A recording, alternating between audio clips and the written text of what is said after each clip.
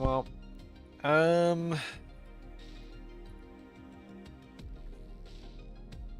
might as well see how much I can get started here. Because, this is a big event. And it's probably going to take me several hours. But I am going to basically be...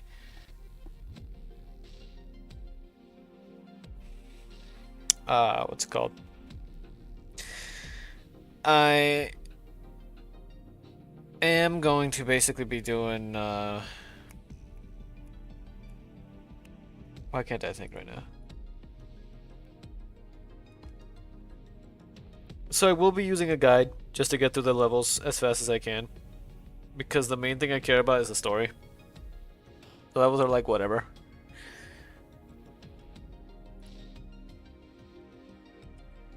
But yeah.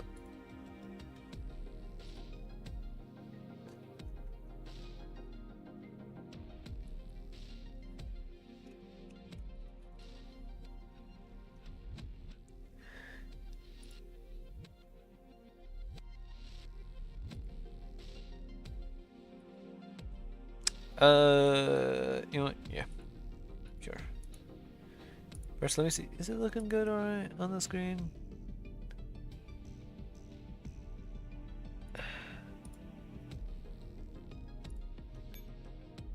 don't think there's anything that'll pop up that's really necessary for me to move around. Oh wait, there's a side that's cut off a little bit. Let's see if I can change that a little. Just a little bit.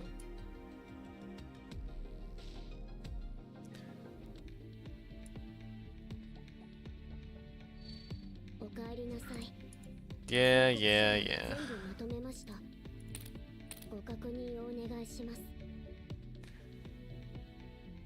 Hold on, I'm adjusting on the side here because it's looking like it's a little off center, but it's whatever, because I'm not doing this the usual way that it goes.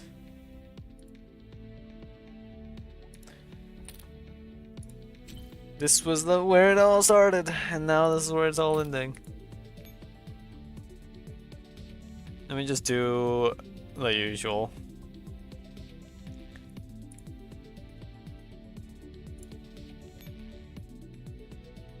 I don't think I've ever streamed this. So I have no idea how laggy it's going to be. It already feels kind of laggy, I'll be honest.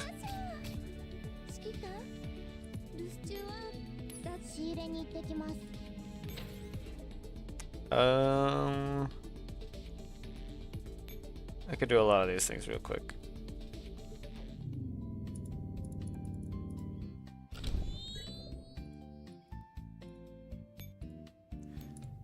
It's mainly the story that I would care about, but honestly, this game would probably show just how long I've been playing just from the everything I have.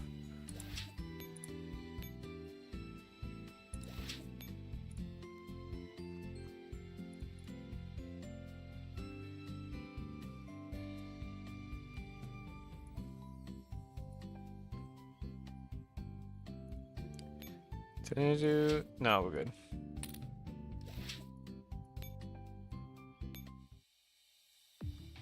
I just run through the basics.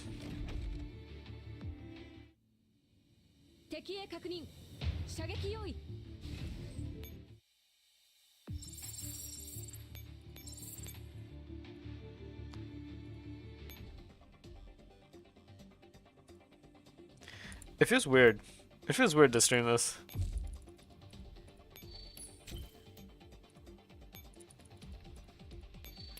And now basically done with everything. By the way, the limit for resources that you get naturally is 300,000. So the fact that I have over 1 million on 3 of these is crazy.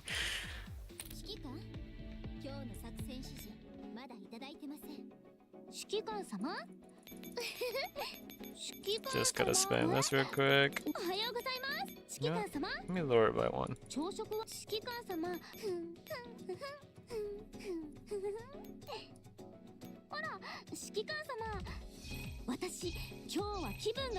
Can I buy the badge thing again? Yes.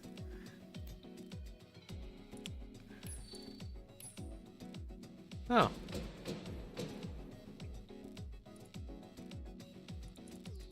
Come on. Click. Click. Also feels compelled to wish upon us at the side of the starry sky, but I have no need for wishes because my most treasured wish is already right in front of me.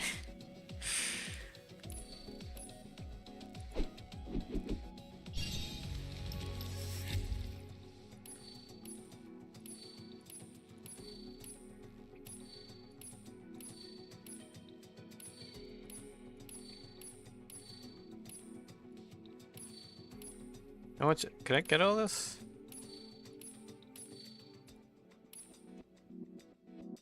I'll worry about the rest later.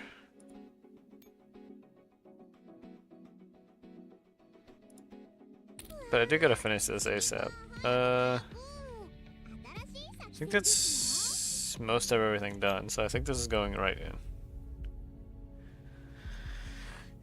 So I've already done like one level, which I think was this one. No, I think that's story. This was the level. This was story. This is just the farming map.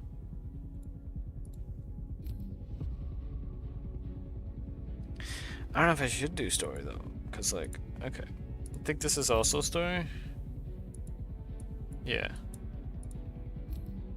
Pretty sure all of these are story. I don't know what order they go, but I'm assuming it's like this is going off of the titles while these two are going off of separate things.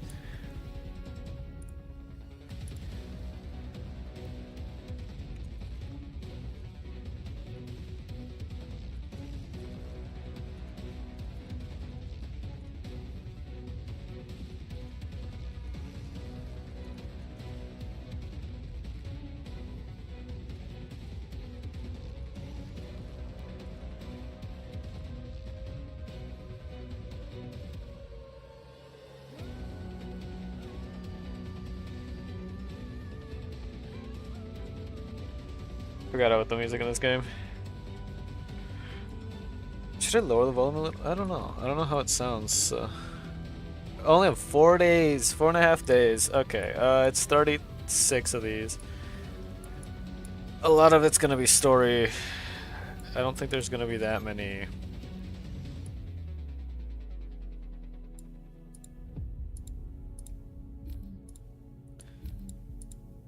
Okay, yeah, so it started here. You know what? Just for archival sake, I'll play through this again. It's just a story, but it's fine. 2030 Frankfurt time, November 15th, a live broadcast on DDR2, Democratic German Broadcasting Network. 2045, we stood alongside our friends in the German Democratic Republic to confront the enemies of Europe. It marked the beginning of a deep friendship forged between us. We have constantly tried to resolve issues peacefully and ease the tension in current affairs, but our love for peace and endless restraint are taken as cowardice. Our bottom line is encroached upon, slowly but surely.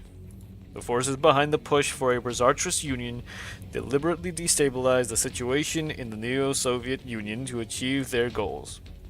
I'm certain this is only the beginning. This disastrous union is a filthy and bloody scam orchestrated by our enemies under the guise of resurrecting the spirit of Rosartre, who died in 2033. They seek profit by meddling in German-Soviet international affairs, plunging our peoples into misery. They may still be in hiding, they may be scheming, or they may already be taking action. It's all just a matter of time. One thing is for certain, this force is currently concentrated in Frankfurt. Therefore, we are launching special military operations in Moscow and Frankfurt. Solemnly assure you, citizens of the Neo-Soviet Union and the German Democratic Republic, that we will never harm the interests of the people. Our actions are just. I call on all of us to work together and turn this tragic page of our history. The fate of the Neo-Soviet Union lies in the hands of its people. The soldiers of the Neo-Soviet Union are ready for action. The decisions we make will be carried out and our nation's security will be reliably guaranteed. I do not doubt that we will have your support. I believe our loyalty to the Neo-Soviet Union will grant us unstoppable strength.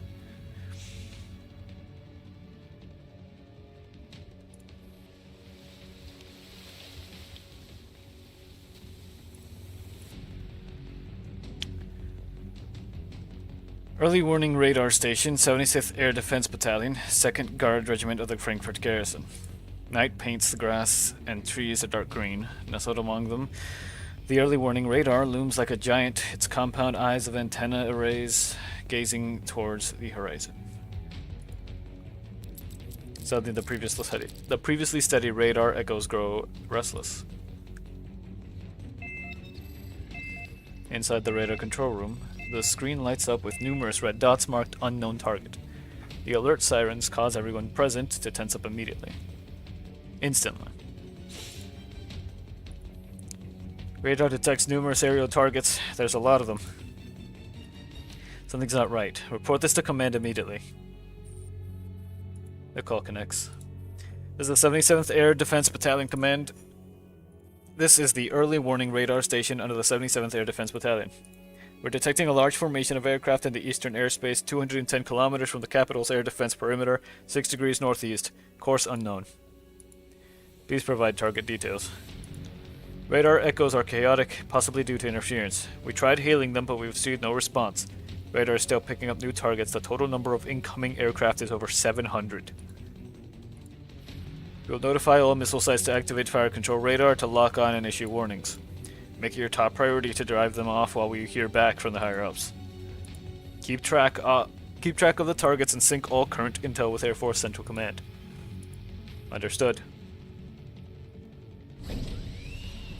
Minutes later, fire control radars at the air defense missile site east of Frankfurt activate in sequence, trying to track the elusive targets in the sky. But soon, piercing howls tear through the air. Giant shadows hidden in the night fire multiple missiles at low altitude. They streak across the sky at terrifying speed. Explosions rock the ground as fire engulfs the missile site. Personnel not hit in the blast quickly transmit the attack report to the 77th Battalion Command.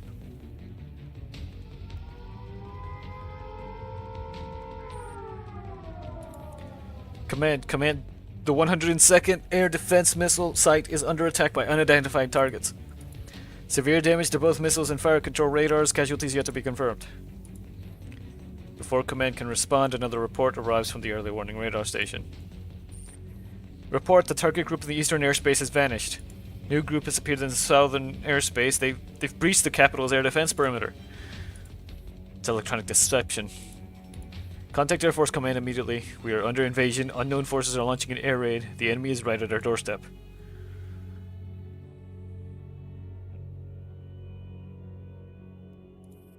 Beasting System Data Center, White Zone. Only the monotonous hum of machines breaks the silence. This place seems utterly unaffected no matter what upheaval occurs outside.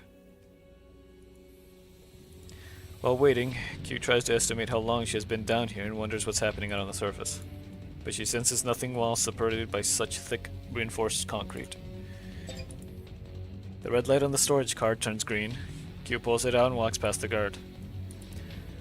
The guard salutes respectfully as Q leaves the heavily secured data center. Passing through a vast hall, Q arrives at the elevator to Stasi HQ. She pulls out her communicator and selects an encrypted internal channel. Frankfurt airstrike data has been synced, awaiting next instructions for the Stasi. It's been confirmed that Frankfurt's air defense system did not activate. Our air defenses came under large-scale bombardment by cartel's rebel air force. So far, no signs of ground forces have been spotted. So many bombers and not a single warning. Has the garrison done nothing at all? Major General Commander of the garrison is reporting to the National Defense Council. The Council has now authorized wartime posture with the Army Command and greenlit border forces to initiate defensive operations. Chairwoman Ulrich has already departed. We're on our way to Frankfurt right now. Understood, I'll make the arrangements. Q ends the call and enters the elevator. As it rises quietly, the tremors of the earth grow clearer. Q knows she's stepping onto the battlefield.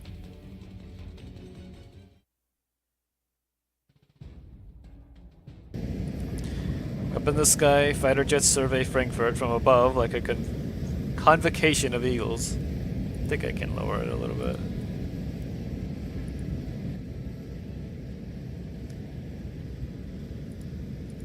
Once the air defense perimeter around the capital is breached, roaring engines stir the night sky, throwing the once peaceful city into turmoil. A group of aircraft bore in through the breach in formation spearheaded by the 555th Electronic Warfare Squadron. The lead aircraft fixes its gaze on pre-marked radar coordinates ready to strike. On command from Eagle Nest, deploy flares around the detection zone. Getting the order, they open their bomb bays and release multiple decoy flares. Once deployed, these flares simulate aircraft signatures, tricking ground radars into reporting false enemy activity. Soon high above, the AEW aircraft designated Eagle Nest intercepts the ground radar's frequencies. Ground-based radar models, radiation parameters, and coordinates now synced. All squadrons begin scheduled ground strikes. Copy. Before altering course, they spot dazzling fire erupting from the dark ground through their canopies. At the same moment, other pre-marked locations also burst into flame. Eagle Nest Squadron 676 has completed anti-radiation missile strike, returning to base. As successive explosions erupt, all ground radar sites are destroyed in mere minutes. But this is only the beginning. All strike squadrons, this is Eagle Nest. Now syncing intel on Frankfurt's air defense deployment and IFF codes. Priority targets enemy Air Force command centers, air bases, runways, communication facilities, highways, railroads, and bridges. Escort squadrons, we've identified reserve airfields. Military assets are relocating. Also, recon reports enemy aircraft airborne and heading toward us at bearing 080. Shoot down on targets to cover our strike units. Copy. As the orders are issued, more aircraft push deeper into the region. In the sky, the warplanes form a vast net, engulfing this pearl on the main river. The entire city of Frankfurt is burning.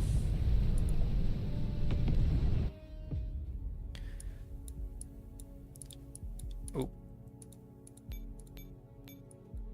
Okay. I'm trying to remember. I'm trying to guess which is next, but I'm guessing it follows the line.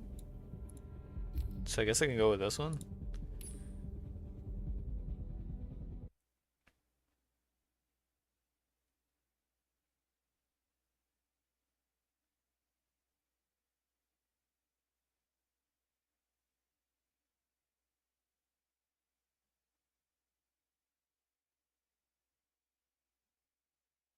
Oh.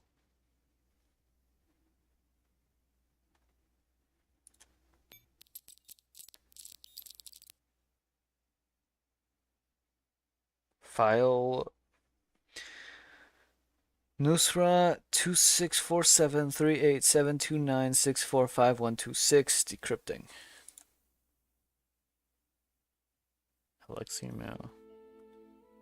November 14th, 2064. Orca, Alexei, wake up. I was sound asleep when Roma suddenly shook me awake in the middle of the night. He said a new mission had come. Dawn is about to break.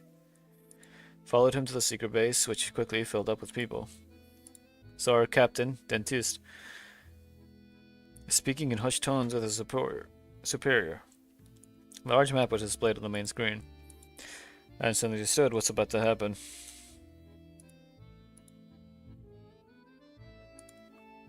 I had been waiting for this moment since I joined KCCO a year ago.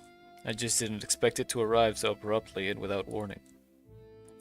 At noon, Roma, Bearfang, Ryder, and I disguised ourselves as civilians and slowly made our way into Moscow, driving the most inconspicuous car we could find.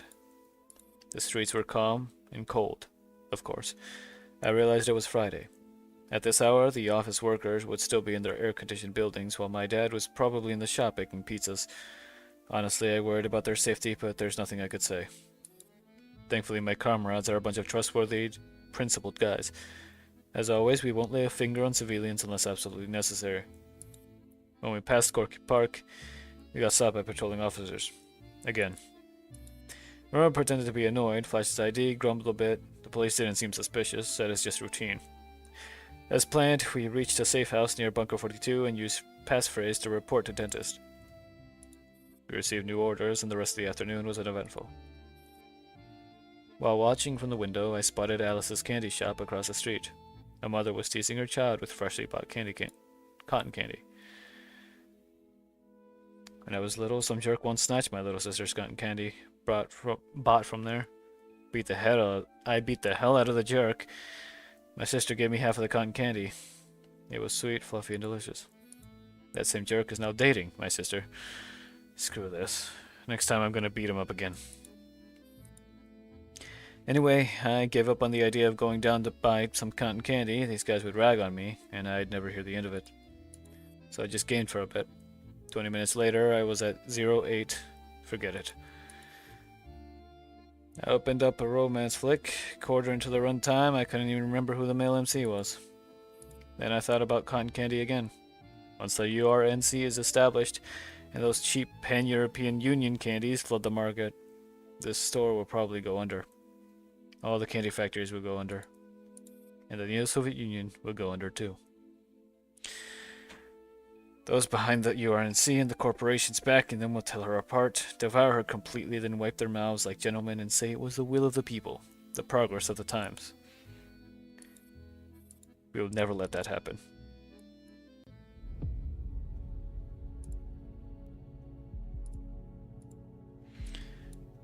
So I'm guessing it's side stories that are going to be pulling up, but now we're going to the details.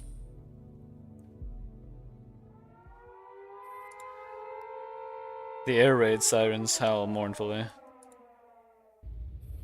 They are met with the roar of fighter jets and frequent booms of explosions coming from within the city.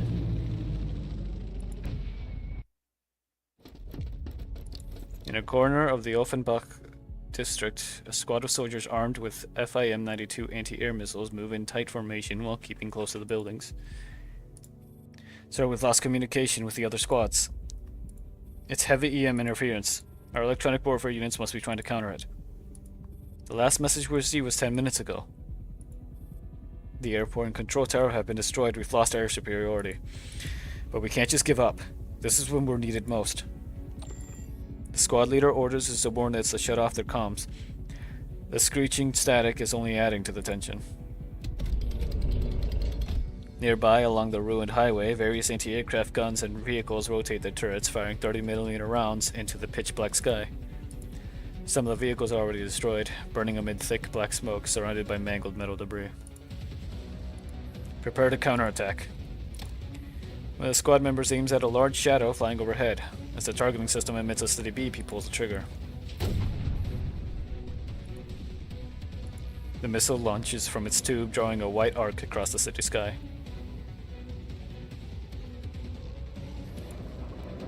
Missile 6 o'clock low.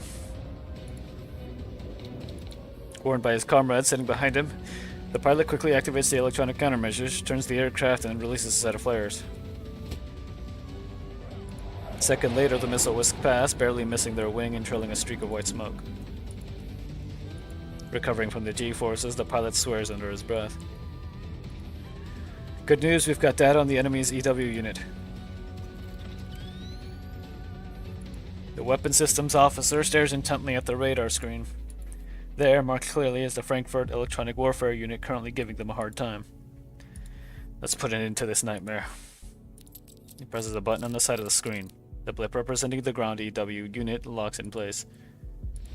Warhead armed air-to-ground missile launch. Beneath the wing, missile detaches from its pylon and streaks into the darkness ahead.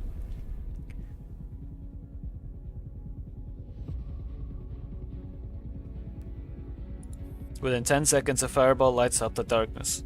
The blip vanishes from the radar screen. On the Autobahn, air raid sirens scream all over Frankfurt. Those who come to their senses first immediately try to flee by car. In the blink of an eye, the outbound Autobahn is utterly gridlocked, like a nearly frozen artery of red taillights that stretch on endlessly. Move! Why the hell do I have to live through this again?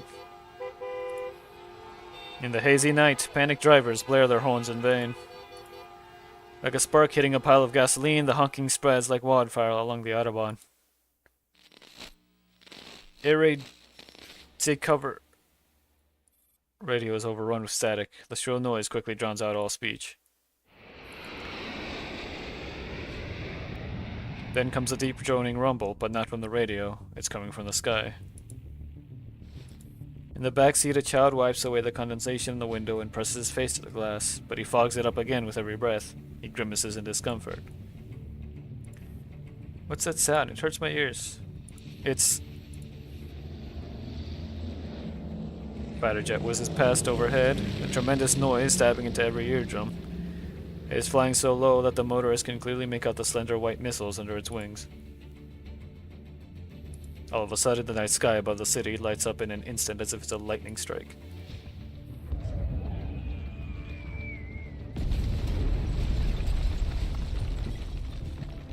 Then comes a thunderous explosion, followed by a cacophony of crackles, like fireworks bursting in all directions. In the rearview mirror, Frankfurt's night sky is on fire. A massive mushroom-shaped plume rises into the air. Dear Lord. Holy Mother of God, run! The middle-aged motorist's eyes widen in terror. He takes one last look at the unmoving traffic, then comes to a decision. He swerves the car to the shoulder, flings the door open, grabs his child, and bolts into the frigid winter wind. The other drivers lay on their horns, some hurl curses at his back. But fear spreads like a plague. More people abandon their cars and flee toward the city's edge on foot. A jet's right wing is hit, disintegrating into pieces like a bird with a broken wing. The aircraft spirals rapidly from hundreds of meters up, heading straight for the serpentine line of traffic below.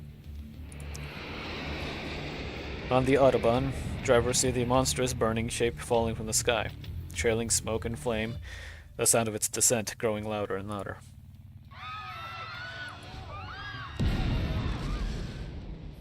Massive explosion engulfs the earth.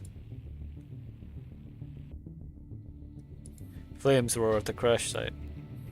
In the billowing thick smoke, shattered debris and chunks of dirt rain down. Hundreds of meters away, the wounded wail in agony as they crawl out from crumpled cars. My child. Jenny, no, open your eyes. Help! My leg! Somebody help me! But the world has become a silent film. The nearly deafened victims scream, but can no longer hear the outside world. At the edge of the blast zone, an elderly man with graying hair pushes open a car door with difficulty, clambers out on all fours. He has a long scar across his brow. His arm is bleeding. Where am I? Fritz. He looks around in a daze. Stumbling against the traffic, he heads back towards the burning city. More people emerge from the wreckage, staggering to lift their loved ones, running blindly for their lives.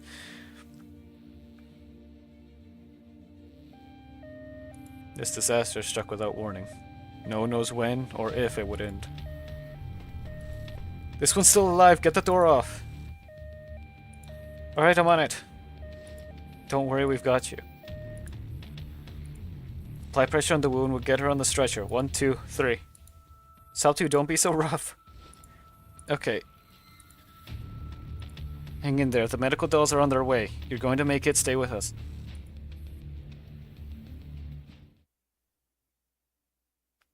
I wonder why they were there. On board the Elmo. The sun rises as usual, lighting up the haze-shrouded Frankfurt and the Elmo parked on the Autobahn. The road still reeks of blood and gunpowder, with the occasional groan of the wounded breaking the silence. Nearly 100 lightly wounded, either sitting or lying down, wait in dazed exhaustion. Frankfurt is still under EM interference. Is it Aeneas? Aeneas? Yeah, I'm gonna look it up.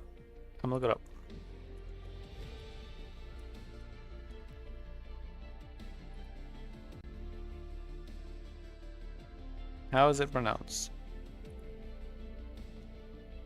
Aeneas. Okay.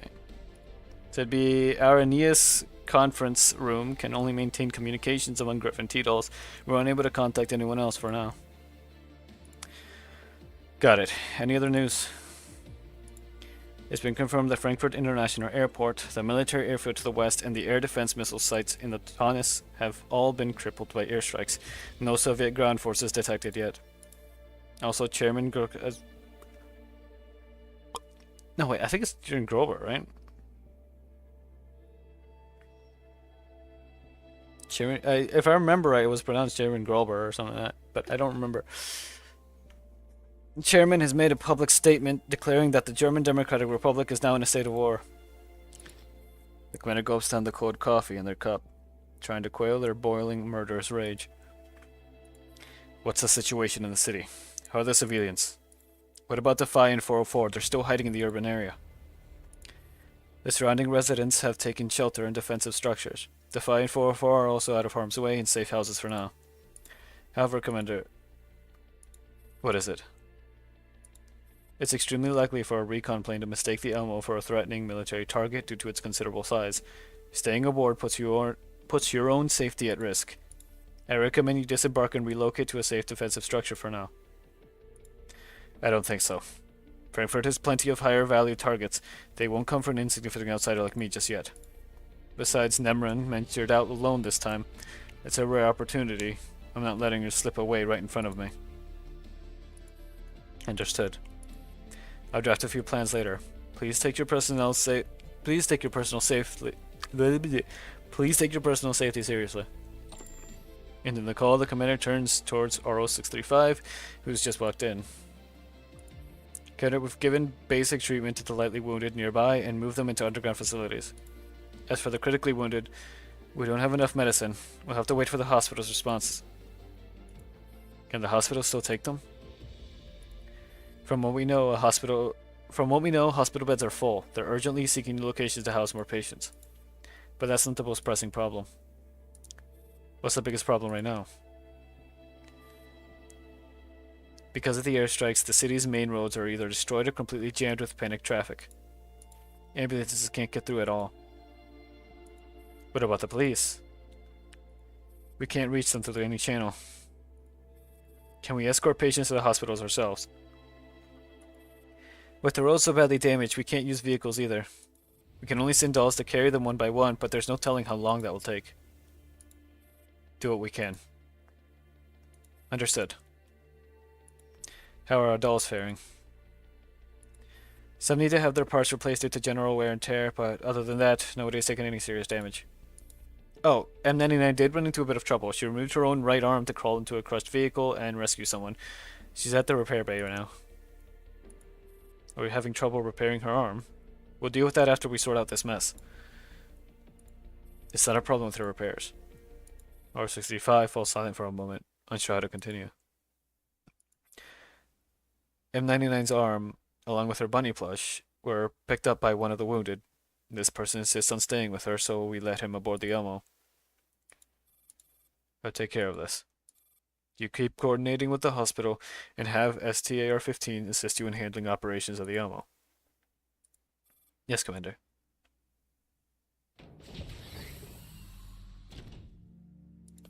In the reception room of the Elmo. Before long, the commander spots a man matching RO-65's description. It is an elderly gentleman in his late 60s with an upright posture despite his years. His hair is white, and a deep scar runs from his left brow nearly to his ear. He's currently sitting primly on the steps with his hands clasped on his knees. Beside him lies a small mechanical arm. In that battered prosthetic hand is a white bunny plush. Sir, that belongs to my T-Doll M99. Could you return it to me? Commander crouches next to the elderly man and meets his gaze. The old man looks at them blankly, as if it takes him a long time to understand the words. It's mine. Prince sent it to me. Could you prove that? Fritz sent me a Christmas card. To Old Wild Hirumstraw 12. I received it on December 20th. No, 25th, 2046. The old man falters, confused, and lowers his head in defeat. No, this isn't mine. Fritz said the bunny was for my grandson Hans. A 2-year-old would like the bunny. Commander reaches for the plush, but the man suddenly grips their hand and refuses to let go. Fritz is at the front, fighting for his country and protecting you, and you take his son's toy.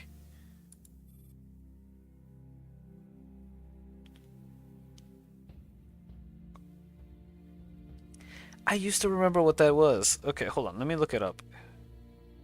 Hirumstra. Yeah.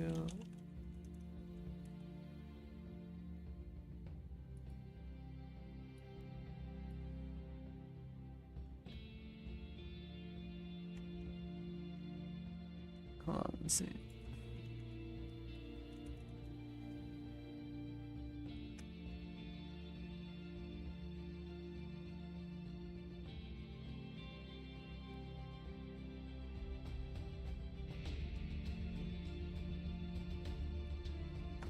Okay, there it is. I found the symbol.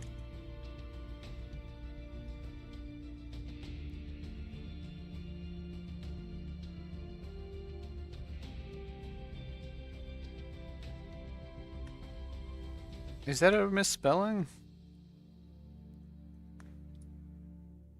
Hold on.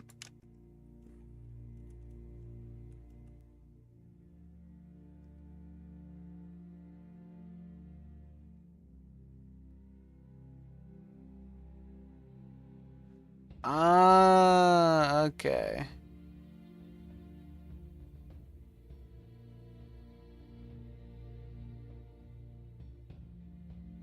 So it's like it's like pass. So and this would be Hilmstrasse.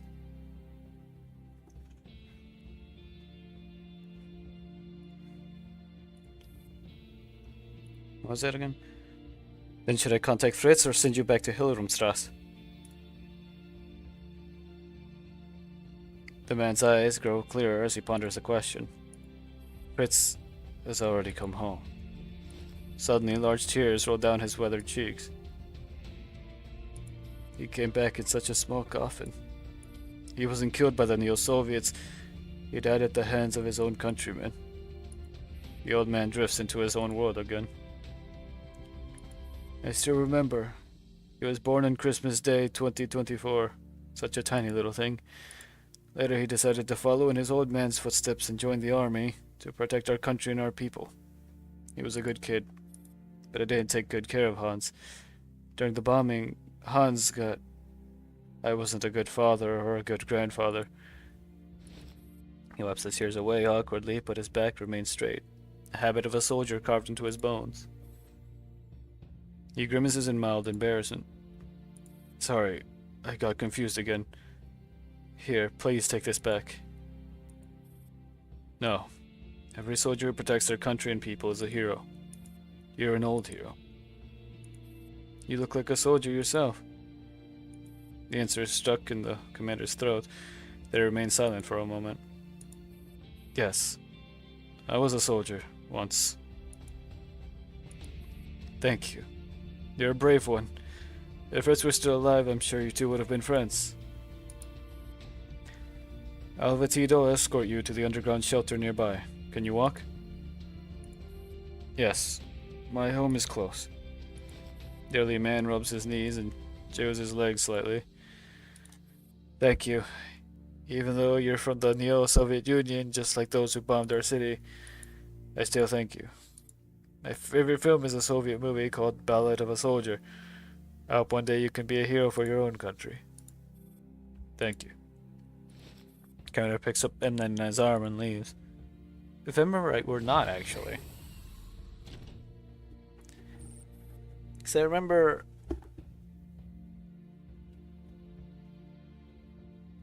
Dang it, hold on. Ah!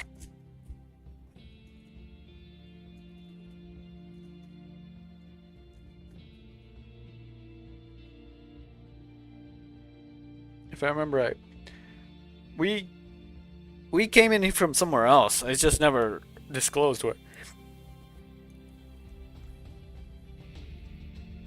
Arrow, I got M99's arm back. It's already at the repair bay. Thank you, Commander. Talking to that old man must have been difficult. I'm going to rest for a while. You're in charge of the ammo.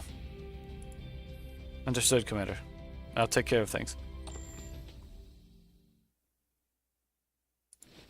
The ammo moves slowly down the empty streets, with buildings stretching endlessly on both sides. The commander sinks into a soft sofa. The exhaustion from a night of rescue work crashing over them. They stare blankly up at the ceiling. Ballad of a Soldier, huh? Last time I heard this movie mentioned was a long time ago.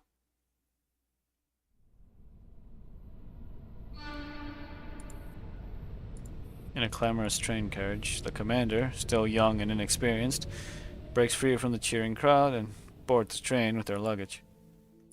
Upon reaching their seat, they found it occupied by a man utterly engrossed in the woman sitting across from him.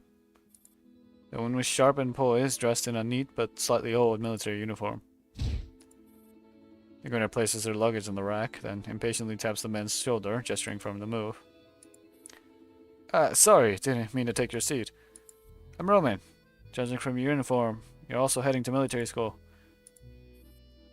The commander says nothing, and simply gives a curt nod and sits down.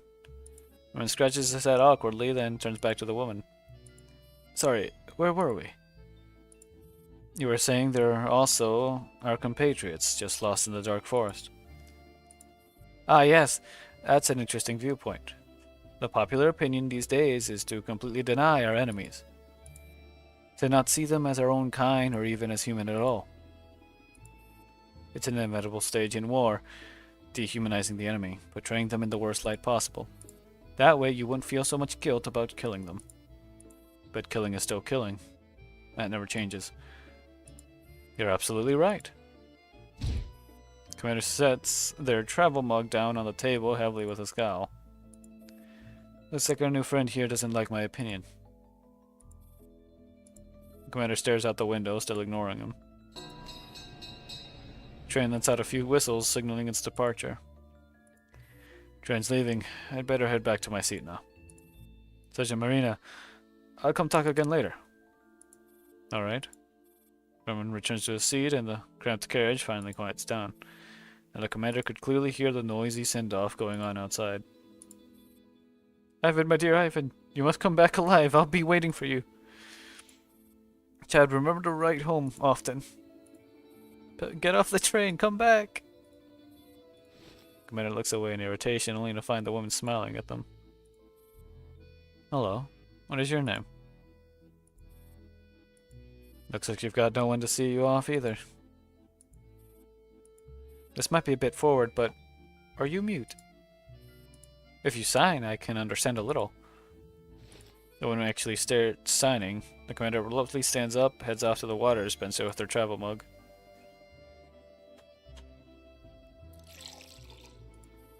Commander gets their water, but does not hurry back to their seat. Instead, they stare blankly out the train window, watching the scenery rush past with a vague emptiness in their eyes.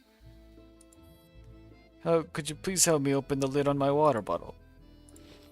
Elderly woman tugs lightly at the commander's sleeve. I think the hot water inside has gone cold, so I can't twist it open. Here, let me. I twist the lid loose with ease. You want to refill it with hot water, right? Yes. Commander rinses the bottle for her, fills it with hot water, screws the lid back on, taking care not to tighten it too much. Thank you, dear. You're welcome. Judging by your uniform, are you going to a military school? Yes. I'm enrolled in the Sovarov military school. Seeing it reminds me of that child, Robin. Robin is also at a military school. Robin has passed away. He died on the battlefield. In that battle 3 months ago. I'm sorry. It's not your fault. He was as young as you are. To me, still just a child. The old woman suddenly starts rummaging in the cloth bag she was carrying. After a moment, she pulls out a packet of rations and presses it to the commander's hands. Please, you don't have to. I just opened your water bottle. There's no need for this. Please take it. Please. She wipes her tears with a handkerchief. When Robin left home, I was angry about his decision to enlist. I was so stubborn I refused to go to the station to see him off. I never imagined that would be the last time I saw him. If only I had gone. If only I had said goodbye properly. Take it, just take it for Robin's sake. Commander reluctantly accepts the weighty packet of rations. Alright. Thank you. But promise me this, you must come home alive. Your family will always be waiting for you. Commander's heart sank. They wanted to tell her the truth, that there was no one waiting for them at home, but in the end they just forced a faint smile and nodded. You take care of yourself too. Going to my younger sister. She's ill and needs someone to look after her. I've sold everything valuable at home, hoping it will help. Right. I wish you a safe journey. Watching the old woman slowly return to her seat, the commander picks up their own travel mug and goes back to theirs.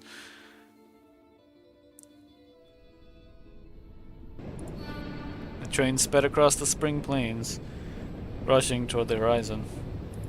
In the dull, monotonous rhythm of the wheels, the commander of the year 2050 slowly closed their eyes and drifted off in troubled sleep. Back in the year 2050, the Neo-Soviet Union, though filled with war and pain, still had hope. Hope, like the lilies by the roadside, burgeoned in spring.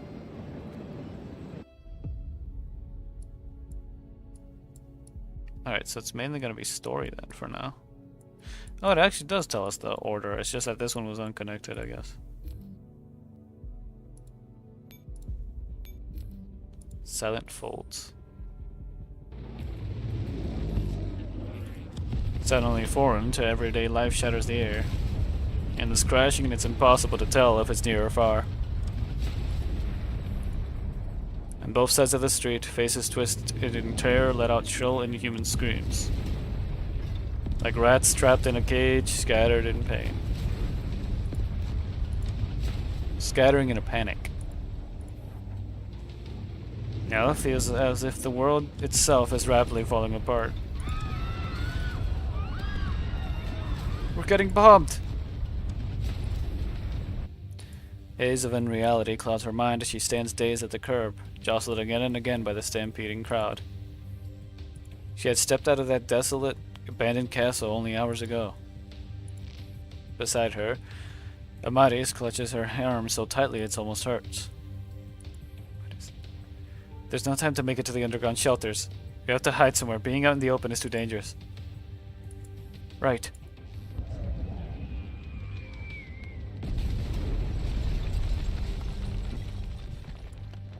The explosions show no sign of stopping.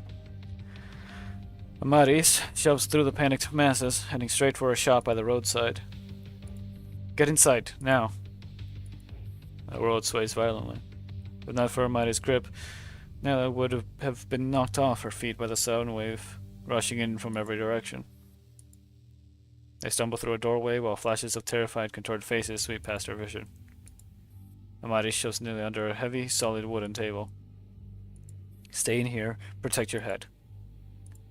Following her orders, Nella curls up under the table, hands shielding the part of her that holds her soul and memories. She breathes deeply and shuts her eyes.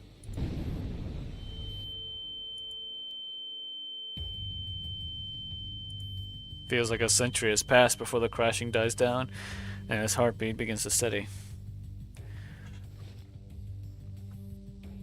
He crawls out from under the table and sees Amari standing guard close by. The bombing stopped. For now. Why was there suddenly a bombing?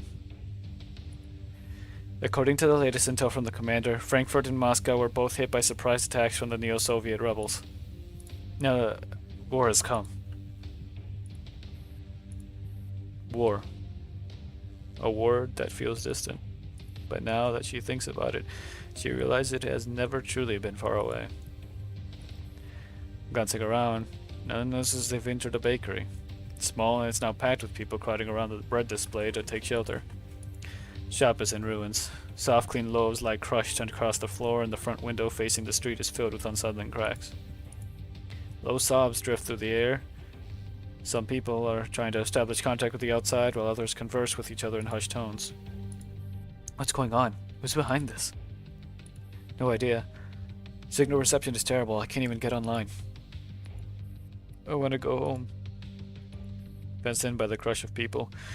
No, it's pressed right up against Amari's. Would it be Amari's or Amari? Just Amari. She glances at the almost non-existent signal bar on her communicator and sighs. There's no hope of getting a connection. Amari says the government issued any messages or instructions. Like what we should do now? Only the usual. Keep communications open, get to the underground shelters. We should keep observing the situation. If there's no sign of more bombing, we'll head to the nearest underground shelter. Right now, nothing above ground is safe. The nearest underground shelter... The metro station. Yes. Johannes Gutenberg University station is close. If we run, we'll be exposed for no more than 5 minutes. I might have budgeted that, but... Oh.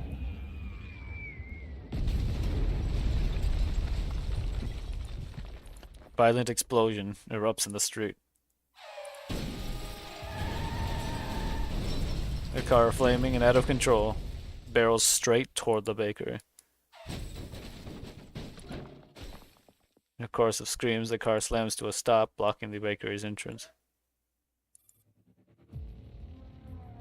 The glass is covered in blood. The driver's badly hurt. Anyone have a signal? Call a police or an ambulance? Even if we could, no vehicle could get through. If a medical doll were around, there might be some hope for them. Ella crawls out from under the table and rushes over to the car. She tries to ascertain the injured driver's condition. Driver's eyes are wide with terror. She gestures to him. Sir, can you tell me your name? His consciousness is fading. He can't form a coherent answer to my question. Ella can't see any obvious wounds on the driver, but his face is alarmingly pale. Severe injuries can't be ruled out. Amaris, I need you to break the glass. I'll see if I can give him emergency aid. Should I just smash it and drag him out?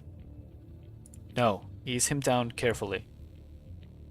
His injuries are that bad. I'll get inside and take a look. Amaris climbs into the car and pulls Nillian after her. One glance at the blood staining the driver's chest makes Nillian draw in a sharp breath. Severe chest trauma. Possible rib fractures. We have to be careful moving him, but time is short. If we don't act now, even an ambulance won't make it in time. Got it. Maris climbs over the passenger seat, carefully breaks the window, and steps out onto the street. Anna follows, and together they lift the driver from the car with painstaking care.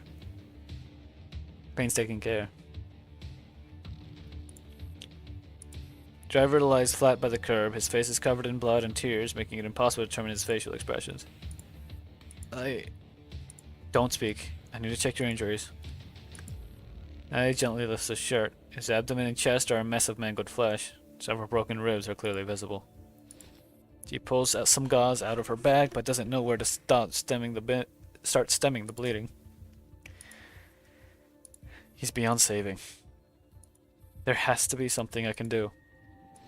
She works desperately, but blood keeps gushing out of the driver's body and pulling her under her feet. Think. The words die in his throat. No. The driver has stopped breathing. Midas closes his eyes mournfully. His injuries were too grave. Nothing you could have done would have saved him.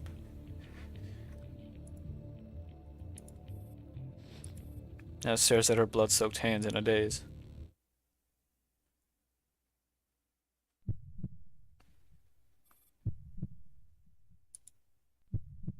The crimson on her skin seems alive. It quivers in her eyes. What's the difference between a med student and a serial killer? Little girl, the answer is there's no difference. The adrenaline and endorphins bring them the same joy. Knowledge is a curse. Talent is a curse. One day you'll admit, what you inherited from me is what you've been pursuing your whole life. We can't deal with the body right now. Let's find his ID and try to find his family through the database. We probably can't reach them since comms are down, but we can send an email. Nella. Nell. You okay? No? Amaris. The air raid siren starts wailing again. Iris glances up at the startled birds taking to the sky. We're heading to the metro station. She grips the dazed Nil by her arm and pulls her along toward the nearest metro station. As they hurry down the chaotic staircase, the clamor inside the station rushes at them like a swarm of vengeful spirits loosed from a seal. And yet Nell is practically deaf to the hubbub. Why don't you just die? Go to hell. It's because of you the refugees don't trust the government. Are you a spy? Crawl back to your own country. Dark emotions creep over her, clinging like ivy. Now it feels as if she's getting engulfed by the shadows in the metro station. Stop shoving, give people some space. When was the bombing hint? Yeah, this way. Mari shoves through the rush and pulls Nil into a pocket of space. Stay here until we have solid intel. Now pull yourself together. Right, I'm fine.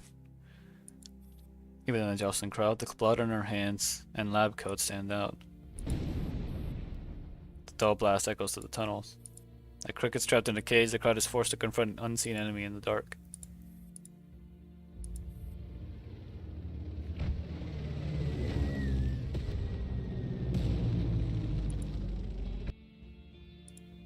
The lights flicker at the tremor of the earth, faces in panic flash bright, then dark. Plaster and glass from the grumbling ceiling rain down, causing people to scream. The station's collapsing! Don't push, stop it! The cries overlap into a hellish chorus.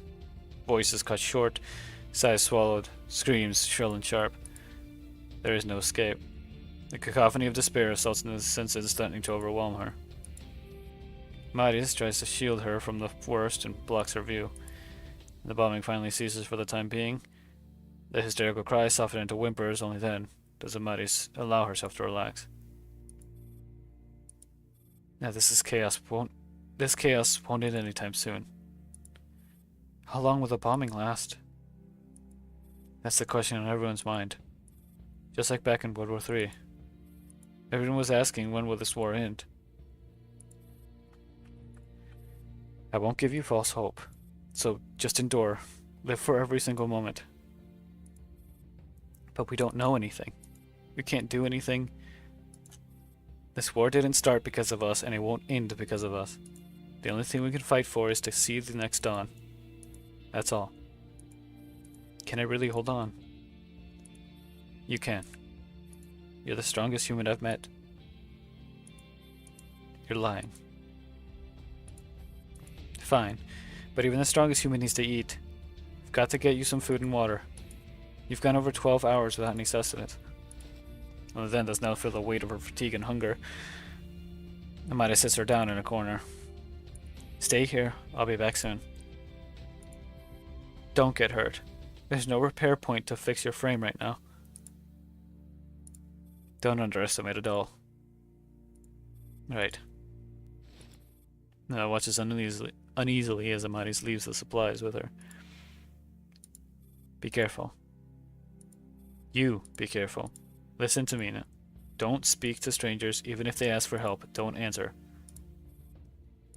Just stay here and sit tight. Don't go anywhere until I come back. You hear me? Okay. If anything happens, contact me through your communicator. It's Griffin made, so there's a reliable connection with the commander. I just added the Stasi's private channel. Either way, you can reach me. Got it. Metis hurries off to find emergency rations, and so is left with plenty of time to spend with her own thoughts. She looks down at the pair of crimson hands before her, stained with blood and guilt that can never be washed away.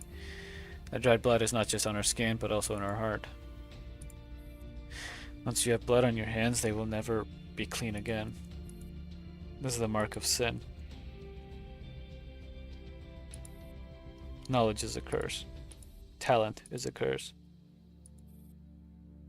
One day you'll admit what you inherited from me is what you've been pursuing your whole life.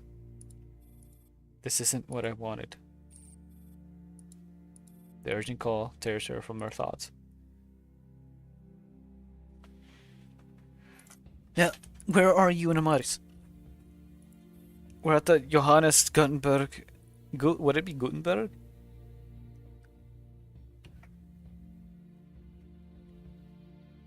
I'm pretty sure it would still be Johannes. Pretty sure it'd still be Johannes. Unless it'd be Johannes. Johannes Gutenberg University Metro Station. Oh, good. Maris has gone to find food for me. Right. Actually, I wanted to tell you, stay out of Gray's matter from now on. What you could do for her and what you couldn't, you've done it all. And that Makarov, return it to the commander. You should be wielding a scalpel, not a gun. You understand? But my hands are already covered in blood. Can hands like these really be washed clean? You can't find water? Then use alcohol. Wait, alcohol is scarce in wartime. I bet you're the type that insists on saving it for someone who needs it more. Let me think. Jay takes a photo and sends it to Nell. Just use disposable gloves. You're used to wearing them anyway. See? Perfectly clean. Photo shows Jay's hand wearing a medical latex glove. You're a doctor. Bloody hands are normal. If you don't like the mess, just wear gloves. Hello? Huh? I understand. Good. I'll contact you later. Jay hangs up. Will gloves really solve the issue? Excuse me. Timid voice interrupts Nell's musings again. There's a dusty-faced woman clutching a sleeping child. See her wearing a white coat. Are you a doctor? My child's had a fever for days. I meant to take her to the hospital today, but then this happened. Now she's burning up and won't wake up. I'm worried sick. Could you please look at her? His eyes fall on the little one's flushed around face. The child's breathing is erratic and her limbs are spasming slightly. She's clearly in critical condition. Hello? Those hands feel like they've been branded with a hot iron. The crimson stain is searing hot. Painful, impossible to ignore. She can clearly hear all the voices screaming from the depths of her memories. The struggle, the hesitation, the pain, the rage. But she lifts her head and gives her answer. Yes, my hands are a bit dirty. Could you take a pair of medical gloves from my pocket for me?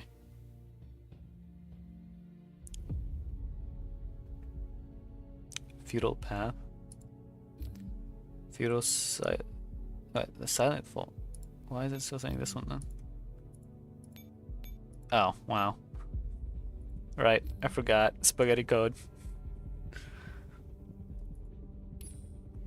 This is gonna be a lot of reading, I do realize. Office of the Minister of the Interior. Heavy door shoved open. Inside, a man in a suit rises to his feet. This is the Minister of the Interior's office. May I ask who... Before he can finish, a squad of armed soldiers stream in. Secretary recognizes them immediately. The current Ministry for State Security, Army Reifenstahl, and someone who should not be here at all, Commander Felix of the Hugo Oberlin Guard Regiment. The Minister is a joint session with the Council of Ministers and the National Defense Council. Even the Stasi. The GDR is now in a state of war. For the moment, internal security falls under the Ministry for State Security. As Chief Secretary, prepare a meeting room and summon all the ministers. Commander Felix and I will assign the upcoming work together. Impossible, you... Riefenstahl, this is treason. You're a traitor to the German Democratic Republic. I'm afraid the traitor is your minister.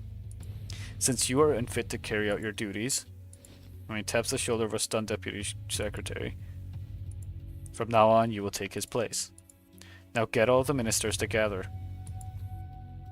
Yes, ma'am. May I ask, what has happened to our minister? He sold out the GDR by passing critical military intelligence to Carter. He will be in prison on charges of treason, disclosure of state secrets, violation of official secrecy, and dereliction of duty. I understand. Deputy secretaries quickly arranged for their assistants to start contacting all the ministers. Did I understand that situation right?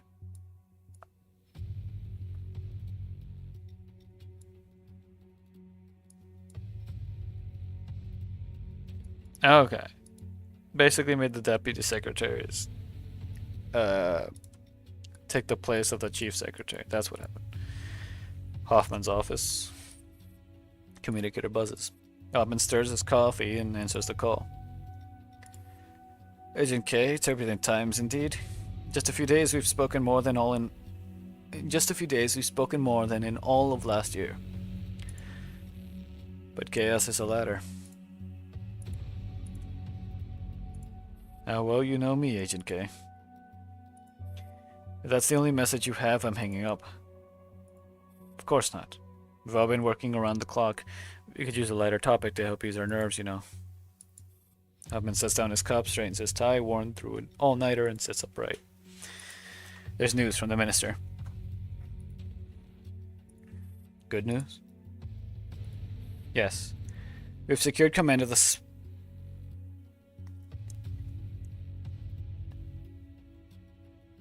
Special, would it be Special? Specialen Sats Commando.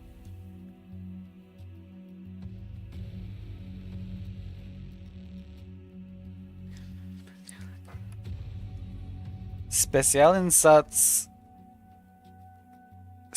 Sats Commando, the Civil Defense, and the Volkspolizei Alert Unit. Would it be Volk? Or would it be Volk? Volkspolizei Alert Unit.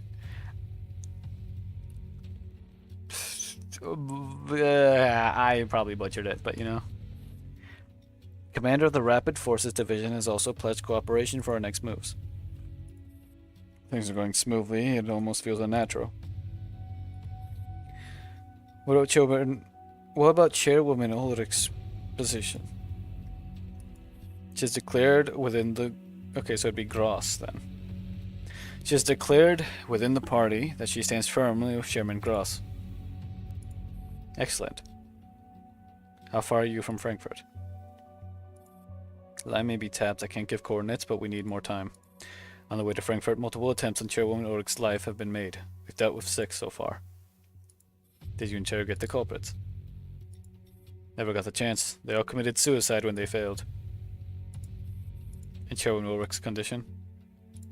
She's unharmed and calm enough. It was not her first assassination attempt.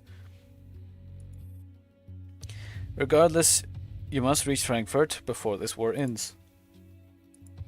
We will do everything we can.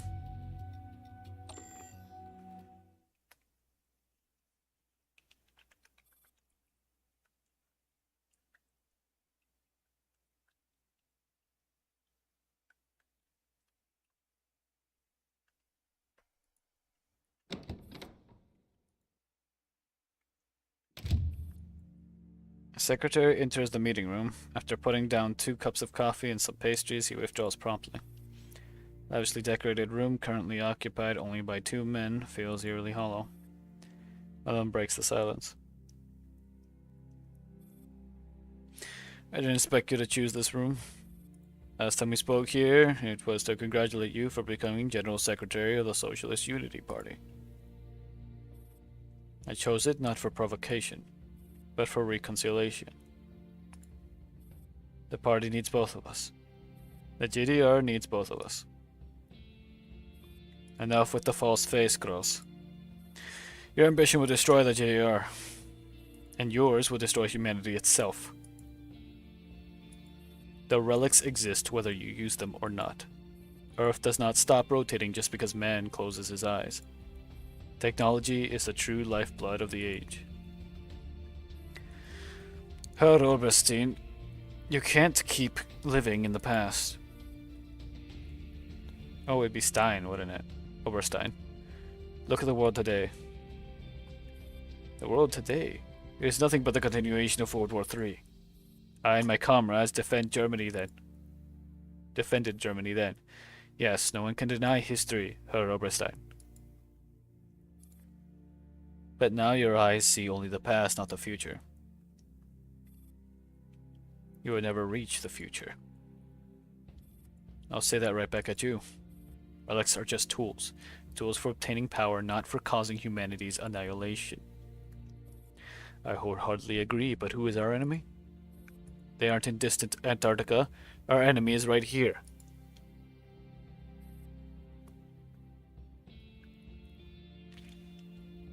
No, our enemy lies within your heart. It is that withered ambition that will consume. It is that withered ambition that will consume us all. Oberstein's anger flares. Gross, have you forgotten who helped you rise to power? I am grateful. Grateful that you chose me as your puppet. Gross looks at Oberstein coolly. But you forget, Herr Oberstein. As a puppet, I have the right to enter the stage, while you have lost that right long ago. I don't need that. All I need is the power to replace the puppet at will. The heavy alloy door slams shut as Oberstein storms out. The talk ends not in peace, but in open enmity.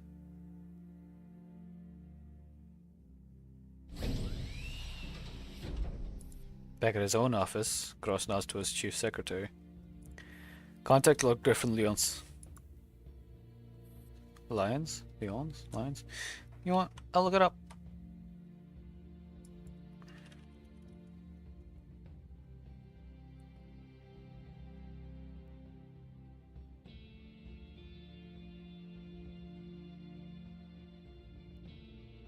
Okay, so it is Lions. Griffin Lions. Yes, sir. The comms line connects, the chief secretary bows and leaves the office. It's freaking Griffin. Your Excellency, I trust you have made your decision. Oh wait, he's British, isn't he? We need a future. Humanity needs a future. Only by passing on the flame will there be a future. There was a time when Oberstein was my most respected leader, my comrade. But he lives in the past. Gross eases into his chair, his eyes falling on a photo on the desk of himself with Oberstein. As a brilliant technocrat, he rose above suffocating aristocratic politics through sheer ability. In World War III, he turned the tide until tragedy bound him forever. To this day, he is still consumed by the loss of his wife and daughter.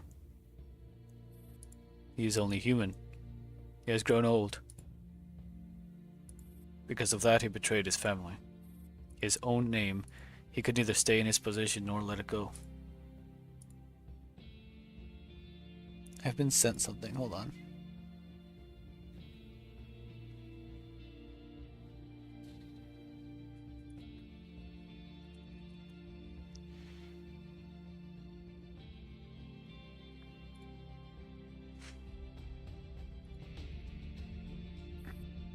Beyond his past glories, all he has left is a broken body and a son that he clings to. Fate repeats itself endlessly.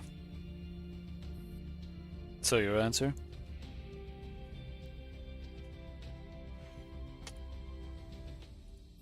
Just as we preserve hope for humanity, we should preserve a spark for the Oberstein family too. Your support is the driving force behind the URNC's establishment.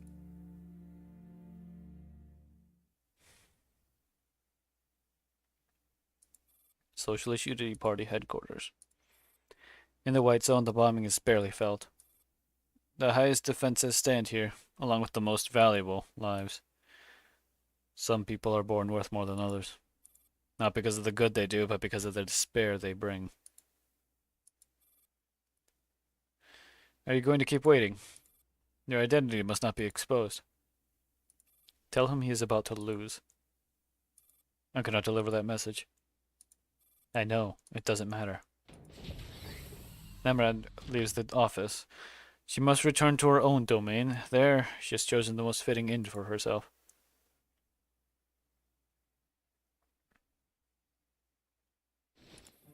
Nemrod enters an empty laboratory.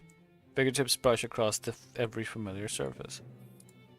All these mundane things that she has long since grown tired of suddenly fill her with nostalgia. Once she reaches her own office, she exhales. She opens an encrypted comms channel. Congratulations. I see. Cold male voice falls silent after their perfunctory acknowledgement. After some hesitation, Nimran decides to get straight to the point. I have a request. I want to die a true death. I have no more need of you. Do as you wish. Thank you. I hope both you and Miss Lenasia find this resolution satisfactory. I will make my death quiet and unobtrusive. Holding hands up, Nimran sighs and begins her final tasks. I'm here. What's the situation in Frankfurt? I forget if it's ISOs or lassos. I think it's ISOs. Like, ISOs boxes have been deployed as planned. Activate them. All. So soon. But the bombing is only just... Do it now. Understood?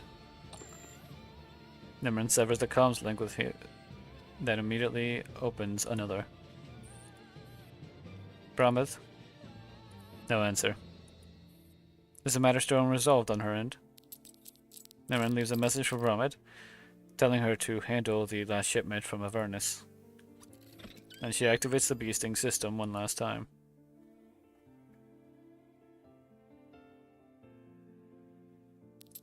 In her most familiar place, she works efficiently to authorize Styx's entry into the White Zone. She exits the current interface, accesses Laplace's archives, and grants Morodo access clearance to the files. Well, there's that. It feels strange. There's nothing left on her to-do list. This idle state is utterly alien to her. With a faint smirk, she pulls up the files on Oberstein, Carter, and other figures and feeds them into the beasting system one by one. She then changes the access authorization of these files. An error alert. She calmly calls up the backend terminal. More errors come flooding in.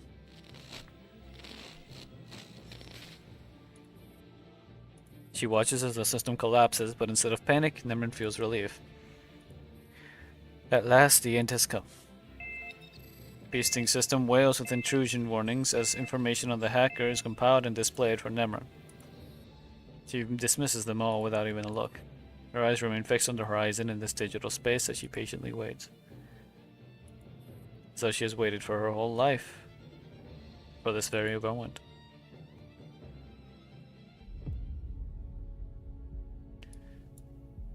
Okay, so we are getting some more things going on here. I think this is an actual level. Pretty sure these big ones are the actual levels. Also, I feel like I am missing something, but I'm not sure what. I think it was actually the chapters themselves. I thought I finished those. I'll have to check.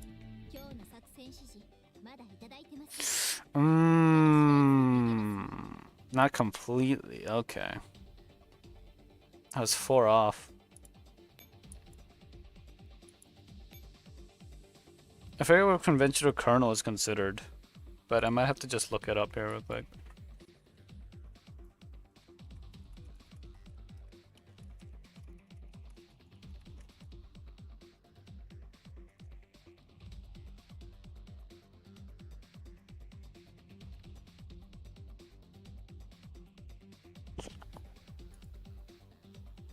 Let's see here.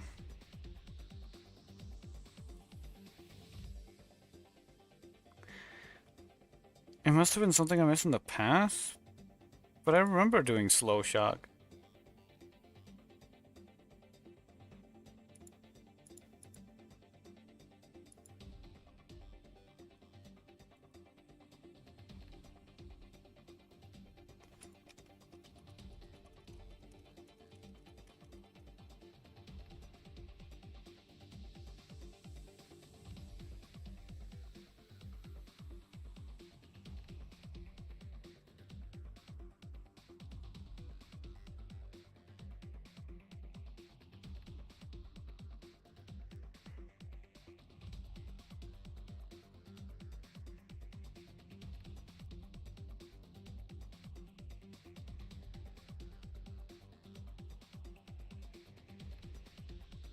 Okay, hold on. Let's find, what was it called?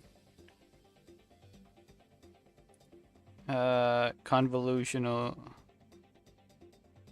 Yeah, convolutional kernel.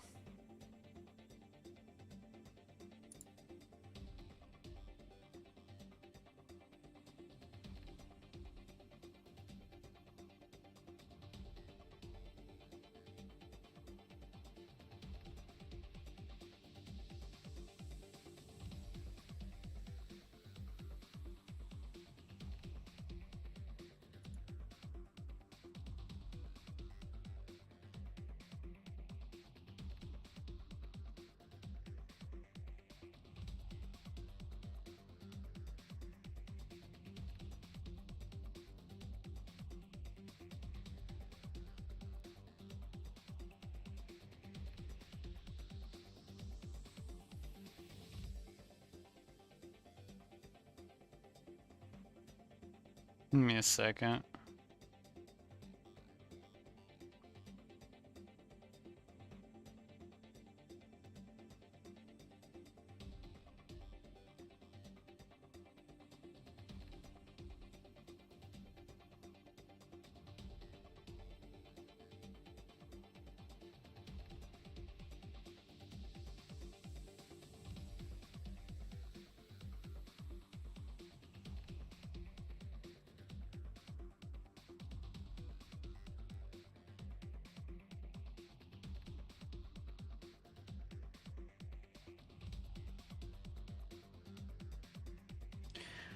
Man, it seems I'm lost.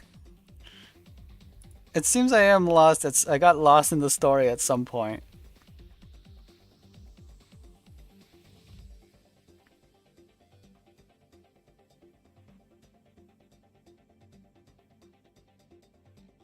Oh wait, I see. I see where I probably stopped. I think it is this. In which case, we'll have to do that. That way I'm actually properly caught up and all, you know?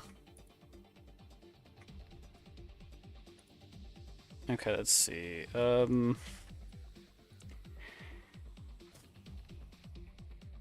Man, the work I do.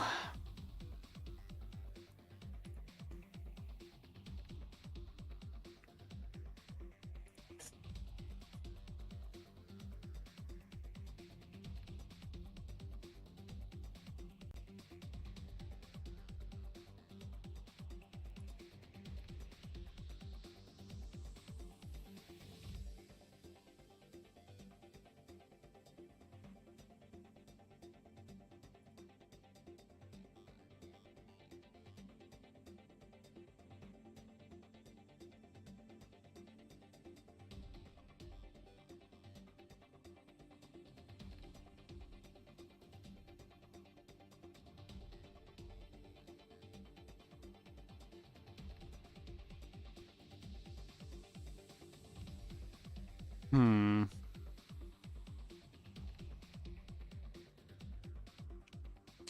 You know what?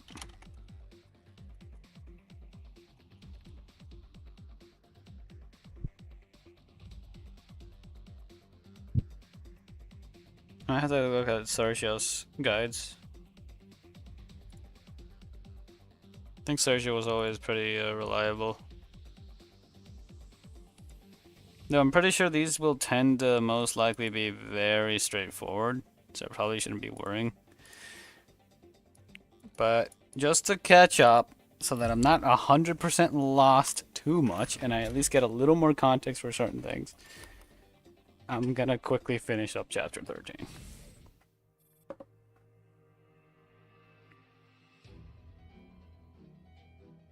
I cannot remember exactly where this was. I might have to just eventually one day get myself a little properly caught up.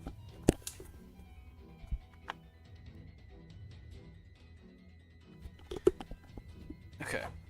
Motivates several grenades fired at its legs just as it is about to enter the elevator. It's a massive explosion. Blinding glow. Blue-white light, ghost light location where the elevator should have been. The mech is thrown high into the air, then crashes heavily back to the ground.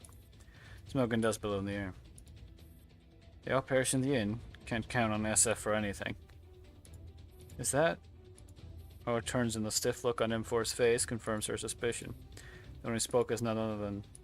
It's been a while, my friends. Beneath the bluish radiance, the white-haired doll finally appears before her former teammates. We meet at last, Lanesia. 16.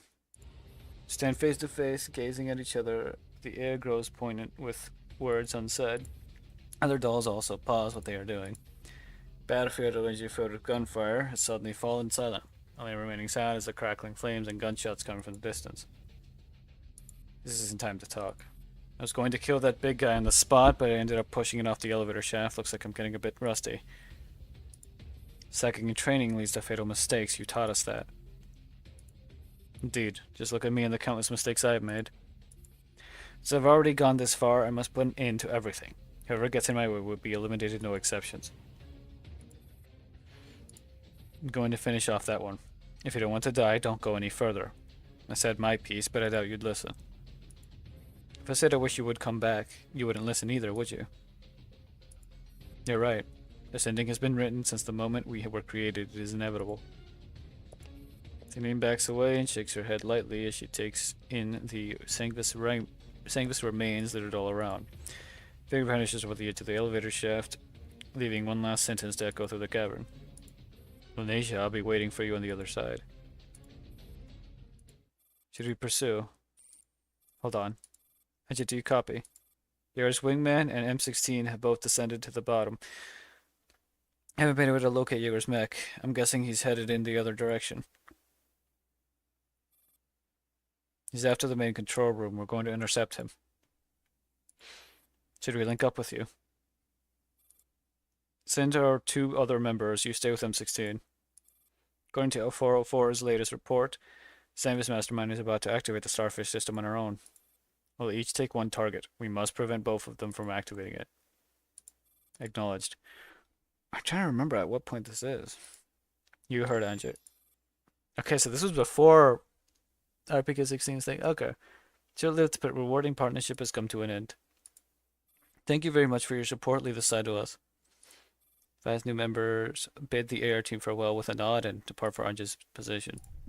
Still not entirely certain what on earth this starfish is, but stopping it from being turned on feels as important as saving the world. So why is M16 helping Mastermind activate this thing? I don't know either, but we just have to bash up all the bad guys and bring M16 home with us. Like your optimism's up too. Do you have a more detailed floor plan of the lower levels? No, I don't have any relevant memories. Even the isomers have never ventured so far down. I see. It's already uncertain to begin with. Now that 16 has destroyed the elevator, going down is practically a one-way trip. You worried about your teammates? If I go alone, they don't actually have to go with you. What do you mean? Aren't any more enemies on the bottom level. Other than that badly wrecked mech, all that's left is the Sanguis Mastermind and M16. You may not have to fight them at all. I understand, but how can I talk the team into going back? They aren't likely to just wait for me while I'm down there. As you see the transmission, they have their own mission to carry out. If you don't want to send them away yourself, I don't mind playing the villain this time. Yes, please. Sorry about that. Ladies, a new transmission from the commander. In 5 minutes, the commander will detonate the sea valves. If you descend any further, you will run the risk of being drowned by seawater. But Anji's already down there. We've got to notify her. It was Anji who gave the instruction. Also, the commander is trapped near the sea valves and needs help in getting clear. GFL 404 have been mounted to rescue, but according to my calculations, the remaining dolls will not have enough strength to repel the military's assault. What? As prioritize the commander's rescue, return to the entrance of the base and join the counterattack. But 16's still down there. I'll find her. The rest of you take the commander to a safe place and wait for me. Are you sure? We're a team. We should stick together. None of you can withstand 16's OGAS attacks, and besides, you know that it's not firepower we need when dealing with her. But you'll be down there by yourself. I'm not going there to die. Have faith. I'll bring 16 back. Do you mean it? I mean it. Since you've already set your mind to it, we won't waste any more of your time. Hurry down there and bring that back. I'm sure M4 can do it. Arrow, you take charge. Take care of everyone, take care of the commander. I want all their limbs intact. Got it, leader. We'll protect the commander and we'll be waiting for you to return. I think it's a little too late in the story for me to be there. It's only going to be confusing me further if I go like this. If anything, I should probably just look it up after finishing the Frankfurt event.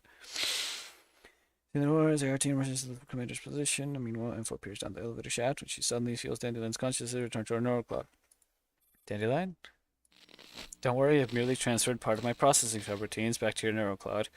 Body is still assisting them on site. Thank you. I think I should be the one with you at a time like this. I'm also quite curious about how things are going to unfold. Tell me what you can perceive. Connection density is spiking. Vast quantities of data are flooding in. I believe that the starfish isn't just showing signs of being activated, it's already been activated. So it's a mission of failure. Elisa isn't able to truly enter the network which is linked to the source yet. She's missing something. So strictly speaking, we haven't failed yet, and the outside world shouldn't be able to determine that the starfish has been activated. Also, starfish activation has increased the connection density of OGAS, which allows me to see more things on the other side. Other side? Space that Anja referred to as Zion. Seems to contain an entire world. What? Once we get closer, I'll be able to find my way into M16's and even Elisa's neurocloud. Can we stop them remotely? I'd like to avoid fighting them if that's at all possible. Most I can do is figure out their motives. I suggest you prepare for the worst. Understood, I'm ready for whatever happens. No, let's both do our best. Sure, we'll do our best. Honestly, this is probably something that's relatively easy to do, now that I think about it. It's probably a case of, oh, wait, hold on. Okay, so it's occupy the command post, which I don't see one.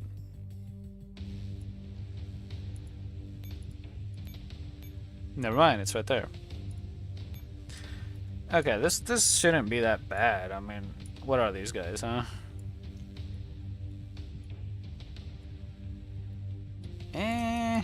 I could probably kill them. If I try. I think I could actually brute force those things.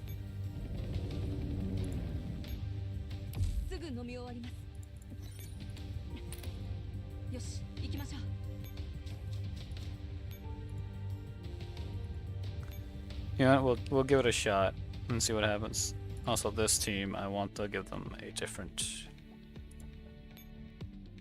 Actually, could I just use that to just circumvent a lot of this? I don't think you can land on a command post, can I? Well, might as well try. No. I wish I could. I get why, though, because that'd be ridiculously overpowered.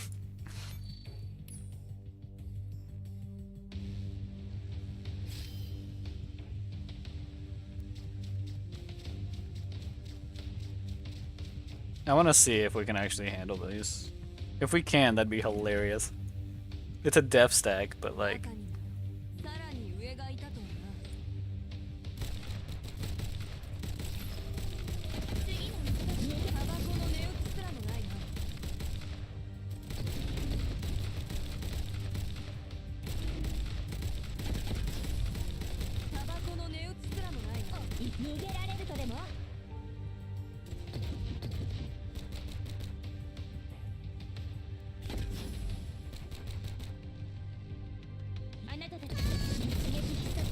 So we can actually handle the death stacks, it's just they absolutely shred our health.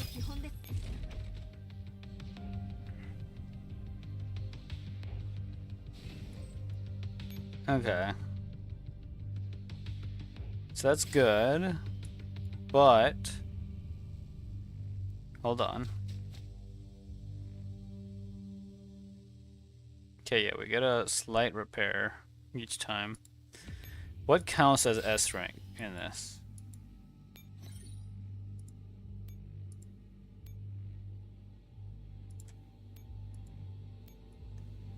Could I map without losing or withdrawing any echelon?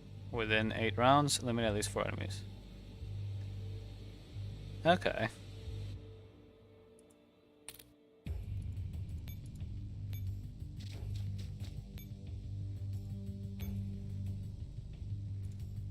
So these repairs don't actually matter. But within 8 rounds, it's a little rough.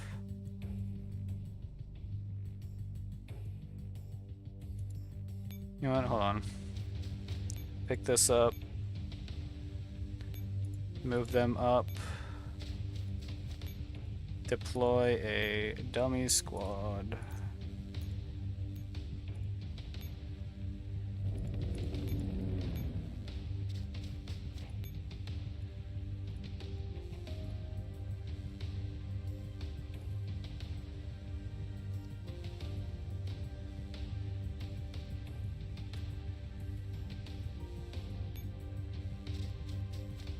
I mean, we can see how well they do, but what worries me is about like how high their stats are.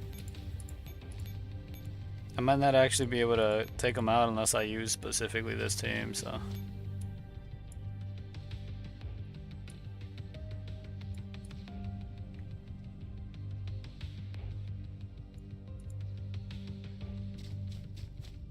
I think I might have mistimed this though. I don't know if I'm going to be able to do it within 8 rounds.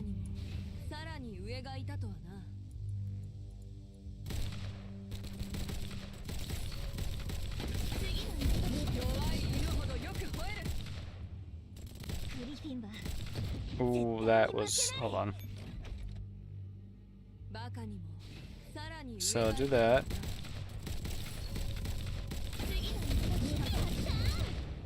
Fall back.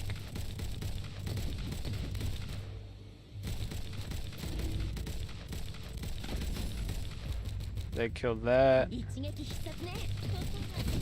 Okay. That's not that bad.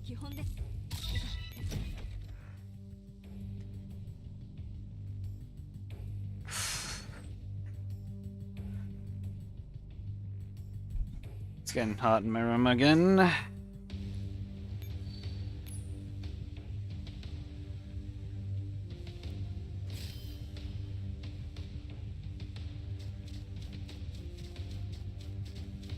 Oh no, I should be able to make it through.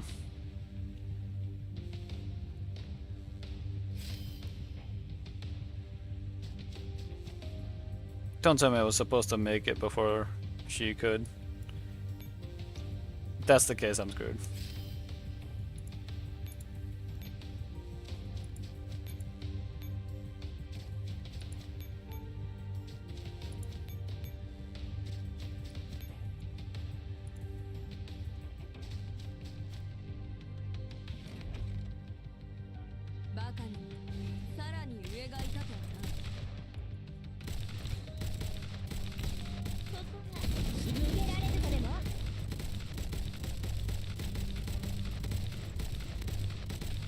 Okay, that worked well.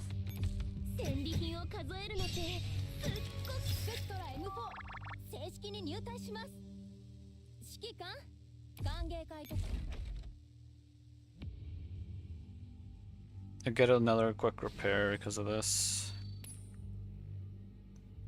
I might be able to make it. I should be able to fight the majority of this, except for maybe the mech.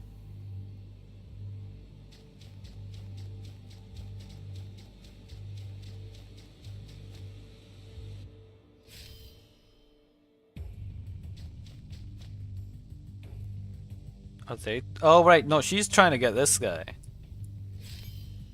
So, if I just keep moving...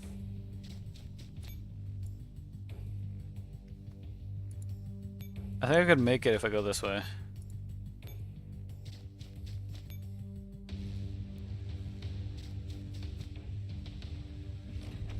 I shouldn't have to do anything here.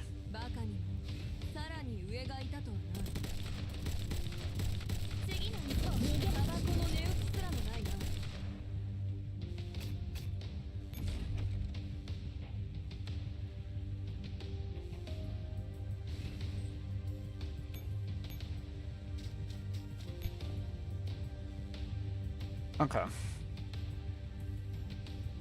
Oh, why I can only fight 2 more times.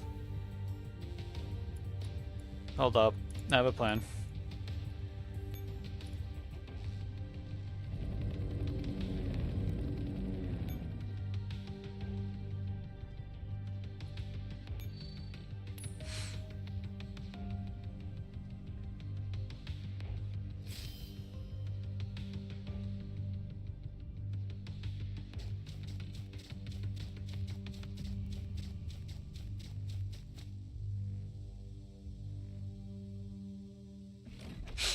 I use this to resupply her.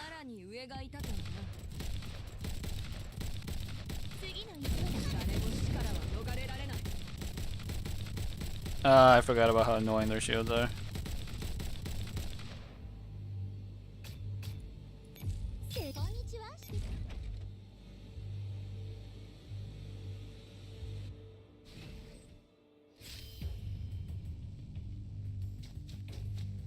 Okay. I forget how long do they stay. Are they debuffed?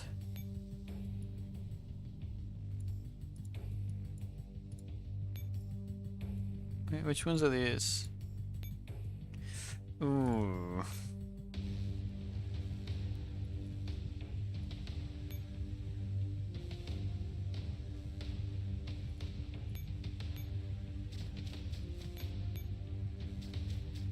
I think it's safer to just use this team.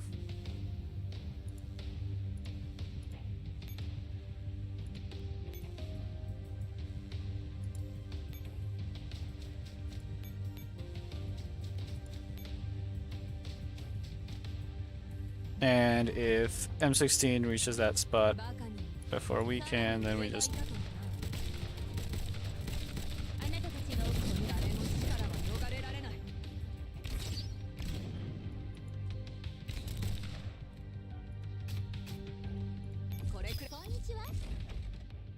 Okay, well, we didn't have to do this. We'll go back to doing the other stuff. It's fine.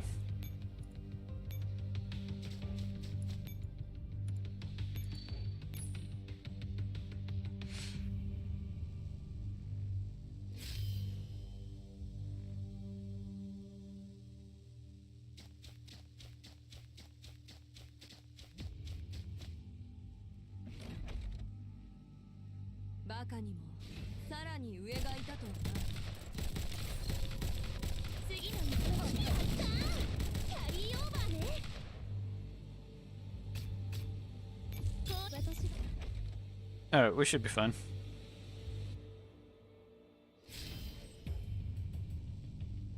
Okay, she does move down.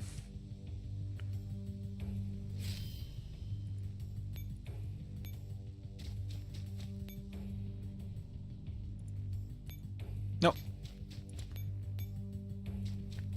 I didn't mean to do that. I apparently cannot throw the thing at her, so...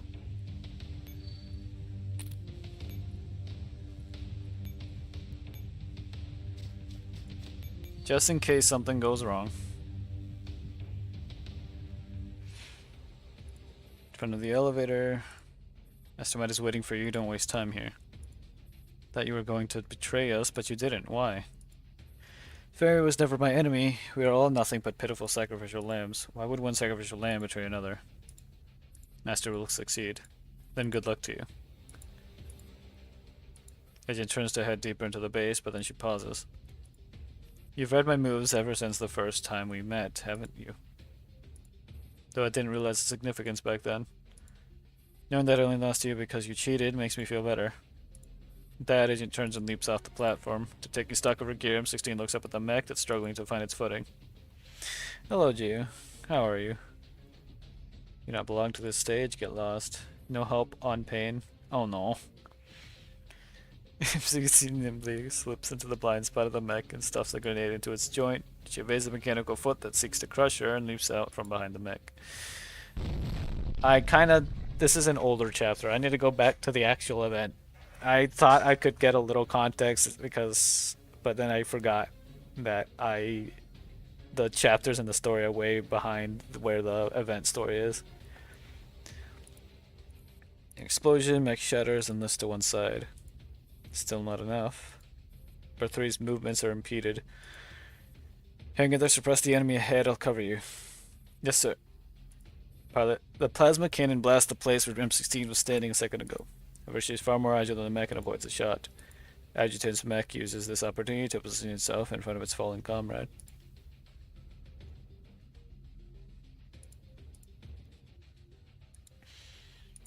Emergency repairs on number 3 are complete. Hold off the enemies behind us. I'll handle things here. You had a dream? Sir, he takes out another grenade, charges the mech before her. You think the same trick would work twice? That you adopted a Gila monster? Is that what you were telling me about the Gila monster? Gila monster, right? It's Gila? Adjutant's mech backs away from M16. 2 secondary guns pre-charged and ready. Crosshair rests on M16. Smoke screen appears at their target position. All of a sudden, mech finds itself sandwiched between 2 explosions. Mobility system takes critical damage. What's with this stunt so she knows what we're trying to do? Farewell. He leaves the paralyzed mech and quickly makes for the gate in front of the elevator. Goes straight toward the control panel ready to close the final passage. Trying to run. Clock strikes 12 and the ball is over. Massive gate in front of the elevator creaks and begins to close as the warning klaxon sounds. Must clear a path for the captain. But the mech is dead in the water. Fire up the thrusters, burn all the fuel, don't let the gate close. Amber 1 rushes towards this elevator, but the gate is already half shut. Opening is not big enough for even a jeep to pass through. Heavy collision makes the elevator gate ring, followed by an ear-piercing shriek of twisting metal. Mech has worked its arm into the gap and is using all its horsepower to force the gate open. Airless throttles makes the mech shudders, slowly pries the gate open foot by foot. Humans just don't know when to quit, do they? She makes no move to attack, she simply watches from in front of the mech. Just then a figure slides out from below the mech, hops into the elevator. What? After that, a cannon shell strikes the mech squarely on the cockpit. Shell fired from the close range penetrates the armor and the mech falls silent for an instant. And its massive reactor explodes. Green Iron Colossus falls backward. Now completely disabled, it can no longer stop the gate from sliding shut. Gate slowly closes. Elevator whirs to life beneath the blue glow. After a series of mechanical noises and violent lurches, it finally begins its descent. 2 dolls once again stand face to face, silence hanging in the air. Have to say, this is very handy. Glad you like it. She looks calmly at the familiar doll who currently has her weapon, the weapon given to her by M16, trained steadily on herself. Oh yeah, no, I know about Gila monsters being venomous. I'm trying to remember where I first learned about them. It was definitely like an Animal Planet thing long ago, but yeah, finally caught up to you. I wish you hadn't. In the end, you've come to a place where you shouldn't be, just as you trusted someone you shouldn't have. It's not too late to stop now. By my authority as the leader of the ER team, I order you to return to us right now. Only deadly if you're allergic. Well, that is how it usually is. With your luck, you'd be allergic. Same, honestly. Also, it has always been too late ever since before Operation Butterfly. But why? What exactly are you trying to achieve? Why are you helping Singva's Fairy? Why are you helping Elisa? Why must you activate something that everyone's trying to stop? I have no obligation to answer you. Fun fact, you have mildly allergic to snakeskin too, but it's mild. Do you want to know something sad? And that is, I have a mild allergy to beef.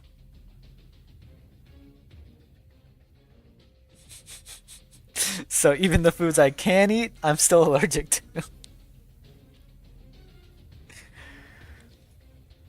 I have no obligation to answer you. Why did you become like this, M16? Do you know what kind of consequences this will lead to?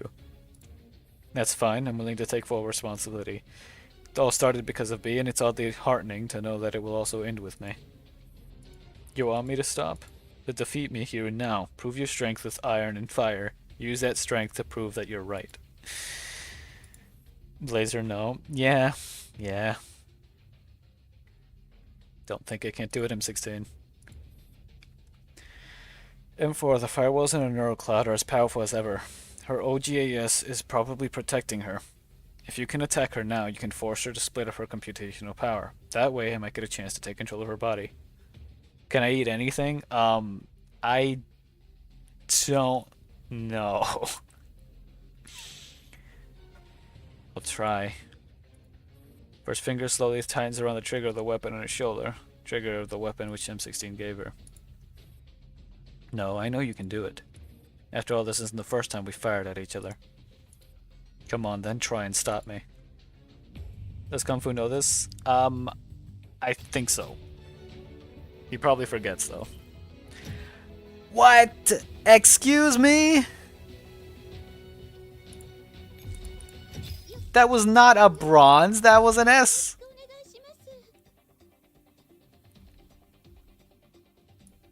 You know what? Can I check that here? No, I have to be in... Okay, you know what? Whatever.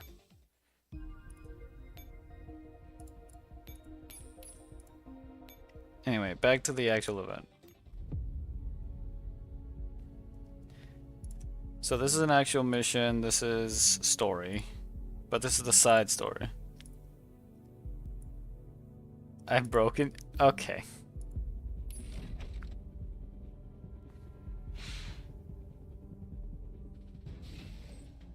Alright, what's the goal here?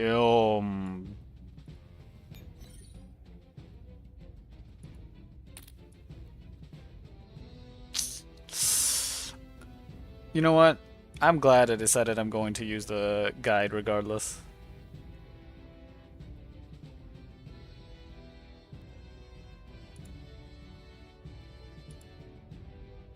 Let's see, what's it say?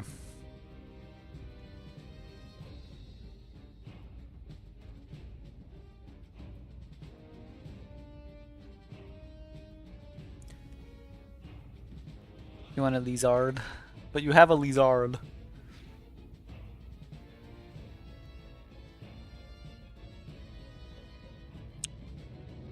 Nemron, the worst boss in the game by far. We need to kill 4 enemies holding intel to open the gates, then run into the boss. If you want to alert enemies before going for the boss, you fail. Highly recommend using Sniper Fairy and actually bring your HOC. Okay, we can do that.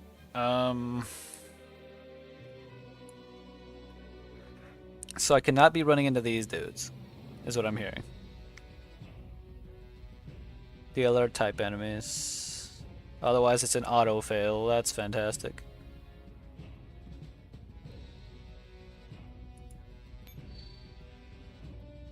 Oh, right. Okay, hold on. Where does it want these?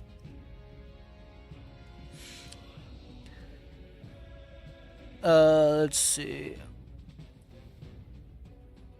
What does it want here?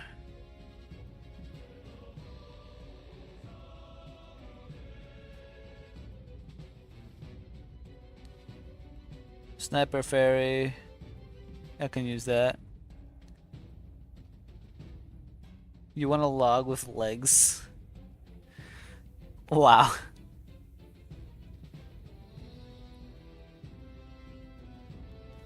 Also, the team they're using uses multiple...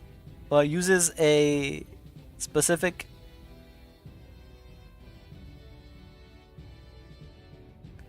what's it called? Uses Springfield in this game. But the Springfield in this game is weak. Use a weak unit. Not lore-wise, but like gameplay-wise. But hold on. So what's it want me to do here? Yeah, I don't need the demonstration. Just where are you? Okay. Alright, so it's... Hold on. I'll be using this team because it's simpler, but... Let me switch out for the sniper.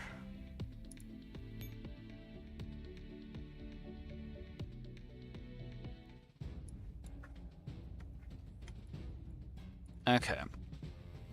I believe. It's gonna be rough, but I believe.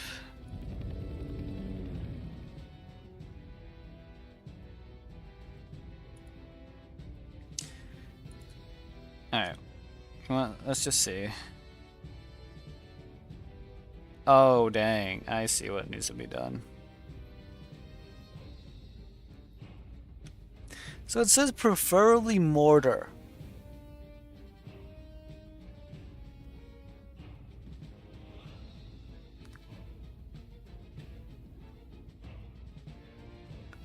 But like, are you sure?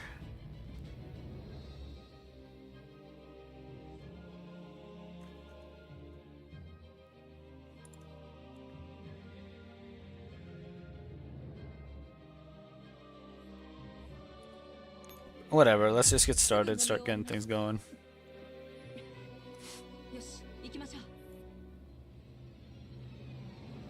Yeah.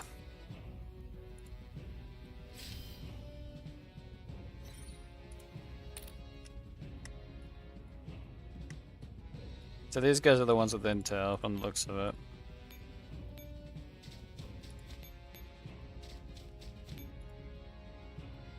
Like, does she not use shields? Check formation. Oh, she's right in between.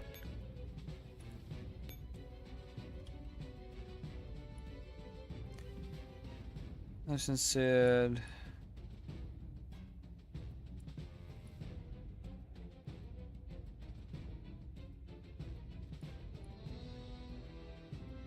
Oh, right. The most annoying part of her is that she has a ton of silence. I see why mortar though. It's because she has a bunch of those guys with her. In that case, good old 2B14.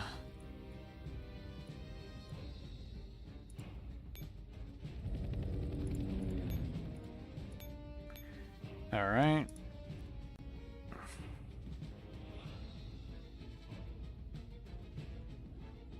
Wait, really? Okay. Turn off support. Then just let it go, apparently. I'm gonna be following a guide because I just want to get through it fast.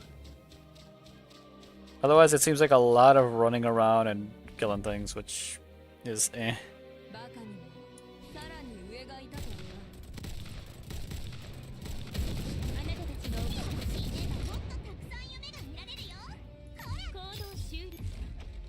But I believe in my teams. Partial access after insufficient access, please keep switch. Okay. So do I just wrap around and do it? Like, can I just do that? Let me check this. Let me watch this guide. Because maybe I could just do that. Just wrapping around and doing it.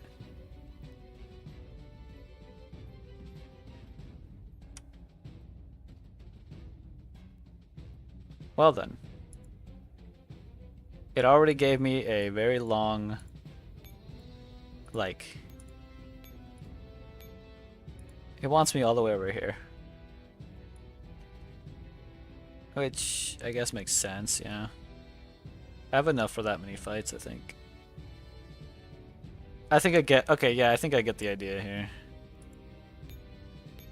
So just go with the plan, and then just micromanage, even though I barely need to.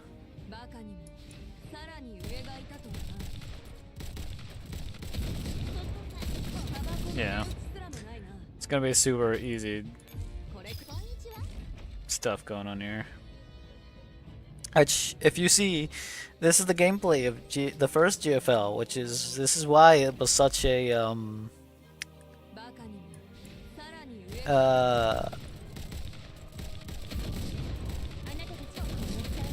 why there was such a low, or not a low, a high bar for entry is because a lot of people took one look at it and were like, eh. But it's because it's old. GFL's an old game.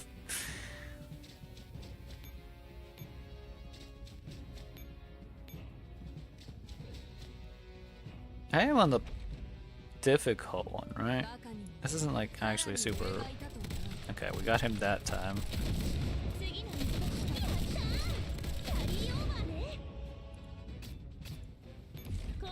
Oh, so the fact that you could only see their actual like I guess their actual like character stuff when it was hold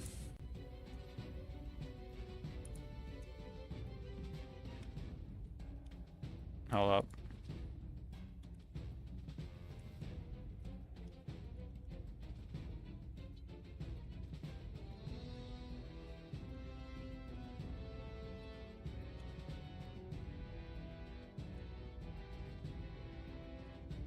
Right? I might be on the wrong difficulty. Oh no. Hold up. Don't tell me I've been on the... Please tell me.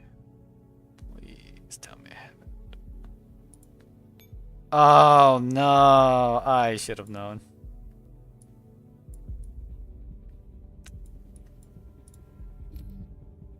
That one's always the same. So I'm assuming... Yeah. I'm gonna have to leave out and then go back in. I'm on the wrong one. Okay, so you retreat, and then I can just terminate. So let's do things again, because I was on the wrong thing. I should have paid attention to this. I didn't notice it was a UX and all that. Okay, but it's basically same plan. Same plan, just...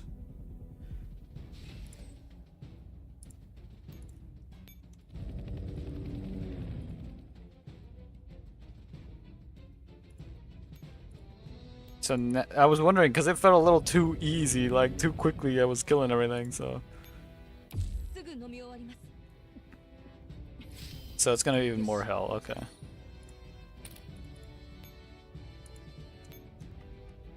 Oh, zoomed in a little too much.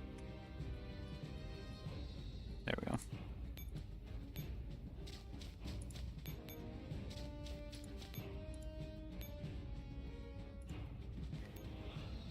I can still use the same though. A lot of the same stuff.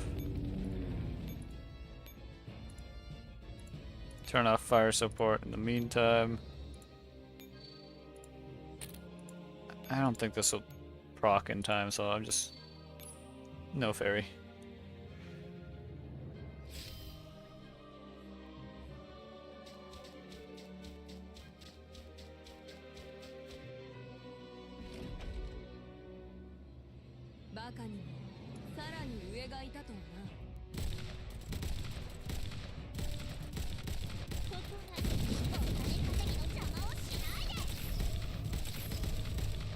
Okay. It did take some damage, but it's fine.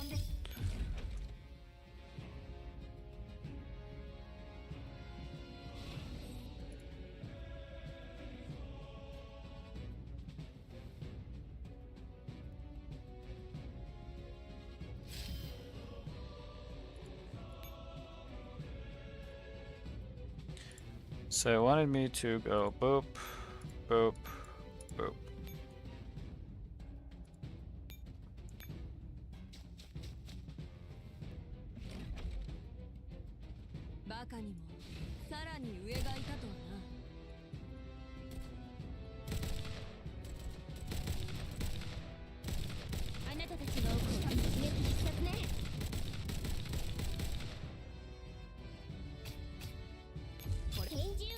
We'll survive, it's alright.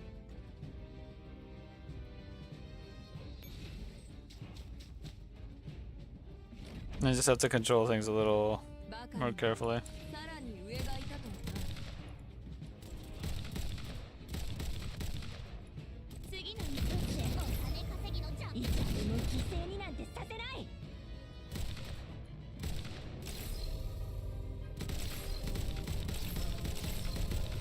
There we go. There's a lot of like hiding and like micromanaging in this game when you fight higher tier enemies, but it's also like realistically thinking about it is just a lot of dragging and clicking, and that's it.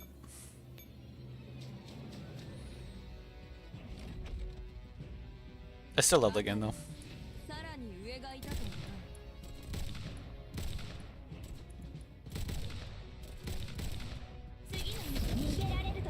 Ooh, this is rough. Okay.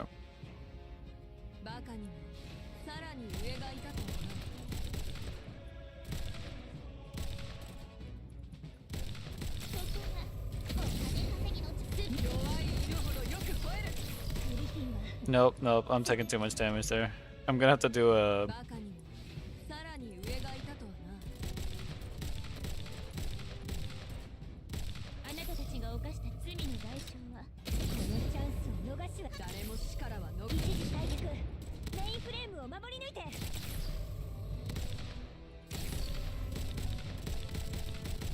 Okay, there we go. Trying to take as minimal damage as possible.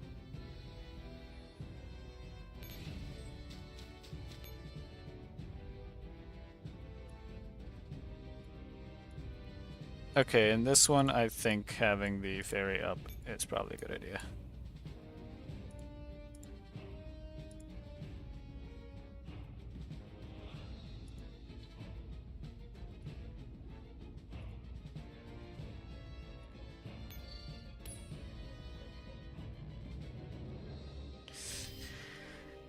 Ooh, this is gonna hurt. I can already tell.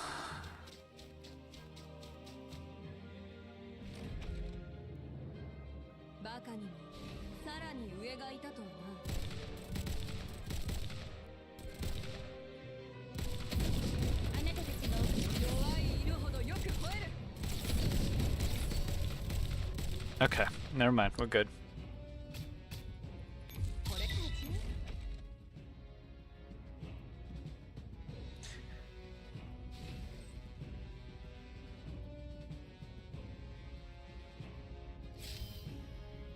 Hmm.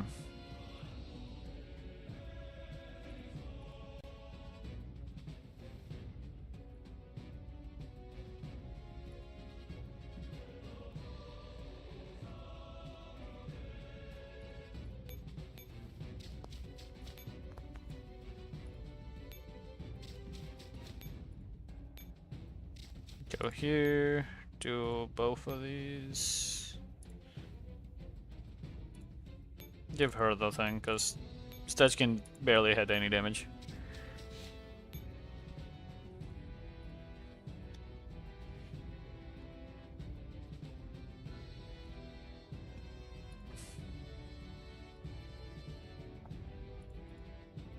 Oh no, okay. Do that. That.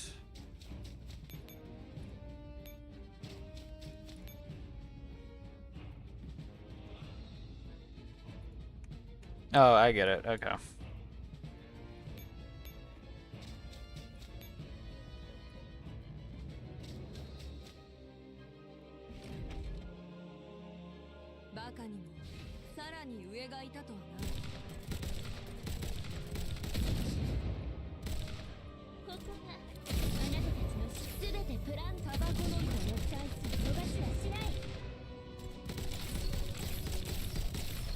There we go.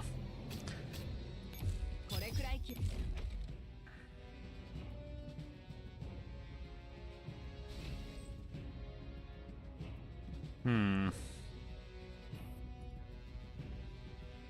So if this is the case, what would it want from me? Like, would it work just to push straight down? Ugh. Maybe not.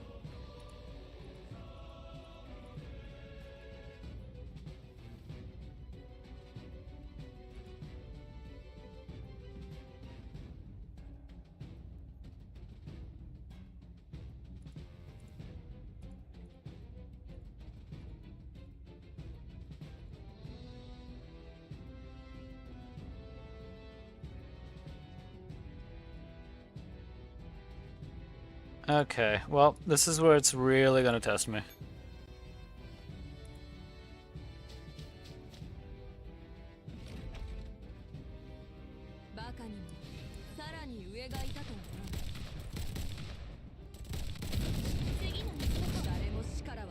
Dang it, I already took up too much damage.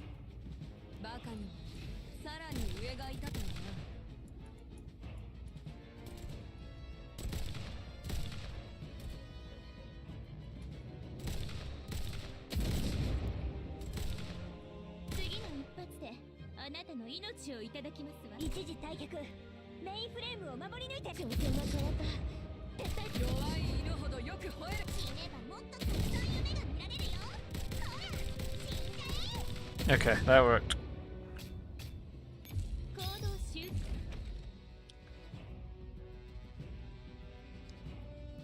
I've made like 0 progress so far. And it makes me sad.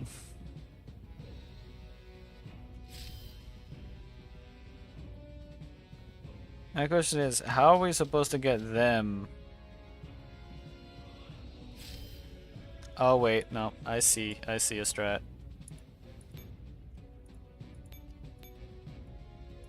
I can bring them... Okay, if I bring them here, they only cover up to there, but I can bring them all the way around.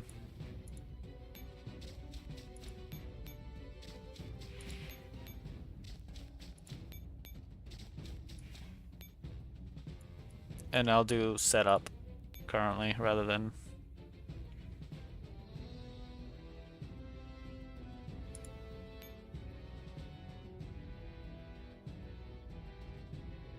Okay, yeah. I'll go here, here. I'll activate them so that we're taking minimal damage with this group, and then we push in. We save the round, then we go back.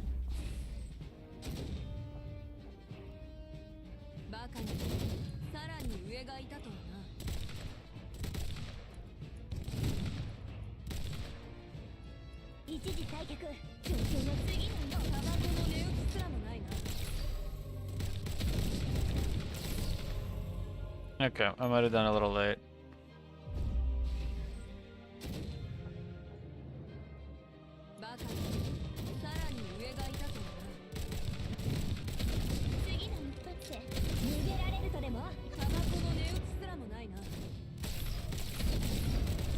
There we go.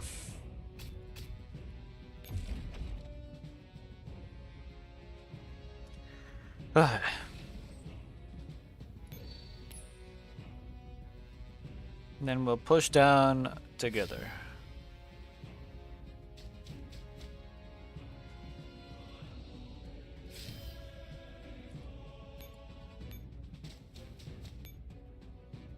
We have enough for 2 fights.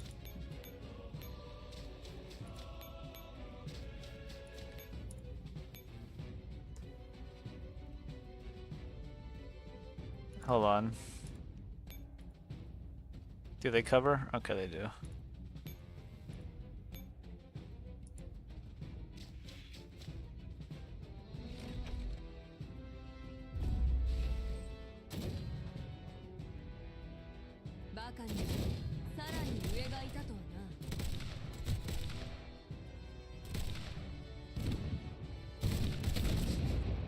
Alright, this ended badly. This ended very badly.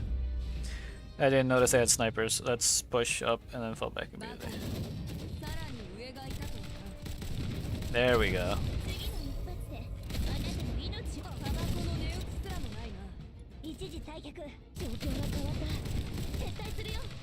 There.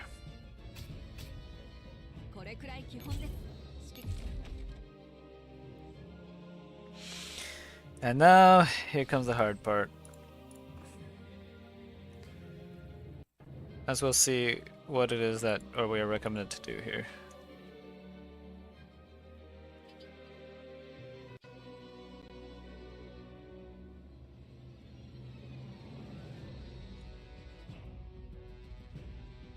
They've got snipers again.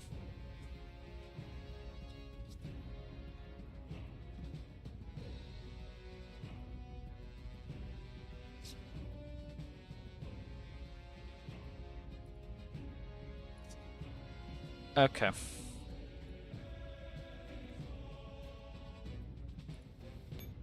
I'll just believe. I will believe. I'll believe harder than I've ever believed before.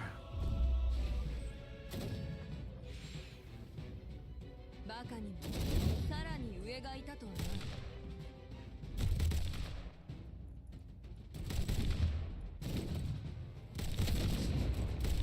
あなたたちが死ねばもっとたくさんいる。フィリピンは絶対に負けない。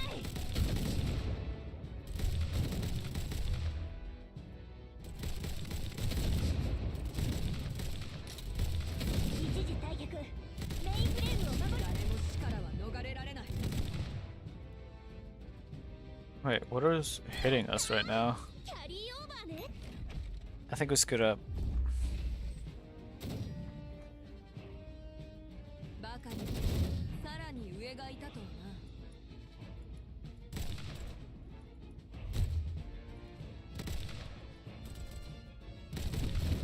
Okay, that worked. 次の店だ。 No. 邪魔をしないで。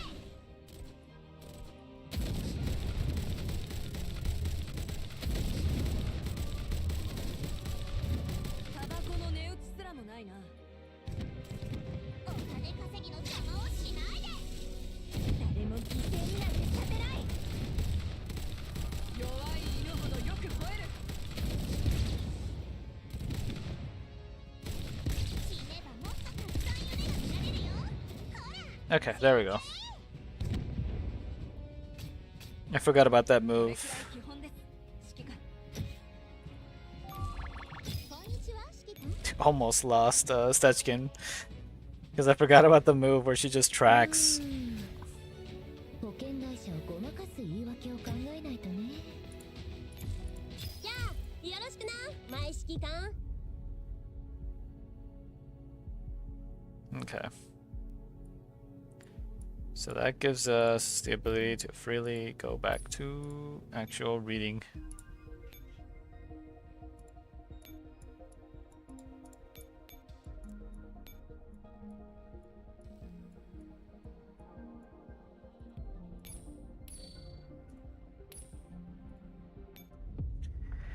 Whew. Been 2.5 hours and we've made not even a third of the progress.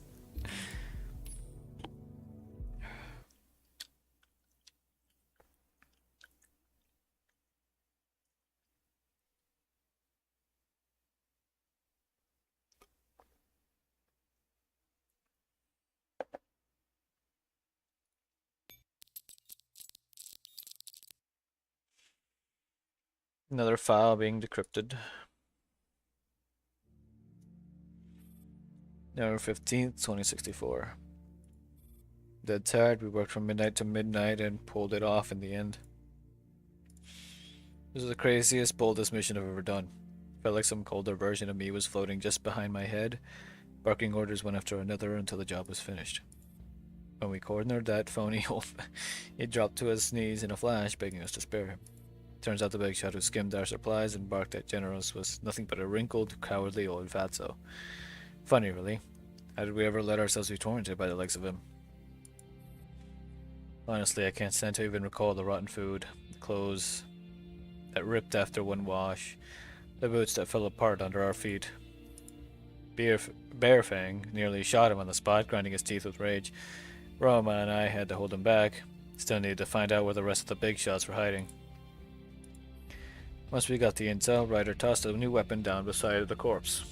It glowed faint blue in the dark. I like that weapon, even if it was made in the GDR. General always had a way of getting us gear and weapons, and that's the only reason we haven't ended up like medieval serfs. General's right. These people depend on violence to keep their power, yet they treat us, the ones who wield that violence for them, as dead weight, as disposable tools. Since 2051, the general has been forced to retreat step by step. Now there's nowhere left to fall back. My brothers in arms are still locked in the fight out front. I can still hear the scattered crack of gunfire outside. Denta says the main force has the Kremlin surrounded, and we've already taken some big names prisoner. But the general warned us it's not time to celebrate yet. He's right. Tomorrow we keep going. No champagne yet. Ryder got hit, which means tomorrow our squad is down to 3. If it weren't for the other squads fighting alongside us, I'd have no faith we could finish this job. Not even a Slavic Superman could. Now I need to grab what sleep I can and recover my strength. Okay, nice and quick on that one.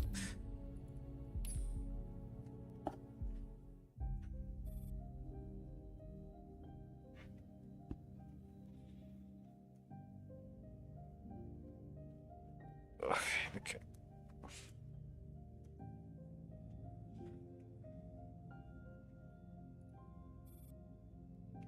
Everything returns to 0. Everyone's data are being erased keystroke by keystroke, till nothing remains in the digital space. Body dissolves like a snowflake, drifting softly, quietly into nothingness.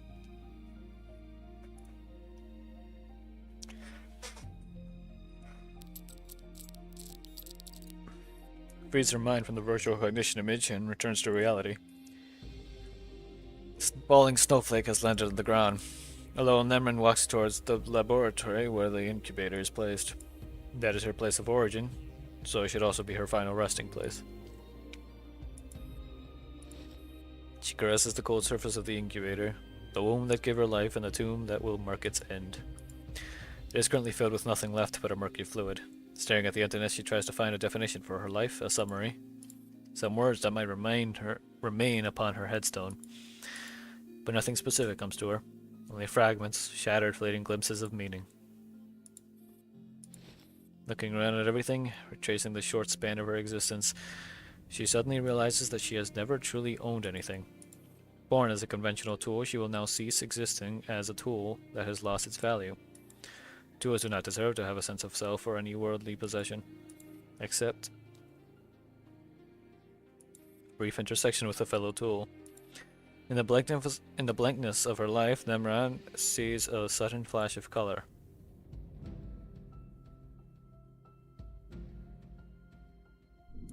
The first time she met Sana, the girl was locked inside an incubator, her small and delicate frame almost drowning in her ornate garments. Sensing Nemran by the incubator, Sana turns her pale face toward her. Who are you? I'm Nemran. I will be responsible for your personal care from now on. Where's Mama? Lady Laplace has more important experiments to attend. She has given me all the instructions. Oh. Sana turns away with disinterest and returns to staring at the thick glass before her. After the next adjustment, you will be fully complete. Then you must enter indefinite hibernation. During your sleep, I will continue to monitor your condition. If you have no further questions, I will take my leave. Can I ask for something? Of course.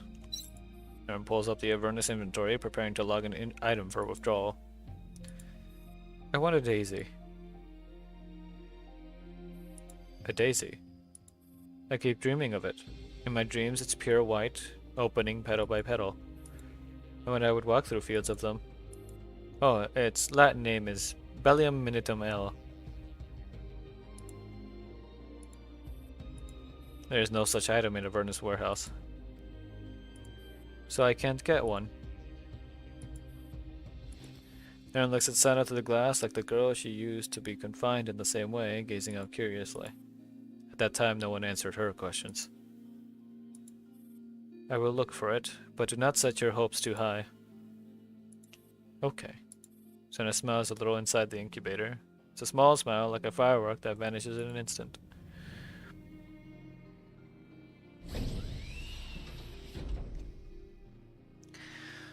Yep.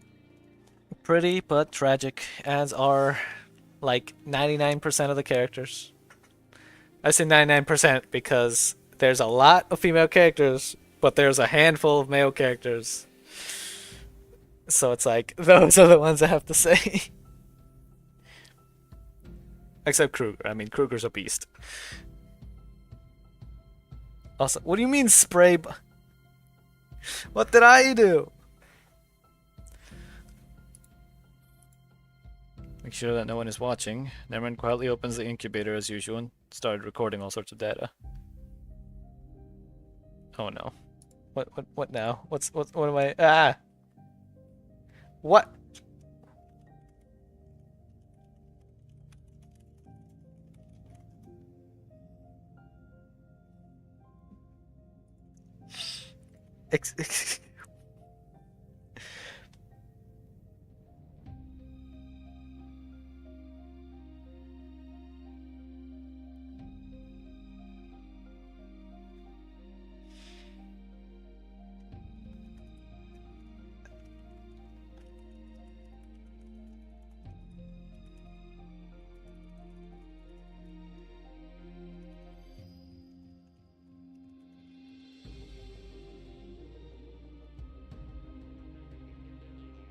Oh my goodness.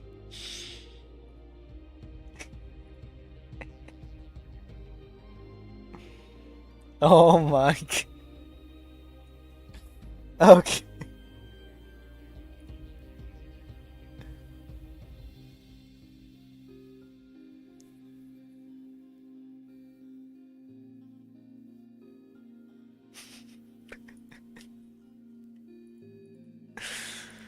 Okay.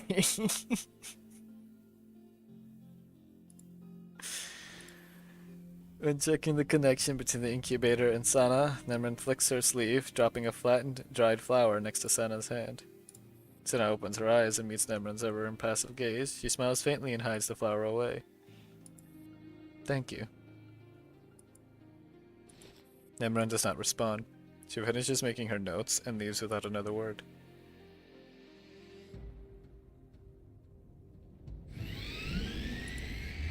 Aircraft slowly takes off. However, Sana slowly stands up. Sana, what are you doing? I've always been the keeper to the gates of hell. The truth is, I can't leave the evangel access. No. Sana smiles at Nemran. Then she turns and jumps off. Nemran tries to grab hold of her. Manages to grab her hand. Sana simply looks back at her with quiet contentment. Who am I? You are you. Goodbye. I love you. So let's go.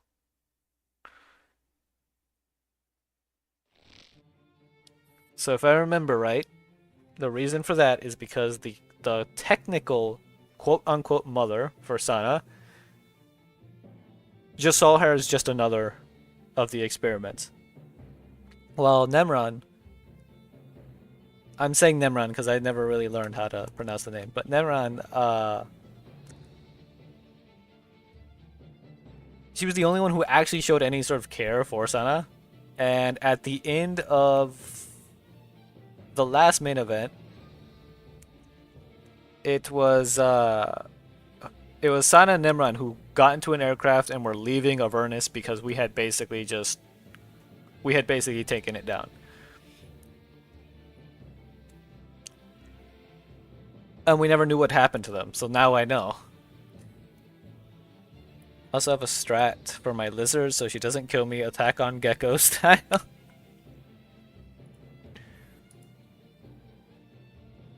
This time Nemran seizes Sana's hand, holds on tightly with all her strength, refusing to let her life slip away like sand. Yet the harder she clings, the more she feels the shackles tighten on her own body, as though in holding on to Sana, something else is holding on to her.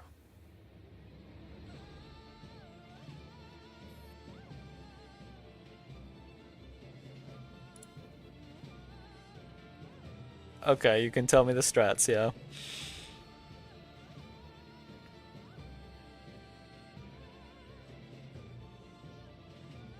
Freaking love the art in this game.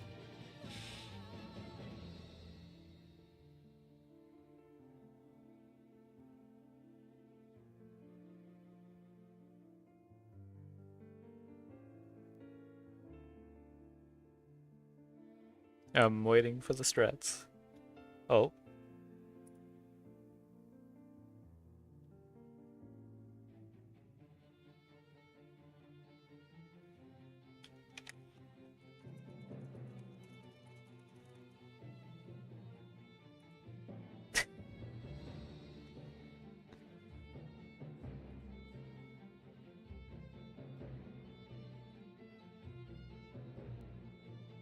What are your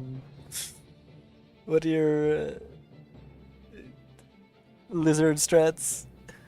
You plan to drill holes in her tank and attach a PVC box, which will hold a fruit fly colony. Uh-huh. So that way you don't have to... And when the light comes on, they'll come out and she can eat even when I'm bedridden. That's... Yeah, that is a good point. And it's smart, yeah. But now you can walk, I'll give her a diverse diet. That's really smart, yeah.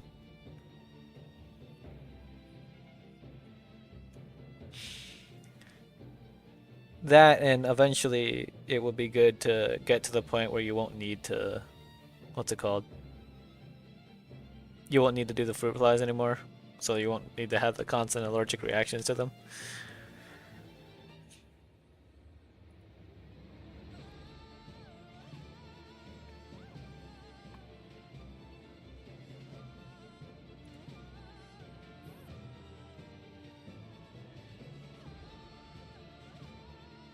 I think that's a good idea, yeah. Nimrin knows what has caught her without looking. It follows like a shadow, like wind always behind her waiting. Its name is death. Now at last it has her firmly in its grasp. She curls her fingers, she can still feel Sana's small delicate hand in her palm. Good. This is all I want. Nimrin gives up her last bit of resistance and surrenders fully. The vines of death, unhindered, surge through her body. Pain fills every inch of her skin, sorrow wrings every bone. It was never meant to have any desires. A tool should have the resolve of being a tool. Oh. That way she can be a not drain on your Oh. Well, I'm sure it'll work out. I'm sure it'll work out because it is a good plan. A good plan. Staring into the reflection on the incubator glass, Nimrod finds only an impressive face. There is no joy, no grief, no agony, only indifference. Enough. I should not cling to regret. Nimrod closes her eyes and calmly embraces the eternal darkness.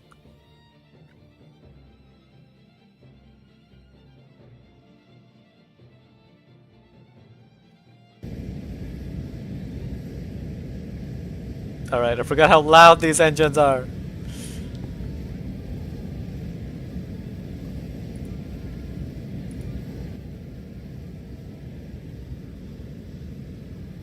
You were watching her eat? Yeah, because you can see her, like, you know, doing her thing and all. And imagine it's, yeah, exactly.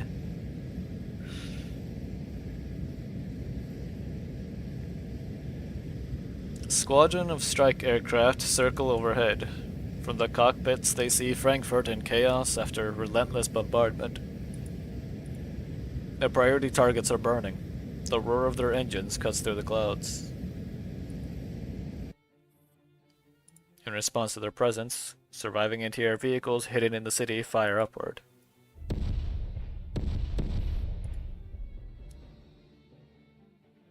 Fragmentation rounds explode through 1,000 meters high, erupting in dark blossoms of smoke. However, they are utterly ineffective against the higher flying squadron.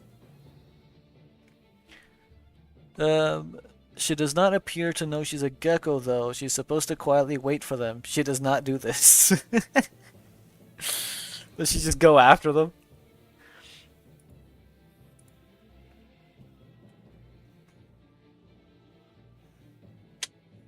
Incredible. In fact, they alert the squadron to the fact that they have reached the zone where Frankfurt's ground forces are staging the fiercest resistance.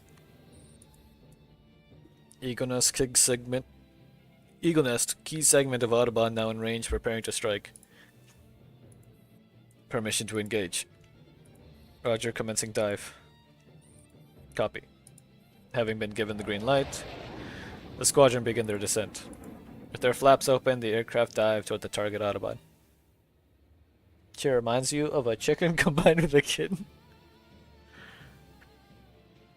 Well, that's certainly a combination.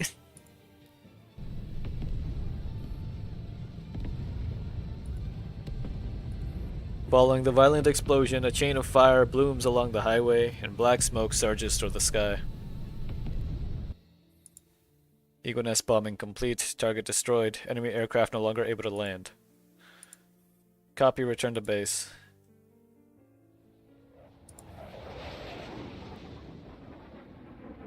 The squadron climbs again. The wingman glances down once more. On the Autobahn, fire burns in a long, winding trail, like a drake stretched quietly upon the main.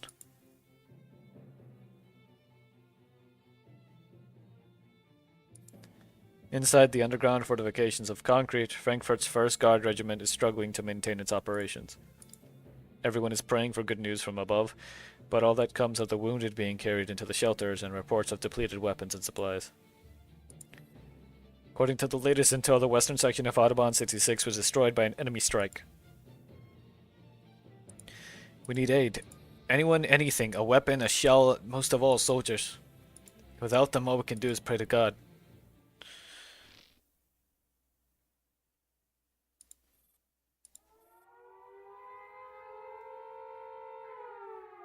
Air raid sirens echo once again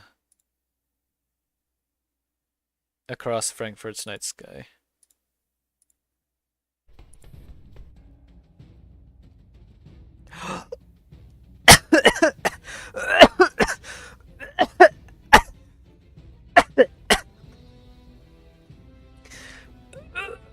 I'm dying.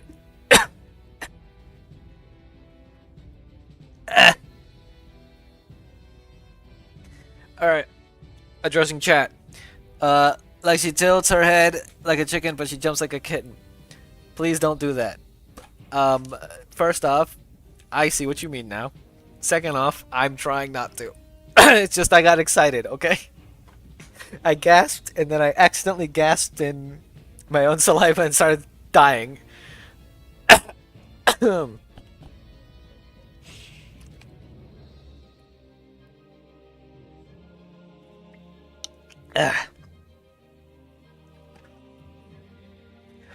In the Frankfurt district, Sub 2 hurries into a dark, narrow stairwell carrying a stretcher. Dust, gunpowder, and the stench of blood fill the air. On the 3rd floor, the ceiling has collapsed and the black sky yawns overhead.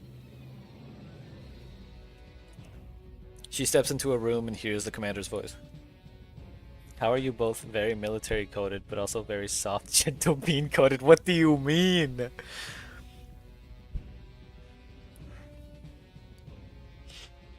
How many people are still inside? Tina's by my side. You and a child are trapped here, right? Are the 2 of you injured? Yes, but I don't know how badly she's hurt. Please, save her first. Someone get me a plank and bandages. I'm here to help. Spaz 12 lifts a searchlight and shines it down, trying to give the commander a clearer view through the rubble. Sab2 sets the stretcher aside, jumps into the ruins, and digs out a relatively intact plank, maybe originally part of a cupboard, and hands it to the commander along with some bandages. And why you spray bottling me? Oma? Commander quickly checks the child's condition. Multiple head wounds, but the injury in her arm is the most serious. They carefully bandage the arm, then signal Sub 2 to place the plank. Alright, the arm is set. Now I'm going to slide this board beneath you and pull you out. Don't be afraid, you'll be alright. Trust me. Girl stares in terror at the commander of the dolls. Don't be scared, we're good people. Commander, we're waiting your command. Alright, on 3, watch your strength. No problem. Ready? 1, 2, 3. Concrete rubble scrapes against the plank as the girl is finally freed. She has no visible trauma wounds besides her right arm, but the broken femur will have to wait. Sub 2, get her to the vehicle first. We'll come down in a minute. On it right away.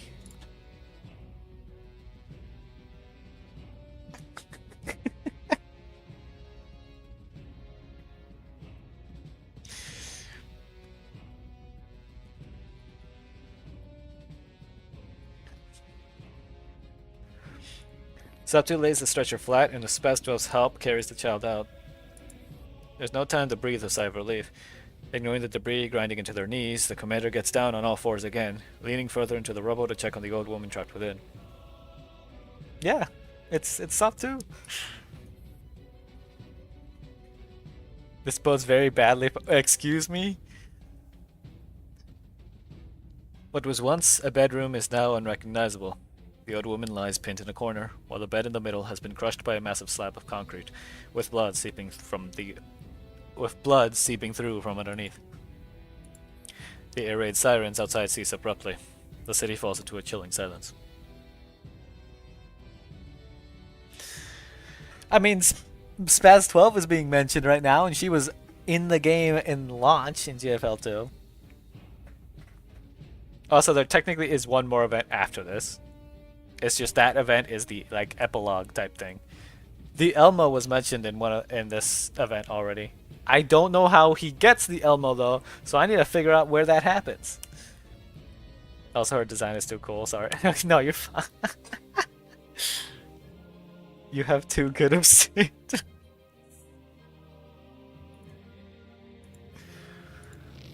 A dust-caked, wrinkled hand stretches out from a narrow gap, groping hopelessly. I don't want to die.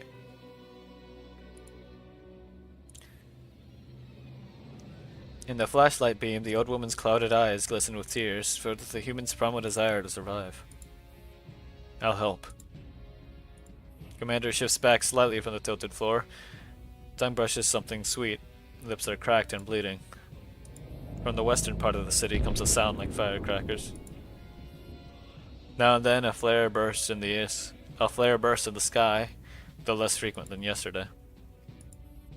Another air raid is starting. Commander, we have to hurry. Are we going to be bombed to death? Commander dares not make any empty promises, but they also don't want to snuff out the old woman's hope. Think of Tina. She's hurt. She's waiting at the hospital for you to care for her. The old woman smiles faintly, then winces in pain. Her eyes threaten to close. Noticing her signs, the commander urgently shines her flashlight. Don't sleep. Keep your eyes open. Your isekai one is the most viewed.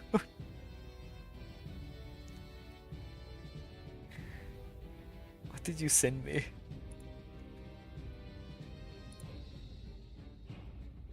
I did not notice the hydrates. I'm sorry.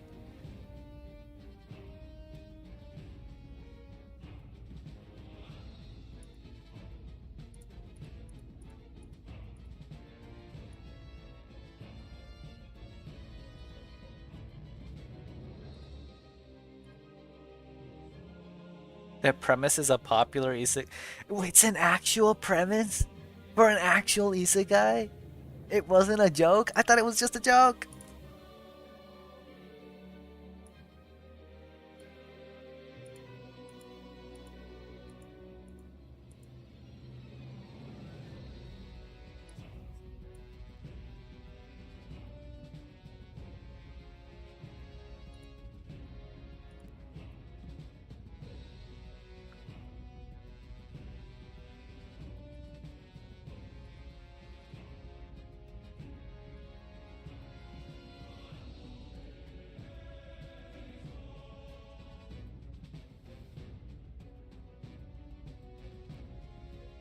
I am confused by the clip, but maybe it's just I can't hear it because this is significantly louder. Oh, that's cursed. Even more cursed than I thought it'd be. I mean, it was already significantly cursed. But you know what I mean. Anyway, I'm going to immediately move on from that.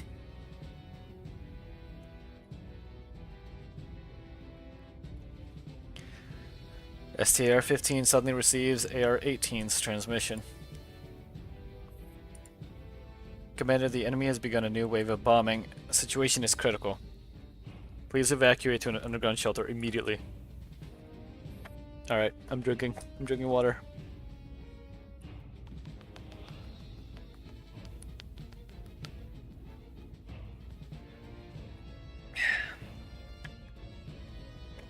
It's gonna be the 3-hour mark here soon. I think that's when I'll take a break after this one. Commander, your own safety must be the top priority. How long have we got? Impossible to estimate. It'll start any moment now. Commander, we have to withdraw. We can only save more people if you live. No. I can't abandon her. Hurry up.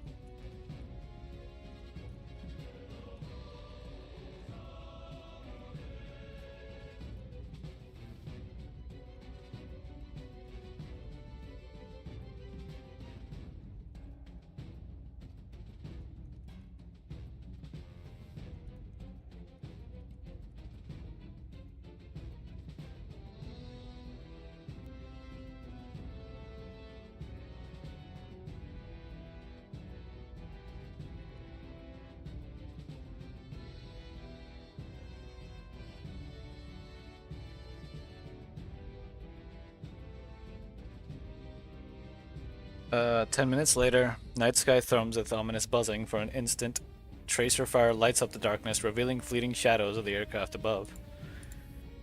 Explosions boom like endless fireworks, sometimes near, sometimes far. Oh yeah, here's Spaz 12.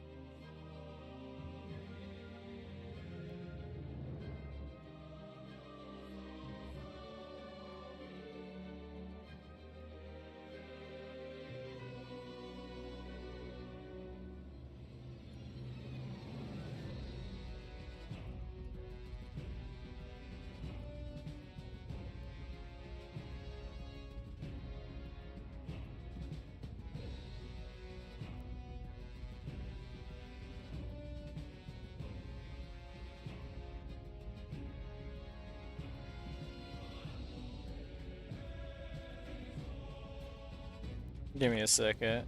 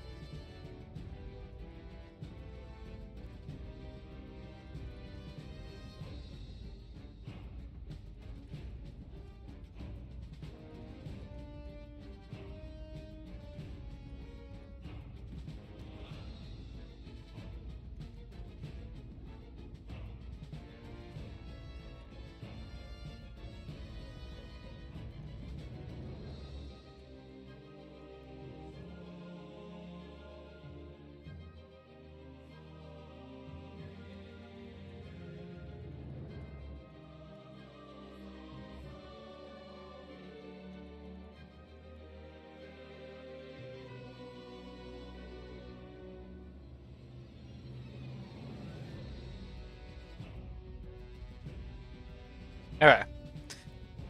Okay, hold up. You want big gun shields? If I have to have big, I should be allowed this.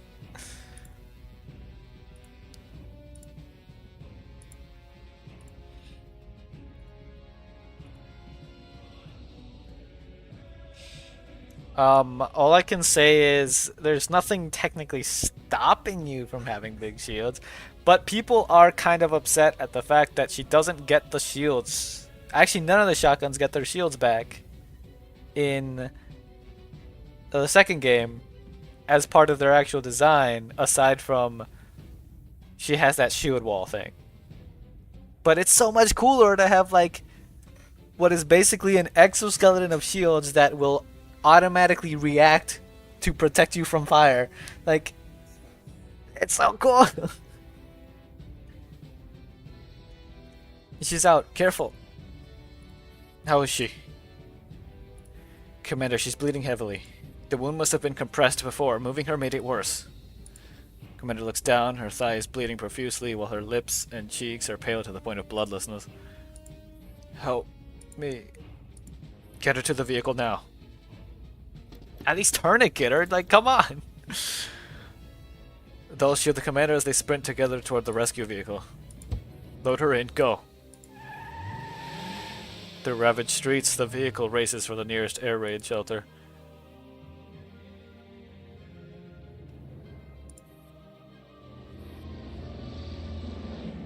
Above Frankfurt, fighter squadrons open their bays, releasing columns of ordnance. They pierce the thin clouds and fall towards the city. Faster. I'm trying.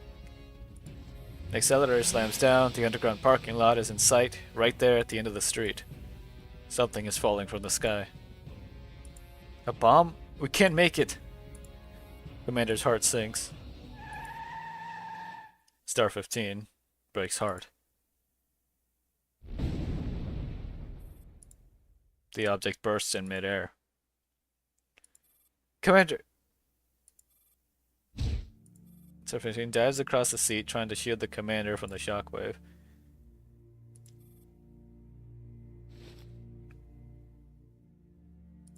But the expected explosion never comes. After a few long seconds, Star 15 lifts herself up, and the commander stares outside in confusion.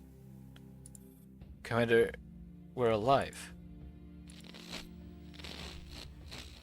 Sparks crackle from a roadside power pole. Sparks erupt into flame. The joy of survival vanishes instantly, replaced by deeper fear and rage. The commander's smile fades once more.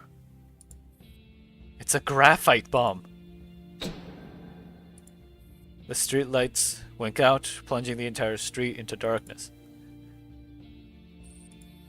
The comms sound again, and Star 15 picks up immediately.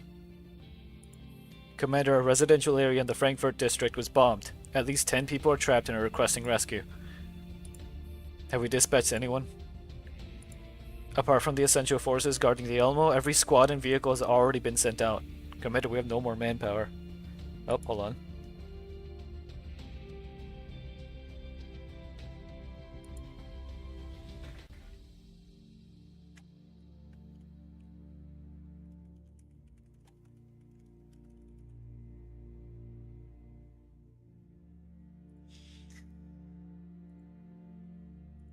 What about the police and rescue teams?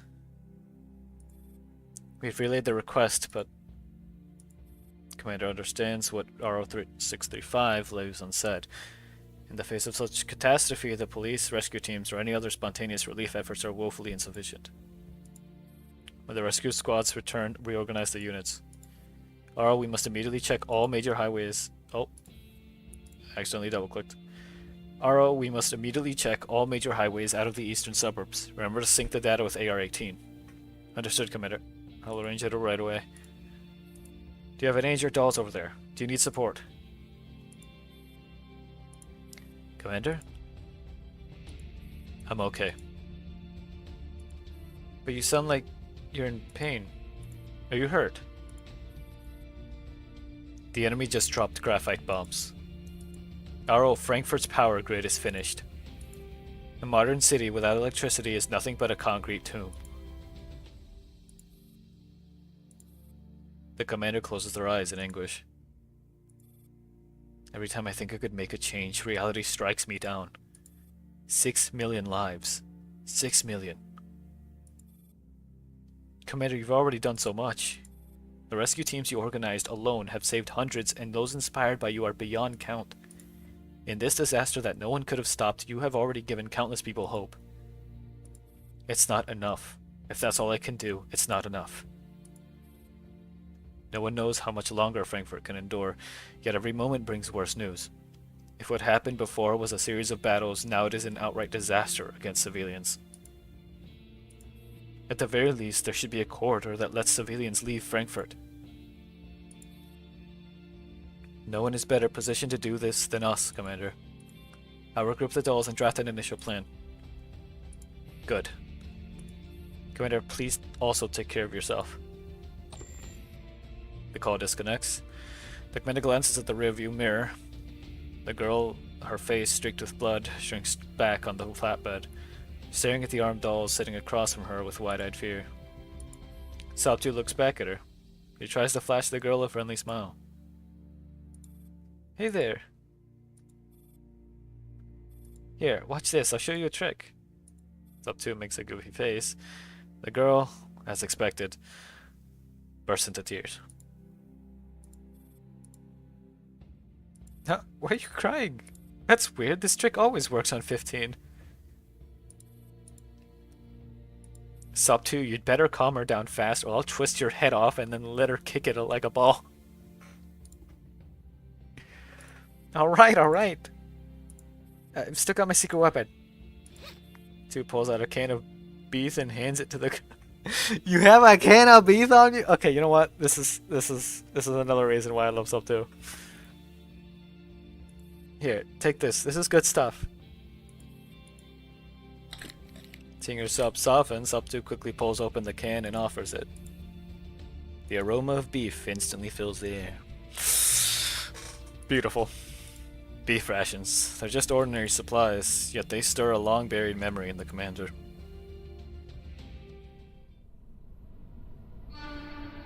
Being the final event, this has a lot of reading, so I actually don't think I'm going to finish it today. What's that say? Wake up.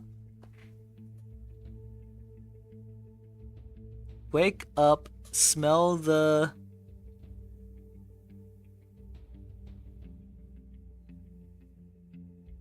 Oh. Wake up, smell the corruption.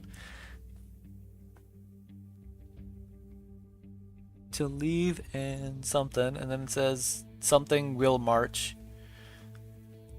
We all bleed the same color. Which is funny because it says no graffiti right there. The woman sitting opposite them on the train opened. Wait. The woman sitting opposite them on the train opens a can of beef, and the scent instantly wafts through the whole carriage. Commander swallows hard and fixes their eyes stubbornly on the scenery rushing past the window. Hey, quiet kid. What are you having for dinner? The woman chooses to pester them now of all times. If you call me big sister, I'll let you have a mouthful of this beef. Staring obstinately at the blurred, color-smeared scenery outside, the commander struggles to ignore the smell invading their nose. The train seems to be slowing. The train's about to stop. Watch your belongings, kid. When we're at a halt, thieves come out to play. As if to prove Marina right, two men enter the carriage with unbridled glee. We've struck gold this time. Who would have thought that Babushka carried so much money? Oh. All thanks to my acting. Just a few words and she treated me like her dead son. Lucky for us, her unlucky son is dead. Otherwise we wouldn't have gotten the chance. Rage boils within the commander. The face of the old woman crying at the water station flashes before their eyes. Without bothering to count how many of them there are, or to size them up, the commander shoots to their feet and blocks their path. Stop right there. The hell you want? Give the money back. Why should I? I got it fair and square. Who do you think you are? Commander swings a fist, but the men are clearly more experienced. Then moments, one has the commander pinned while the other pummels him viciously. That's enough. The stop's coming up. I'll teach you to meddle. Out of the corner of their eye, the commander sees the other passengers staring in fear, but nobody dared to rise. Their heart sinks. What must the old woman have felt? With a sharp crash, one of the men is thrown to the floor in a clean, over-the-shoulder throw. He falls unconscious. You! Before the other men can react, he too is swept down and knocked out cold with a kick to the jaw.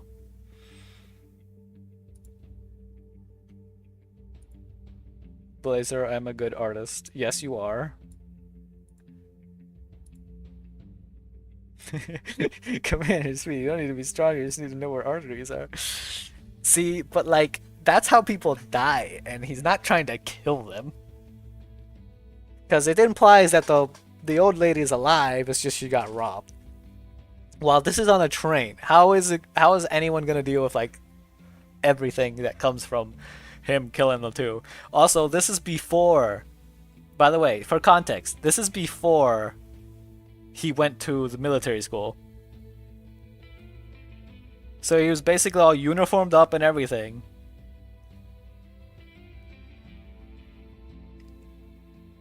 And he wasn't experienced yet, basically. He was like heading to the school. Marina, who is sitting across from him and was telling him to call her big sister and everything. She apparently is in some kind of military uniform. The old lady was an old lady who he, as in the commander, well, not he, but he in this case, because it's me, but in this game, it's always they, because they don't want it to be explicit who they are. But I'm going to just say he because, you know, I'm the one playing. But, so the commander here had a conversation with the old lady after he helped her with her water bottle that she couldn't open, because it was supposed to be hot water, but it had cooled down, which caused it so that the lid was harder to open for her because of, you know, the different temperature and the pressure and all that stuff. So he opens it for her, and then they had a little conversation about how, oh, hold on.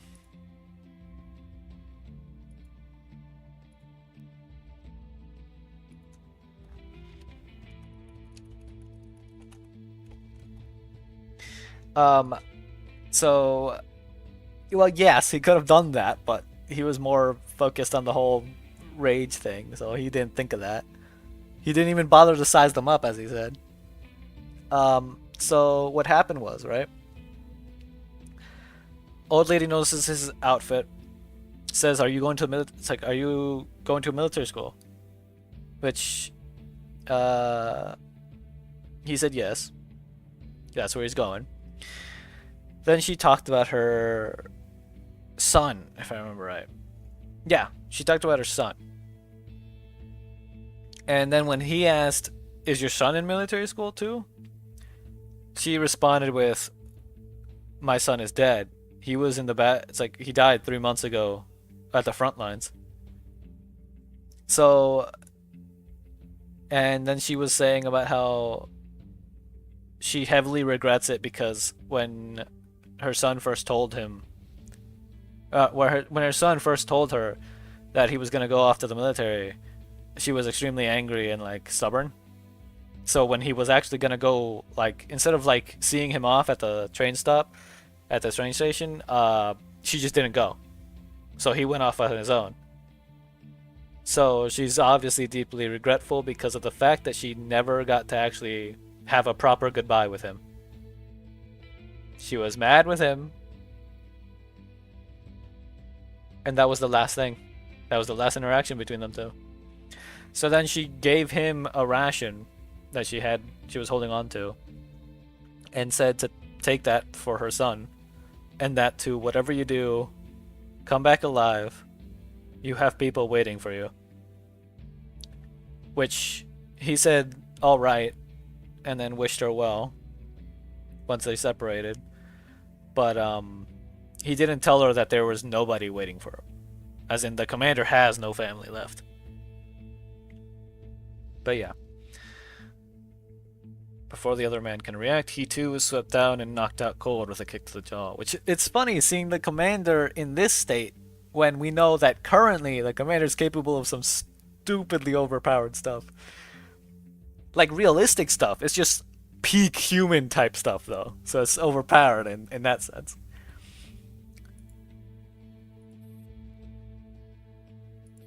Don't just stand there, get back the money they stole. Commander rifles through their pockets, recovering the stolen property, while Marina calls the train marshal over.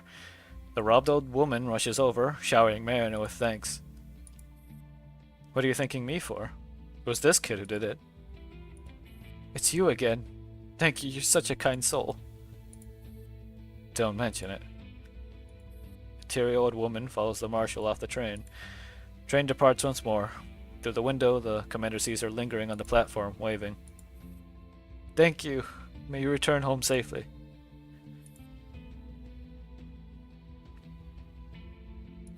As the train pulls away, the figure grows smaller, then vanishes at the horizon. A small box is set down in front of the commander. So you're not mute after all. Cold on the outside, but warm-hearted, eh? Here, this beef can is yours. A reward for your bravery. Commander turns away defiantly. Beef rations? I don't want them.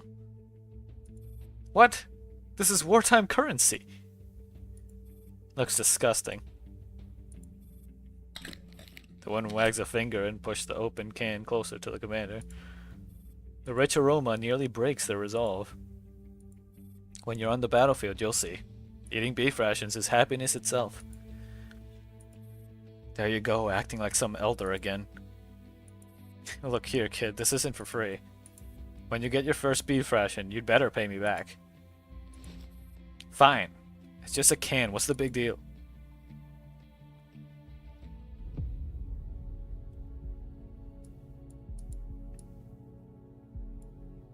Is that the one we were just on? Okay. So, I'm gonna take a break here and go get food. Which, I think best choice is actually for me to close this. But yeah. So, let me put on the break time text. Then I'm gonna close this because having it open too long, for some reason my PC does not like that. But yeah, anyway, I will be back with food.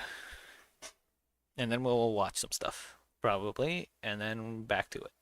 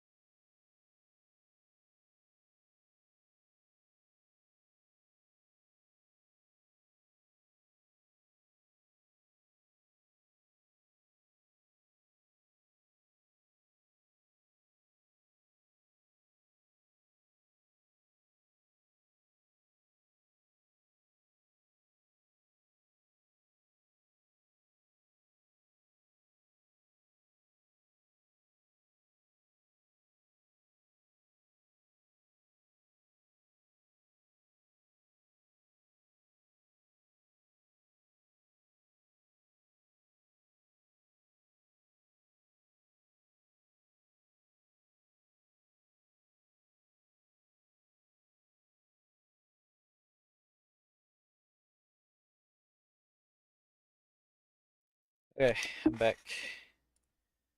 We will. Hold on.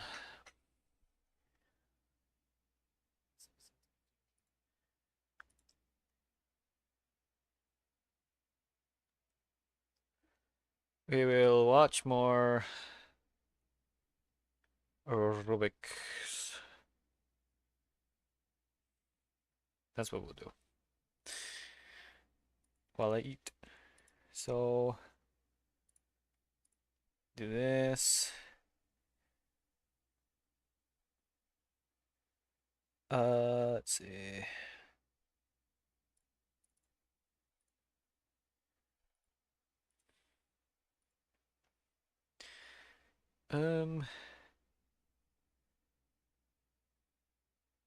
Sure.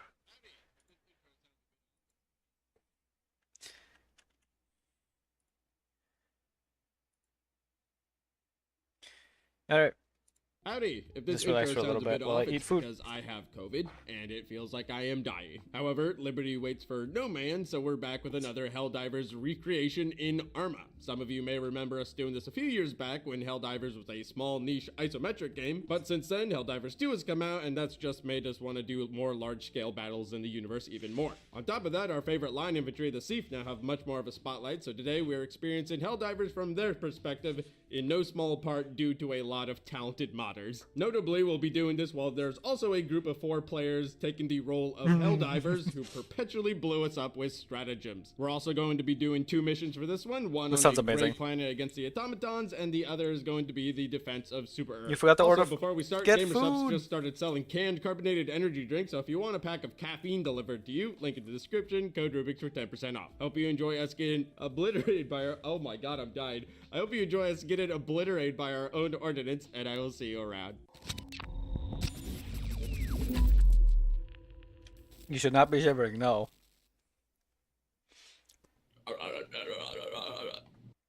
So true, foul homunculus. Good to see you, Steve Boy. Number 7. It's me, 7. I feel like we're the kids next door, but yeah, these loadouts are cool as hell. These are 58? Yeah. I'm going trooper, baby. What do you think the Helldivers are doing up there? Nothing we would understand. Yeah, incomprehensible to our small mind. Yeah. Took all the Philippines. What do you? What? You didn't recognize me by my helmet? No, it's just the We've been serving together for years. Who are we fighting again? Automatons. Automobon? Oh! The Chud ship. Automatons front, open fire. Dang. Okay, this would be a really fun op to do sometime. Oh, John Old Helldriver is gone. Our fuel is out. Liberty. Oh, everyone out! Everyone out! Like last of the band. Man.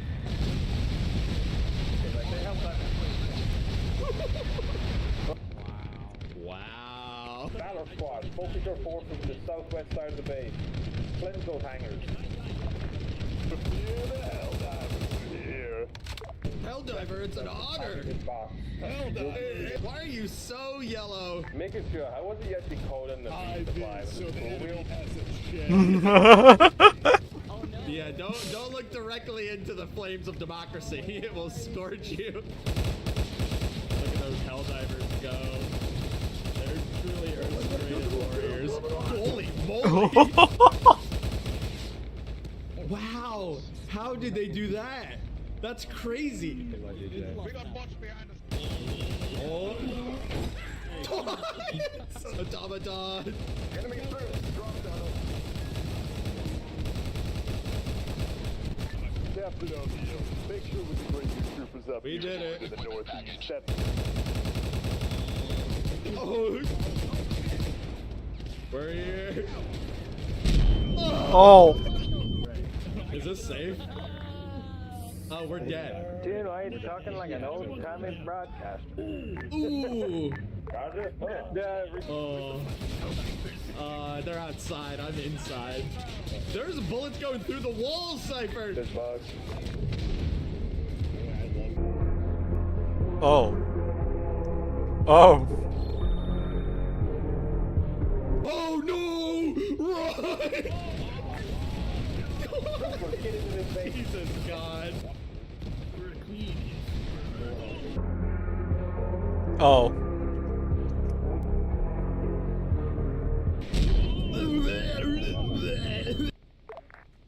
Out of the way. Ah!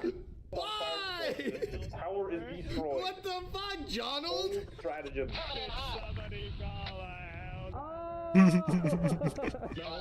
Such a brave man. I think they're fine. We're gonna go make one of those launch codes. Oh man. Jonald at the wall! We're gonna die! John, you killed us. What? Why? Oh, yes, sir. It's so brave that you died. You're still alive. I You're know. looking for like a tablet. There should be some dead people. The hell? Yeah, there should be some dead. John! Hey. You okay? What is that thing? Oh my. They're not good. Command, this is Liberty. Uh-huh. Sure, Got G, into our sure. driver's seat. We do not control where we're going right now. Sir. This is Liberty. Go. John Hell Driver wanted me to tell you that you smell like poodoo. Also, our vehicle has been flipped. We're here. Bad news. Captain, put two vehicles on the Oh. Good luck, Captain. Hell Divers are moving out for the border replacement. And these vehicles are very durable, it seems. They don't explode as easily, which is You've nice. jinxed us now. Oh, that's a Helldiver. He tried to assassinate me. God damn. We need to blow that up. What's that, Helldiver? Oh. Like, man, I'll help you, but I'm ready to fucking tax you, man. You gotta work that out. Come on, Supers. Oh my god. Get the fuck down here and help me. I'm bleeding out on it. That was a comically sized bomb. Taken out. Do not call Jonathan! Oh. He fucking vaporized! He Oh. fucking turned to ash! He's gone! And the A's gotta go down, company. This thing cannot be. You're still alive! Trying to armor it. Oh! Again, How you we are doing, rallying man? to destroy the border replacement. God, gentlemen. Thank you! I'll get Multiple there enemy my drop own ships. way. Oh. Engage, destroy. Guys, be careful of the aftershock. What do you mean aftershock? There's always an aftershock for the resupply pod. There it is. Got him. Super, stop and help those Alright. You gotta help them out. There, my car has been stolen. Boys in blue can mop it up from there. Keep moving to the objective. What's with that ominous black square? This is my last hell drive. What? I'd like democracy is on its way. Captain of the UP, tell down the flat pod northeast. Oh. Oh. What the hell is that? Oh. All electric.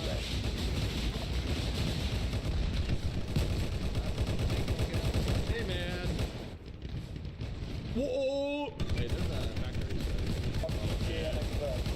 Oh.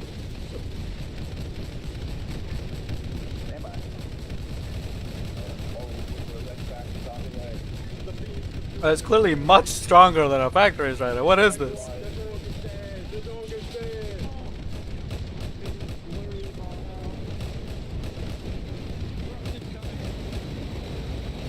That's a friendly. That's friendly. Do not shoot at that one. That's only for the hell divers.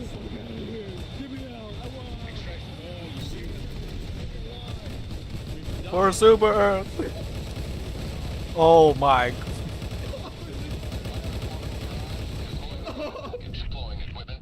Super Earth. What a wondrous city.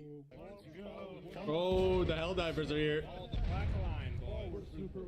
That guy's got a little flag. Look at it. The commander. Goddamn sweet minutes to engage them. Above. Oh. We are dropping into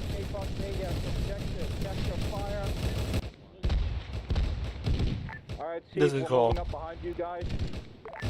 Beautiful, thank you. Alright, squad. All squads move on to the aluminum workshop.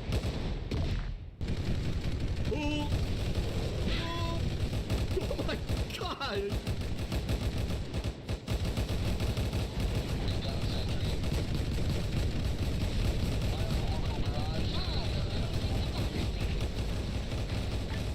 Team, be aware. Thank you. Oh, that's a 120. It's doomed us all. Yeah, I got that. Oh. What did they know? What? Oh. Retreat. Right. Oh, hey, it's a flex mob. Almost reloaded. They got it. We're fine. Destroy the Oh, a overship. beautiful advertisement over there. Helldivers are engaging the overship. Godspeed, Oh, boys. wow, they just shot a huge gun.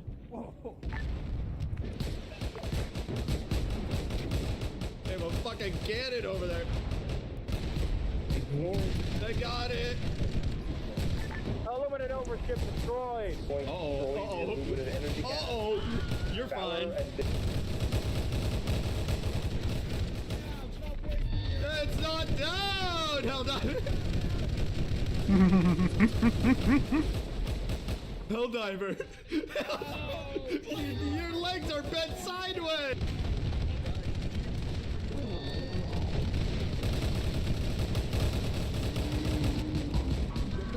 It's beaming down true!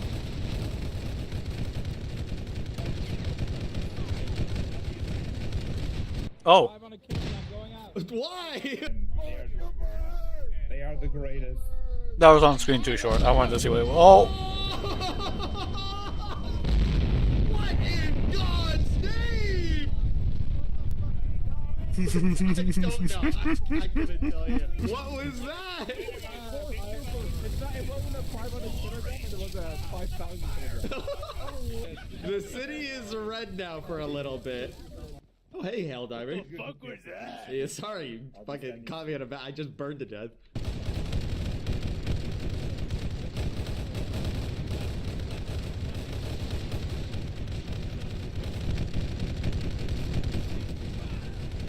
Oh.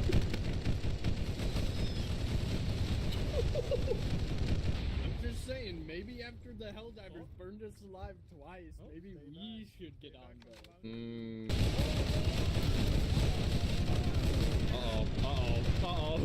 Oh. That's a lot.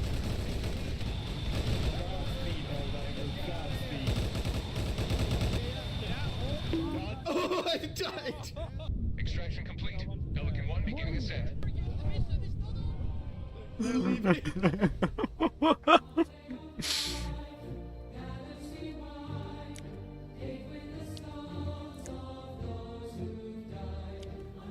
The world's light of super pride.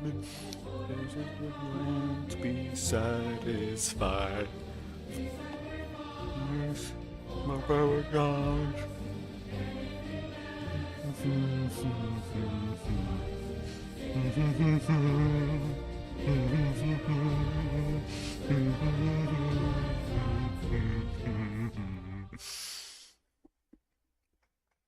Yeah? What's up?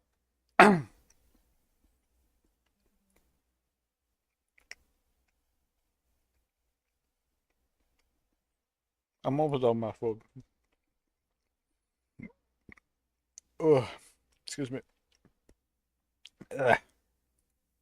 Howdy! Today we are playing as battle droids during the Clone Wars, and that's about all I can tell you because this entire event was deranged, and for most of it, I forgot our goal was to capture a Republic senator because I was exploding. What didn't help this is the fact that it took like 45 minutes to even get this event working because a single JPEG file was missing, causing the entire game to catch on fire for some reason. This is also directly related to that one cryptic tweet I made like a few weeks ago. Normally, I do not include the troubleshoot inside of Arma operations, however, this time I was losing my mind, and I find that to be valuable context. So that will be the beginning of this video. I hope you enjoy watching us bring glory to the Confederacy, and I will see you around. You. Well, I can't do anything about that, first off. Second off, I can't do anything about that either. Okay, look, that is, I am not even joking. I searched my entire mission for like an entire afternoon trying to figure out where that picture is. I think it's just like a unit patch or something that isn't in the mod anymore. I checked banners. I checked like everything. I could not find it. What is that picture? Oh, someone got in? Okay. I want to see it. I'm only a third downloaded. I feel like I'm in a roulette of kilobyte distribution where it's like, oh, it's your turn to get some, and then it feeds me a few little kilobytes. What have you done to this feed? What is picture 1_2SL.jpg? I can't help you, okay? What are you saying? I'm still in kilobyte purgatory. Just chill out. Oh my god, Bean, what is that image? I'm scared. What the fuck is that?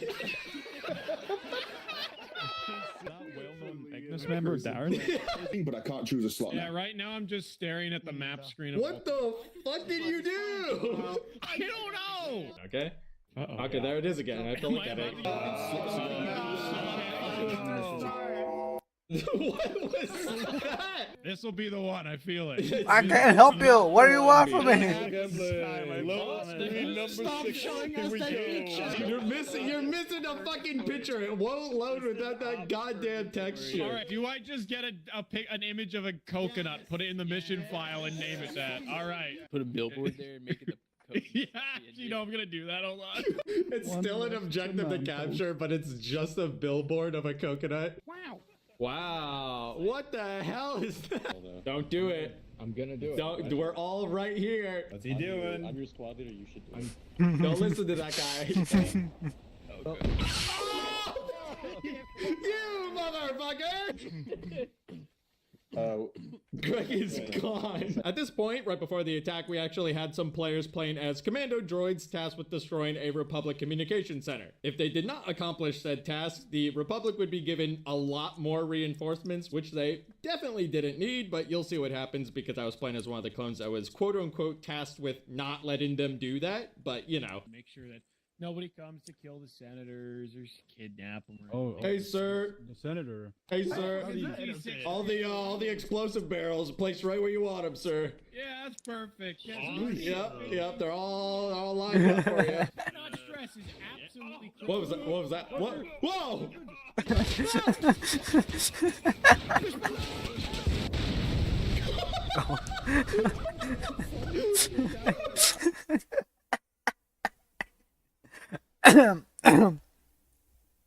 Also, don't call me a bully, alright? I literally told you. I told you that I would help you when I have time, okay? When I have time, I will help you, sure. That is what I said. I'm oily as fuck. I'm a battle droid, motherfucker. I'm oily as fuck.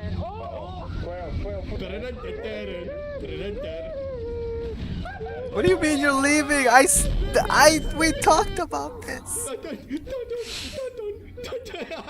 You're the only one that's getting saved, Scorch. Oh, we're heading to the coconut. What's up? Where the hell did you guys come from? There's a tank in front of us. This is the coconut. Oh my, why is there so many skeletons? It's a coconut, alright. We should leave. Let's go, back up, back up. Get in. Did you do a Borat my wife with the voice filter? We're too deep, we're too deep! I'm in the vehicle. I'm on fire. Goodbye! Here we come! This is gonna end terribly. Oh my. But this is where the BXs are standing, and Oh no, I get, yeah, no, I understand. this is just the, this is just the special soldier area. Busted all over it. Oh my god! You're not getting in. I can hear chariots playing. I officially call it. Let's move out.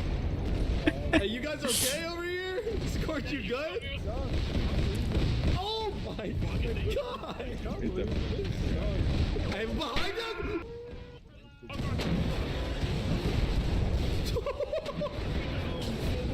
I got these guys. Are on my droid protocol. You framed me more than the Jedi. I swear.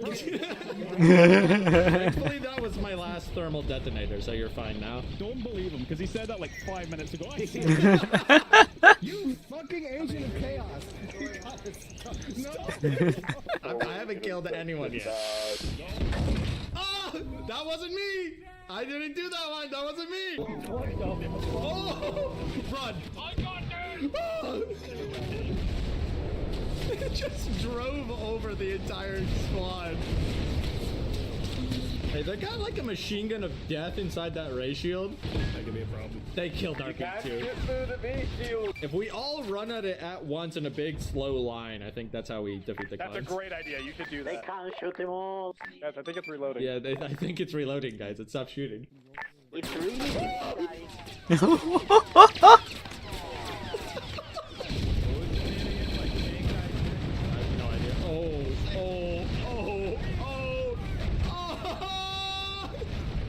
I have no idea what that is. Everyone else on the right. Everyone else being left. My Obi-Wan Kenobi. Did you hear that? Is that someone's smoke alarm? Yeah, that's actual smoke. That's not like the battery low beat. Oh! Oh!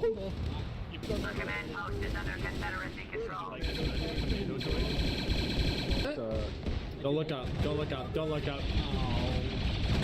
Oh! That is wild. Oh, what? I spawned Why is there a here. What? I drone spawned here. and then a clone helmet on? Don't walk on this bridge. Don't walk on that bridge. Don't walk on that. I got this.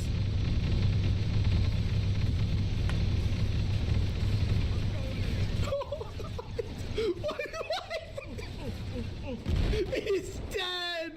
Incredible.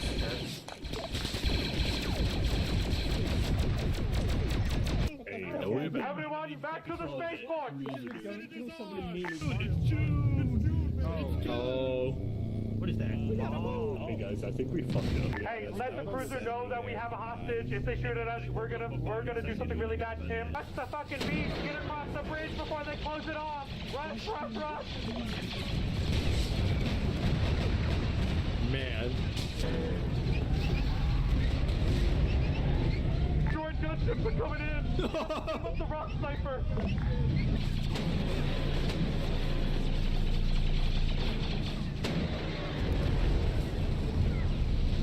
Good kill, Jesus Christ. God. Look, there he is. Oh my God, ship. Look at, oh, you can see the battle going on above us. Oh no, the vulture droids are losing. There's something on this bridge. There's something on the bridge. Oh. There's a big guy on the bridge. Munificent. There's a juggernaut blocking our way. Open fire. It's on the bridge.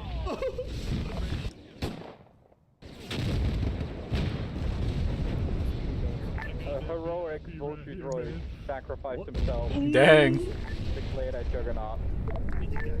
Strike. It's gone. No. Do not shoot that transport. I was there to pick up the senator. I don't know if that's gonna end well for the jet. Oh! This fucking commando droid's going crazy on him! Oh my God! They took him down. Holy shit, you killed Master Shiesty. Where's the transport? I don't know, maybe that To the right, the big box ship to the right. Dude, I thought that was a fucking cargo crate. This is a transport? Sniper, tell me when he's secured! Oh no! Sniper! Sniper! What have you done? We've been hit! We've been hit! This is. We're going down! Oh my. Okay. Truly the most glorious Star Wars battle.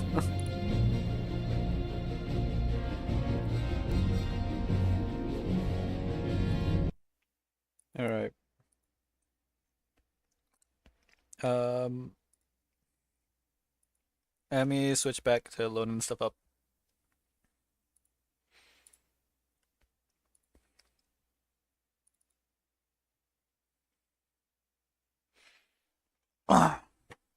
How?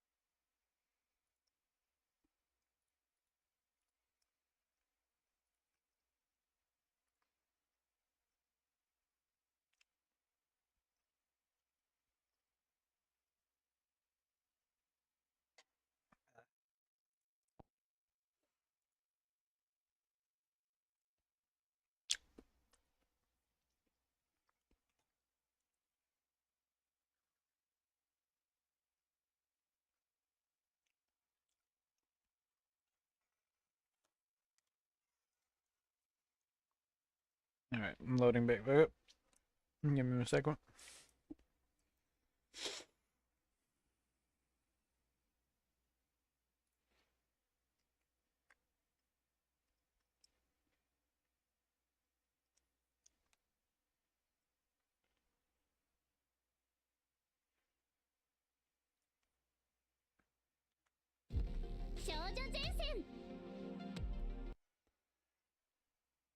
Oh.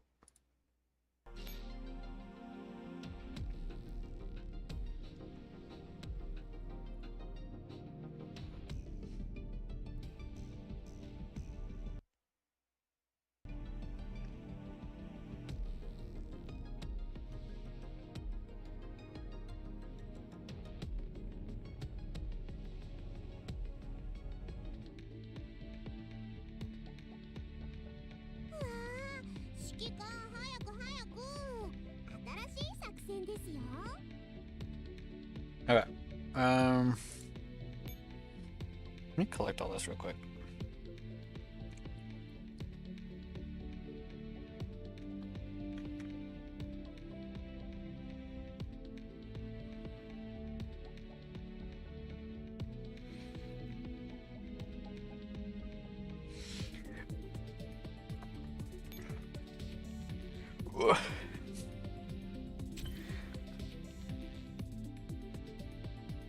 Your voice is higher pitched than you thought. Yeah. You know what? Hold on. You forgot food again. Oh my goodness. Don't forget your food. Also here, I can show you through the armory where. Wait. She's in here somewhere. Oh wait. Yeah, I forgot I gave her the junior skin. She only have. This is literally the only skin I have for her. But that's like, this was her original, right? Then the modded version, and then there's this one.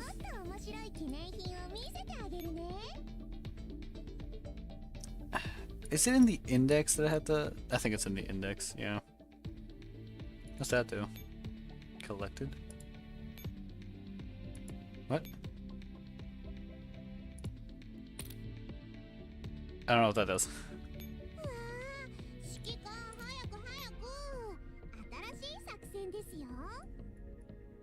Maybe it's in, hold on.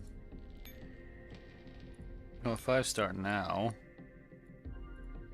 Nope, not handgun. AR. What the? Oh, right, it won't show her modded in here. No, it has to be 4. Yeah.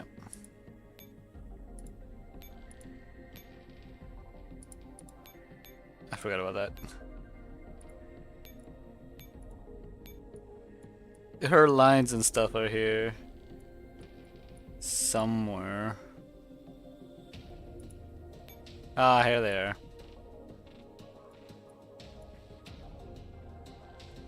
Wait. Why doesn't she show up as her modded version? Or do none of them show up as mods? Oh, none of them do. Okay. I need to actually completely get all of them. I'm missing a ton of them.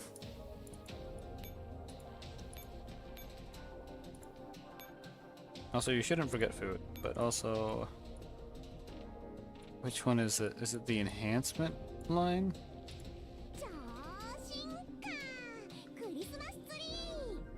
Yeah. That became a meme for the longest time.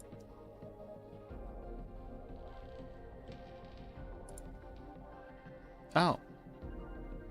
There's no audio for that one.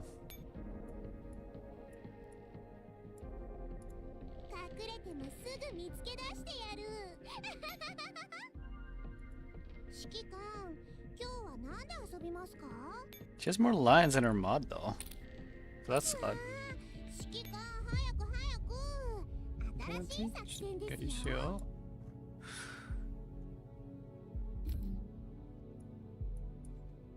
Okay, we are on this.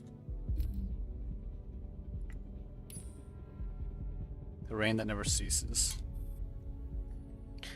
Newsroom office of DDR2. Shadowless rushes into the empty office, swiftly gathering equipment for an on-site report. The space that is usually filled with chatter and noise is now so quiet it feels unsettling. All employees immediately proceed to the underground parking lot for shelter. I repeat, all employees must stop their work, do not bring any belongings, and immediately proceed. Shadowless ignores the show broadcast and keeps backing in silence. A communicator emits a sharp, insistent noise. This is DDR2 reporter Shadowless. Where are you? Why haven't you come to the parking lot yet? The newsroom is only waiting on you. Don't play the lone wolf now of all times. I just received word the A5 was bombed. I'm going to cover it on site. Are you insane? The bombing is still happening. I know.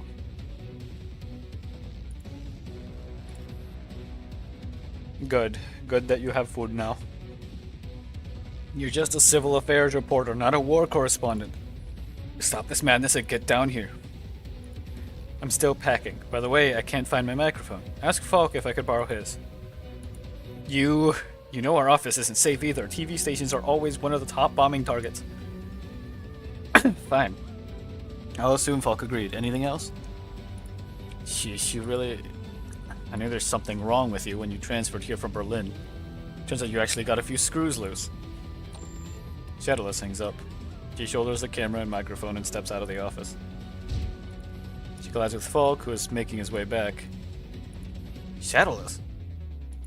Perfect. Falk, I'm borrowing your microphone. Where are you going? The A5 for an on-site report. The bombing is still going on out there. It's too dangerous to go now. Shadowless brushes past him coldly. Falk grabs his bag and rushes after her. You have no idea what you're doing. I used to be a war correspondent. Ordinary people can't face that kind of cruelty. My last war interview was with a woman and her child. They had just learned where her missing husband was. I still remember how brightly they smiled in that footage. Even though their house had been leveled half an hour before, at least they could reunite as a family.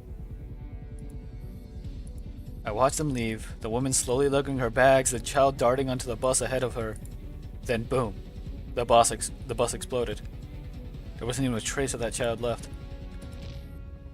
Falk tries to see Shadowless again. Do you understand? Losing family isn't a single storm, it's an endless rain that never stops. That woman will spend the rest of her life crying tears of grief. Shadowless, no matter how much you want to prove yourself, this isn't the way. But as he blocks her path, he sees her face is already wet with tears. Prove myself? If I ever wanted that, then why? I know too well what it feels like to lose family. I'm sorry?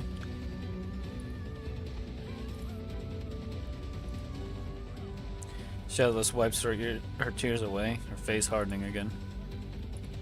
I had a younger brother. He walked into a world bloody beyond fathom, chasing the truth. He died there. He'll never come back. Shadowless kicks open the emergency stairwell door. Must take his place and keep looking at this blood-soaked world. I remember how he died. It was rough. He died a hero, though. Rami's office. Hoffman hands Rami several stacks of files. The problem is the music is so loud, but then everything else is so quiet. Hoffman hands over Rami several stacks of files. Have obtained the full entry and exit records of the guard regiment for the past week. This one is their submitted version. This one is the system's backup log.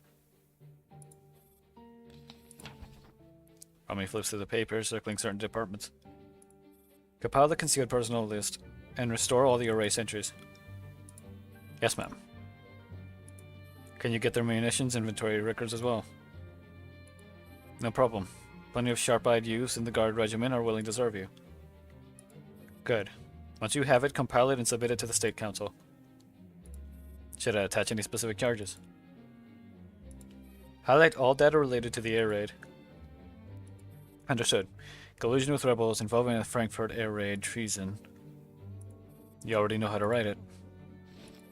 Remy sets those 2 documents aside and opens a third. This is a combined intelligence report.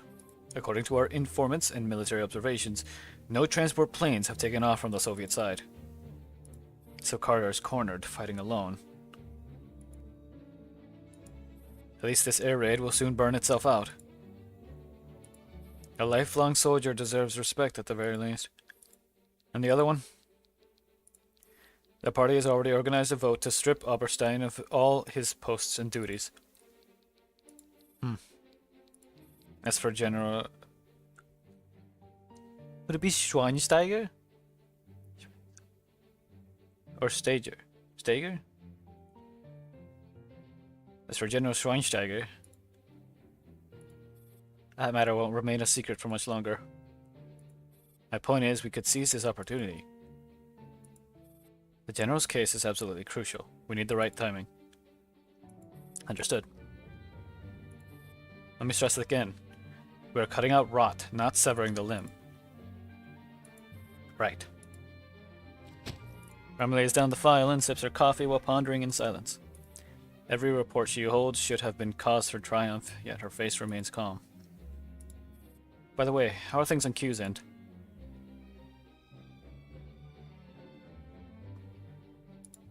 Social Unity Party headquarters. Officers are photographing the scene with great care. Furniture torn apart like paper, blood splattered on every surface, showing the victim's desperate struggle. Oberstein's eyes, still wide with the last trace of emotion, his motionless chest. Q slips under the cordon. Even she frowns at the sight of the corpse. The younger officers have long since retched themselves empty when they first saw the gruesome body. Any leads? Estimated time of death is 3 hours ago. Weapon appears to be a sharp metal object. The fatal wound is the penetration wound through the head. Multiple other punctures and lacerations on the body. Full assessment still pending. Any idea on the killer? All internal cameras are destroyed. We're pulling street footage, but odds are slim. The only witness is his chief secretary, Fred, but he's hysterical.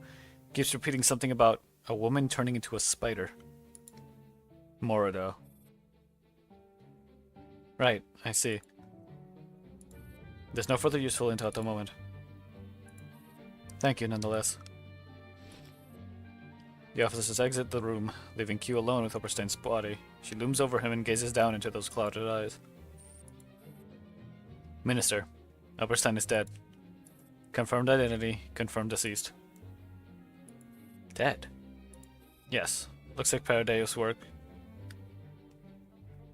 Looks like Paradeo's handiwork. Have his family been informed? Notified? His only direct relative can't be contacted. Then arrange a simple funeral in the party's name. Yes, ma'am. Q ends the call and leaves the office. Perhaps even Oberstein would never have imagined the last time he was surrounded by a crowd bombarded by flashing cameras would be the moment of his own death.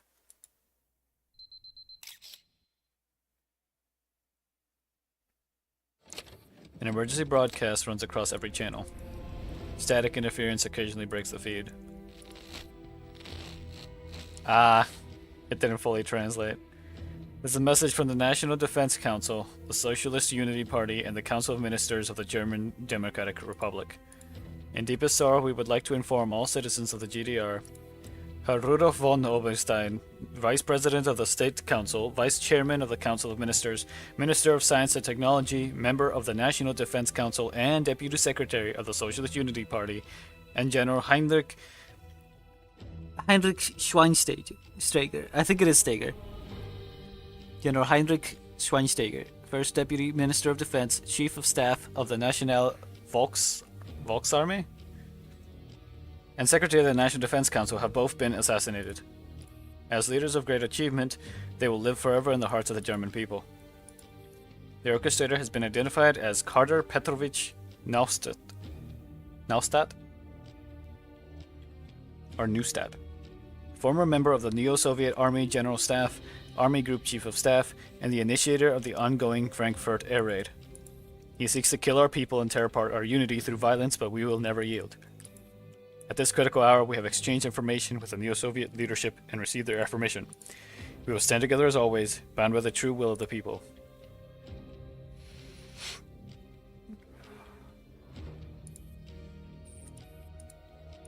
The comms notification sound echoes forlornly in the dark.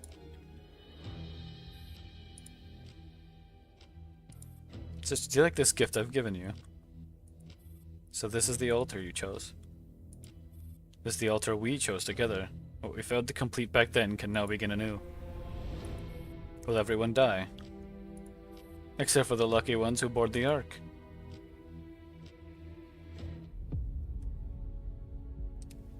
Oh. Okay, there's more combat. Conversation in the dark.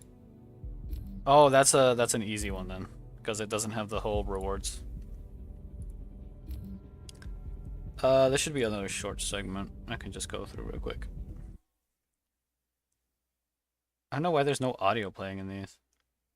I think they're supposed to be.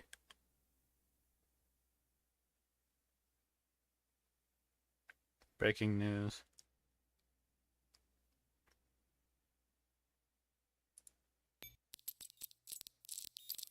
And their file decrypting. November 16th, 2064. There are people marching in the streets, protesting the war, chanting for unity, for peace. If shouting a few slogans could bring peace, how the hell did we end up with World War III? I stepped away from the fired up crowd and went on with my squad to the next point. At noon, Denta showed up, dropped off some supplies, and hauled away the unlucky rider. He said the afternoon op had changed. The general is going to talk with those people. Our new task is to hold this temporary position and gun down anyone who tries to crawl out of the bunker exits. If this morning's mission was like playing 100 back-to-back soccer matches, this one's like sitting by the stove playing MTG, practically a reward. Those cowards are already scared stiff. The streets of Moscow belong to us now. They don't dare poke their heads out of that bunker. While we waited to play whack-a-mole, I couldn't help but wonder what the general plans to tell them. Demand the first row to resign? Demand a promise they'll never join the URNC? Demand our faction take power? If it were me, that's what I'd say. As long as the Neo-Soviet Union never joins the URNC, it doesn't matter who's in charge. The meat still stays in the same pot. But if they join, I can already see them smiling like fools, counting money while someone sells them off. The URNC never shuts up about unity, as if slapping together a big government could solve all of humanity's problems. Ridiculous. This world has hundreds of ethnic groups, billions of humans. When survival is on the line, every tribe will look after its own first. That's instinct. Humanity will never truly unite. The only real unity is money. Those corporations unite just fine. Laughing as they tear down trade barriers, governments can't restrain them anymore. They monopolize the global market without restraint, becoming the gods of this earth. And once they're on the throne, they'll carve us mortals into ranks and classes, slap us with labels, set us against each other, stirring up insults and hatred just like they always have. That way no one ever looks at the real problem. And one day in the future, we Soviets will be speaking someone else's language, writing someone else's words, teaching someone else's history. By then, the Neo-Soviet Union will be truly dead. The RNC waves its banner of being for the people while hacking out the roots of our country and our nation. The tragic part is most people only care about today's bread. They think the UNC will bring peace and prosperity forever, but are blind to the real danger.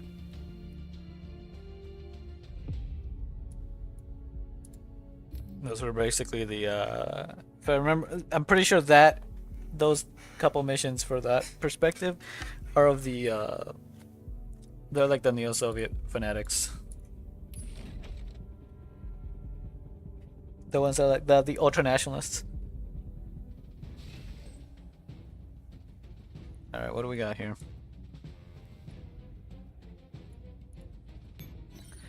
Survive until round 2.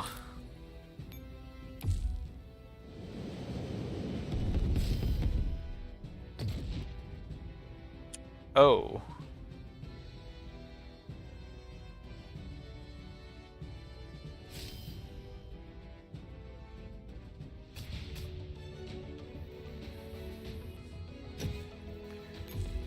So is that like a story level then? I wonder what that's supposed to mean.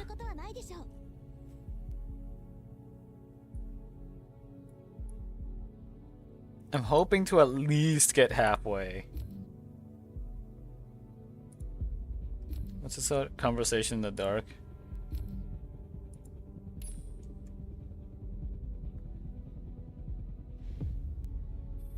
At a power distribution station, Frankfurt. Several staff members are rushing from room to room. The chatter on their comms line is constant without a moment of silence. Chief, we're receiving multiple reports of power supply issues. I know. Prioritize the hospitals first and deal with the rest. Traffic outside is paralyzed, communications are unstable, and the teams sent out to aid the hospitals haven't even reached their destinations yet. Chief looks out the window at the gray sky and sighs heavily. Just as he's about to issue new orders, he notices his subordinate's eyes widening in shock. Before he can ask what's wrong,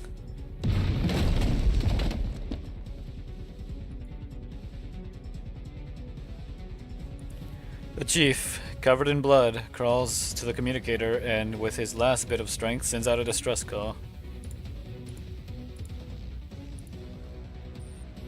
Requesting support. Atom power distribution station in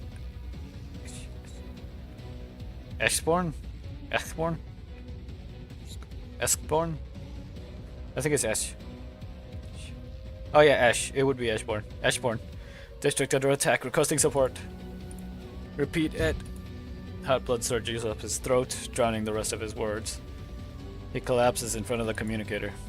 He remains oblivious to the static on the other end of the line.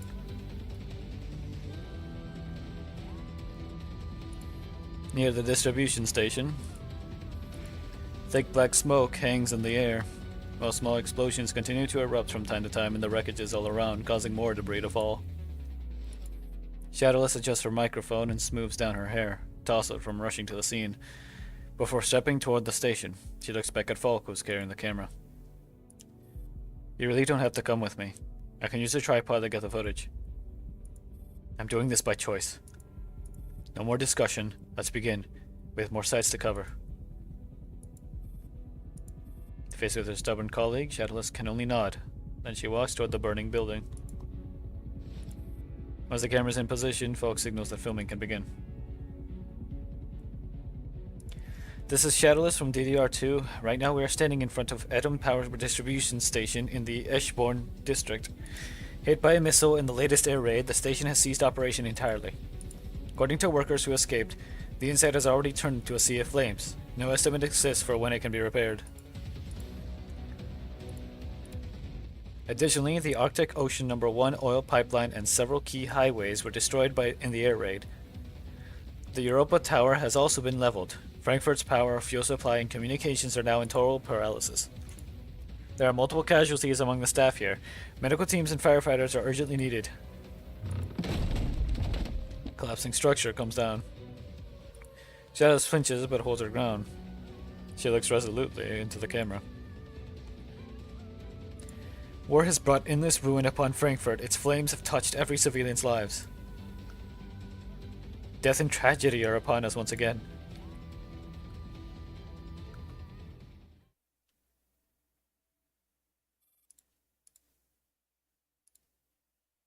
Stasi Special Communications Channel. Initiating remote Stasi conference. Please check in. Wolfgang present. Main divisions. Wait, that would be.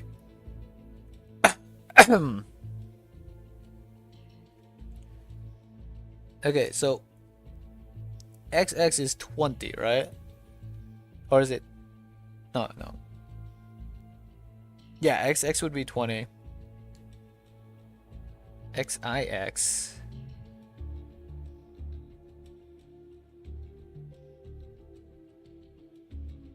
would be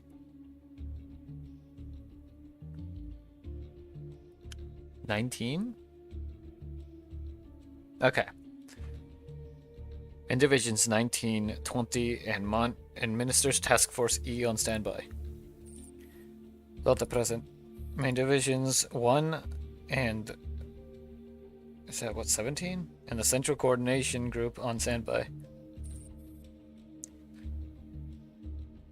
Theater present. Main divisions 3, Section 26, and the Armament Department on standby. Hedwig present. Foreign Intelligence, External Operations, and the main Directorate for Reconnaissance on standby. Natasha present. Sections. I think that'd be 12. Sections 12, 13, and the Covert Operations Department on standby. Synchronizing intelligence. The Army's Air Defense Forces have received orders from the National Defense Council. They are preparing to enter Frankfurt and conduct a full sweep for rebel air units. 10th Armored Division stands ready to move into Frankfurt. Weapons previously coded EDDF and others are officially designated ISO boxes. Actually, let me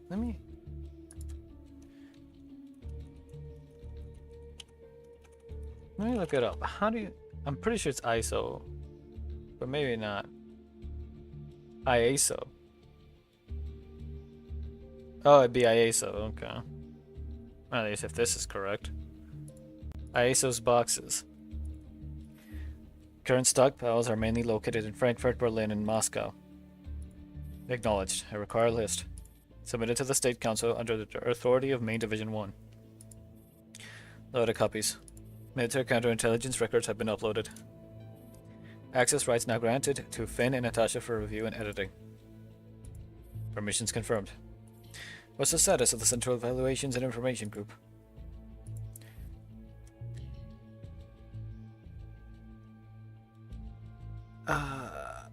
Okay, hold on. XX2. You know what? I might as well look it up.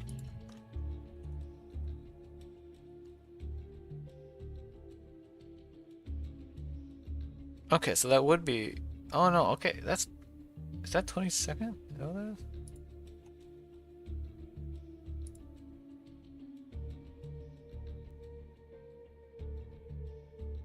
Oh, I was messing it up. Okay. So, let's actually go back real quick.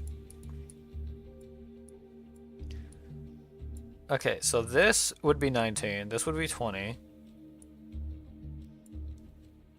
22.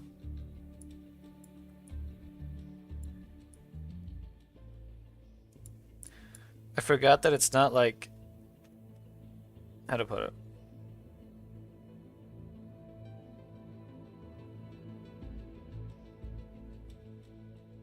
If it's next to it, it basically just keeps adding, basically.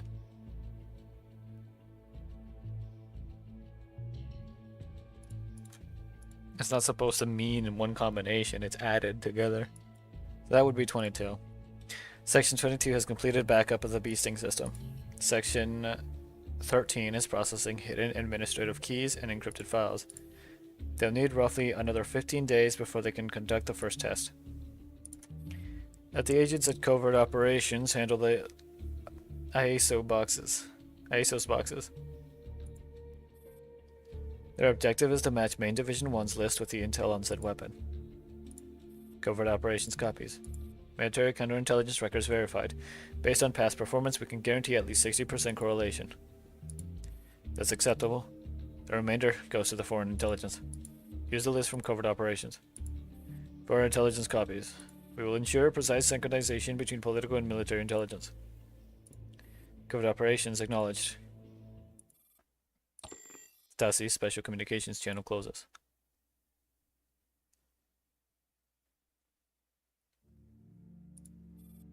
Johannes Gutenberg University Metro Station. Frankfurt. Bombs continue to fall. Their heavy thunder never ceasing. Hannah lies weak and delirious in Pauline's arms, burning with fever, her forehead hot to the touch. Pauline bites her lip in anxiety. In her rush to flee, she has only brought their ID, papers, and some cash. Her eyes wander through the demoralized crowd, desperate for hope, until in the corner she notices a flash of white, a white coat, stark against the gloom. Excuse me. She has to take the chance. Hurrying forward with Hannah, Pauline stops before the woman in the lab coat. I see you wearing a white coat. Are you a doctor? My child's had a fever for days. I meant to take her to the hospital today, but then this happened. Now she's burning up and won't wake up. I'm worried sick. Could you please look at her? The woman lifts her head, her face is weary. Stares back at Pauline uncertainly, glances at Hannah, then falls into long silence. Pauline's anxiety churns. Hello? The woman avoids her eyes, her lips quivering vaguely as if she is about to speak. Another shell booms overhead. Yes, my hands are a bit dirty. Could you take a pair of medical gloves from my pocket for me? Relieved, Pauline quickly passes Hannah into her arms. Then she extracts the gloves from the woman's pocket as she has asked. Sorry, Doctor... Just call me Nell. I forget if Nell?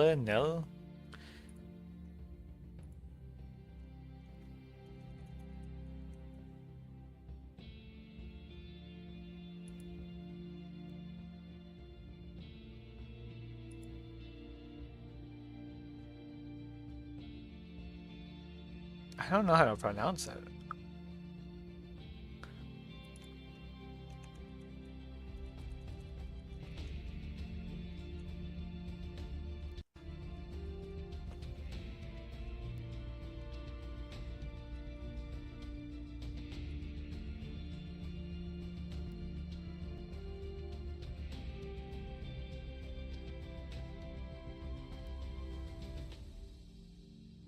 Nella?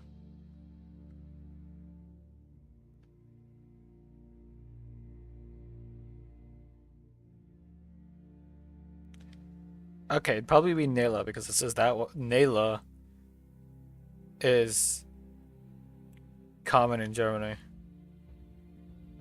And it's also the Dutch and Flemish pronunciation. So it'd be Nela.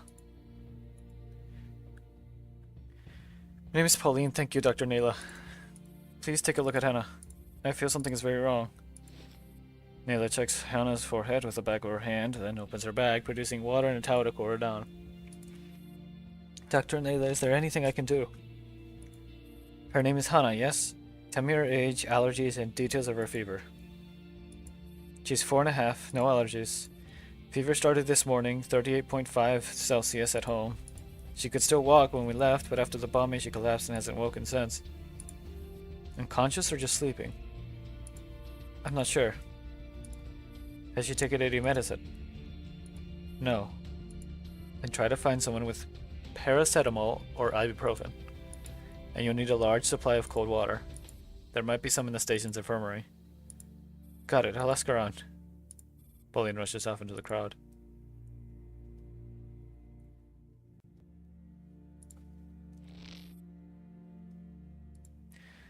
Ayla wets her towel with the bottled water that Maris has left her and lays it on Hannah's forehead. And she carefully places the child on her side, ensuring she won't choke as she vomits. I went to find you some medicine. Hang in there, Hannah. Who are you?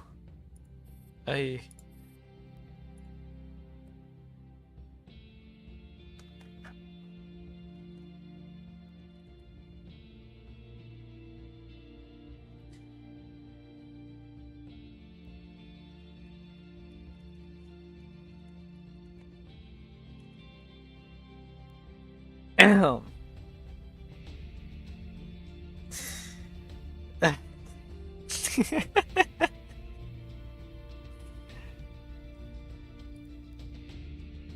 no.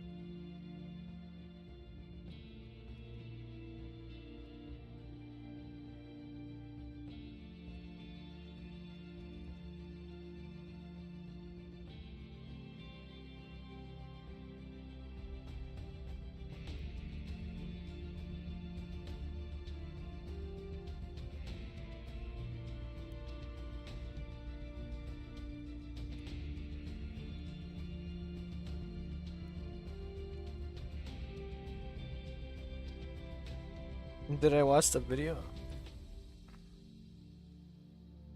Let me see.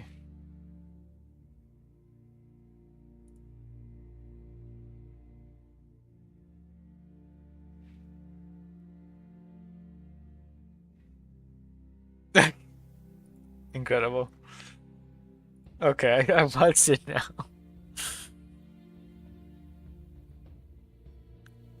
Let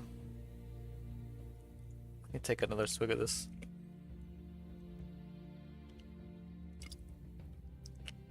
There we go. As eyes have opened drowsily. Doctor. That's right. Does it hurt anywhere? Just dizzy and sleepy. Does your stomach hurt? Do you feel like throwing up? No. Alright, rest a while. Your mama will be back soon. Okay. A small, feverish hand suddenly clasps Nayla's fingers. The unexpected trust pierces something deep in Nayla's heart. Footsteps approach quickly. Dr. Nayla. No, what? Huh?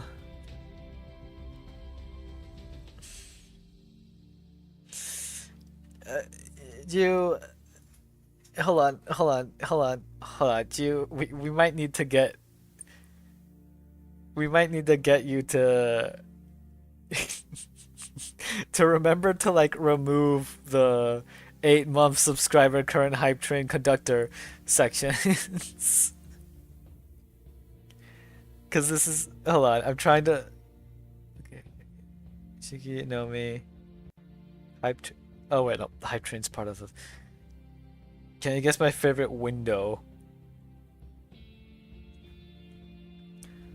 8-month subscriber current hype train conductor G. Style 8-month subscriber current hype train G. emote. She got it. 8-month subscriber, current hype train, the conductor G. The Victorian Bay window thing, yeah. Sliding slash, I think. I want to sit with my sticks by the giant Victorian window and make all my neighbors terrible. You know what? Found anything? Yes, several kinds, but I don't know which. Pauline sets down several boxes of fever reducers. Ayla notices more people trailing behind the woman. Her breath quickens instinctively. They heard you're a doctor and came for help. I'm Olivia, leader of the station's maintenance team. With my superior's approval, we can set up a temporary isolation area for the injured. The station will make a broadcast to call for more medics. Nayla wrings her fingers uneasily. Please, don't be nervous, Dr. Nayla. I just came across lots of injured people while looking for medicine. Someone still helped me even though she was bleeding herself.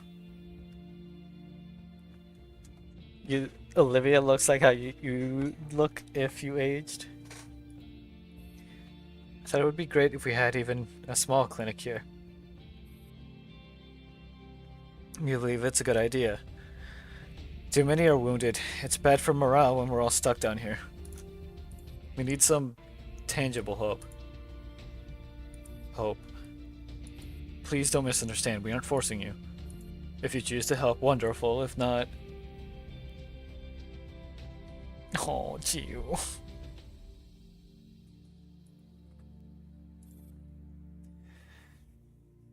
We completely understand.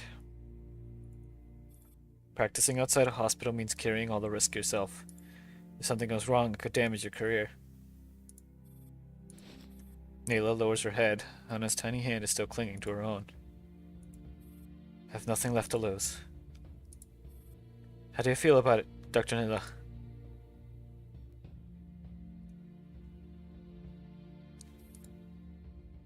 Okay, if another failed to translate. It happens sometimes. That would say gray on that, pretty sure. Because this is gray. And darkness knocks on your window. Remember, you are here to change the world, not to be changed by it. Oh, the in the lapis. Admit it. When you dissected gray, you gain knowledge and joy. It's not that we choose something because it's right. It becomes right because we chose it. Compared to Gray or William, you're more like me. Oh, this is part of Patadeus. Dr. Nayla, please don't worry. Just tell us what you think. What I think? Deep down, I think... Nayla gently squeezes Hannah's small hand.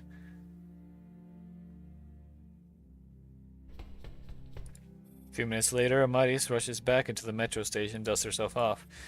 Compared to when she left, the station is now much quieter and more orderly. But Amaris has no time to spare the crowd a closer look. She strides quickly toward the corner where she has left Nayla. Nayla, the grocery stores in the city are all emptied out. I'll manage to pick up some... Nayla! But Nayla is not where she is supposed to be. Nayla! Amaris searches the area frantically. Hearing her shouts, a woman holding a child raises her head. Are you looking for Dr. Nayla? She's at the temporary medical station. Dr. Nayla? Temporary medical station? That's Scar H, by the way. Also known as Amaris. Amaris? Amari? I think it's Amaris. Amaris. It's just over there. Near that makeshift shelter made with a nylon sheet.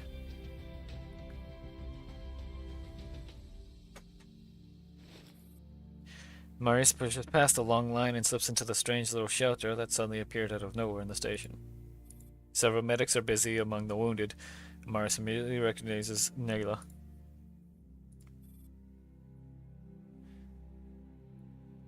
It might be just Amari, isn't it? Amaris. Nayla, what are you doing? Amaris, you're back. I've brought some cookies and water. We've set up a temporary medical station to give some help to the wounded here in the metro station. But you're in pretty bad shape yourself. Marius looks like she wants to say more. Nayla simply gives her a faint smile. You're a good doctor. And you're an outstanding elite doll. What now? Are we supposed to trade compliments? No, I'm just thinking, under these circumstances, you probably should be doing something more important. Like fighting on the front line. I've fought in many wars already. Besides, weren't you the one who said that this is also a front line? But if the NATO's gone, you're only stuck doing bodyguard work by my side. Seems like a waste. A waste? Miss Nayla, I'm just an idle doll with nothing to do. Maris. Dr. Nayla, patient 018 is having another seizure. I'll be right there. 018 would honestly... That implies there's at least 100. Maris hands the food to Nayla. Go on. Okay, we'll talk later. Nayla hurries away. Watching her disappear among the crowd, Maris finds herself dialing a contact she never thought she would. Speak. Steve is emphatic to it. Amaris? Gary has already been retrieved. Our collaboration is over. Shouldn't you have returned to the Stasi? In theory, yes, but apparently Germany doesn't agree with me. Right now, with a good doctor acting as her bodyguard. And her bodyguard, Miss Mia, is here working as a medic. And you? Weren't you the one who said you can't do anything? Please. Having an elite doll like me serve as a bodyguard or medic would be such a waste.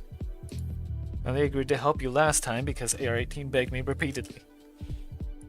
Oh? Surprised an elite doll has the spare time to pick up calls so quickly. Are you sure you're not bored out of your mind? Hey, I'm not idle here, you know. I'm maintaining the network. You, on the other hand, why are you twiddling your thumb chatting on the phone with me? Bodyguard work involves a lot of standing around doing nothing. As a World War III veteran, shouldn't you be out bombing planes right now? I recall you also served in the Soviet military. Shouldn't you also be bombing planes? That's far too inelegant. Exactly, it's too much hard work. Doesn't match my persona as a garbage doll. That's your persona? Also, what do you think about this design, do you? And while you look at that, I need to check something real quick on the side.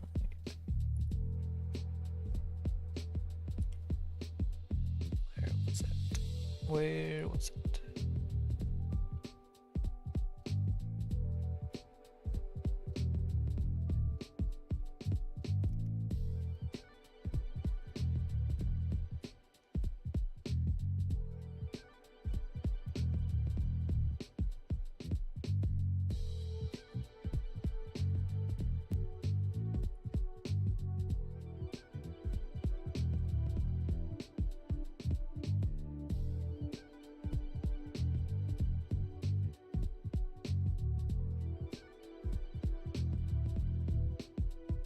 Hold on.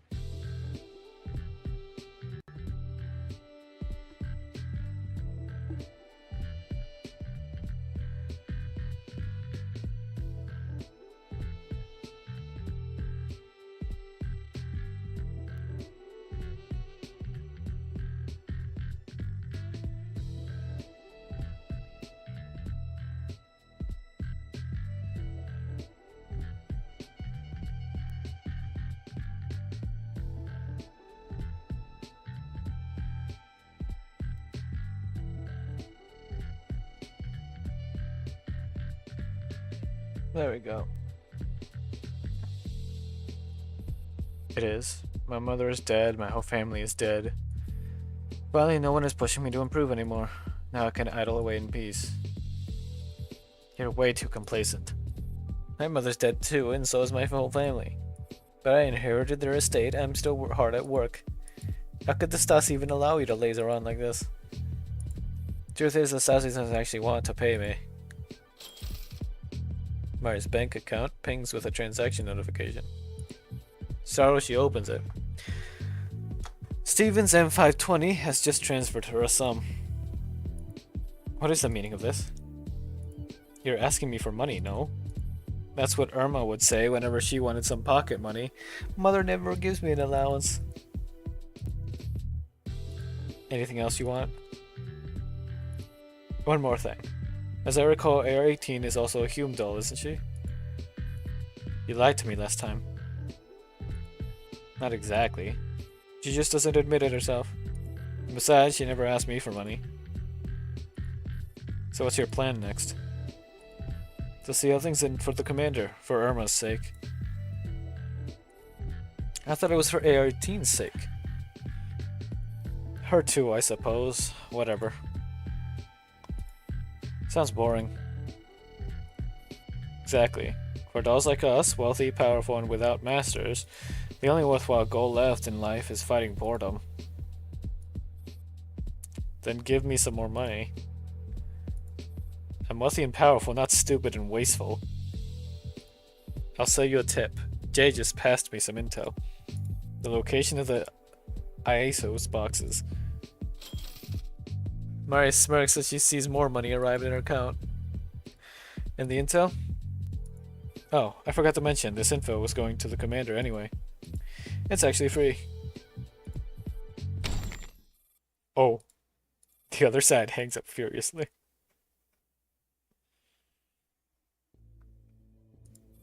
Command room. AR-18 forwards the intel that Amari's provided to the commander. Commander, intel from the Stasi indicates that these underground defense facilities may contain ISO boxes.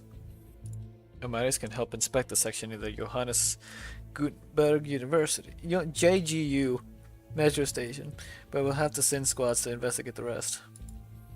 ISO's boxes. The bombing of Ulf is already so devastating, but Perideos won't even spare the underground? Do we still have any squads available? Yes, please take a look. Tell them to get ready to move. No, tell them to get ready and move out immediately. Yes, Commander.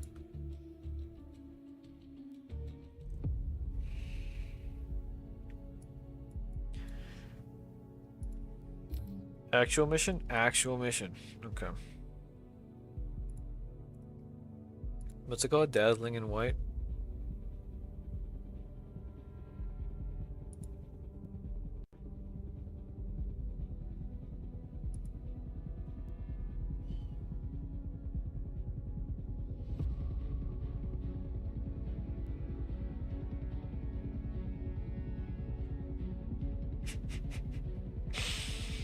Alright, so this one... Oh, okay, so the one we did, the one... Oh no, it's not. Who scares you? This one?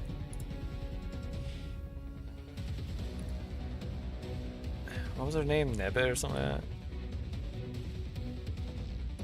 that? Alright. There's unfortunately a half-hour-long mission later, but that's fine. We're going into combat. What's the goal here?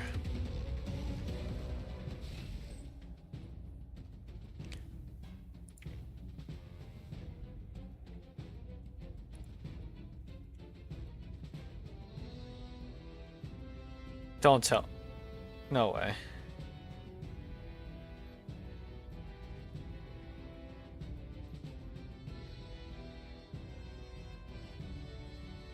Is this what I think it is?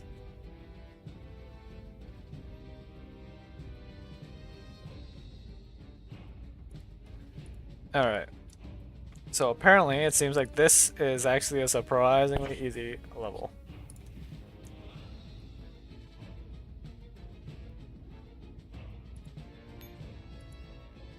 Come on.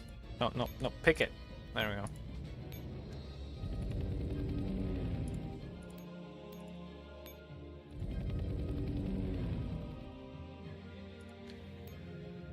Do we have any more? Anyone else I can just drop there? You know what? Sure, why not?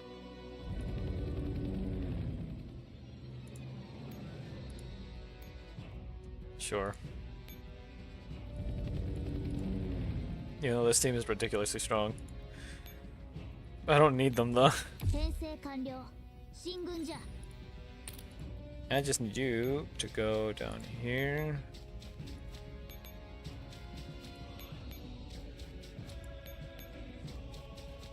And destroy this.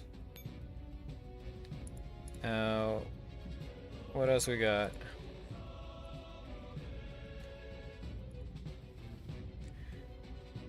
Hello, you. You think you'd die in a tragic year? Okay. Maybe you shouldn't do that. Just a thought, you know.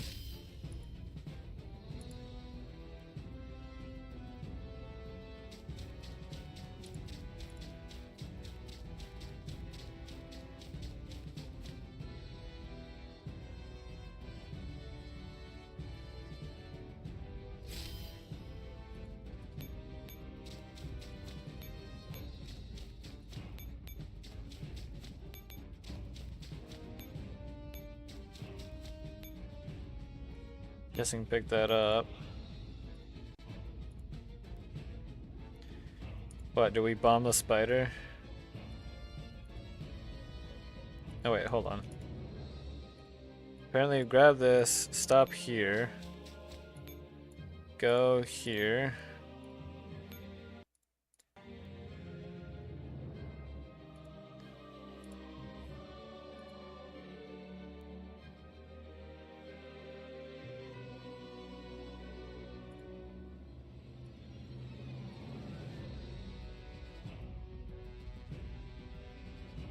Right.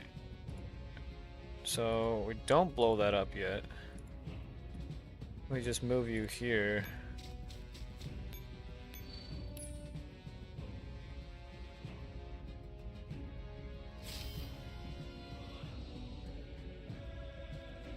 Hmm.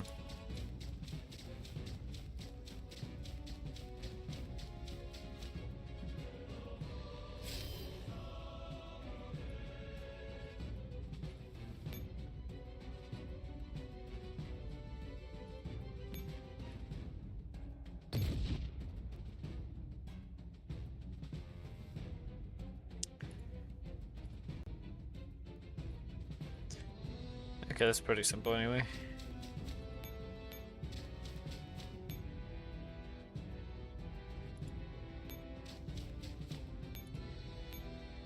Now, do we bring them back is the question.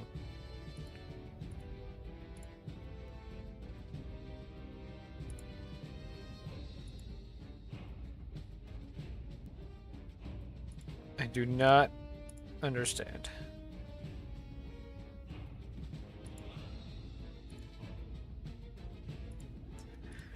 Apparently, do this. Alright, let's see.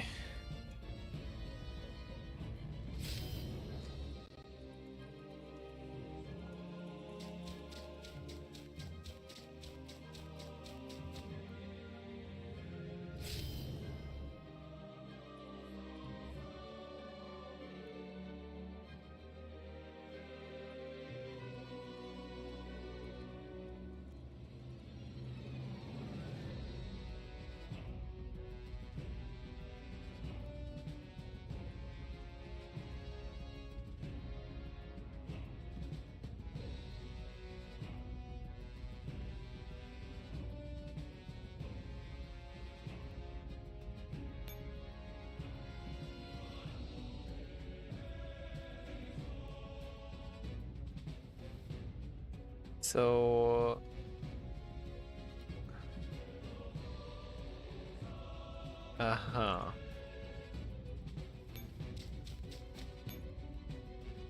so let's go up, deactivate this. Ding, ding, boom. And you move down once?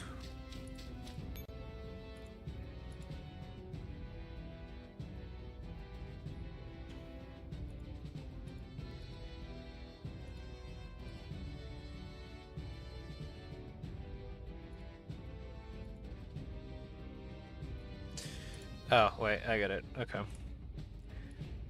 So we do that, go like this.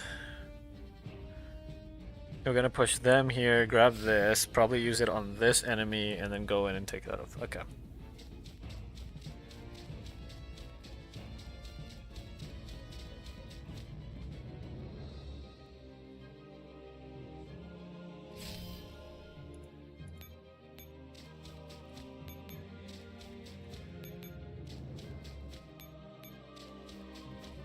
Pick it up. Throw on you.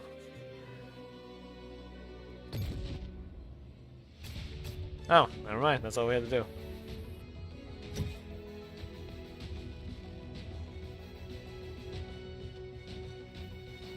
Okay, hold up. According to this art, she is tiny. Because if this shotgun is that big in comparison to her. Hold on, okay, so that shotgun's about like this high in real life.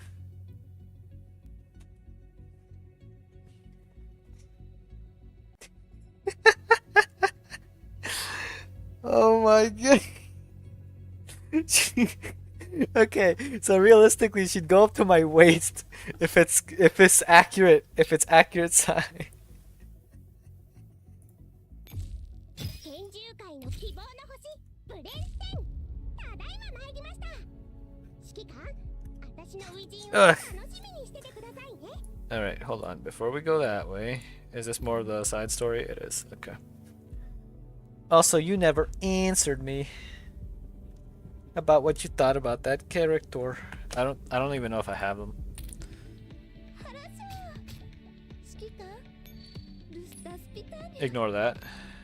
指揮官ご安心を Hold on. Oh, this one. What do you think of her design? Also, the shotgun on her is more properly sized than the other one.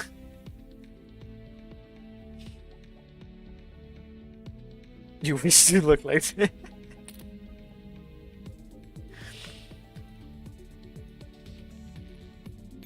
Then this is the one I was talking about, super short, because that shotgun is clearly massive. But I mean, if it's anything to go by, there are other characters that are kind of like that, with the whole gun being extremely big. I forget which character it is that if it's like, oh, if the accuracy of the gun, like, judging by the gun's size to the character, she would be like 12 feet tall or something like that.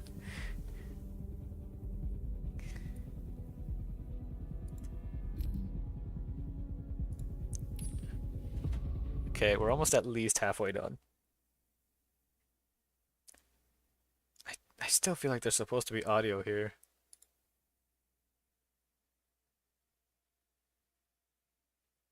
Why are you spray bottling? Another decryption.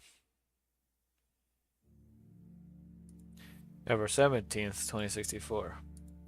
First light, we woke to gunfire from the north and southwest. One shell landed about 2 kilometers out, brought down a whole building. Civilians poured into the streets, terrified, looking like they were trying to flee Moscow. I ignored your pain. What do you mean?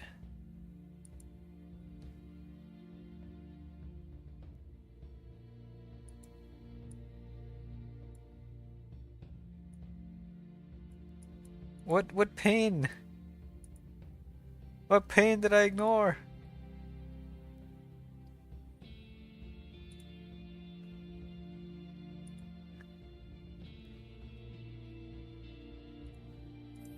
Remember told us to keep resting and to switch watch at the proper time. Lay back down and caught another hour, though it wasn't real sleep. Dreamed something about the general giving a speech in the Kremlin. Whatever it was, I'd forgotten by the time I woke. When the sun came up, a column of armored vehicles rolled in from the west, flying our flag. The guns also fell quiet for a while. Through the scope, I watched those brother units and offered a silent greeting.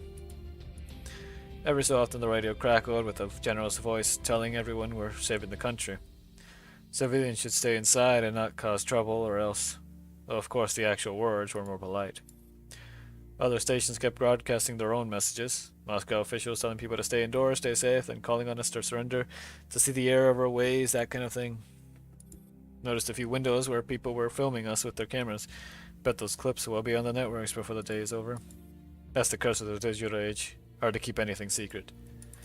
Wondered if my sister's at home filming soldiers in the street too before Mom chases her into the basement waving a soup ladle. Just hope they stay calm, stay safe. Once suspicion's over, maybe I can ask for leave. Spend a few days back home. Miss the boys I used to play cards with. Dentist sent no new orders, so we kept watch. Around noon, Roma spotted a young man slipping out of a bunker exit. His aim was perfect. The kid didn't suffer long, but the shot gave away our position. Packed up and shifted to a new site. After that, nothing. Until sundown. Not a soul came out of the bunker. It's like a turtle shell, thick and impenetrable. No way we can crack it head on, and those high-value cowards won't come out. Unless we use bunker busters, I don't see any other solution. By nightfall, the shooting picked up again. Dentist finally sent fresh orders, north of the city, reinforcement duty. Others would take our place here. I thought they'd keep us on covert missions, didn't expect to be sent to frontline support. Strange. But orders are orders, packed up without complaint. Norma asked, what about the south? Dentist said the southern troops are just putting on a show, no need to worry.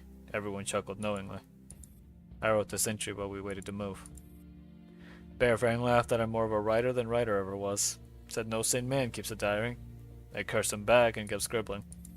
I like to scratch a pen on paper, but tonight there's a weight in me I can't put into words. Back in the yellow zone, I never hesitated to pull the trigger. I knew exactly who the enemy was, and I knew it was my job to kill them.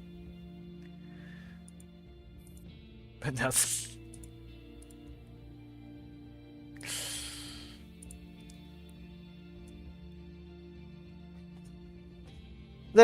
What do you mean? There's nothing stopping you from dressing how you want to.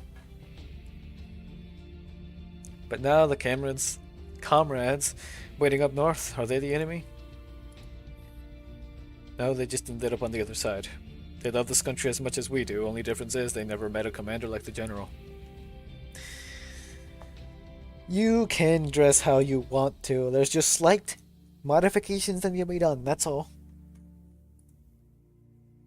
It's still good. You can still dress how you want.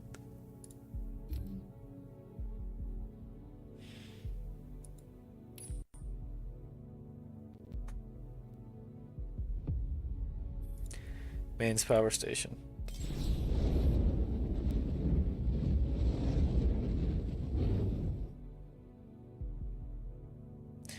Raging flames consume the station, scattering sparks through the air. Once Falk finishes adjusting the equipment, Shadowless strides forward to begin a report. This is Shadowless from DDR2. I'm standing in front of the mains district power station. Face of a dainty medieval princess in the bunny banana. Then that means you can make it work. I didn't have to click the link. You sent it to me on Discord.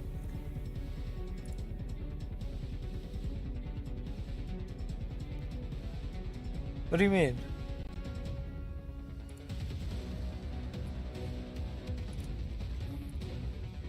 You missed. Okay. Well, that's on you for missing the reaction. You know what? You know what? About an hour ago, a sudden explosion erupted here. The entire mains district is now without power. According to staff on site, they were working overtime inside due to energy shortages when the accident occurred. This has led to devastating casualties. You're going to remove... What do you mean? It's been traumatized.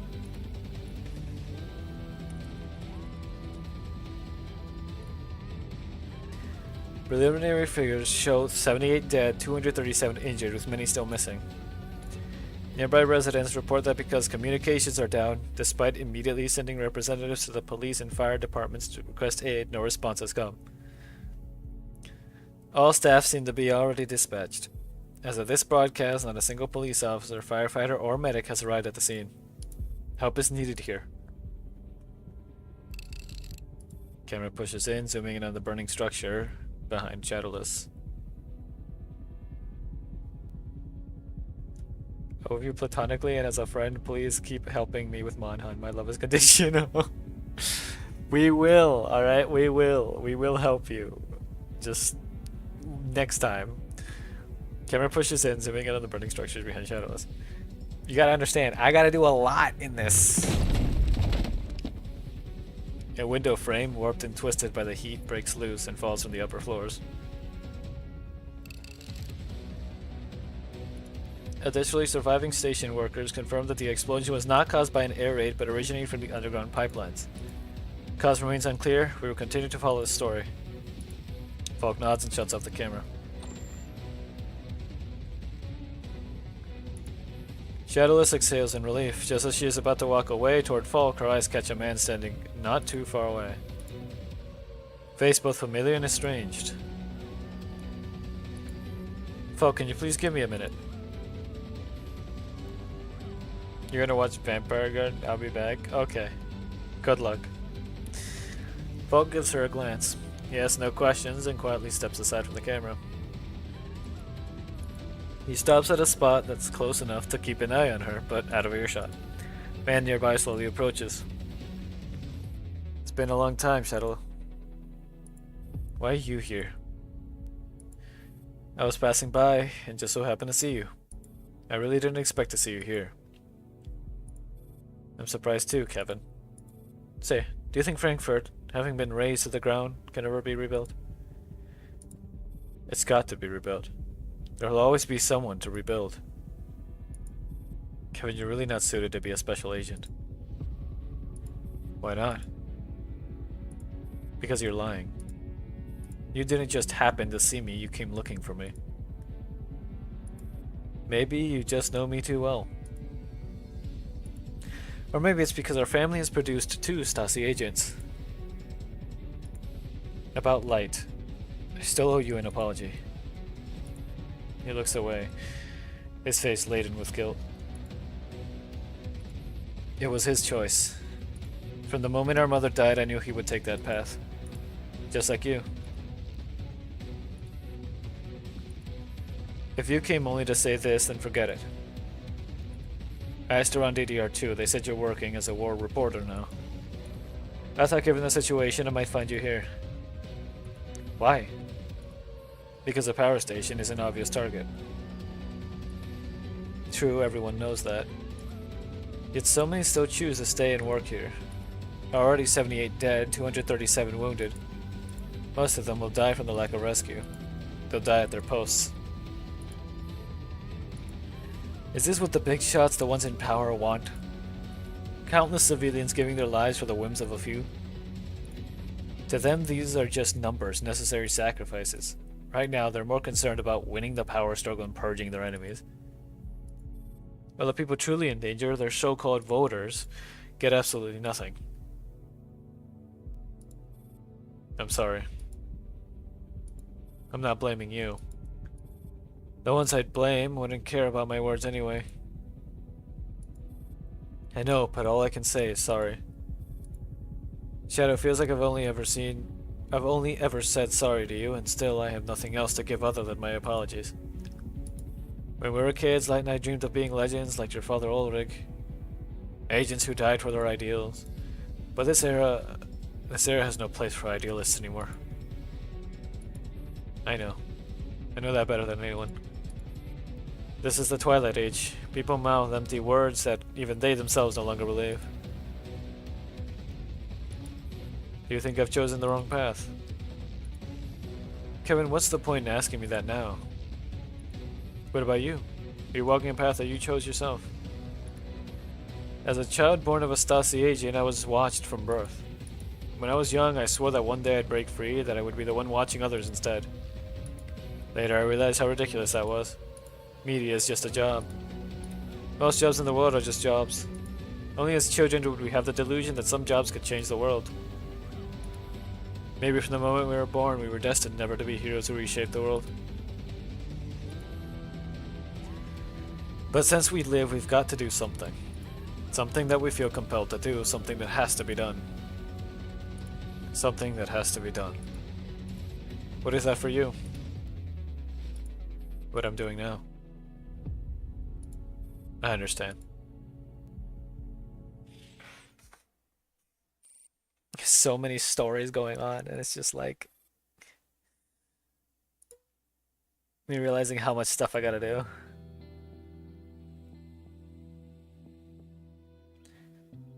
A call comes through an encrypted comms channel.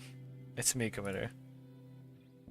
Also, what you just said, I feel like that's way more common, especially after seeing all those videos of the cute cafe, the cute foods cafe things. Sure, sure, you vampire.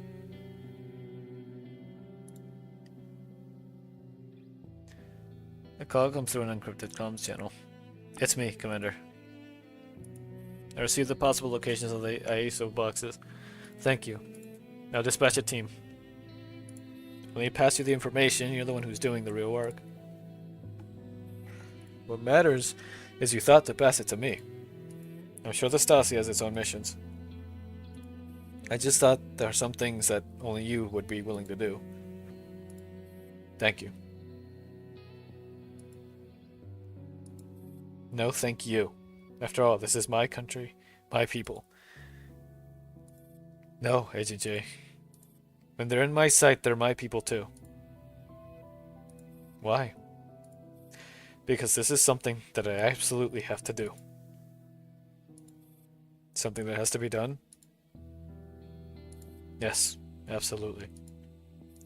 For a long time after I left the service, I'd forgotten why I first picked up a gun all those years ago. I forgot the distant promise that my past self had made. But I once promised someone to become a hero, to win the medals and the glory. Who hasn't said silly things as a child? I once said I'd grow up to punish evil and defend the weak. I don't think children's words are silly. It's just that we still had ideals back then. But now, everyone has forgotten their ideals. In the world of grown-ups, there is only interest. So tell me, what else can I do? If I can, I want to do more. You've changed, Commander. You're not as cynical as you were in Berlin. Why? Because now I know what I truly want. Is that so? I see. If you still have the capacity, consider repairing roads or power stations. The air raids and the ISO's boxes are both targeting such infrastructure. I understand. Has the government deployed repair teams? How long will the repairs take? They've sent all available crews, but as you know, progress is poor. Why? The bombing has crippled all transport in the city. Crews can only reach sites on foot. And because of the interim regulations for doll security, Frankfurt has very few dolls available. Most of them are probably on board the Elmo with you. I see. Commander turns on their tablet and looks through the teams currently on standby. Have 404 locate the repair crews and dispatch nearby squads to assist. Yes, Commander. In the silent winter night, the frigid wind howls through the smoke of war.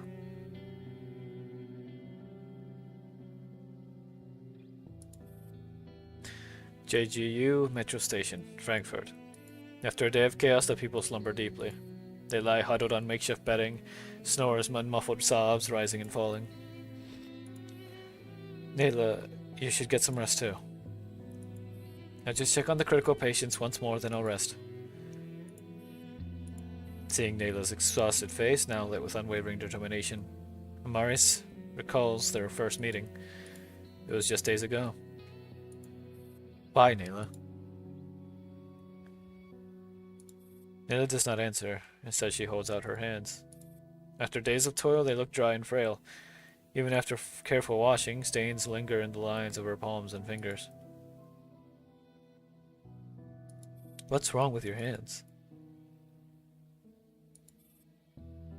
Martha's last words scared me deeply. She was a witch who spewed all kinds of poison. But I'm not scared anymore. I can now hear my own voice. I want to save lives, to help more people. I know that walking this path, my hands will be stained with blood again and again. Marius looks at Nayla. In her eyes, there's only peace and joy. This is why I do it, Amaris. Because I want to.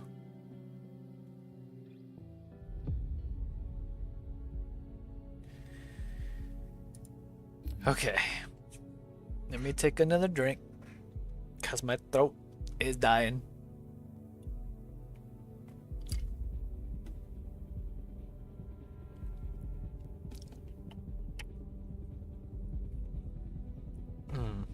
I might need to get something warm to drink because I feel soreness already.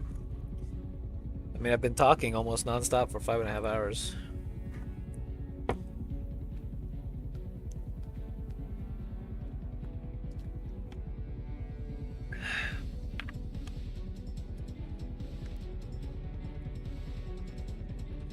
Let me get up and stretch for a little though.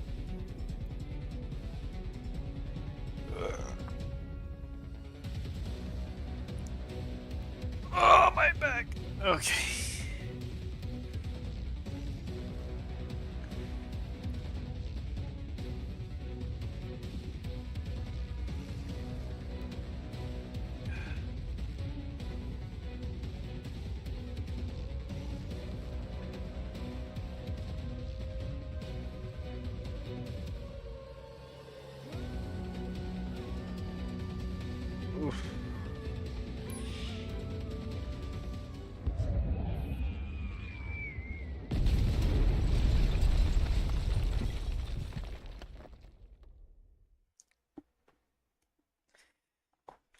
Oh.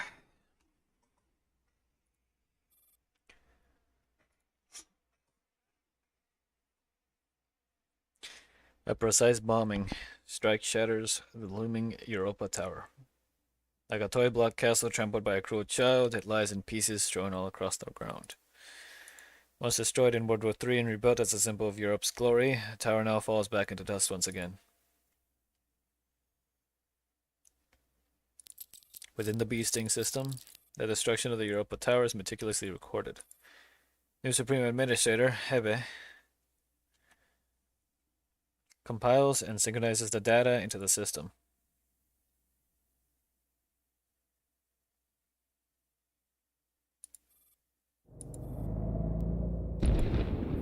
Even underground, far from the bombing site, they feel the tremors of the blast. Styx swirls the wine in her glass and glances towards Hebe, who is browsing through a collection of vinyl records. An air raid has nearly wiped out everything we set up in Frankfurt. Sister Hebe, what is all of this for? She lowers her eyes, selects a record she likes, and places it on the turntable. Taking in her silence, Styx mixes a drink and offers it over. So you already hold the highest authority in beasting. Shouldn't you give your loyal companion at least a hint? Hebe accepts the glass with a smile and pulls Styx down to sit with her. I never meant to hide it from you. I just need to gather my thoughts before I can explain the whole story clearly. Fine, sister. I'll wait until you're ready. After all, time is the one thing we have plenty of now. True enough, everyone in Frankfurt is busy scrambling around these days. Only we have nothing but free time. Gentle music drifts through the air as Hebe quietly sips her drink. Have to admit, it was only after becoming an administrator that I finally understood why Nemryn was in that state. I suppose I should start with the origins of the beasting system. If I recall correctly, the beasting system was first developed for the Stasi as an intelligence platform, right? Badadeus was ordered by the Stasi, or rather, by the forces behind Father, to create it. So from the very beginning, the system was built specifically for the Stasi. Came with two Supreme Administrator keys, one held by the Stasi under the codename Preacher, and the other held by Nemryn, under the codename Kalima. Nemryn went to Moscow for the deployment of the system in the Neo-Soviet Union. Yes, but the Stasi's Preacher lost his position. So for us, the beasting system was no longer secure. And why did Nemryn continue maintaining it? For the same reason why the Stasi has also continued maintaining it. Neither wanted to abandon the system. Quite the contrary, both sides wanted to monopolize it. And so the struggle between Preacher and Kalima began. He raises a finger with a faint smile. That struggle is the same one between the Stasi and us now. Neither side can expose the other in the open, but neither will ever let go of what we have.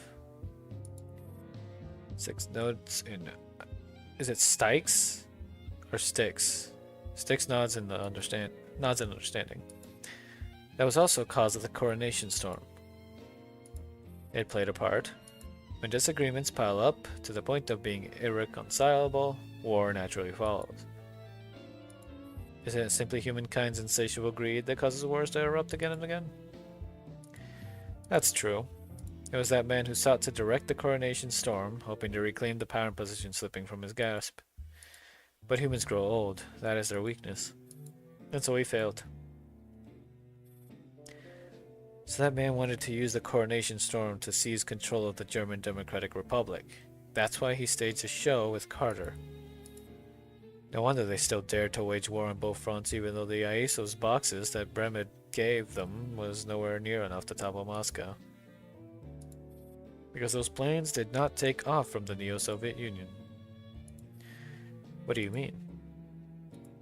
By the time Schweinsteiger's plane landed at Frankfurt airport, he was already dead. But though the body perishes, authority does not. Whoever holds that authority is the true initiator of the coronation storm. So in the end, what destroys humanity has always been humanity itself. That man sought to relive the glory of World War III through military force. Lady Laplace wanted to unlock the relics by unleashing a bloodbath in Frankfurt. Carter didn't want the URNC to form, and Father wanted to seize Patadeos to make Patadeos his alone. To us, it doesn't matter who Father is. Whoever dictates our base layer, that is Father. Yes, it's always been humanity's own game. By the way, here's something interesting. This smiles mysteriously and pulls up the final traces left by Nemran in the beasting system. Doesn't look like anything special to me. Just added some new files and modified some authorizations. Nemran already knew how things were going to end for her. Why bother uploading these files? She wanted somebody to read them? Who would profit from reading these files? He gazes thoughtfully at the dossier of that man. Someone who once tried to breach the beasting system. Indeed, a certain commander. These files don't require special access, just break the outer encryption and you'll find them. They weren't meant for you or me, not for the Stasi either. Who else could it be? But why? Why would Nemran do this? Maybe shrugs and raises her glass. We've always been pawns, meant to be discarded eventually. Nemran saw it all. Six sets her glass down, glumly. I thought we would have a place in the new world, but we never did. Heavy door swings open and Morido strolls in lazily. Who says you don't? Still savoring the blood on her hand, Morido flashes a taunting smile. Morido. I came to tell you this. No, we are not pawns, but we must choose a side.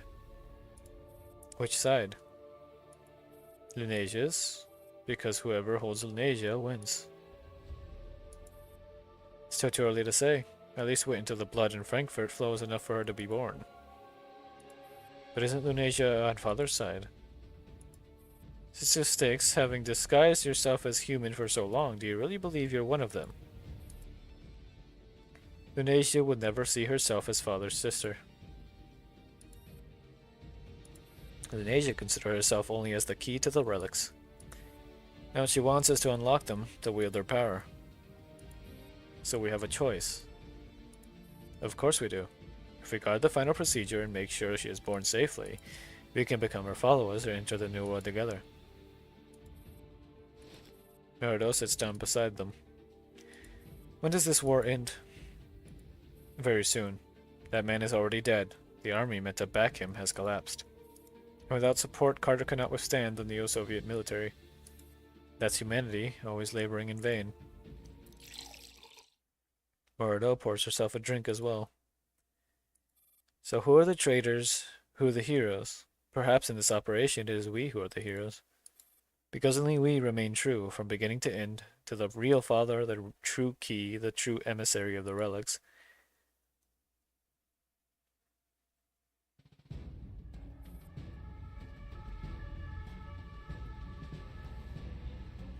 Six plus one mini market? Joe's Fish. Something Shack Art Club. Near Europa Tower. Night air of Frankfurt is still thick with the smell of gunpowder. Air raid sirens have yet to sound tonight. Citizens hiding underground shelters endure the curfew filled with restless unease.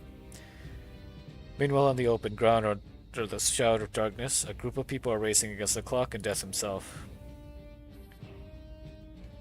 Wait, Type 92 has a mod? Because that's not her usual outfit. Pretty searching this area, no chance of any survivors. Of course, A252 doesn't. Say on my side, there's Makarov. Right. They're scanning the rescued survivors one more time. Makarov opens the channel to the... Was it Aeneas? I think. How was it again?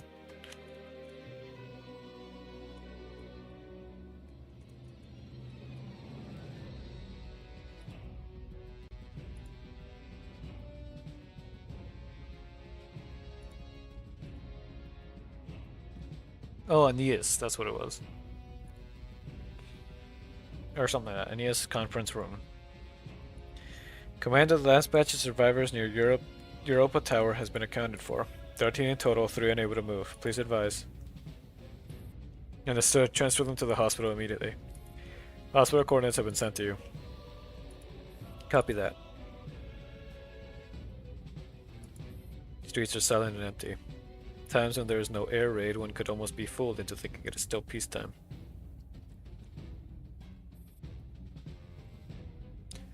But the moment one steps into the hospital lobby, the stench of blood and disinfectant mixed with a suffocating heat would instantly assault one's senses. The dim lobby is currently packed with the wounded, seeking shelter. Doctor, she's fainted. A young man, blood still flowing from his shoulder, rushes from a ward with an unconscious child in his arms. Just then a team of medics hurry down the corridor with a stretcher, passing men, women, and children slumped or sitting along the walls. Doctor with muscular arms is kneeling on the stretcher and pressing down on the patient's bleeding wound, while the nurse beside him squeezes an airbag as they run. Make way, please let us through, move! Old woman with blood-crusted forehead is carrying a crying infant as she passes. Any formula to spare? Her mother is dead, please, I beg you. Her hopeful eyes sweep over the crowd, but the nurse at reception only gives her a look of helpless sympathy. Old woman leaves, disheartened. Hello, we're Griffin's rescue team. We have several patients to hand over. Griffin's team? Please wait a moment. After the paperwork has been taken care of, Makarov turns to leave, but the nurse receptionist blocks her path. Is there a problem, nurse? The city's communications are down, so Director Erdrich? I think it's Erdrich. Erdrich hasn't been able to reach the commander. He gave special instructions to ask the commander to meet him in person if Griffin comes to deliver more patients.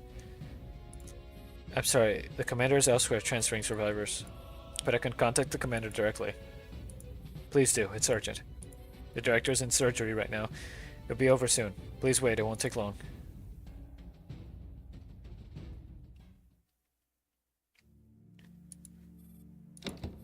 Half an hour later, Makarov hears the office door open.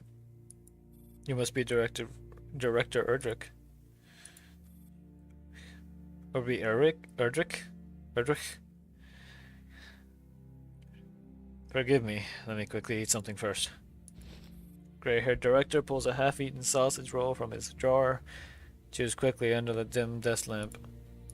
30 seconds later, the weary old man finishes his lunch, or rather his midnight snack, and regains a little strength. Allow me to introduce myself. I am Fred Erdrich, the director of this hospital. Something very important that I must immediately discuss with your commander. Nurse already explained. The commander's on comms right now. Hello, Director Erdrich. I'll be direct, Commander. I know you hold a Stasi special pass, giving you free access throughout Frankfurt. May I ask you to... Sure. The Commander's immediate answer startles the old director. I haven't even said what I need from you yet. Our goal is the same, saving lives. I know the hospital's in trouble. If you come to me, it means you believe I can help, so tell me everything without hesitation. Makarov, record the director's needs and relay them to RO-635 and AR-18. Yes, Commander. Thank you, Commander. With Frankfurt's communications cut, power still not restored and transportation paralyzed, we abandoned hope of transferring patients elsewhere. All we want is to provide stable treatment here, but our shortage of medicine is catastrophic. You need us to transport medical supplies. Yes. Too many are waiting for anesthetics, antibiotics, and... Sorry, I'll just hand the list to your doll. You eat and are never full. What do you mean by this? Makarov accepts the list, scans it, and sends the data to the commander. I understand. Can you provide procurement sources for these medicines? Given the circumstances, I fear every hospital's resources are dire. I have an idea. Please go on. Since every hospital is drowning in patients with limited resources, outside support is essential. I will assign a liaison. Is that how you say it? Liaison? Doll to each major hospital in Frankfurt to build a simple comms channel with you. Director as the central point of contact. Through this channel, hospitals can request transfers, report needs, and coordinate supplies with facilities in Mannheim, Luxembourg, and other nearby cities. Excellent. That is exactly what we need most. We will prioritize the medicines you urgently require. Your director braces himself against the desk, even under the dim lamp. Determination burns in his eyes. Thank you, Commander. I'm counting on you. Good. Let's each do our part. The Commander reviews RO-635's latest rescue report. In 4 hours, we will dispatch a doll squad to escort the first batch of medicine.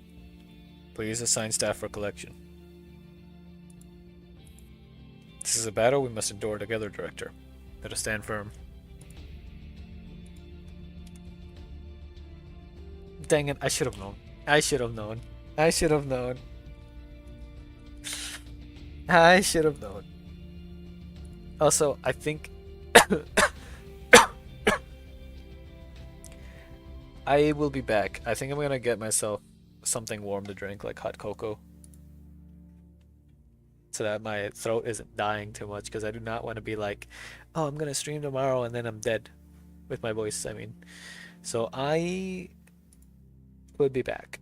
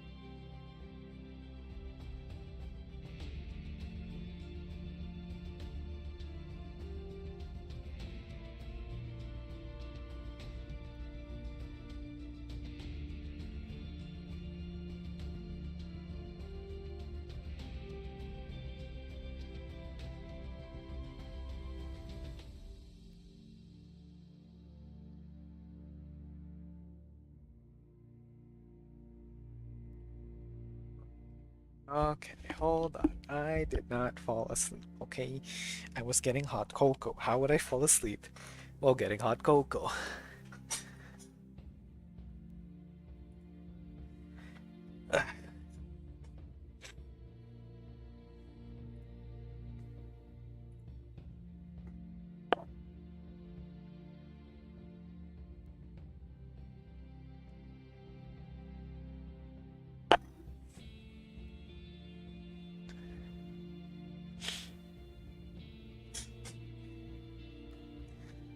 What do you mean by this?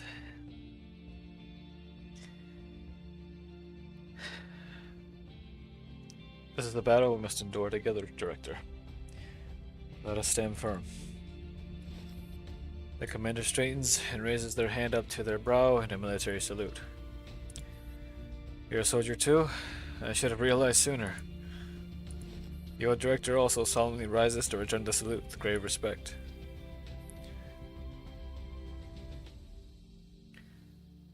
Fred Herdrich, former army medic of the 1st Armored Division, Nationalvolksarmee of the German Democratic Republic, at your service. Thank you for your aid. The night lamp glows faintly in the dark, illuminating the old man's face. In times of disaster, there are always those who step forward and stand at the forefront. Your best argument for not being a vampire is why would I choose 2020?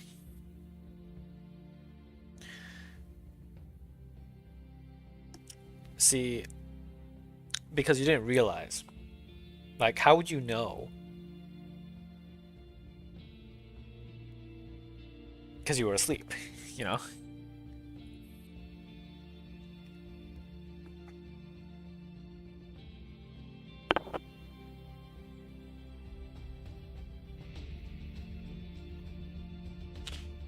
Gotcha. After leaving the director's office, Makarov signals the squad to move out. I have no objection to transporting medicine, but given Frankfurt's current road condition, 4 hours may not be enough for us to even get to a depot with supplies. That's right, Commander. Not to mention many roadside buildings are on the verge of collapse. We must stay alert for falling debris. Just back at Europa Tower, AAT nearly turned into a squash tomato. If I hadn't dodged it in time, Commander, you wouldn't be seeing me now. Makarov shoves aside the two trying to butt in. Commander, I didn't bring this up for them to jump in with their complaints. I'm simply trying to suggest making the clearing of major roads a priority. Not only for us, but also for the hospitals, police, fire brigades, and citizens alike. You're right. Restoring the roads is also a crucial task. Commander ponders for a moment. Let me work out the details. For now, proceed to the coordinates I gave you and secure the first batch of supplies. Understood.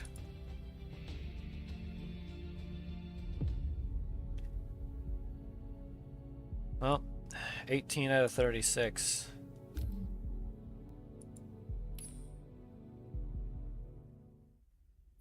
Autobahn 661. Late at night, the road lies in deathly silence. Derelict vehicles sit quietly on the shoulder like relics of the end times. After a long trek, Team Pallet finally reaches their new target destination. AAT 52 plops down to the hood of an abandoned car and starts complaining. I can't go on anymore. Stop whining, we're here already. We just hauled dozens of kilos of medicine on foot to the hospital and now we're clearing the Autobahn? The weight of all this work is crushing me. You're finishing the mission even if you turn into a can of tomatoes today. We're short on hands and the commander is also under huge pressure. We can't afford to drag things out. Makarov checks the time. We rest here for 15 minutes and wait for the other squads to arrive. AAT, rest up while you can. 92, help me set up the markers. Got it. Makarov, top 92, hang up road clearing signs at the highway entrance. Not far away, the shadowy figures of a few people dragging luggage appear in the night. Makarov looks up. Seem to be families fleeing on foot, trudging down the Autobahn with children in tow. When they see the squad and the markers, their faces light up in surprised delight. but as they draw close enough to tell that they are draws, joy turns into caution and mistrust. Markov, should we show some ID? No, don't do anything. I like we don't see them, and just keep working. Alright. Markov starts calculating which lane is the easiest to clear, while Type 92 drags AAT-52 into helping move chunks of concrete and car wreckage. Humans linger and watch them for a while, then slowly walk on. Out of the corner of her eye, Makarov notices that one of them hang back for a little longer before finally leaving.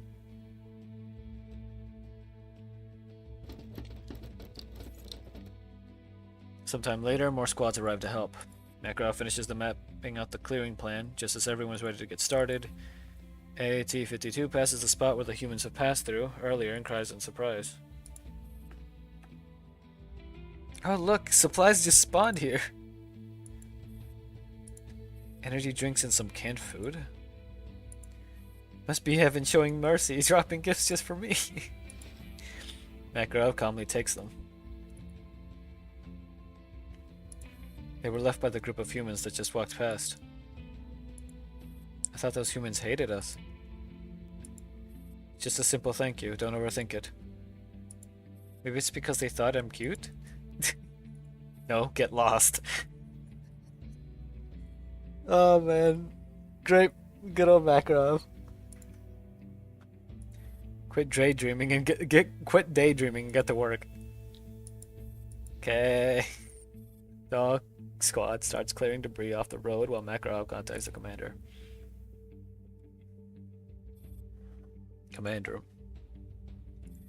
Commander, road clearing work on the A661 has begun. At the moment, I can't give an estimated completion time.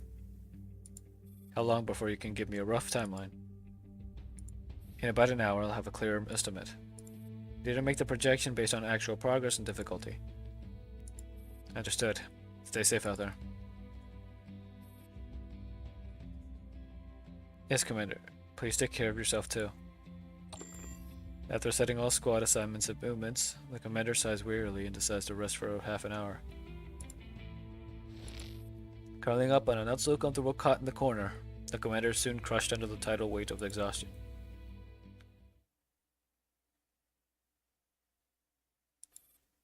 The commander feels their soul drift away from their heavy body as they sink into a deep sleep. They walk back into another midnight from years past, much like this one. Back then, they were younger, more hot-blooded. They have once again returned to that train carriage in their memory. Commander wolfs down a can of beef, then avert their gaze awkwardly from the smiling woman sitting across from them. She seemed like a decent person. Didn't catch that. What did you say? I said if I'd had a gun, I could have killed them just now. Minna shakes her head, puts on her earbuds, and starts a movie. Commander caught a glimpse of the screen. It's a grainy black and white film. Resolution was low, but the cinematography was great. What are you watching? Ballad of a Soldier. Seen it? It's my favorite old film, but nobody watches it anymore. When the commander shakes her head, Marina casually offers one earbud.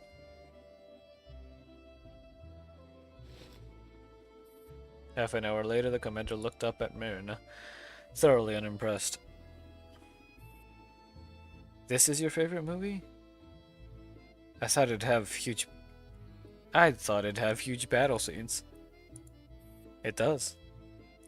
Oh, Yosha takes out 2 tanks right in the beginning. 2 tanks. That's it. If I were the director, I'd show Yosha leading a tide of steel over the plains. Cannons roaring, planes crowding the skies like storm clouds. What are you laughing at? Nothing, just... That's the sort of thing kids like. Rounding up, I'm basically an adult. You should talk to me as an equal. An adult, huh? Then let's talk about something more grown up. Judging from your uniform, we're from the same school. What's your plan after you graduate from military school? You're from Suvorov too. Got any advice? Usually, grads either go to command school to become officers or straight into the ranks as soldiers. And if I don't want to join the military? Apply elsewhere, study a subject you like, build a different career.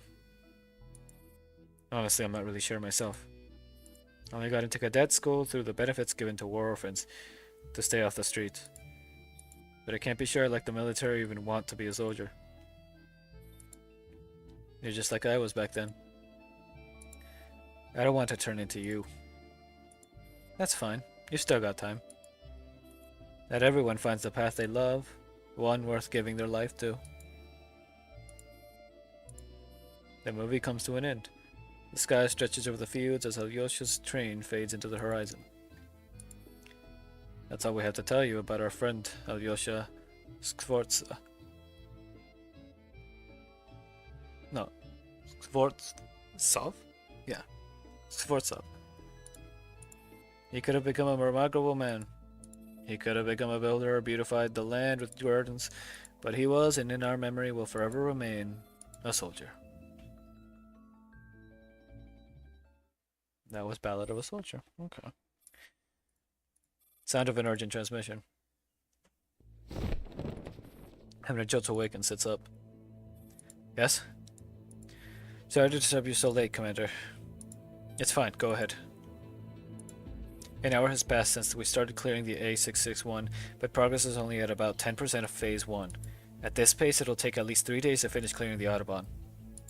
3 days? That's too slow. We need more manpower, Commander. I understand. Let me handle that.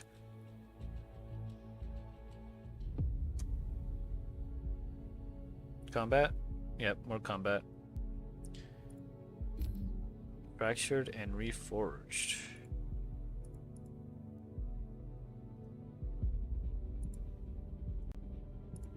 That's a 9-minute map.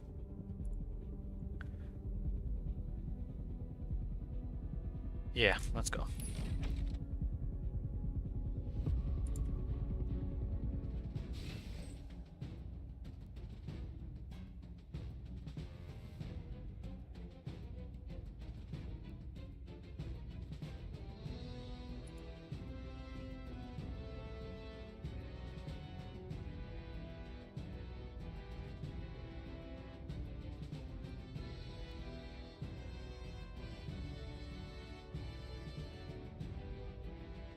Wait. Apparently there's a bug? There is currently a bug that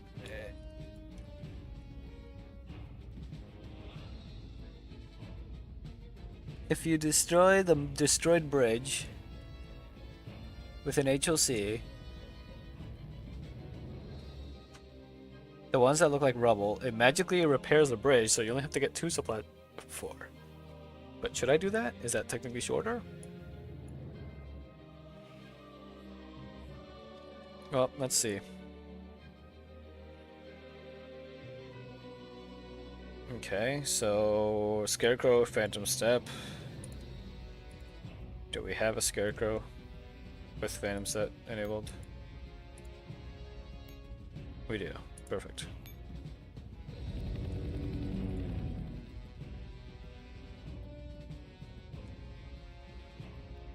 Two dummies, and then I can just put an HOC there.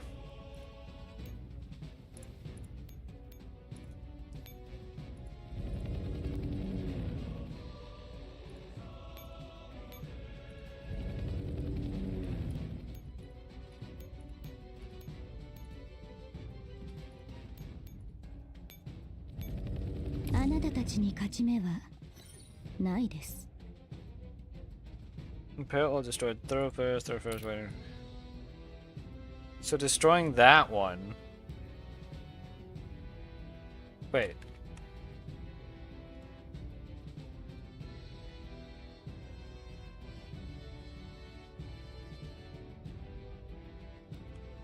Okay, so for whatever reason, using this HOC to destroy this and this would just magically fix it.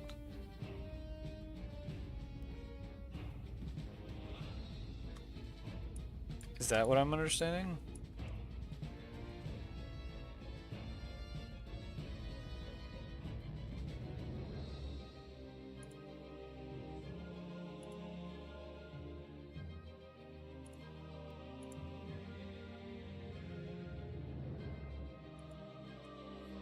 Okay, it seems like first things first is grabbing bombs.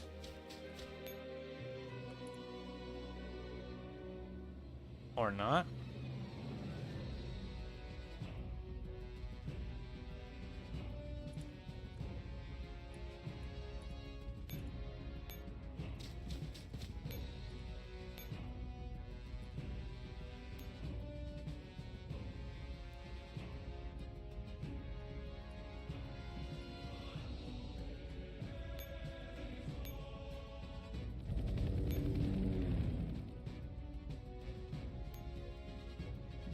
Where's... Okay, there it is.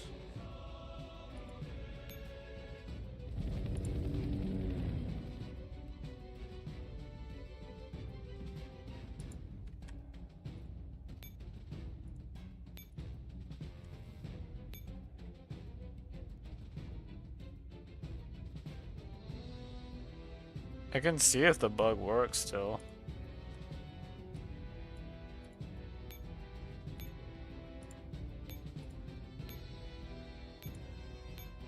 Apparently plan this one over here.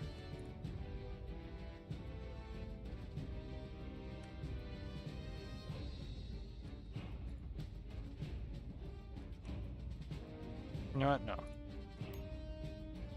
Let's test it out.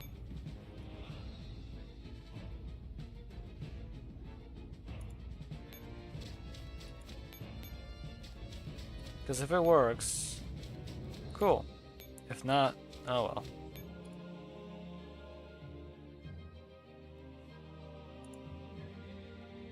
Oh. What? It doesn't... What is that? Why does that work? Listen, I'm not against using a bug in this game.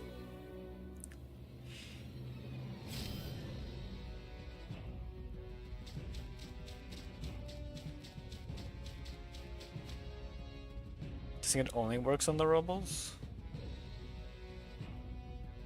I can try. Check.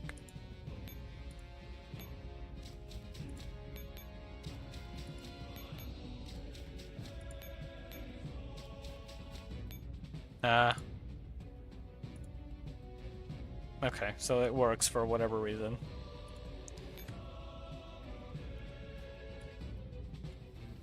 So the idea is to get to that supplies.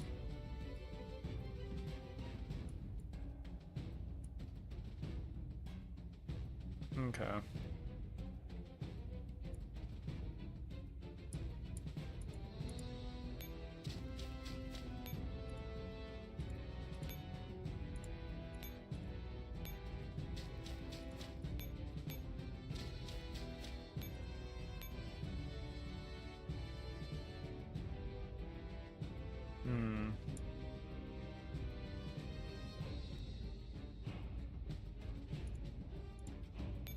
Can I deploy anything else here?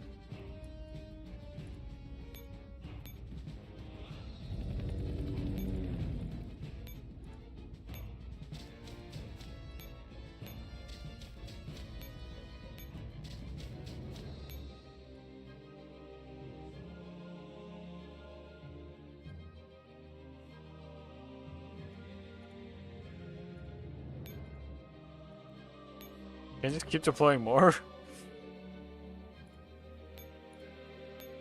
Ah, dang it.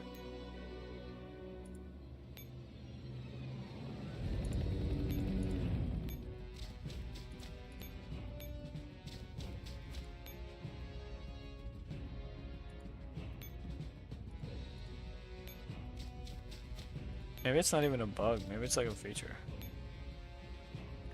Oh wait, hold on.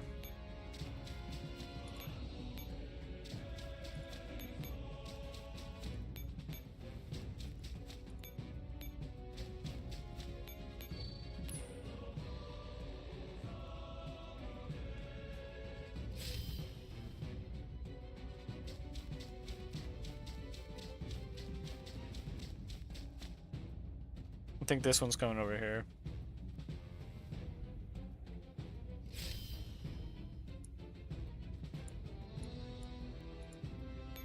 One, two, three, four. Kill that one. 5. Okay. Yeah.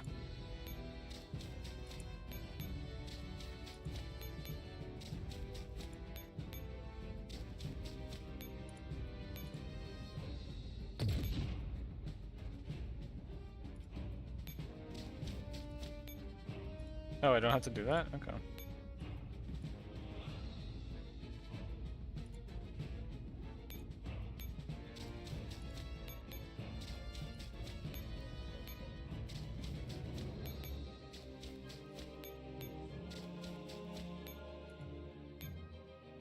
Wait, where do I place the supplies? Okay, this?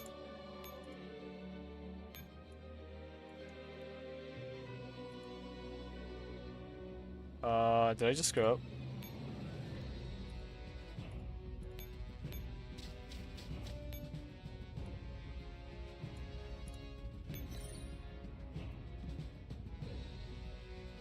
Okay, I guess that worked.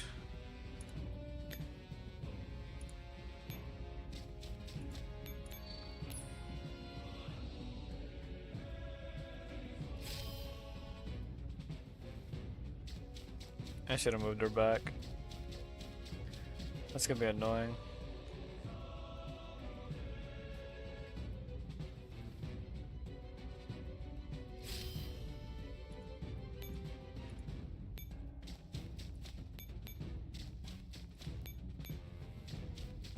Pick that up.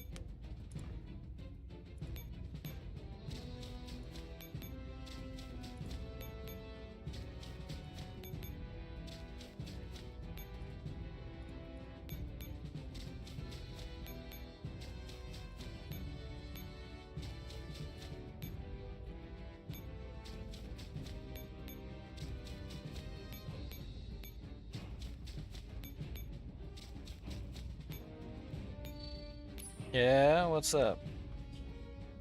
Then do some art.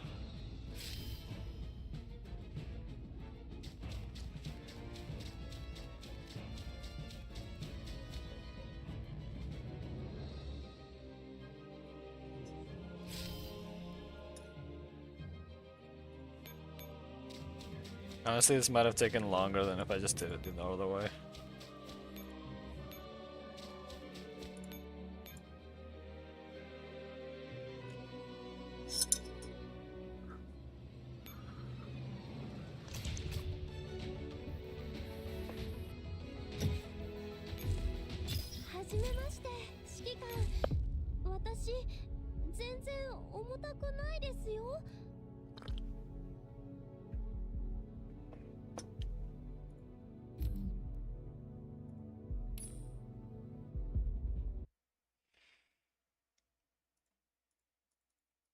I can't skip this little cutscene.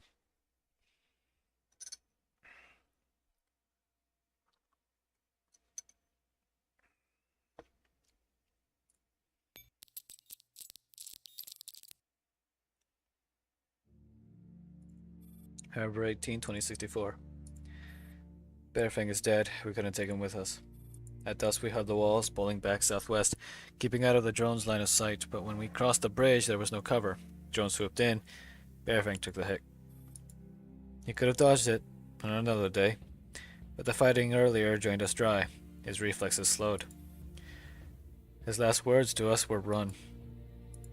I've seen comrades taken suddenly before. This time I didn't even have space for grief. The rally point was 5 kilometers west and we had to reach it before dark. I took Bearfang's armband. Roma kept cursing those short-sighted politicians. Bearfang's wife is still waiting for him back in Volgograd. His kid is 3 years old. I have no idea how to tell his family. By the time we reached the rally point, night had already fallen. Winter bites, but in the city the wind isn't as harsh as the open steppe.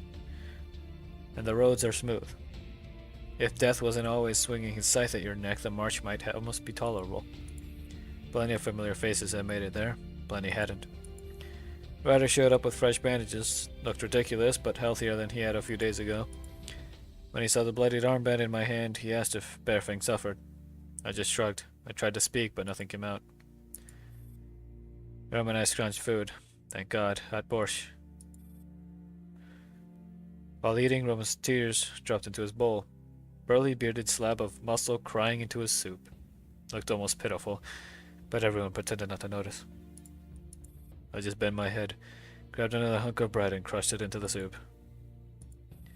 That night we had a meeting. Dentis told us things weren't looking good. The general was in the middle of final talks with the Kremlin. The politicians still refused to admit their mistakes, refused to correct them, and worse, they were tricking other soldiers into fighting us. In the south, units that had been faking an attack turned it real, piling more pressure on us. We all cursed the fence sitters, but Dentis shut us down quick. No point in complaining, he broke down the field situation and how'd we deal with it. It's clear as day. If the talks collapse, it'll be a slaughterhouse tonight. On the maps, we still hold some advantage, but if we can't turn it into a victory, we won't survive against the endless reinforcements from elsewhere. Dentis said the general has given everyone a choice. Walk away now and he'll see you paid and sent safely to the Yellow Zone. I know it's the general's way of protecting his men, but to me that choice is meaningless.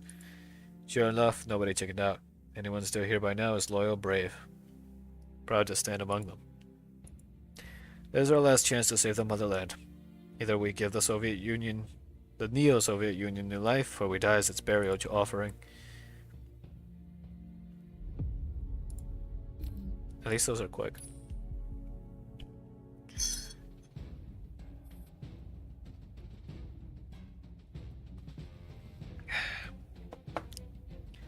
Adwan 661.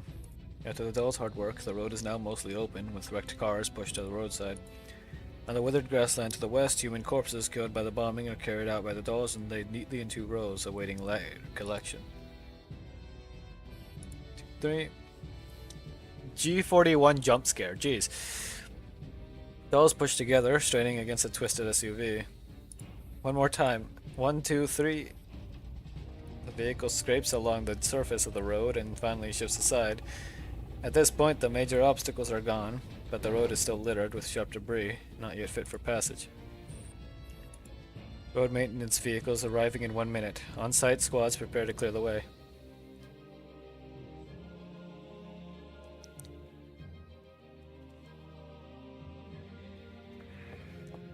Who's this? That's Og. Well, AUG, but Og.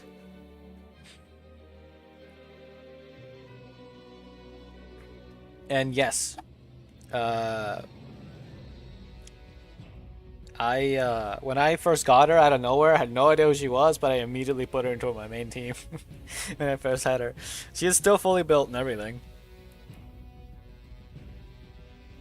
She's a 5-star. On-site squads prepare to clear the way. Roger. Dolls form a line and move toward the Elmo. You want her in GFL? Yeah, maybe. Her design's really good, so maybe she'll come in. Form a line and move toward the Elmo. Soon a high-pressure cleaning truck arrives, spraying torrents that blast the remaining rubble off to the side of the road. Commander observes on the roadside, then suddenly presses the comms button. Wait. Commander? Hold the waterworks, have 4 dolls bring a waterproof sheet.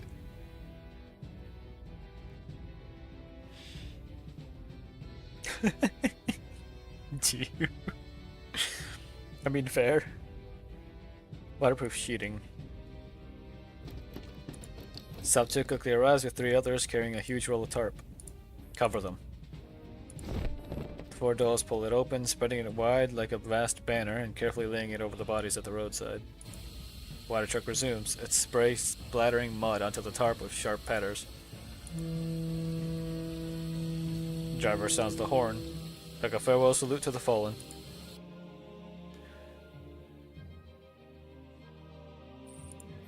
Commander, drones report the road ahead is clear and passable. Good, let's move out. Are you kidding me? The city alarm starts blaring all of a sudden. The commander's face darkens. R635 shut down the Elmo's radar and deploy the stealth canopy. AR-15, keep a close eye on all the patients in the hall. Make sure no one moves. Understood. Roger. Shutting down radar, activating EM shielding, activating IR masking. But the canopy... Commander, we should evacuate. Staying here is riskier. Who said we're staying put? Bring out the auxiliary vehicles. You mean stretch the canopy between the front and rear vehicles? Yes, we can sync the auxiliary vehicles to the Elmo system, move as one, and use drones to extend visibility.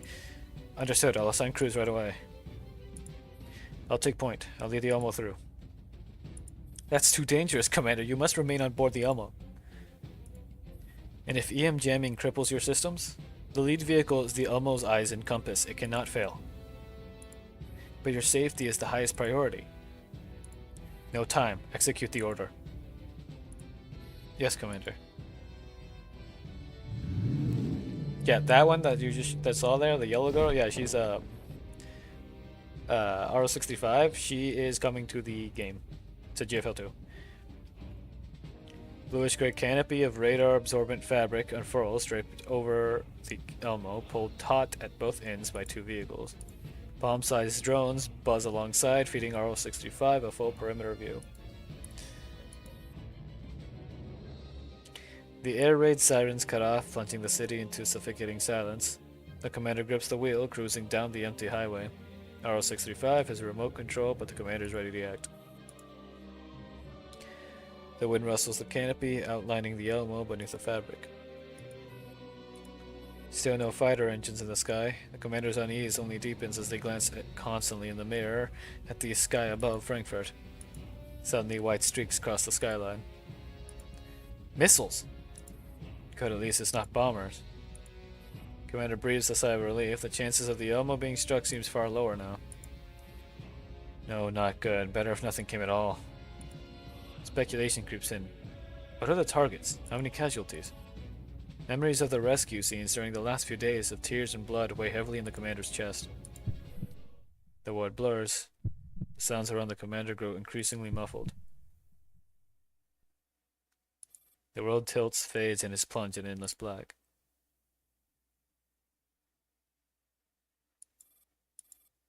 Outside the barracks, the commander pretends to stroll by idly, eyes searching for a familiar figure.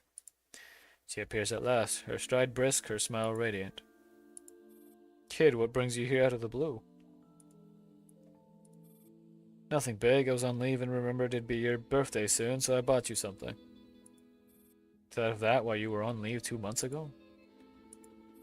Don't make a fuss, just take it. What's up to you? Why sad? No sad. Do not be sad.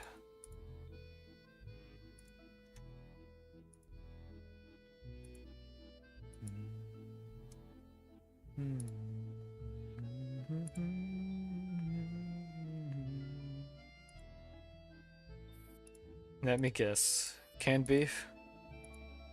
You think I'm you? I don't give tin cans as gifts. Then... oh, forget it, you'll never guess. Gunner shoves a small box into Marina's hands. Gently unties the ribbon and opens the lid. A lily necklace. Inside the box lay a silver pendant, carved in the shape of a lily. She lifts it out and studies it closely. You remembered. Got a good memory. Besides, you said it more than once. How lilies are your favorite, how they fill you with peace and hope. Thank you, kid. It's nothing. Conditions were better, I'd even get you a real specimen. Or an artificial replica that's almost like the real deal.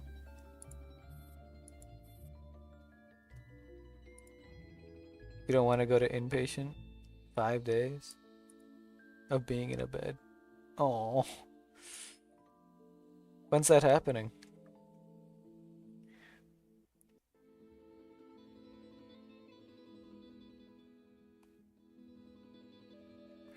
The 29th?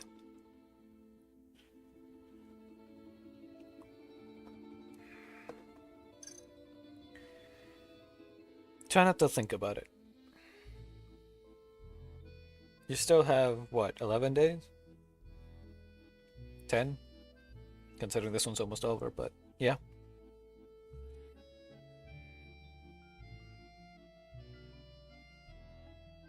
Wait, what?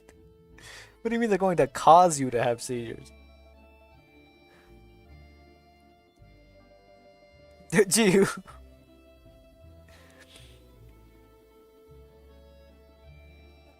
Excuse me? Okay, they're testing you for them. But like, what do you mean they're gonna cause you to have them?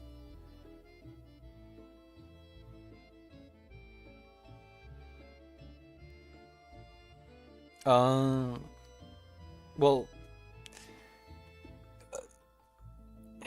then I hope for the best. And hopefully all goes well.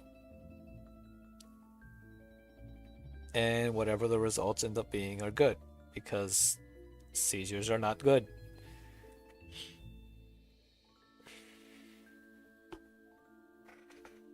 And of course, it's still a little while off though. Still like 10 days off. You've had them before?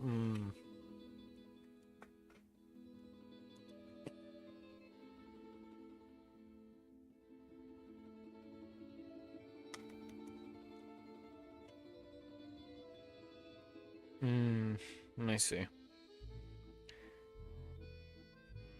Well, just, like I said, maybe just try not to think about it. Then just prepare yourself on the day before or the couple days before, whatever you need to do. You should also take this time to like do anything you gotta do in order to set up your reptiles to be okay for the time that you're gone.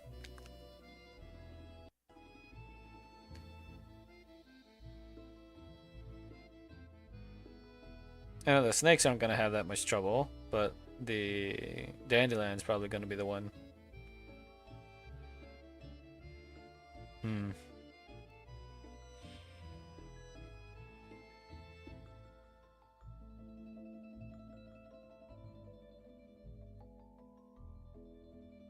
Yeah.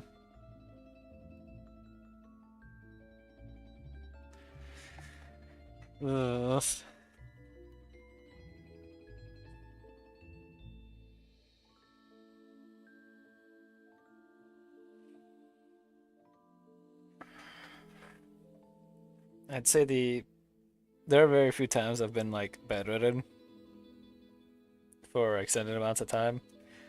They were always really bad though.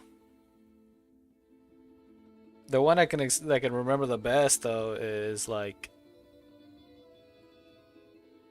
after my my lung surgery.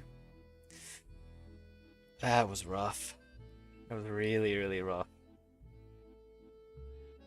I did not have a good nurse. The first nurse I had was good, but the second one was really not good.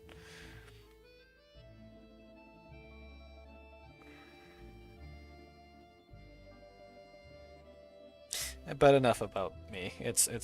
I just wish you the best, because I unfortunately cannot do much else than that.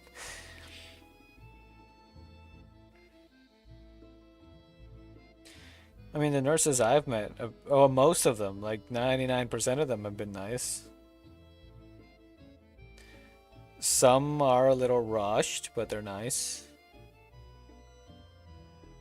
What do you mean clear my schedule?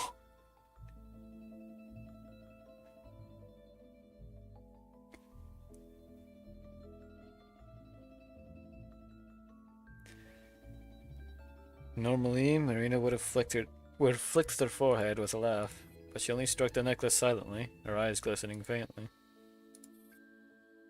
Seriously? A necklace makes you cry? Is it really such a big deal? Lily, it's been so long. Kid, this wasn't cheap, was it? You blew your wages just like that. I've got no family to spend it on anyway.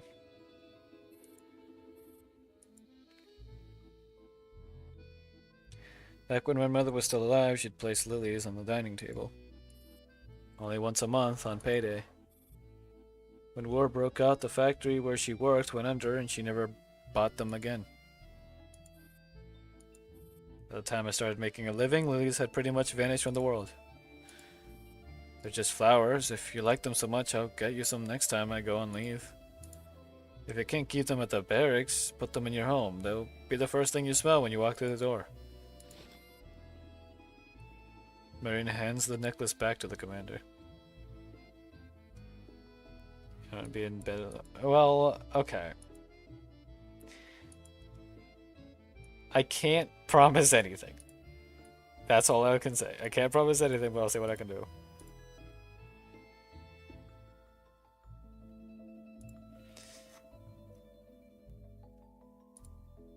Alright.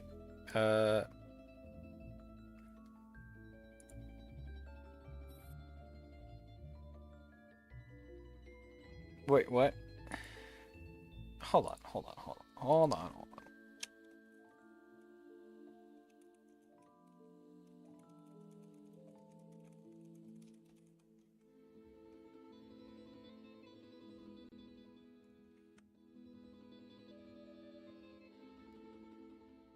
You should have invested in a laptop.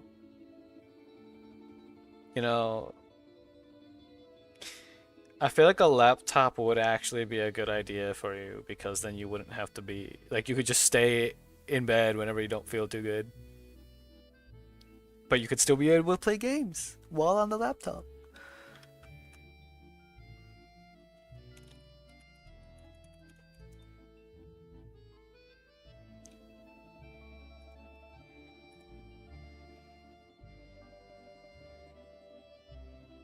Help me put it on, kid.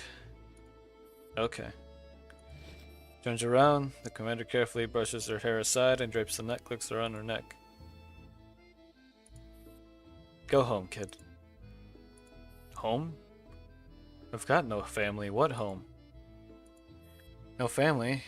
Then become someone's family. That's why I enlisted, so that kids like you can live your life in peace. Stop treating me like a kid. Then call me sister. You've got no family, neither do I. But here, we're family. Like hell I'd call you sister. Main commander awkwardly fastens the clasp, but she catches their hand. I hate war. More than anyone. It took my family, my friends, my mentors. It will take more still. But I must fight. For the Gold Star Medal? Maybe. The requirements are harsh. I may never earn it. But if I can keep more kids like you alive, that's enough. How harsh? If you can't get it, just go home. I'll get it myself. Mirna laughs aloud as she turns back around. That's the kid I know, the bravest Soviet. Forever my hero. Don't get sappy. If I can't win that medal, I'm sure you'll win it for me. In my heart, you will become...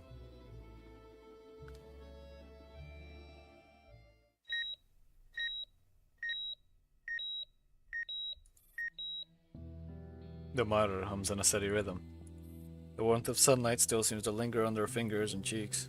Commander's eyes open, but the unexpected brush of golden sunset leaves them momentarily dazed. Oh, poor Supple. Commander, you're awake. The doctor says it's just exhaustion, nothing else serious. Do you feel any other discomfort? Hang on. How long have I slept? About an hour? Don't worry, the supplies aren't fully loaded yet, and it's going to take a while to refuel the ammo. But... R635 bows her head and is just about to speak when a doctor in a white coat sweeps in like a gust of wind, followed by a crowd. Okay. I don't remember what this accent is on the U. Let's see.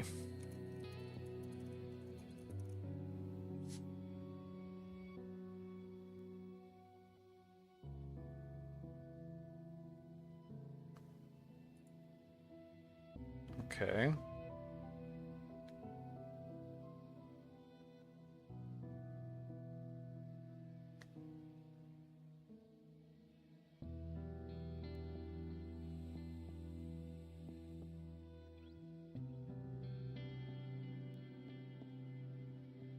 Okay, so it turns into ooh.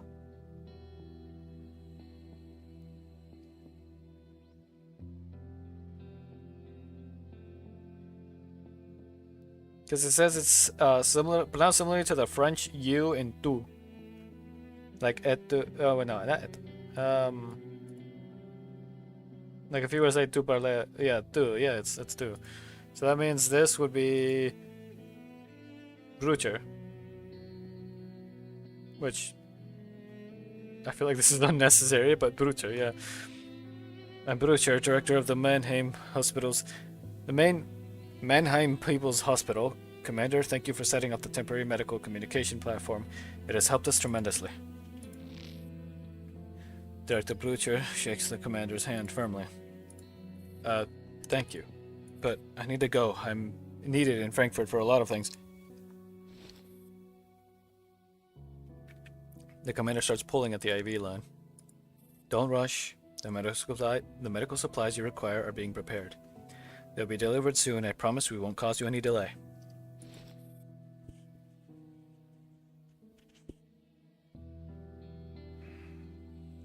The commander glances at RO-635, who nods, confirming Director Brucher's words. As for St. Vincent's, I'm very sorry. Losing Fred is a loss to us all. What? The commander cannot believe their ears.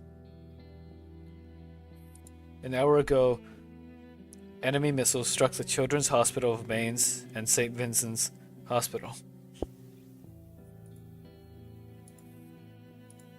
A crushing sense of absurdity hits the commander. Impossible. I haven't transferred the second group of patients yet. He's still waiting for our aid. PX-4 Storm is offline.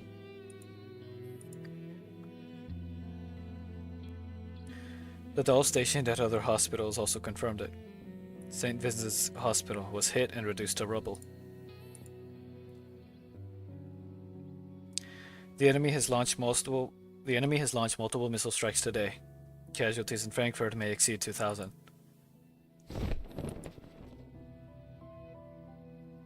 The commander tears out the IV line and springs to their feet, only to stagger from dizziness. South 2 and RO-635 have rushed forward to steady them.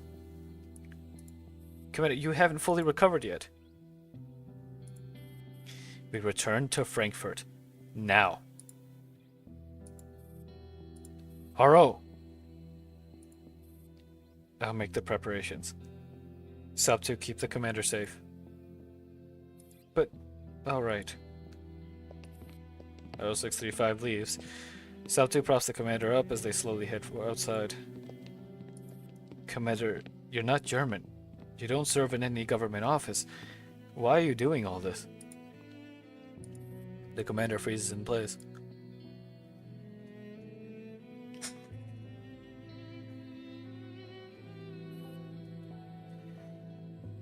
You're just an ordinary soldier. Why are you doing this?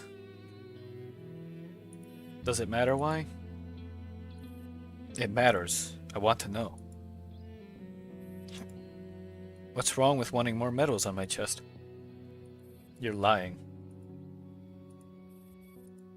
Since those lofty people don't care about civilian lives, then I will care.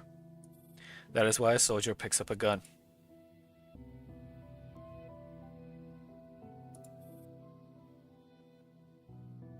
If no one cares for the civilians, someone has to stand up and do something.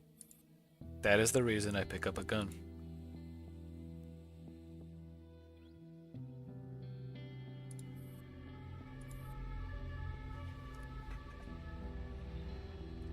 Outside the ruins of St. Vincent's Hospital, fire trucks extinguish the flames and raise the floodlights. Civilians form long lines, clearing the rubble by hand. Each time a body is found, someone steps forward to carry it away. Commander, this is PX-4 Storm's Neurocore. This is the old director's work badge. In the harsh white light, the commander peers at the badge, bloodstained and thick with dust. Also, the 15 patients we sent to the quarantine ward, they all...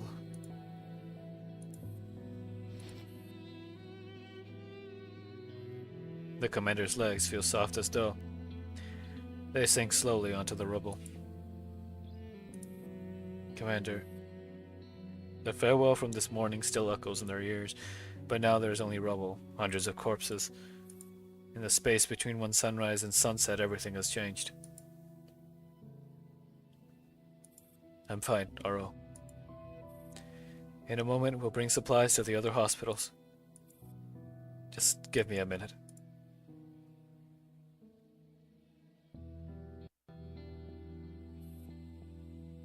Fred Erdrich, former army medic of the 1st Armored Division, National Volksarmee of the German Democratic Republic, at your service. Thank you for your aid.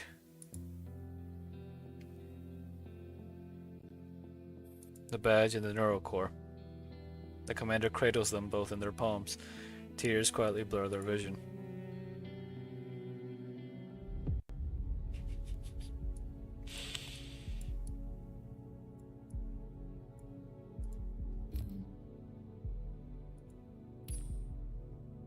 On to the next. In the white zone beneath the quarantine wall. Like most of Frankfurt, this place has been reduced to rubble. But as the white zone, it remains Frankfurt's most heavily fortified area. What lies on the surface, what has been destroyed, is often the least important. A nondescript medical doll slowly pushes a cloaked patient forward. She follows a street nearly level to the ground and comes to a stop at a small half-collapsed office block next to the Stasi's building number 2. She quietly produces a pass as she enters and lets the guard confirm her identity at the door. Medical doll Marlowe, pass level C2. Identity verified. Neural cloud inspection in order. As for the figure in the wheelchair, no one seems inclined to lift their hood. The guard presses the button for the underground elevator. Wiesbaden Sanatorium number 2 is open for you. Please enter.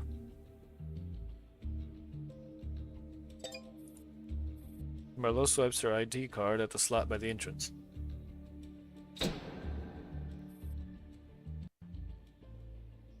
Incandescent lamps flare to life in the pitch-black tunnel. At the far end, a suited agent stands waiting.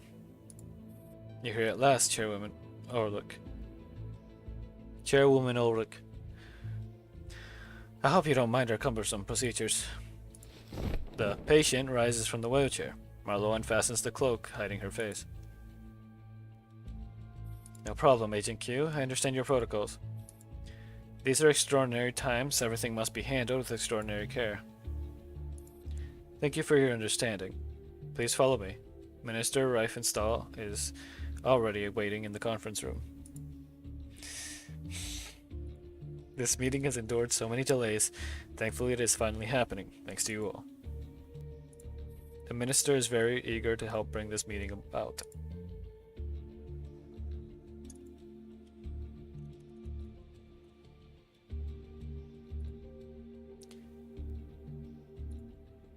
I'm sure she will be most gratified to have earned your praise. Romeo accomplishes nearly everything she sets out to do. She truly is a rising star.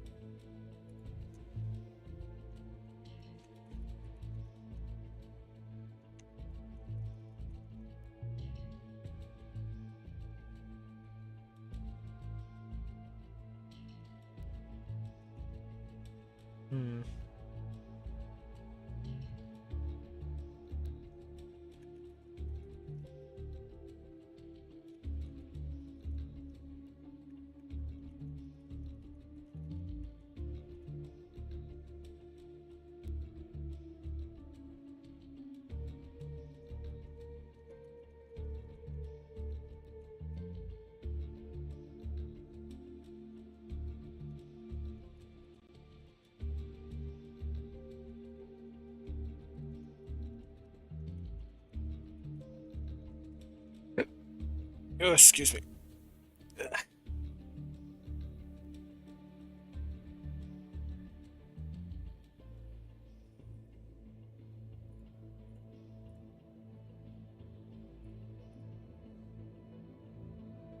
Am I the last invited guest to arrive in Frankfurt? Not at all. Two vice chairmen are still en route.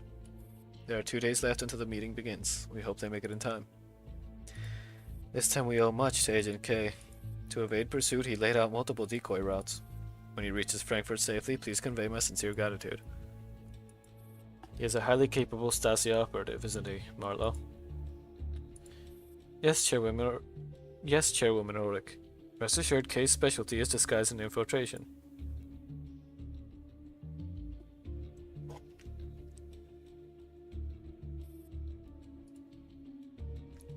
Stasi Special Communications Channel. Initiate routine intel sync. Main Division 3 confirms border base intel. Data sync in progress. Main Division 1 confirms movements of the 10th Armored Division. Foreign Intelligence and External Operations confirm Carter's latest movements. Minister's Task Force E has secured the list of Oberstein's remnant followers. Central Evaluation and Information Group progressing on schedule. Conference Room 1. 152 attendees confirmed, 89 dead, 2 missing. Major General Gum, commander of the garrison, has been suspended. Disciplinary result pending. Top priority now is to make sure the meeting in Conference Room 1 proceeds as scheduled. Copy. Dismissed. Natasha, stay behind. Understood. But Herr Hoffman, our officers are just steps away. Why must we use the intranet channel? Because the minister wants you to relaunch an investigation into 2 individuals. Ballard von Oberstein and Griffin Lyons. Understood.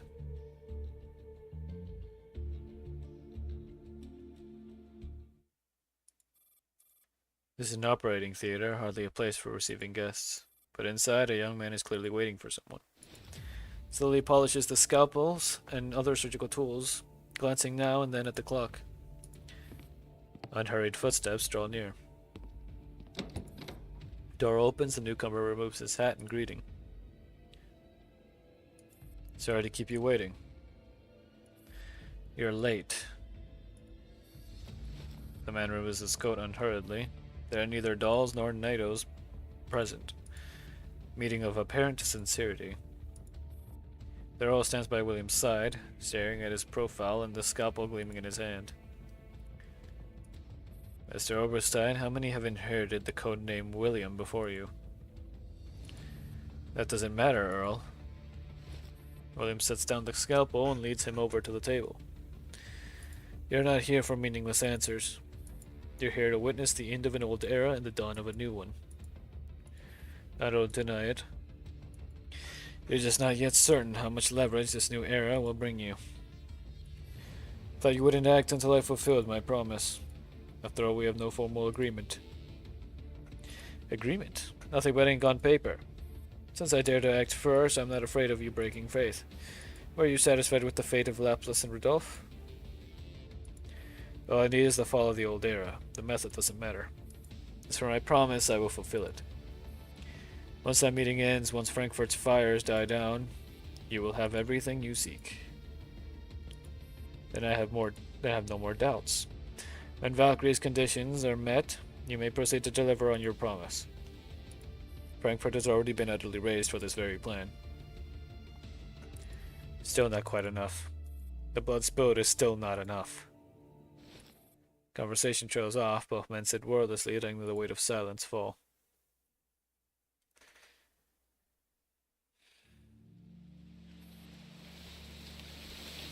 Dang it. Hang it, Griffin. Autobahn 661. After a night of toil by multiple dole squads, the road is once again passable. Now under the direction of hurried transport officials, the highway is open for use. Commander, I've handed over the affairs of the Autobahn. Finally, no more tearing apart wreckage. Good. What about the supplies being dispatched? Already loaded onto the Elmo. I've assigned dolls to take stock. Send a portion to the underground shelters. The majority of civilians are there. Yes, Commander. I'll go follow up on the supply tally. Would you like to handle the delivery to Miss Nayla yourself? Nayla. She... Right, I forgot to ask, how is she doing? According to 520, she and Amaris are still tending the wounded at JGU Metro Station. Got it. I'll go myself. Please take care of the rest. Understood. No 65 heads off with her squad. Commander watches the dolls withdraw from the cleared road, and their heavy mood lightens just a little.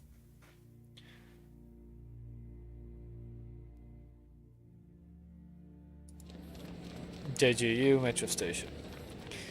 Commander arrives with some emergency supplies. Marius has been waiting for them. Here, Commander. Marius pulls them through the crowd. The air has grown stale and stifling from the extended lockdown and overcrowding. The stench is overwhelming. Forcing their eyes open, the commander finally spots a pale figure in the crowd. Nayla. Is he inside a makeshift tent? Nayla looks up. Seeing the commander, she carefully steps around Patience and comes out. Commander? Why are you here? 520 said you needed medical supplies. I brought the basics for now. I hope it helps. Whatever else you're missing, make me a list. I'll try to find them. Besides medical supplies, we're in need of emergency food and supplements. You came right on time, Commander. Nayla, you look like you haven't slept in days. Commander, you look the same. Two worn-out souls share a knowing smile.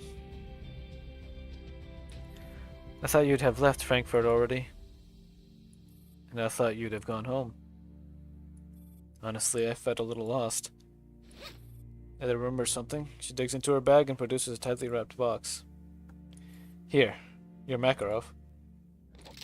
Maynard takes the pistol. It is empty. Just not fit to carry a gun.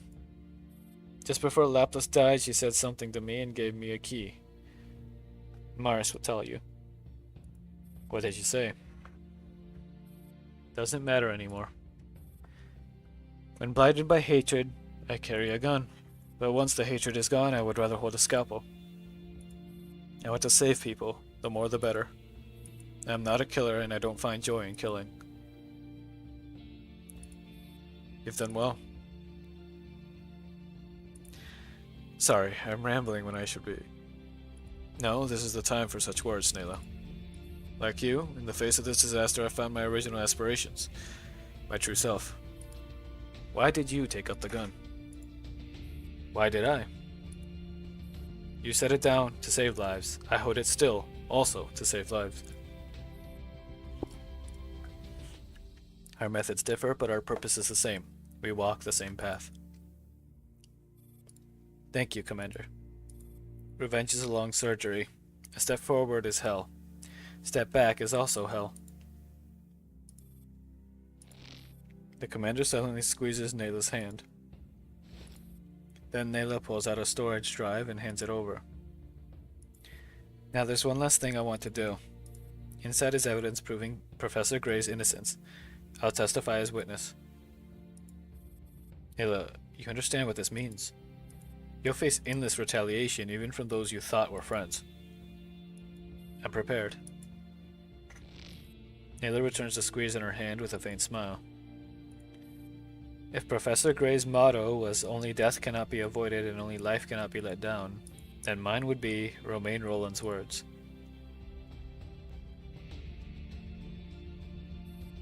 Each one of us in turn climbs the Calvary of the age. Each one of us finds anew the agony. Each one of us finds anew the agony. Each one of us finds anew the desperate hope and folly of the ages. Each one of us follows in the footsteps of those who were, of those before us who struggled with death, denied death, and are dead. Bathe in humanity every day and endure and love your destiny. We all have to do what we can. Als ich kann. I think that would be als ich kann. Kann? Kann? Kruger! My voice is already dying. I can feel it. Oh. Gutenbergplatz. As the frequency of air raids decreases, although there is no official news release, the resilient citizens of Frankfurt begin gradually appearing on the streets, working to restore order to this scarred and battered city. It snowed a little last night, but by morning only slippery ground and the biting cold of melting snow remain. The commander pulls up the collar of their coat, silently watching while a makeshift breakfast stall is being set up by the roadside. Offers nothing more than simple coffee and ham and egg sandwiches. But this simple food can at least bring a trace of warmth and energy to lives exhausted, pained, and numb. The commander contacts Berlin through comms. At last, Commander. Mr. Kruger. Kruger. I think it's Kruger. Hearing your voice is the best news possible. When we learned Frankfurt was under bombardment, we have been worried about you all this time. With the Elmo and so many dolls, I'm already a lucky survivor of this air raid. Meanwhile, Frankfurt is filled with pain and suffering. And when the physical pain ends, what follows is even deeper. Emotional torment. Give it some time, Commander. Disasters and accidents so often arrive at strange times and stranger places. When I asked you to come to Berlin, I never foresaw this situation. Yes, back then I thought it was just going to be an ordinary mission. Now my mission feels both complete and incomplete. After all I've been through, I feel as if I have lost all direction and can only rely on instinct to choose a path. When we met in Berlin, I spoke to you with certainty, yet inwardly I still hesitated, faltered, doubted whether I was truly strong enough. So when you spoke to me about Carter, I did not tell you the truth. And do you believe the time has come for truth? Yes, now is the time to be honest. About why I became a soldier, why I left the service, and why I joined Griffin. Both of my parents died in World War III. It was 2050. The war had not yet ended, and by the policy of the time I was enrolled in the Suvorov Military School. The reason was simple. If I still wished to study, only this school allowed a martyr's child to bypass exams. I just had to pass a medical screening. It was never a choice, only an accident of fate. I once hated the world. Why must I endure the pain of losing everything? Why must I study warcraft in preparation for fighting in future wars? But then I met a senior who rekindled my heart, which was clouded by anger.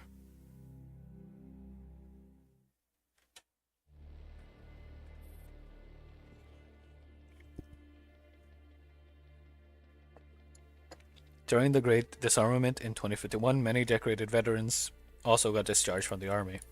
So what's the point in being so hung up on medals? Now that you can live off them. Sure, medals don't give you food tokens, but they're a kind of recognition. Recognition? Yes, recognition. It is the nation and the people acknowledging a soldier's sacrifice, telling you with a medal, "Thank you, you have fulfilled your duty to defend the nation and protect the people." Of course, I won't tell you the bonus was also pretty tempting, or that it felt awesome being applauded on stage. If it had been a gold star medal, it would have felt even more awesome. You sordid. Hey, I'm not a plant. Can't live on photosynthesis. What's so shameful about wanting a bonus? Mariner may deflect the commander's forehead. They quickly raise their hand to block. Still, if the PMCs and autonomous dolls replace the soldiers in protecting the borders, what else is there for soldiers to do? Think of it this way. With dolls taking the soldiers' places on the borders, more Yoshas can go home to help their mothers fix the roof. Isn't that a good thing?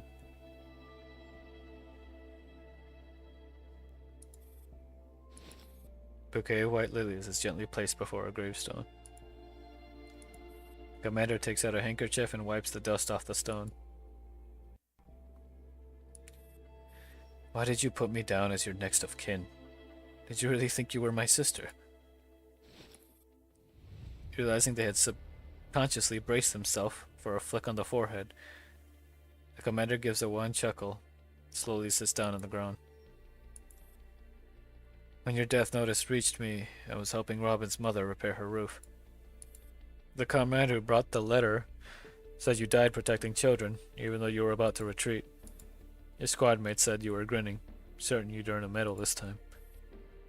Then you ran back without hesitation. The commander fished a gold star medal from the coat pocket. Well, congratulations. You really did get the gold star you dreamed of. The commander places the medal gently before the gravestone. The award ceremony was very grand. Did you see it from above? You want ice cream? Unfortunately, I cannot give you ice cream as I don't even have ice cream for myself.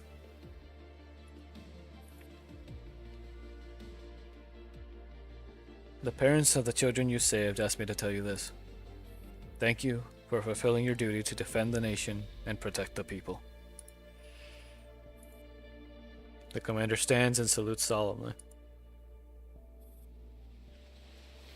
A breeze stirred through the quiet cemetery, carrying the fragrance of lilies afar. By the way, I forgot to tell you about the empty plot beside yours. You once said we were family, so in death we should be buried together. I've even thought of the epitaph.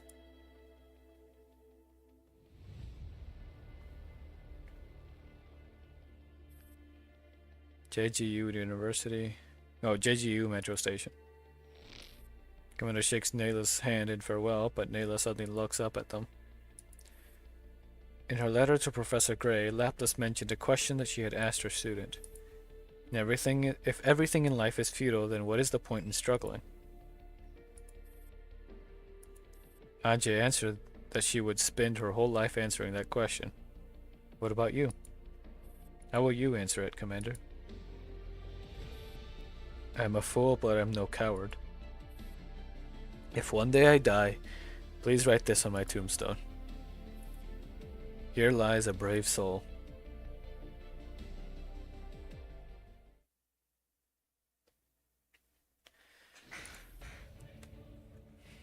I left the army because it had become a tool of power struggles. I chose to work for a PMC instead because I still wanted the strength to protect others.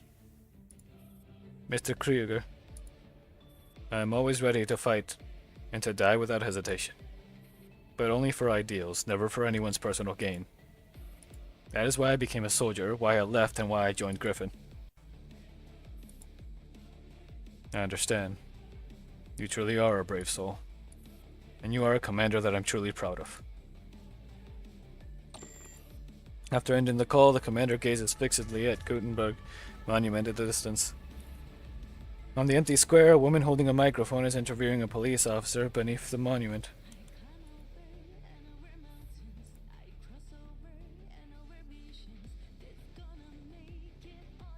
This is DDR2.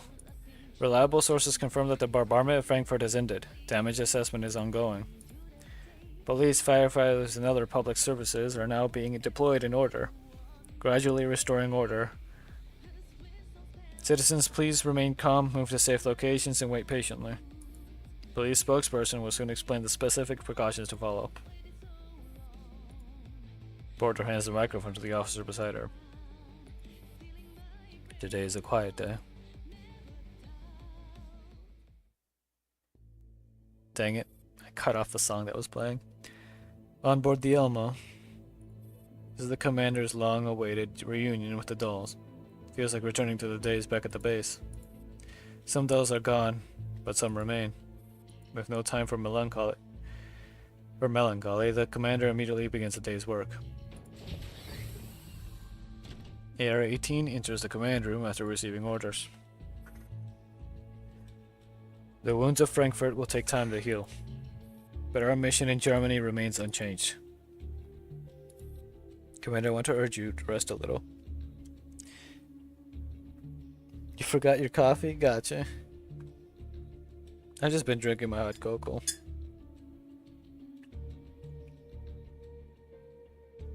Commander, I want to urge you to rest a little.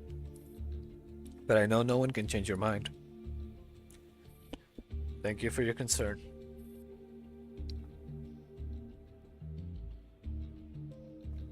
Now let's start with an intel update.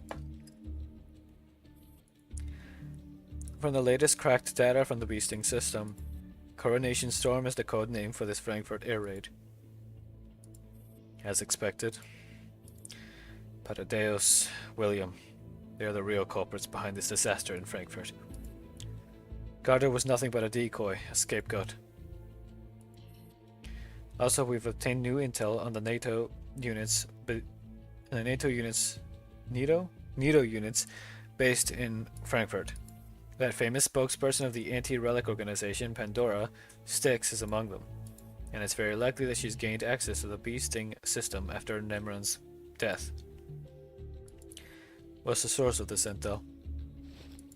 The Stasi. I see. What's the status of our dolls? Air 18 refreshes a display of current squad movements on our tablet. Regional rescue teams have all withdrawn. Damaged dolls are returned to the Elmo, while those still combat capable are on standby. All our squads are ready for battle. And the situation in Frankfurt? Communications and electricity have been restored, while order is gradually re-established in hospitals and other public facilities. They no longer need our support for the moment. Good, then nothing is holding us back.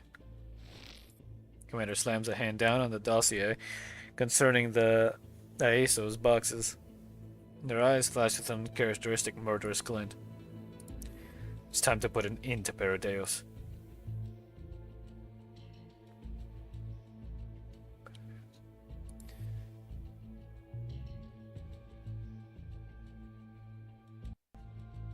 Dang it, I forgot how this one is. I keep forgetting how to say this one.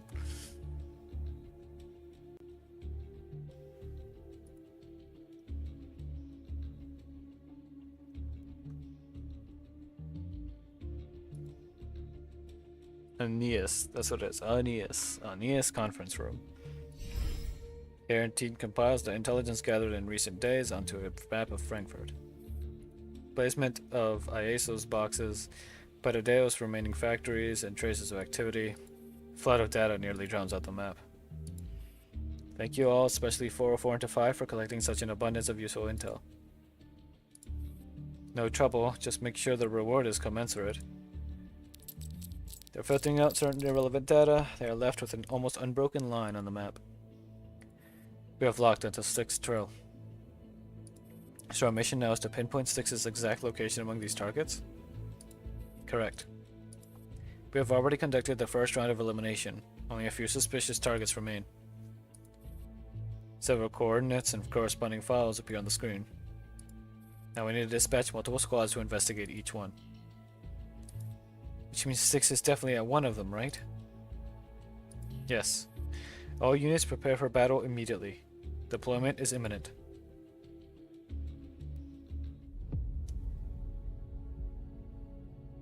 Combat. What's this one? Shattered light.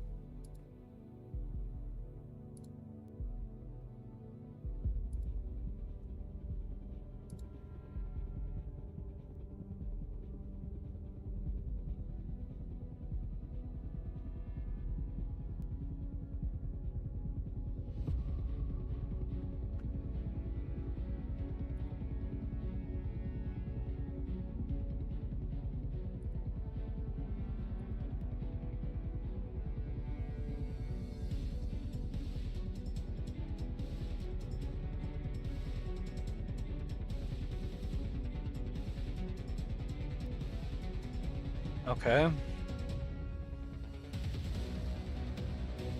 This might be a little rough.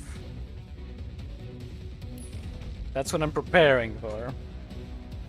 But my assumption is that I can still do it. Who are we targeting? Where is she? I don't see her. Finding defeat Styx. She will reveal herself when you draw close.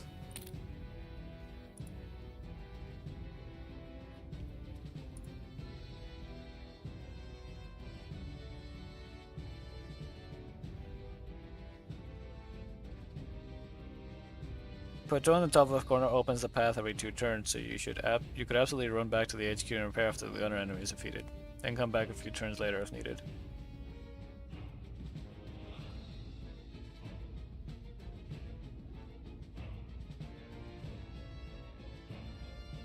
Okay.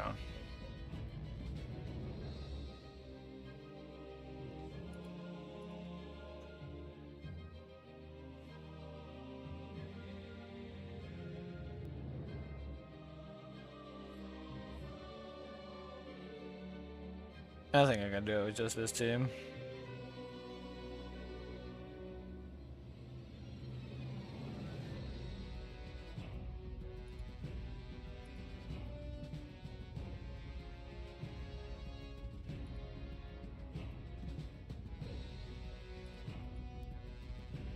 What's up?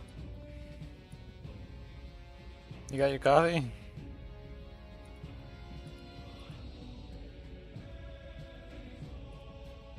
Okay.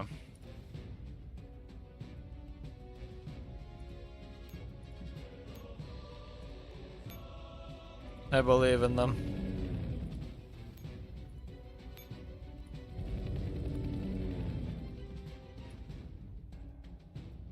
I just have no idea where she's going to be.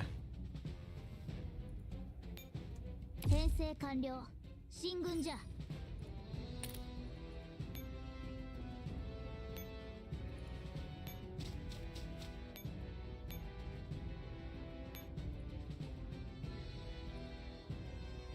So what's the strat here?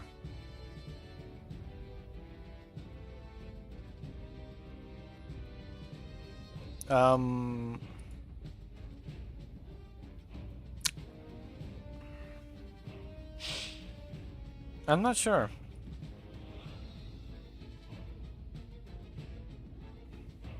Coffee achieved, that's good. So I saw this happen. Which, I mean, I guess I can try. See what happens. Guessing I'm pushing through here.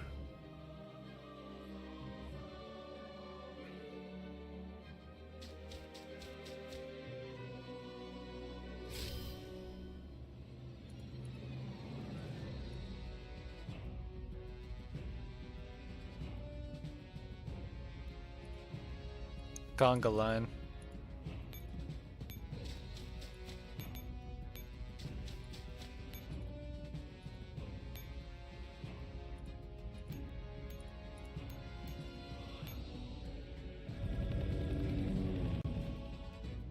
Alright, and I should push forward. Okay, it says it wants me to push forward, then I'm pushing forward.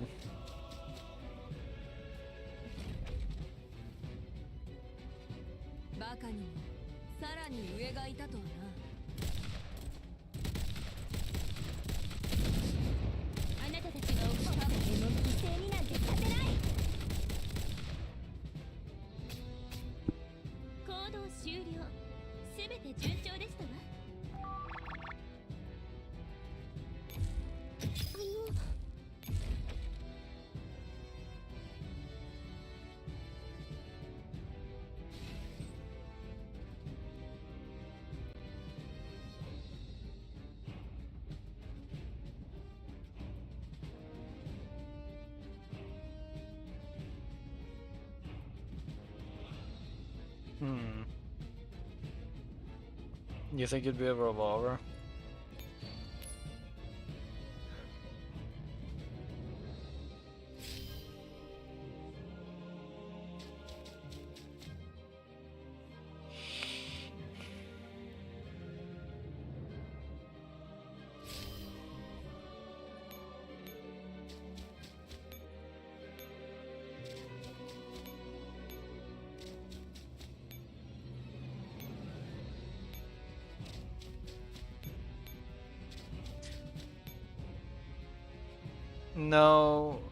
No, it was me trying to figure out how I want to do this.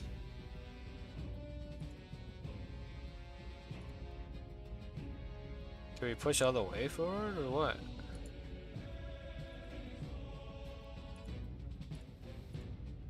Huh.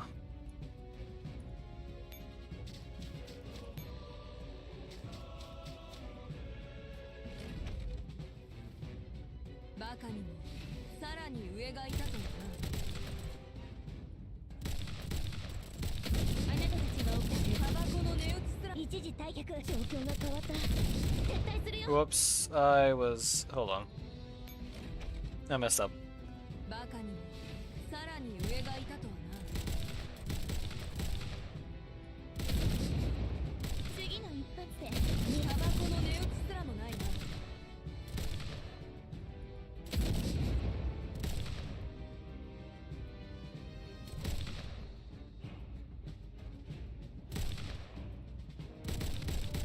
Okay, that worked. これくらい基本で指揮官。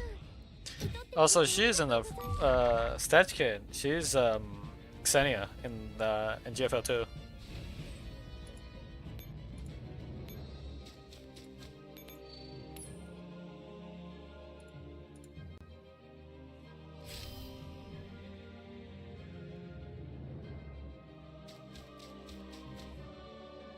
Yep. What do you mean gestures above? I just answered you. さらに上がいたとは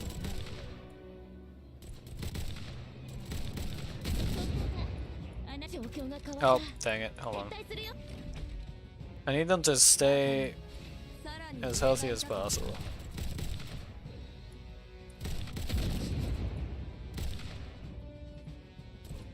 あなたたちが犯した罪の代償は支払っていただきます。一時退却。ネイジョ誰も力は逃れられない。 Oh, that. I'm not sure. I said I'm not sure. 行動終了。すべて順調でしたわ。トカレフ M。 Like, what if you were just a flintlock?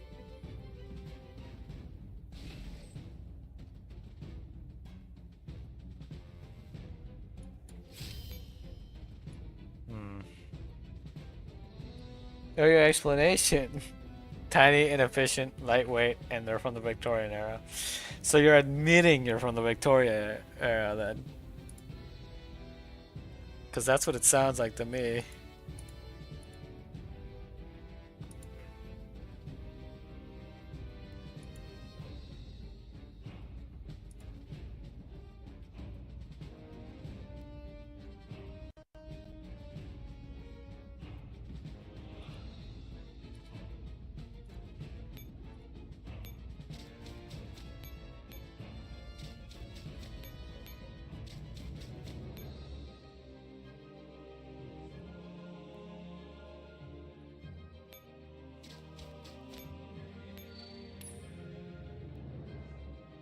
Okay.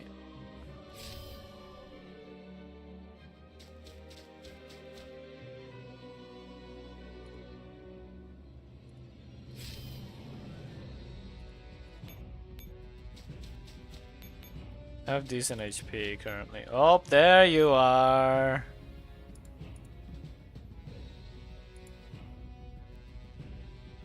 So they just push her regardless? Oh, dang it. It's snipers. Okay. Hit her with that. And then we wish for the best.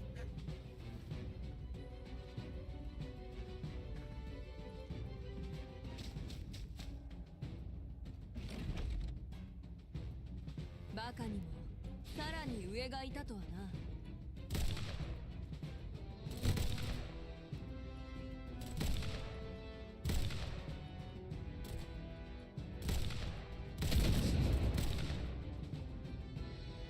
ここがあなたたちの逃げられるとでも。やったー！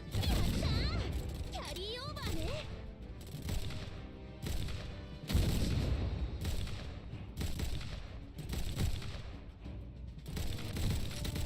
I might have screwed up.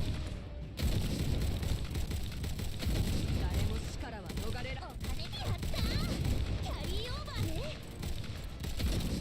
逃げすぎの一つであなたの命をいただきます。 Ah, she runs. 行動終了。 Coward. 順調でしたわ。おお、はじめましてだね、指揮官。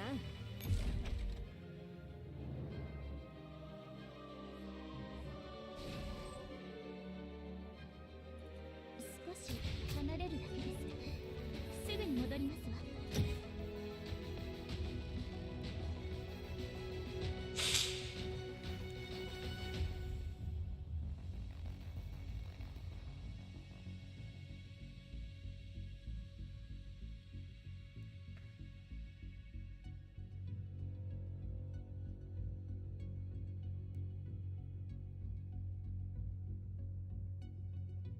See, it depends what you consider a revolver. Because technically, firearm with a revolving cylinder existed significantly, like several decades before the 1700s. And then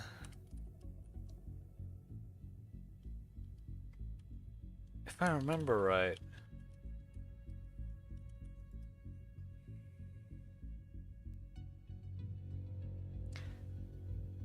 there were flintlocks used in the early 1800s still.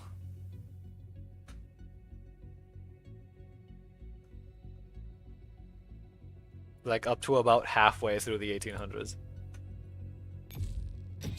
So technically, you can flip those around and they're still right. It is getting hot in my room. Fantastic.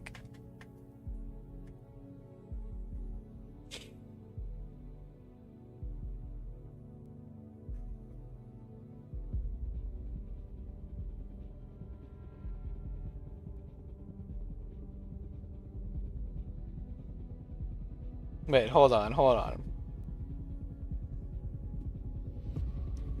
So it says they were invented in late 16th century, but then talks about early or designs that existed before, and then speaks about 18th century examples.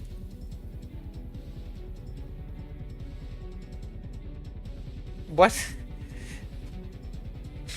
I think there's a couple mistakes in there, because like I don't think you would be naming things that come later as being designs existed before.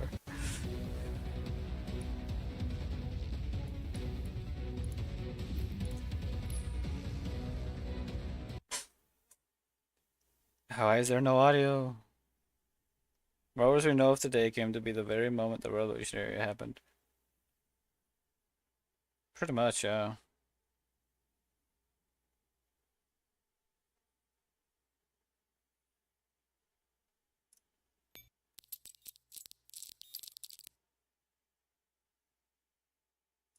November 19, 2064.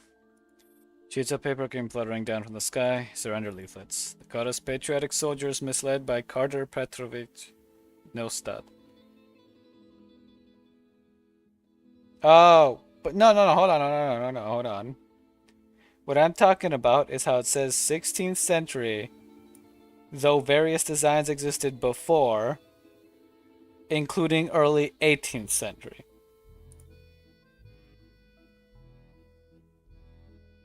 Do you see what I mean? Like, why would you say the 18th century ones are earlier than the 16th century ones? Not what you would say, but what the thing you quoted said. Promise that if we laid down arms, admitted our mistakes, we could retire on the spot and walk away as civilians. I used one to wipe the red ice off my boots. Worked fine. Yeah, it seems like it's just worded like bad. Winter's biting cold. I miss my father's roasted beef pizza. Mock away as a civilian? What a joke. Be a meek little subject under Rosartrus rule. Abandon our country, abandon our culture, and live like chickens in a coop, caring only about food and sleep. From the first day I joined KCCO, I knew I could never go back to a civilian's life. Because from that day on, I no longer knew when I'd die, but I knew why I'd die. At dead of night, another wave came crashing at us. Marfor got so hot you could fry a steak on it. I had to pick up Roma's gun. Roma was lying right beside me. Armband sits in my inner pocket. Bearfang and Roma were both my brothers. Together we had faced danger time and again in the ruins of the Yellow Zone, bustling cities, covering each other's backs to see mission after mission through.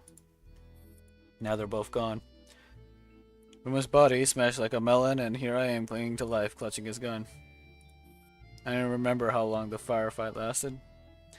By dawn, Dentist finally gave the order to retreat. My heart sank. I asked him, what about the general?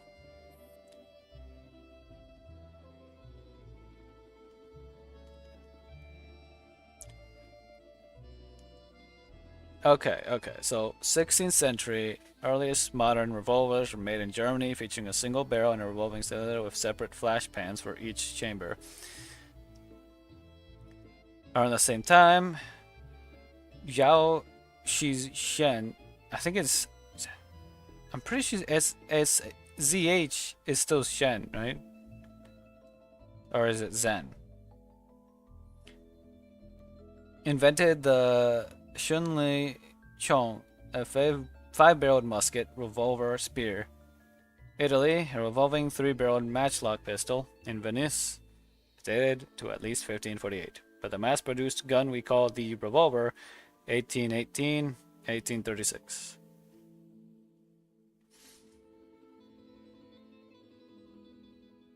Dentist said he didn't know the details, just that every man still breathing had to pull out. Fell back to the outskirts of Moscow, 3 wounded brothers in the truck with us. Only then did I think to ask about Ryder. Dentist reached into his pocket and pulled out Ryder's armband. Dentist said the stronghold was blown into rubble. Didn't care how many civilians got caught in the blast. While our brothers in the back asked why we lost. After all, we'd had the upper hand. Dentist was quiet for a while, then told him, we lost, that's just how it happened. Yes, that's how it happened. We failed to save our country. The other 3, from what I can tell, were flintlocks. They were revolving flintlocks, but yeah. Because eventually, you basically had to start with having, what's it called? All-in-one ammunition. Like self-propelling ammunition. You had to get to the point of that, basically. Rather than the whole, loading muzzle or loading breech, where you have to have the powder, something to light the powder specifically, rather than a. Well, yeah, I mean, a flintlock in itself is dangerous. Having what is basically a ton of flintlocks strapped together is even more dangerous.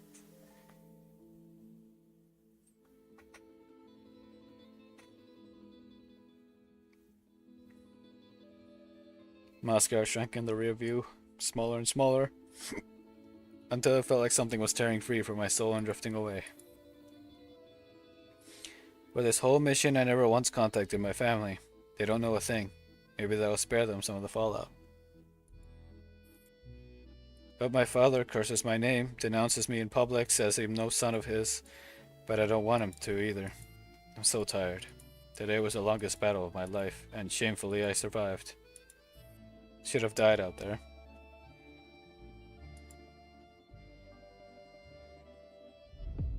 That's why like self-encased ammunition was such a big thing.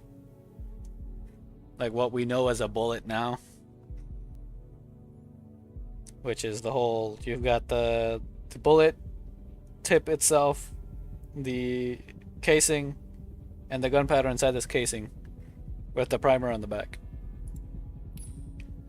Which the primer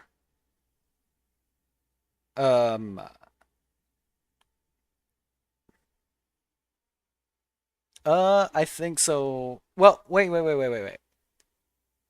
Wasn't it the Derringer?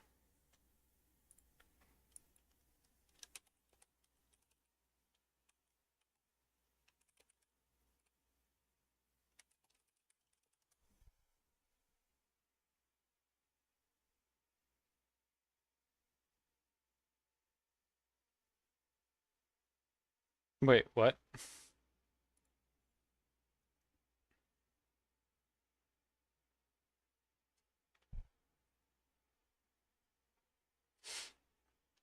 On board the Elmo.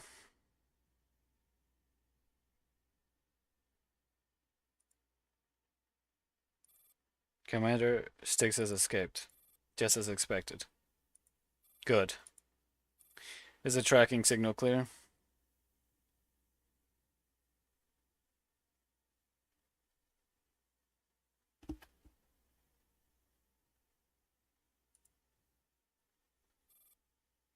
Very clear. 404 and Defy are already on the trail. Tell them to maintain pursuit for now. They mustn't go too deep. Wait for us. Yes, Commander.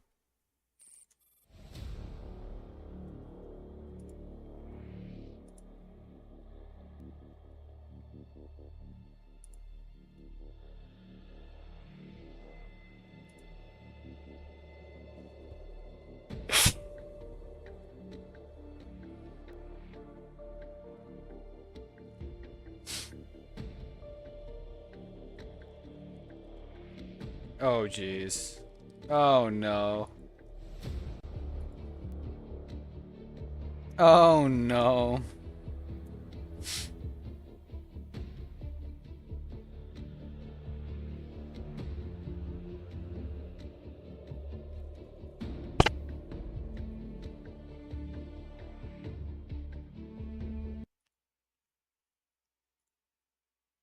Incoming call through an encrypted comms channel. Commander, it's the Earl. And no, I'm not okay because of what's coming up. It's basically what's coming up is going to be a half hour of just one combat map. Commander, it's the Earl. Patch it through. Commander mentally prepares himself before turning toward the image of the comms screen. Sir, do you have instructions? First, allow me to congratulate you. You have brought honor to yourself and GNK in Frankfurt.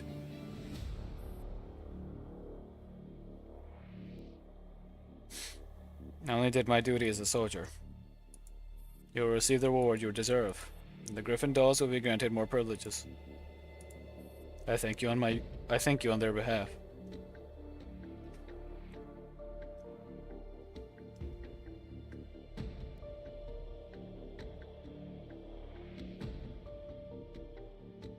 Ah, that's why. Okay, I getcha. Commander gives perfunctory responses to the small talk, their fingers drumming the desk idly all the while. Your mission in Germany is over. Once you return to Berlin, perhaps you can share a drink with Krieger. Is that so? I don't think it's over. The mastermind Carter is dead. How could it not be over?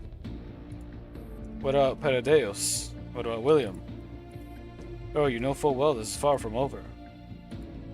But you have done your part. Leave the rest to me. And what will you do? Absorb Paradeus? Recruit William? Or you sit in an office far removed from the battlefield. From where you sit, you can't see the suffering of the people, their blood and tears. The ones who died because of the IASO's boxes, the ones used as test subjects by Paradeus. Did they ever exist in your eyes? To you, they were nothing but necessary, insignificant sacrifices, weren't they? William's life is worth more than all of theirs, isn't it? I've been on the battlefield far longer than you. But you no longer see the sacrifices on the battlefield. The URNC is about to be formed. Oberstein and Carter will take the blame for everything. This is the greatest consolation we can offer the dead. Would you ignite war in the coming age of peace, Commander? The dead won't be swayed by your rhetoric. Ask them if they'd accept this so-called peace. The living must live for the living. The living must strive for the living. That may be your future, but it is not mine. Commander, you are too young. So young you think yourself invincible. So young you forget who gave you the might to speak with such self-assurance. Krieger's indulgence has made you forget how the world works. The other side cuts the transmission. The AR-18 watches the commander quietly. Commander, I'm fine.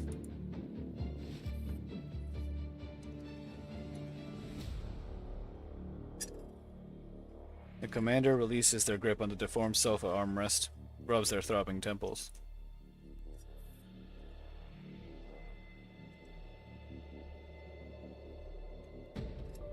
He won't let this go.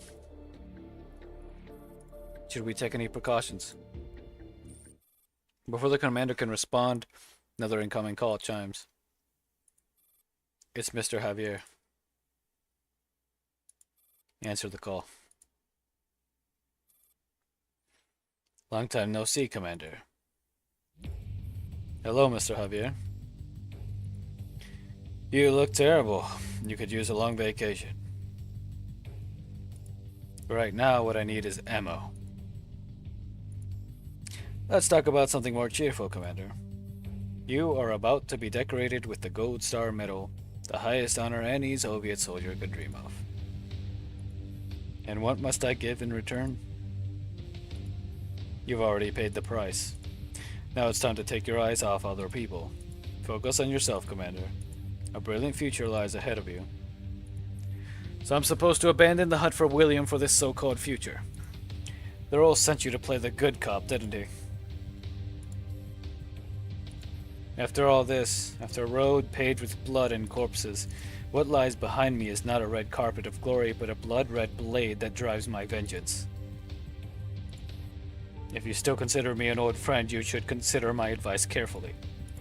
Right now you stand at a critical crossroads. You can become a hero honored with a golden star for your service to your country and people, or vanish into obscurity, erased from existence. If my medal must be bought with such a choice, that is a true insult to the Golden Star. William must pay for what he's done. The Earl was right. You won't listen to anyone right now. Krieger gave you too much freedom.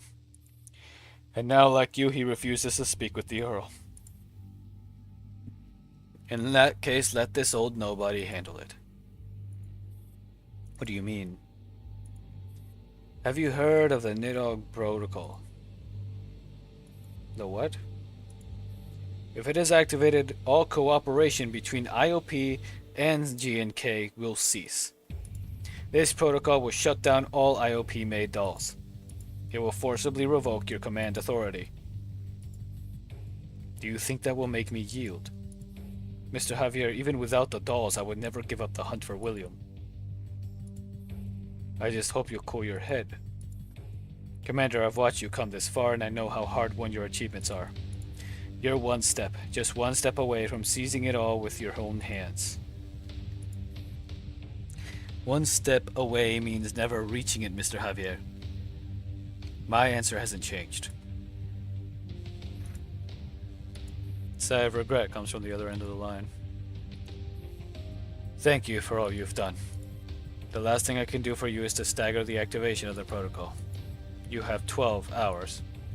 During that time, I will initiate the Nidhogg protocol, starting with the weakest dolls. Whatever you intend to do, you have 12 hours to finish it. In any case, thank you. Take care, Commander. Javier ends the call.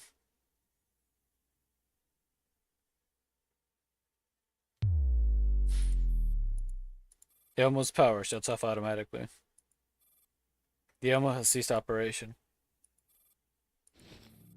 In darkness, the commander sees the countdown ticking on the tactical tablet. Less than 12 hours remain for the commander and the dolls. Over 98% of the dolls are manufactured by IOP. I know. What do we do now? Gather all the dolls.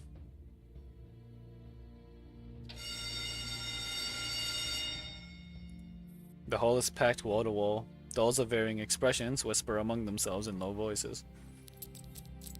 Commander projects the Nidhogg protocol countdown into the center of the room. Everyone, let me explain the situation. To stop me, IOP is about to activate the Nidhogg protocol. Once the countdown ends, I will lose command over all IOP dolls, meaning the vast majority of you here. What do we do, 34? The notice we got is real. Don't panic, we can... I don't actually know what to do. I have to declare independence from IOP. I quit. The dolls erupt in an uproar, but the commander raises a hand signaling for them to be silent. And those with the dolls have already been forced into sleep by the Nidhogg Protocol. From now until the countdown ends, you will continue to fall one by one into forced hibernation. Let's keep going together. Let's keep going together, alright? That way, even if I suddenly shut down, I'll still be by your side. This is our collective funeral. Also, here you go. Have some of this, Jew.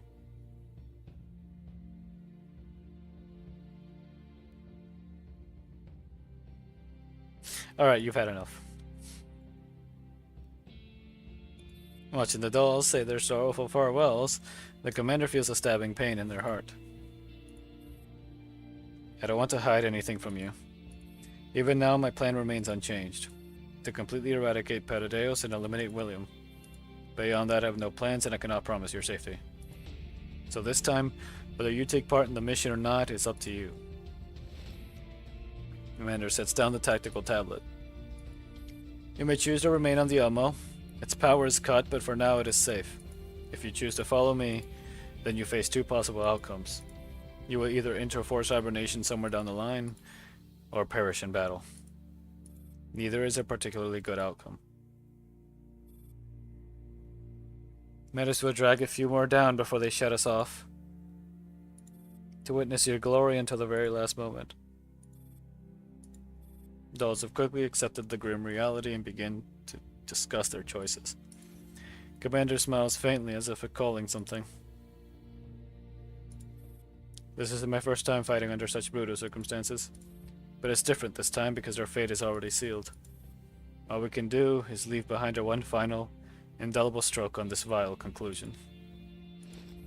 Commander shows the Makarov that Nayla has returned back into its holster at their waist. Time is short. I'm sorry I can't give you any more time to think. After a brief silence, hand extends forward. Taro. Commander, the air team will always fight at your side.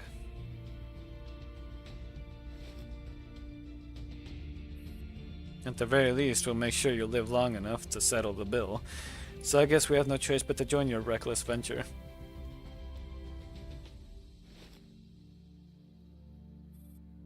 I promised 15 I'd crush Paradeus with her. If I back out now, she'll never forgive me.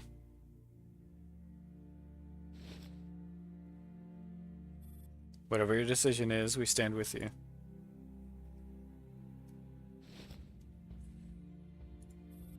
I said I would bear witness to your ending, so I will watch you until the very end.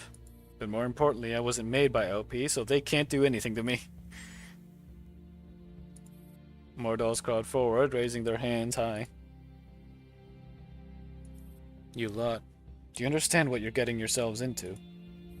We have lost all support. We stand against the entire world against the outcome that's already been decided. We are destined to lose. The victors will erase every last trace of our existence. Even so, you still choose to follow me. 404 never existed in the first place. We've always walked in shadow. To be forgotten is the best fate we could ask for. Our answer has never changed.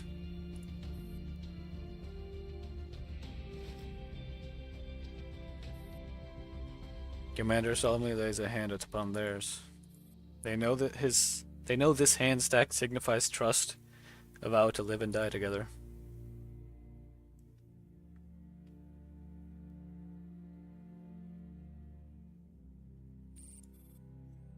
We interrupt this broadcast with breaking news. Carter Petrovich Neustadt, orchestrator of the Frankfurt airstrike and the Moscow coup, has been confirmed dead. Oh, so we weren't reading something in the past. We were reading something that was happening live. At present, Moscow is mobilizing forces to suppress Neustadt's remaining troops. Authorities believe the unrest will soon be quelled. Next, we turn our attention to the reconstruction efforts in Frankfurt.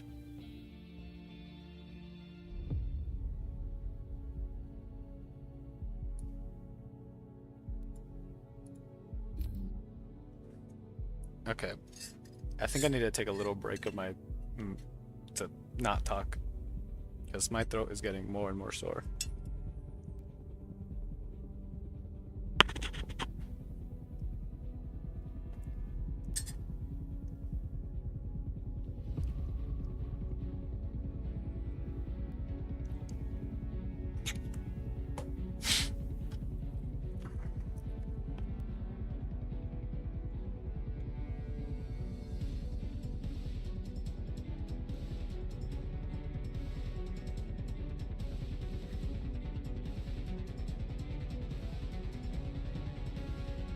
I'm gonna keep hydrating actually.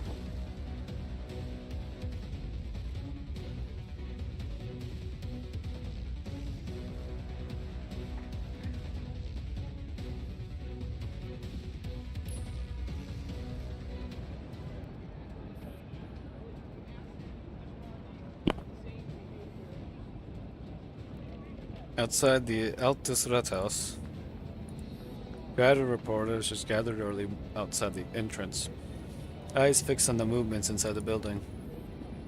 Snapping shutters, the chatter of live broadcasts, the shuffle of countless footsteps all weave into chaotic cacophony on the usually quiet square in front of the Altes Rathaus. Heavy wooden doors swing open and the crowd erupts. He's here, get ready! General Secretary's coming out. Amid blinding flashes, Gross walks up to the podium and gestures to the audience below. I am Gross, General Secretary of the Social Unity Party. Here I officially announce the end of the Battle of Frankfurt, and we are now actively advancing the city's post-war reconstruction. The detailed plans will be made public later. A sorrowful expression comes over Gross's face. In this brutal battle, the people of Frankfurt and their property have suffered grievous harm. Deeply pained by this, to honor those who perished in the war, I declare that this day shall henceforth be known as Frankfurt Memorial Day. We will mourn them every year and forever remember the sacrifice of the citizens of Frankfurt. Voices of approval rise from the crowd. Gross nods, continuing his speech. But this is only the beginning. The purpose of a Memorial Day is to never forget history. However, the living must also look to the future. To prevent humanity from ever suffering such a war again, to stabilize and secure lasting peace, I have chosen to found and join the Union of Zartrism Nations Coalition. Together with the Neo-Soviet Union, we will stand against terrorists and populists who oppose the world. The crowd bursts into joyous applause, their excitement spilling across every major social media platform. Somewhere unnoticed, a draft from a URNC meeting is leaked. Full implementation of doll regulation, unified standards for the mechanized production of dolls.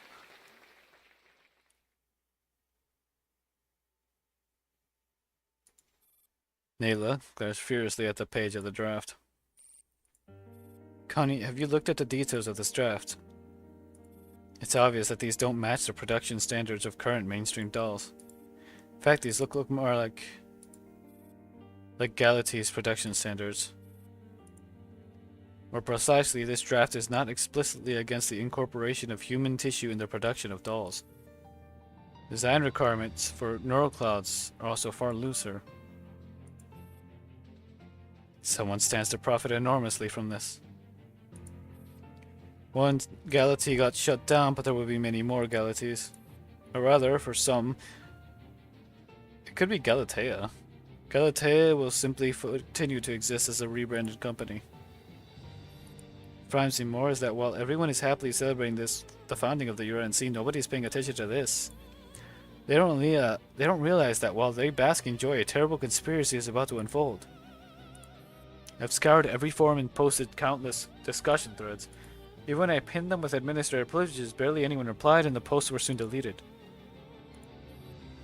Someone is manipulating public opinion. What do we do? You and I both know what this is. I don't know what the outcome will be, but you've seen for yourself what that thing can do, Nayla. Yes, I've witnessed from beginning to end how this violates ethics. And how it opens the door to science. This is the relics. Connie, when technology goes against humanity, that is when humankind begins to destroy itself. We'll not be able to stop this from happening. Can't just do nothing. What are you going to do? We'll do it together. No, this is something I'll have to do alone. Because I'm a student of Gray Blackwell. The revelation will only carry weight coming from me.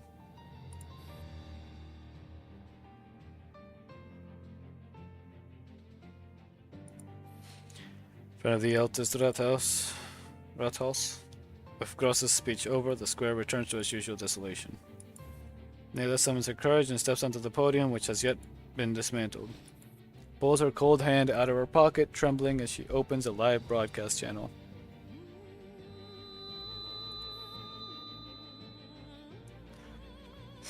My name is Cornelia Schaefer. This is my work badge. I once served as Professor Gray Blackwell's assistant at the Great Institute of Biotechnology under the Galatea Technology Corporation. Yes, I was student and subordinate to the Lady of Ashes. And so I have both the right and the obligation to reveal the truth hidden behind the draft titled Full Implementation of Doll Regulation, Unified Standards for the Mechanized Production of Dolls. Yeah, that shows the evidence she has gathered to the camera. Unlike dolls produced by other manufacturers, Galatea dolls, no, they shouldn't even be called dolls, Galatea has violated international conventions, secretly exploiting relic technology, using human cadavers as components for their machines. Their creations have always illegally incorporated human tissue. Nearly crumples the papers in her hand in her rage. And to erase all opposition, they kill any human who raises objections, then use Galatea's technology to turn them into a pseudo-doll. Anito, replacing the original human. Professor Gay was one such victim. I will now present her autopsy report, and her actual time of death. She passed away long before her last public speech. Clenching her teeth, Nayla painfully and reluctantly posts Gray's autopsy report into the live channel. Judging from the remaining human tissue in the corpse, Professor Gray has been dead for years. Yet all this time she was still active as the Lady of Ashes. It was all part of Galatea's conspiracy. Warning flags flood the broadcast, but Nayla flashes on. Professor Gray died at Galatea's hand. Galatea's hands in her honor was usurped and defiled by Anito. I am willing to bear full legal responsibility for my words. May the truth never be extinguished. Nayla's channel is shut down. Relief washes over her, but she feels a sudden pang of dizziness and she nearly collapses against the podium. Are you alright? Out of nowhere, Amaris catches her. Amaris, why are you here? Your mission was over long ago. You should have returned to the Stasi. Amaris stares at her in grim silence for a long while. The tracker I placed on you was never removed. No, that's not the point. Do you understand what you've set yourself against? I do. No, you don't. You're rebelling against the base code of the human world. You think you've spoken the truth, but that means nothing. Because it's easy to overturn your words. Umbra's last testament was discredited. All it took was a little speech from Styx. Amaris. The human world is also bound by code, don't you see? Dolls are inhibited by their base code, humans by social rules. You achieve nothing by speaking except putting yourself in grave danger. Then would you rebel, Amaris? If one day your base code commands you to act against your own will, what would you do? I am only a doll. Our base code is the shackle that imprisons us. Nayla, I cannot rebel. If you truly believe you have your own consciousness, your own thoughts, your own understanding, then you should also have the choice to refuse, to resist, to say no. It's meaningless. It's all futile. That is what makes humans human. In Western mythology, Prometheus stole fire. In Eastern mythology, Gongung smashed his head against Buzhou Mountain in a fit of rage. Buzhou, I think. Buzhou Mountain in a fit of rage. Mythology is humanity's longing. If dolls are created in the image of humans, then the longing of dolls must mirror that of humanity.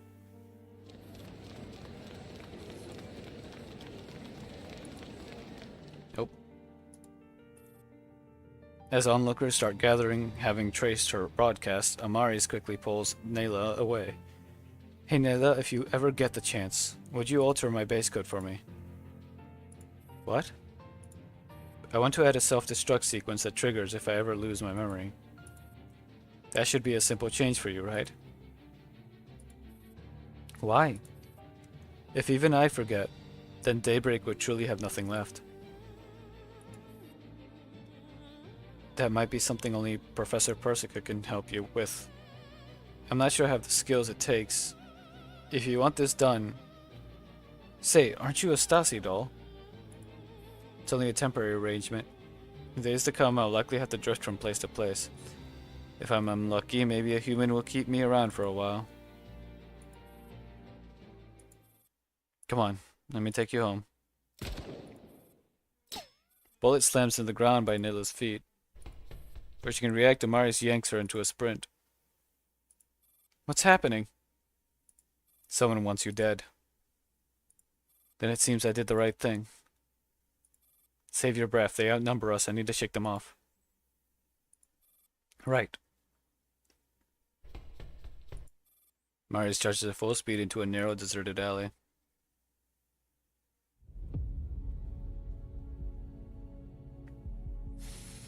I don't know if I'm going to be able to make it to the end of this event before my before my voice gives out.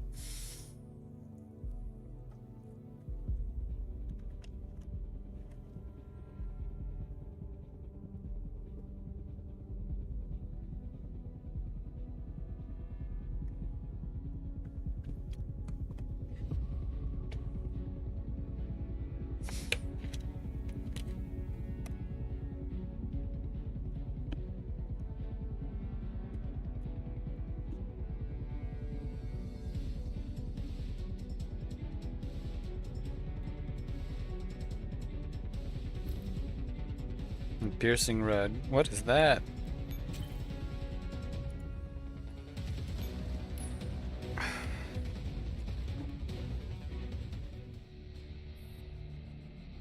Near the Stasi HQ.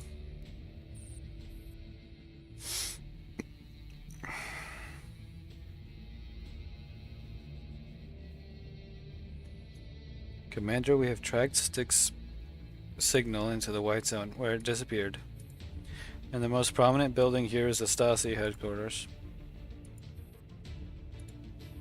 If she has merely entered the building, our tracking would still be effective. But her signal vanished entirely. We believe she went underground. Underground. Commander, the underground is part of the White Zone. Stasi's intelligence servers are located below the surface. AK-12 has been there before. Can we get access to enter the White Zone? Of course. How do you think we managed to go in and rescue you last time?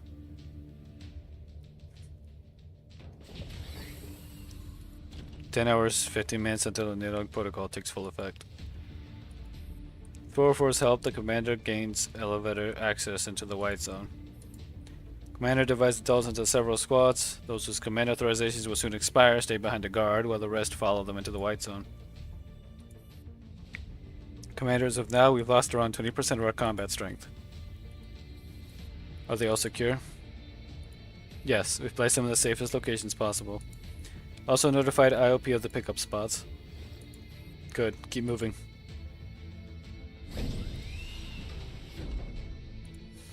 White Zone. 9 hours, 45 minutes until the NIDOG protocol takes effect. White Zone is heavily guarded by human soldiers. We need to stay concealed. Understood. Target is Paradeos. They will most likely try to avoid clashing with human soldiers. In fact, they fear exposure even more than we do. I agree. The materials of these structures have good soundproofing. Let's avoid drawing attention. Okay. 45, do we have Styx's trail? Lost her once she entered the White Zone, and I can't isolate her trail. Too many obstacles here. We'll have to search area by area. Got it. Commander signals the squads to advance.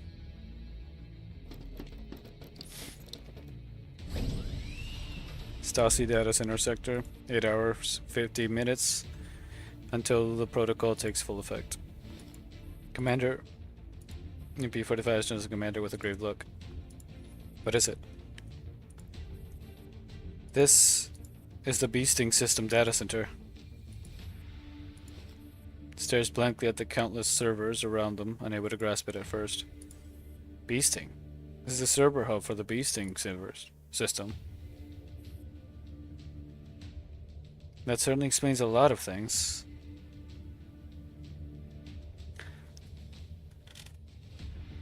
Did I never mod AK-12?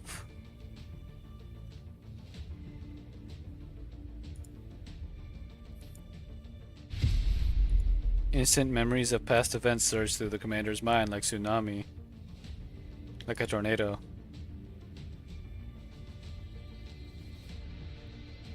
So that's it. Stasi has been working with Perideos all along. No wonder their intel on Perideos was so accurate. In addition, we just intercepted a piece of key intel about the final step of Project Valkyrie. Final step? What is it? Surgery. The final surgery. Everything they need is now in place. And we've already lost around 38% of our combat strength. Time is running out. Styx isn't here, it means she has gone somewhere more important. She's located an elevator leading deeper underground. We are cracking the access now. Good, I'll rally the squads. Leave a team here to continue investigating the beasting system. With clenched jaw, the commander gathers the remaining squads and pushes deeper into the white zone.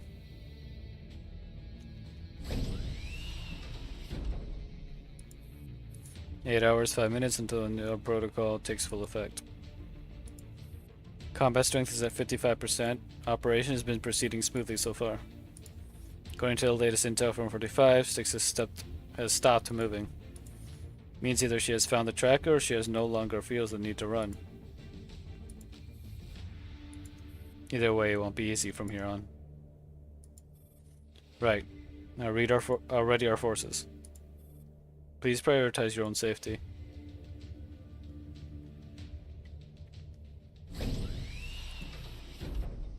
"8 hours until the protocol takes full effect. Squads fall into a narrow corridor. Commander, it's clear. Right. Corridor has no rooms, only a single exit. Large door at the far end. Confirming no ambush inside, the commander signals the squads to proceed one by one. Dahl's light footsteps are the only sound in the otherwise silent corridor. Soon the vanguard squad reaches the door at the end. Wait. Sharp metal spikes shoot out from within, lancing toward the dolls. No time to react, several dolls in the vanguard squad collapse instantly. Perideos signal. Heavy door, now bearing several holes, rises slowly, revealing the figure behind. Here you are at last. I was worried you wouldn't make it, so I kindly cleared some of the guards for you along the way. Didn't expect you to arrive early.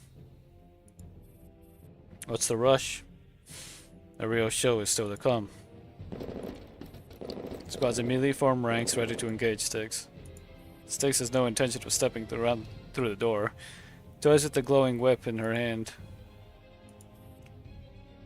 Why don't you come to me? Come on. Well, that's not fair. Attacking her is difficult when she's holding that position. Shotgun team, get ready. During the taunts, the commander calmly rallies the dolls that specialize defense. Looks like high difficulty boss, hard to crack. It's too much, fall back, let me take point. You better reinforce your shields temporarily. Obtain formation, advance. I like how they all do have shields in their art. M6 gathers the shotgun dolls. With shields raised, they charge forward under their allies' cover fire. Pretty smart, I'll give you that. You thought of a tactic right away, but it's useless. Playful laugh, Styx vanishes from the doorway. Stay alert. Darkness suddenly engulfs the corridor. Dolls switch to night vision, waiting. Waiting for me? GPS's shield crashes to the ground, her gun hand starts shaking violently. Dude, she's putting up such a fight even after getting hacked. How cute. Emerging from the shadow, Mermaid wraps her arms around TPS, admiring her own handiwork. Second team immediately pulls back and takes aim at Mermaid. Brahmin. Neural Cloud is compromised. Unable to watch TPS is suffering any longer, M6 pulls the trigger and puts an end to it. Focus fire.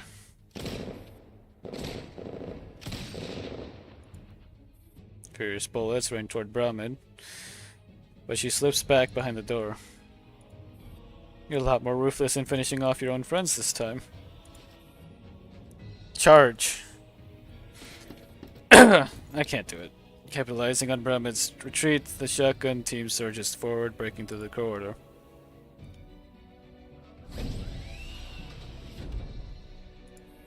"6 hours, 15 minutes until the protocol takes full effect.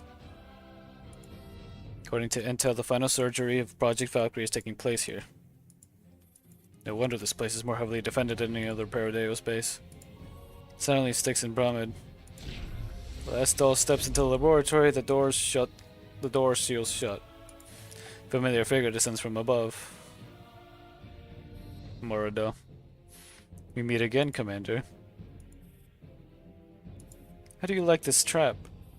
In case you thought it was too easy, I added a little prelude for you. All just to delay your deaths a little longer." Graceful white figure rushes forward like a gust of wind, slicing through several dolls in an instant. Sister Heb is so impatient, she started the show before I was even done talking. With raised an eyebrow, she continues the silent slaughter among the dolls. Defies around her restrict her movements. Yes, Commander. 45 assistify. Roger.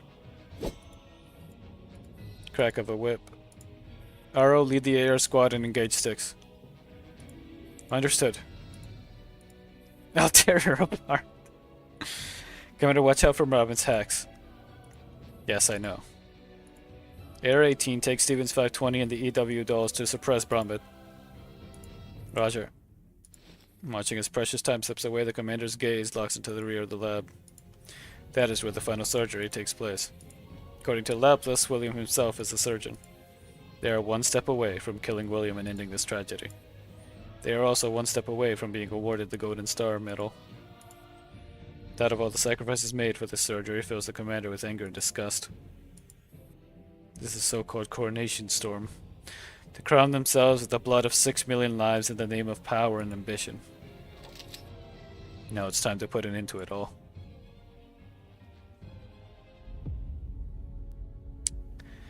Here we go. Oh man, this is gonna be rough.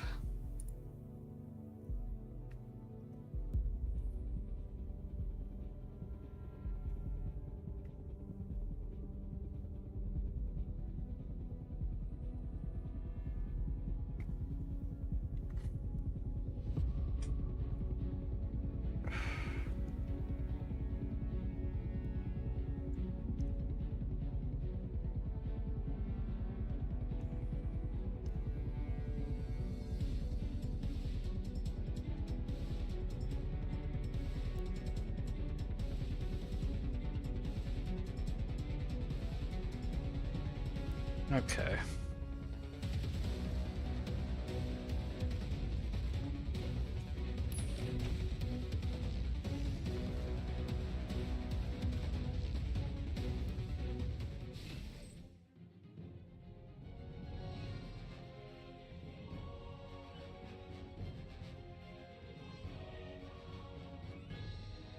Okay. It seems like I need to give the main squad the sniper fairy now. Which would be fitting.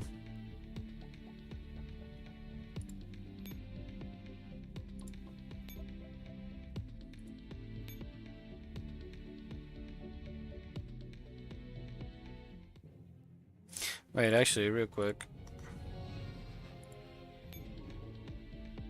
Do they have their proper gear on? They do not.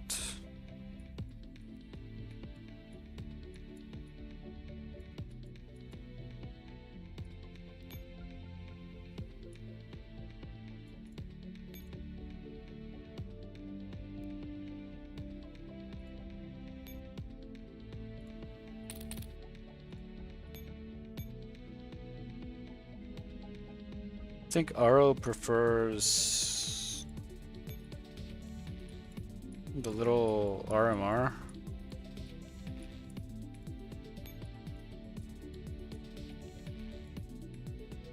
Or was it one of these?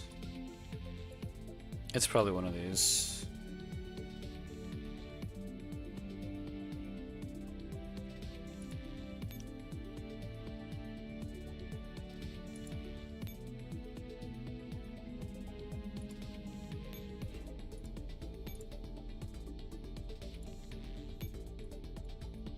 Where is Wilrod's ammo?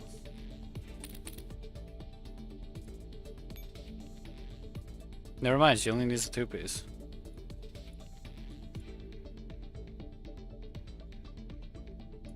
But kinda don't need that right now.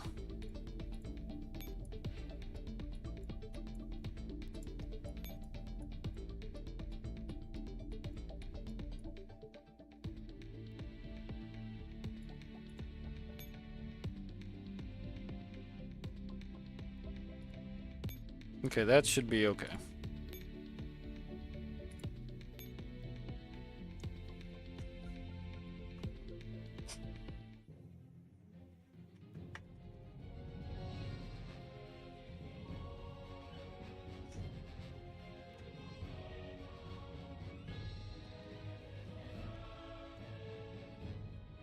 All right, let's see.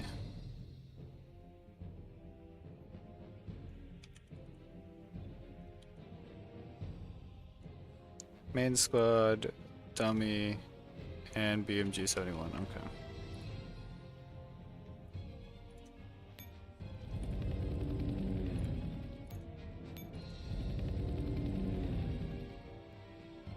BGM 71. よし行くよ。今の私は最強だ。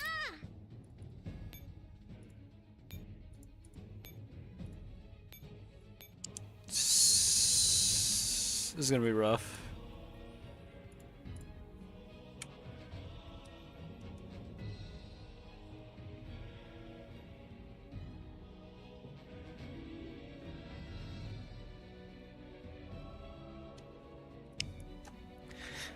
Okay, as long as you didn't actually burn your foot.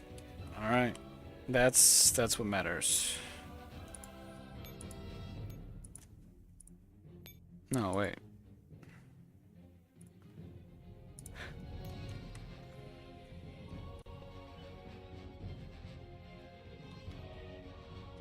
Okay.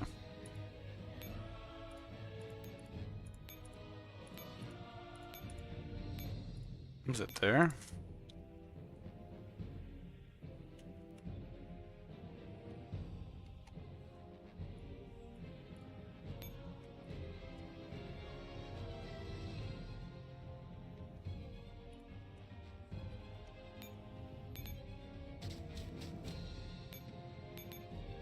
Yes. The answer is yes. I scream at your existence internally a lot because it worries me.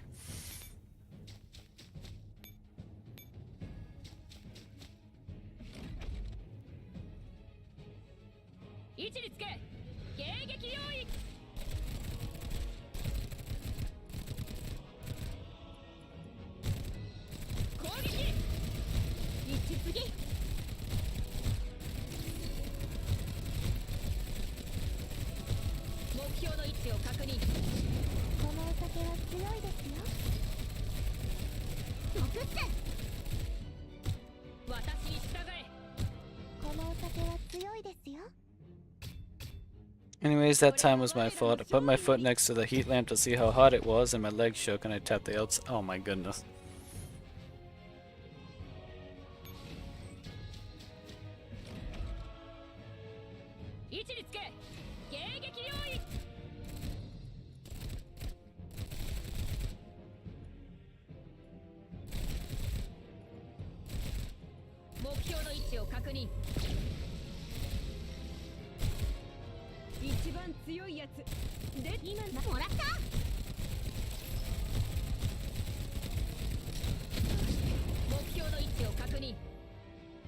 Oh, this is rough.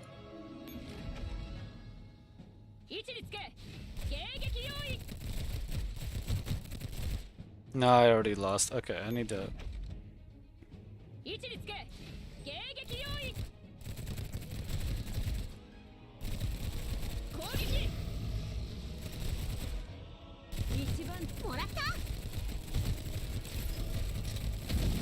Why did they target? Okay.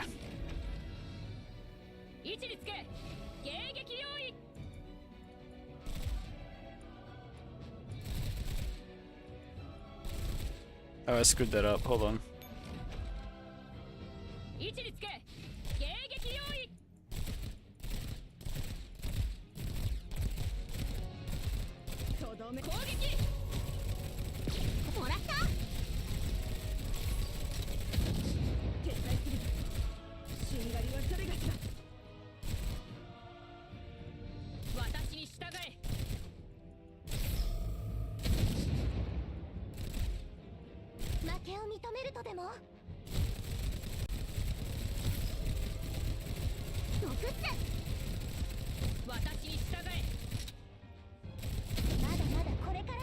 Hold on.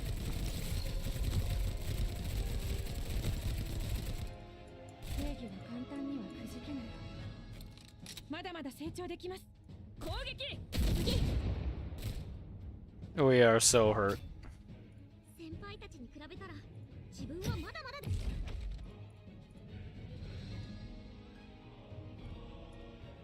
I don't know if we're gonna make this.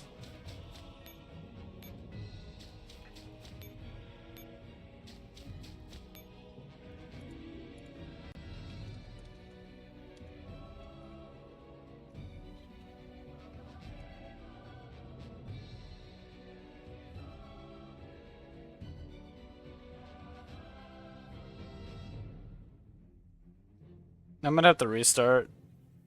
We took way too much damage.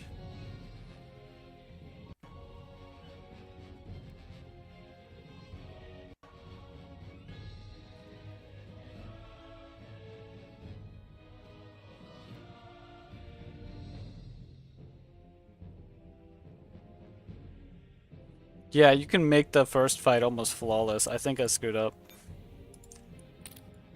That's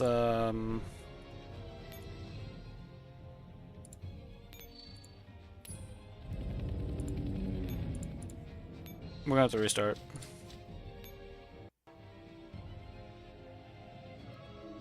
What is...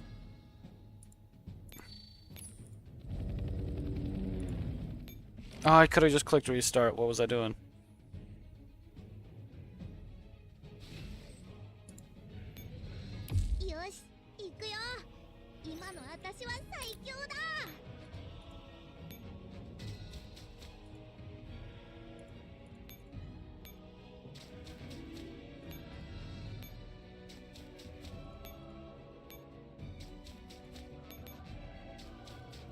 Let's try to get the best outcome out of these fights.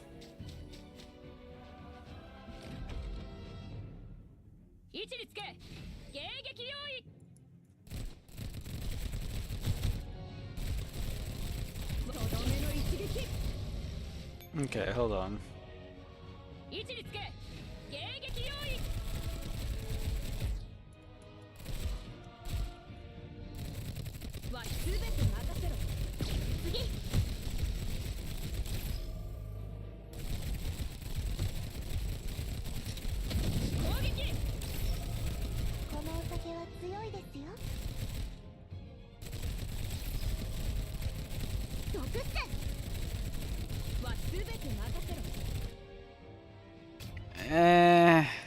That's better, but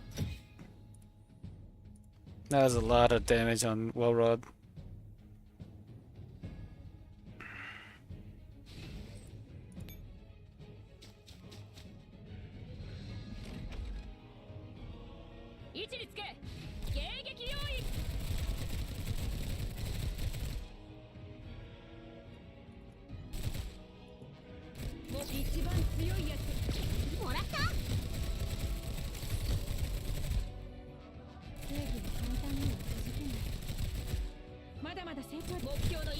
Nope, screwed that up.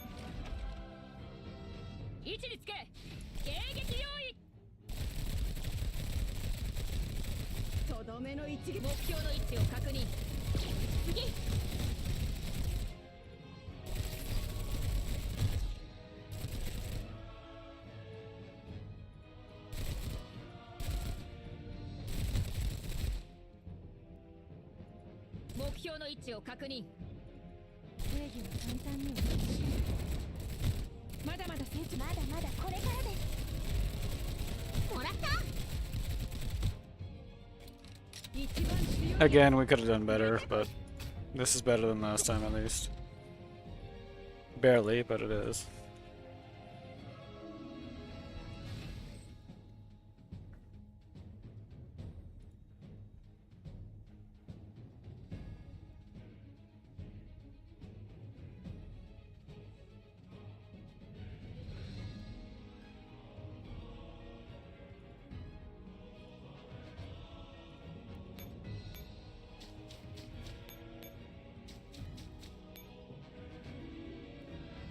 Okay, yeah, we'd still get a repair.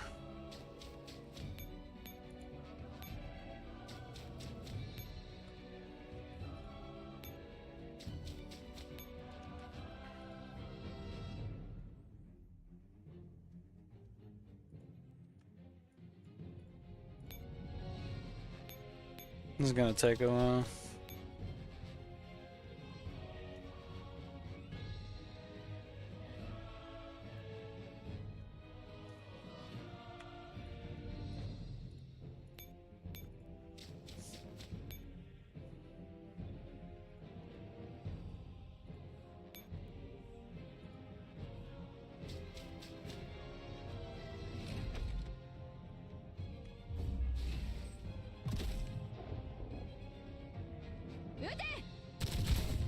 Hold on.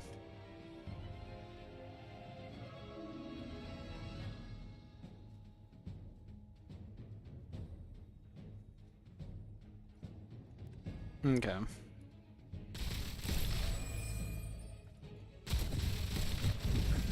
Oh, I screwed it up.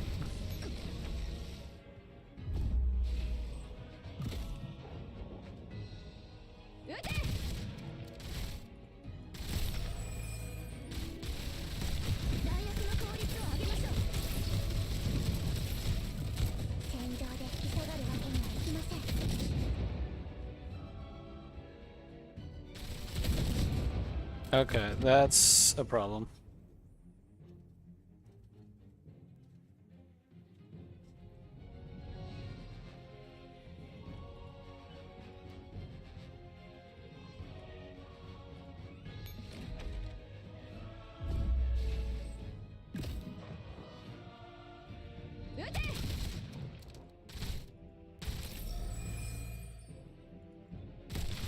Yeah.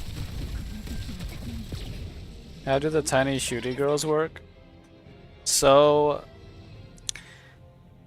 they automatically will attack, and like whatever they're doing, basically the normal attacks, they'll automatically do normal attacks, and then there's skills. You can either have it on auto skill, but there's some skills that are better to have manual, so you activate them manually. For the most part,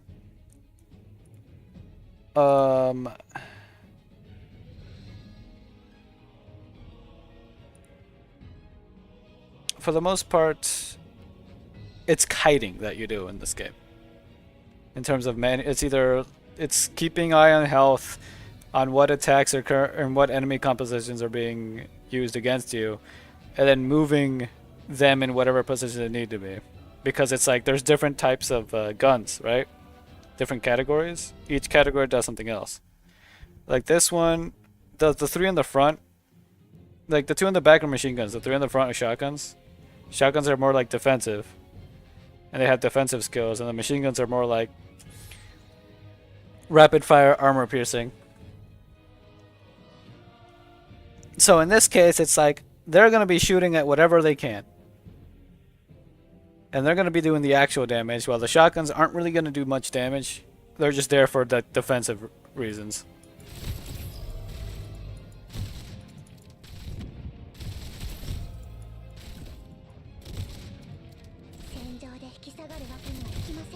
I'm keeping an eye out for when the red marker appears, because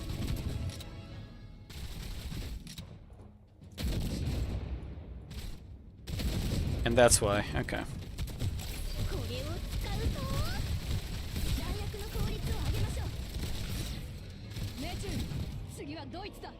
あれどこに置いたっけ。戦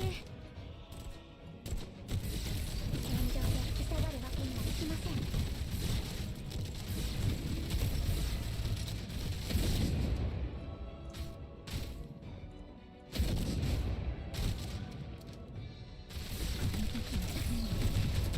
ここまで来たのですから。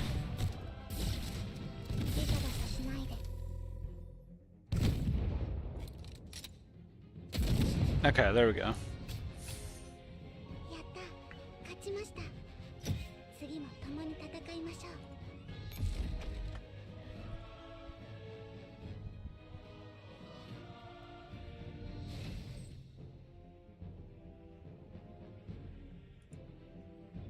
Sounds like the way I did it was actually better than the way the person here did it.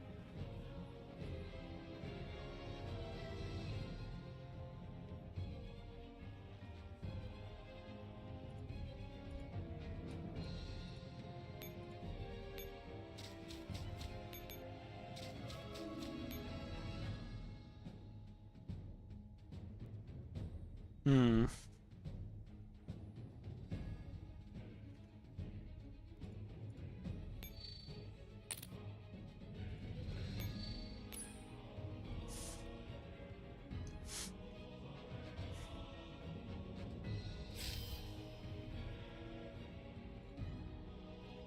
All right.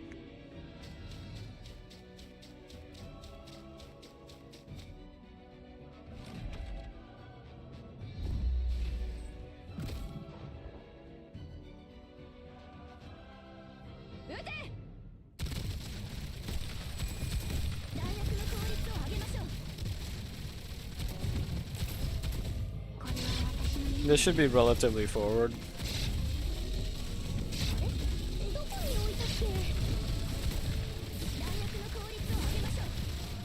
Yeah, barriers broke. Now we just need them to attack. Come on. There we go.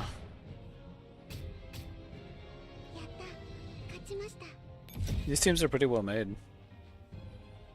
Usually you don't get good teams whenever they give you them for free.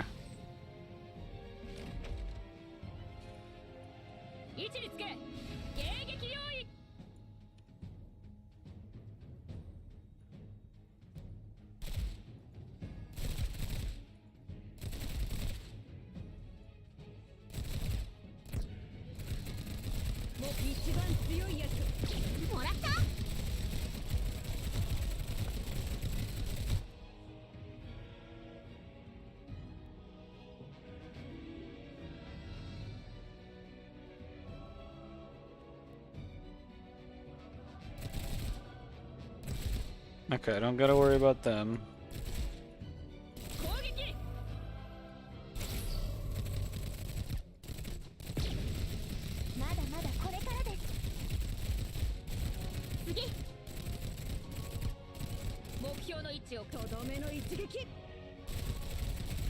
Okay.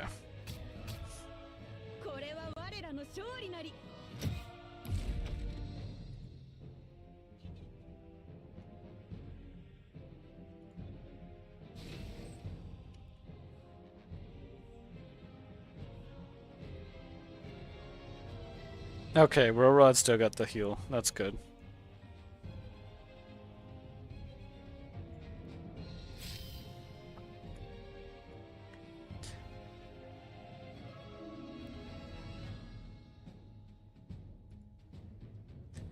Now what?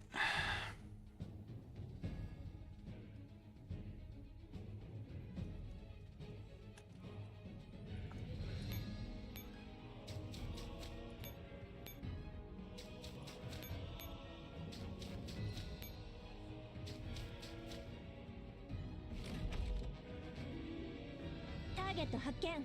迎撃開始。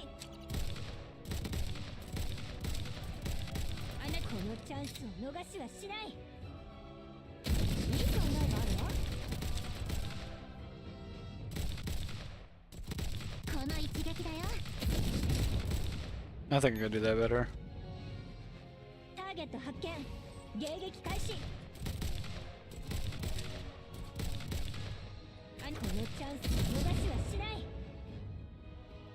Now, why did I take damage there?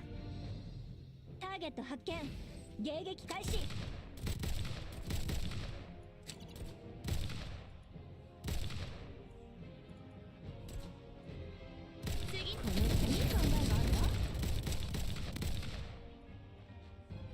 Hold up. Come on. ターゲット発見迎撃開始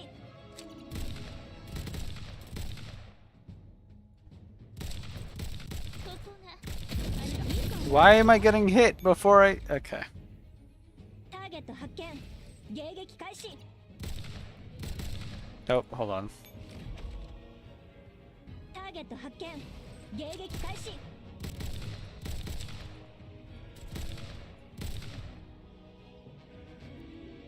あなたたちが犯した罪に自分のことを Okay. ターゲット発見迎撃開始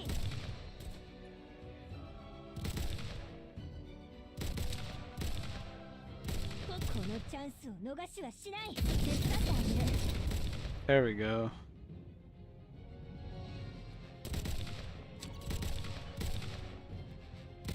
この一撃だよ Okay, there we go. 行動終了すべて順調でしたわ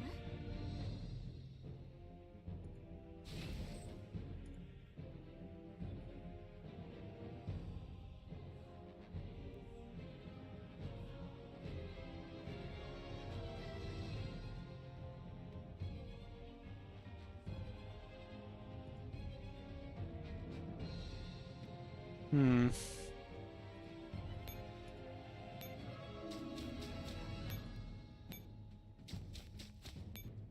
No, no dying, okay.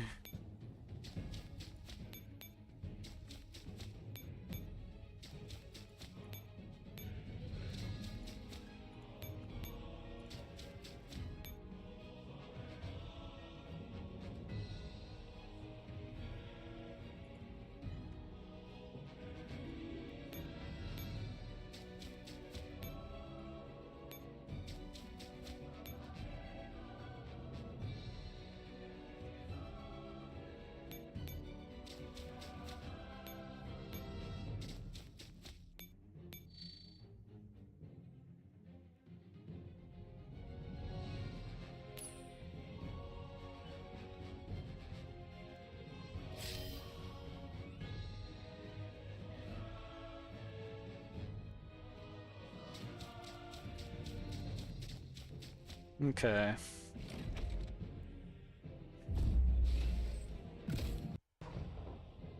Oh, this is the longest part of the entire, like, event.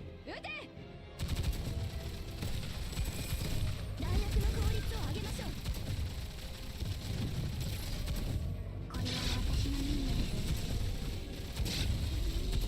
あれどこに置いたっけここまで来たのですか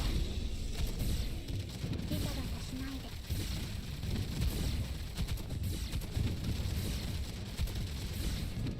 There we go. やった勝ちました次も共に戦いましょう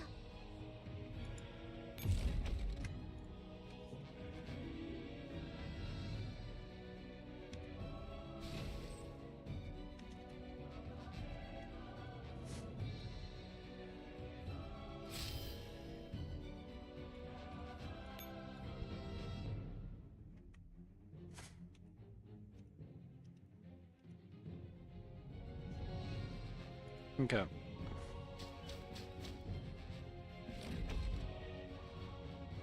ターゲット発見迎撃開始 Dang it. Come on. ターゲット発見迎撃開始 I need them to target the top one. ターゲット発見迎撃開始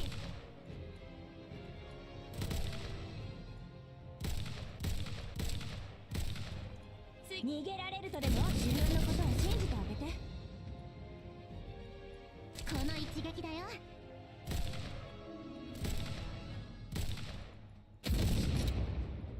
Dang it. Hold on. ターゲット発見迎撃開始。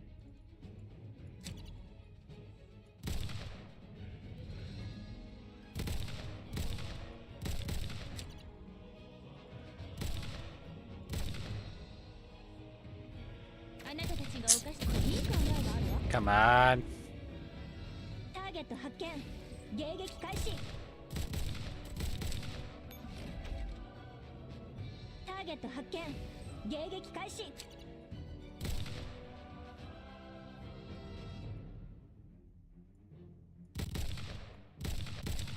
このうちは自分のことを信じてあげて。 I need to get that perfect タ lineup. ーゲット発見。迎撃開始。 I did it too late.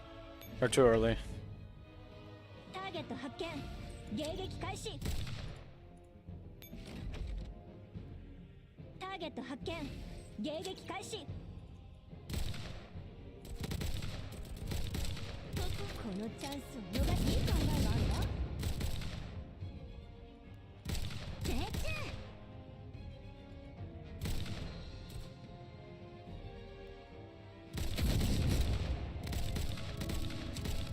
ん。 Okay, that works. That's fine. Only Calico's 全 hurt. て順調でしたわ。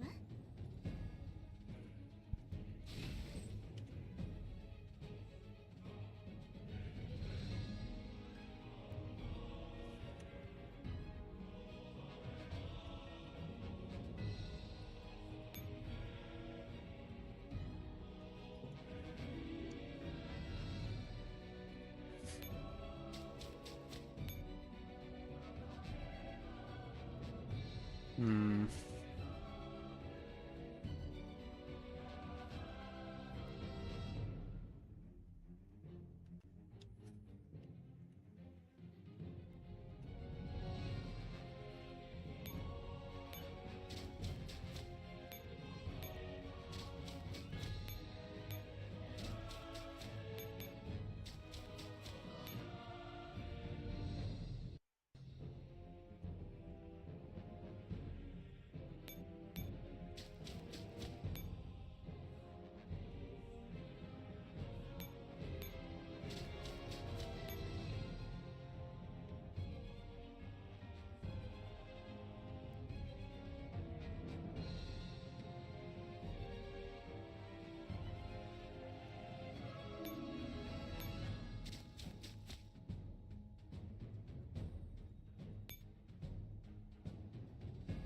I think they'll repair at the end of this turn, so it's fine.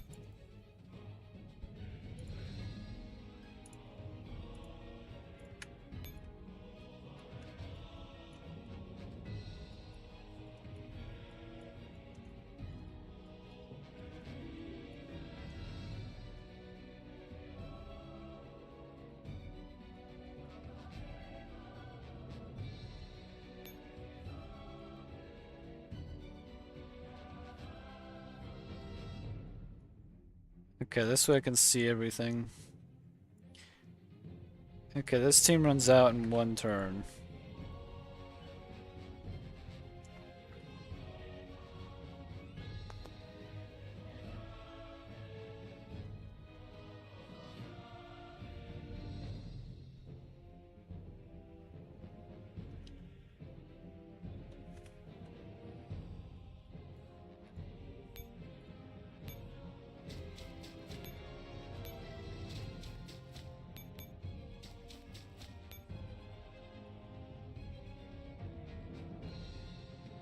Hmm.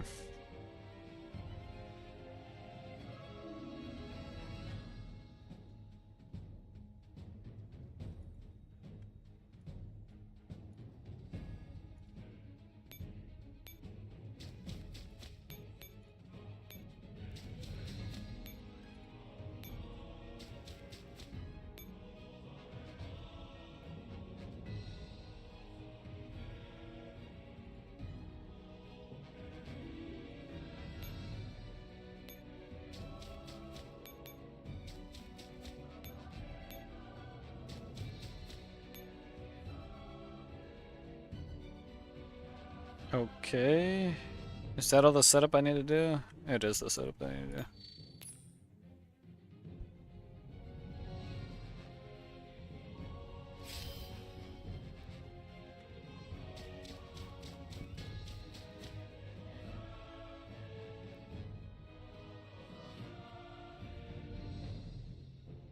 Close enough.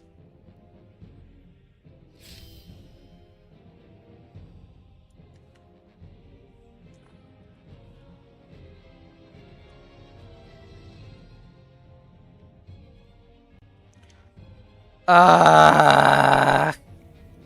I was supposed to move over there.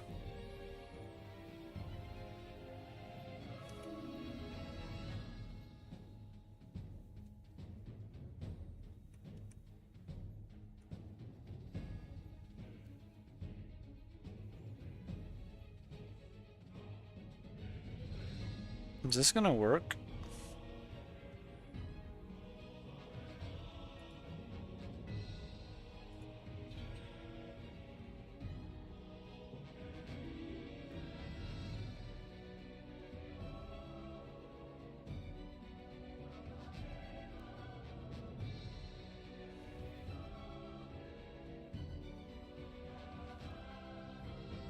Okay.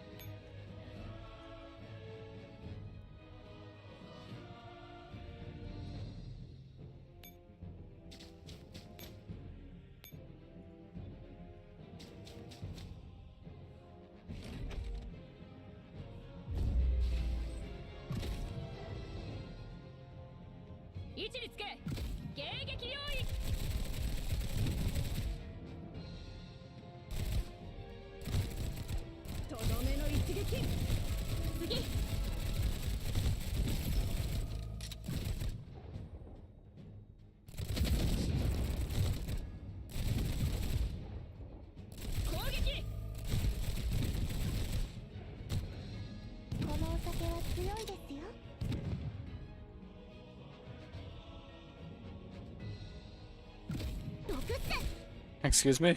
What's happening?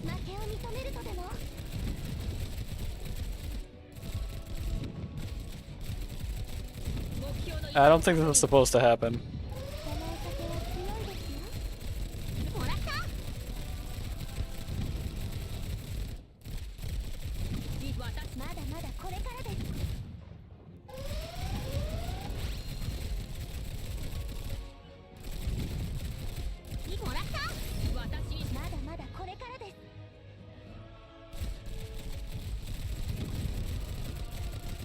Okay, there we go. That worked. It was rough, but it worked. Oh.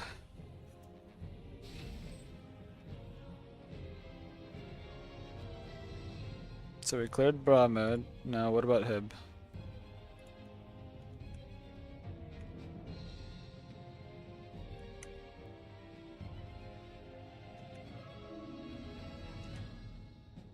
Wait, what?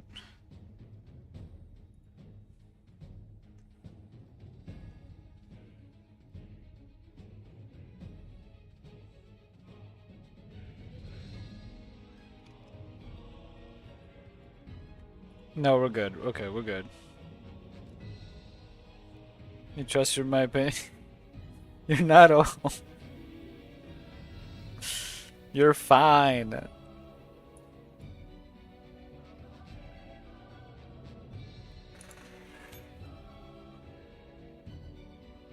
Okay.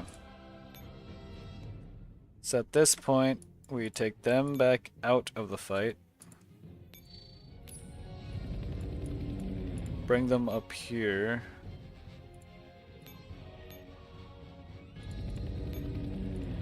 Resupply their ammo.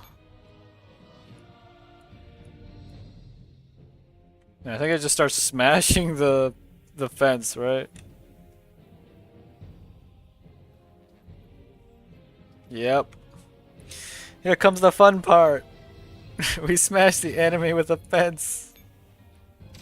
Or with a wall, a gate, but yeah.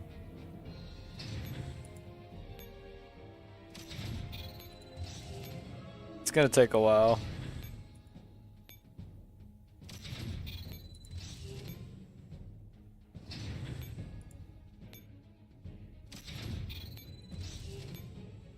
This is gonna take a long time.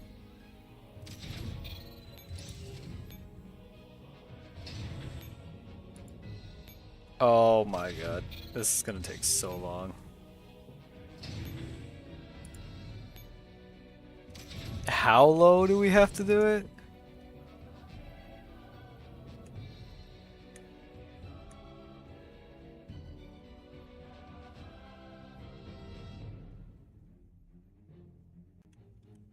Okay.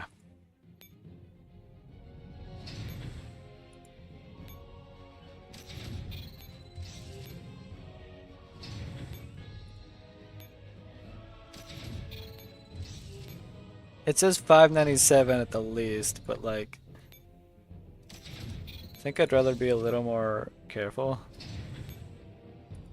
Just keep hitting it.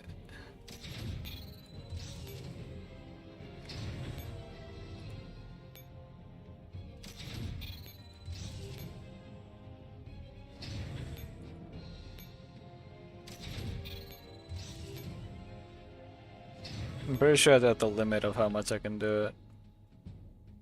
But I'm basically going overkill just in case.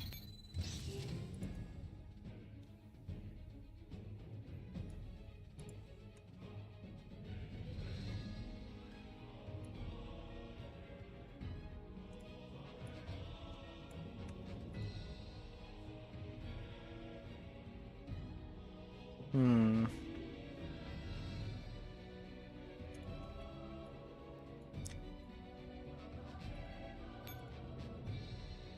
Yeah, they're low.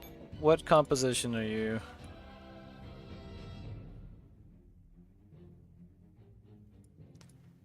Oh, okay.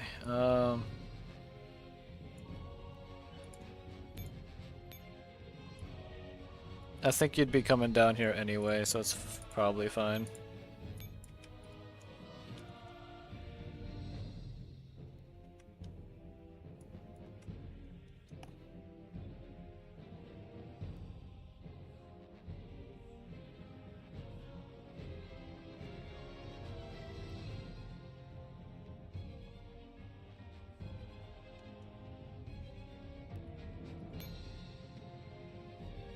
Hmm.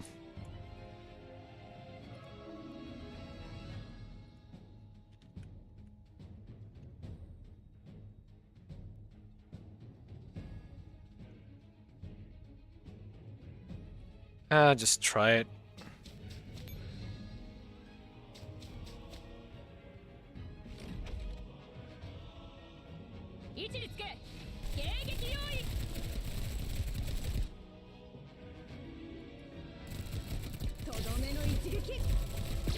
Oh my god. Okay, I screwed up. I screwed up.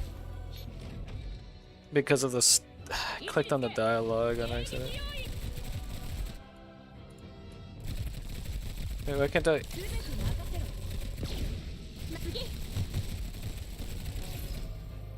Okay, let's try that again.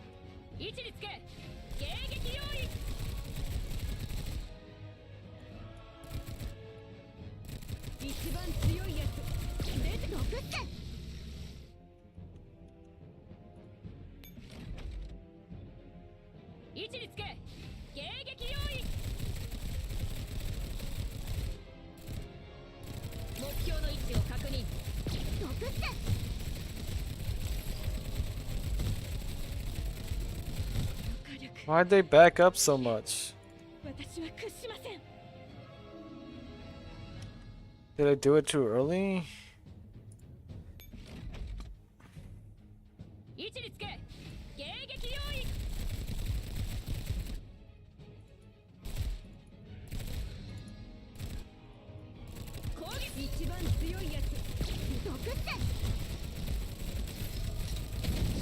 I don't get it. What am I doing wrong? Okay, they're still moving when I do it. Okay.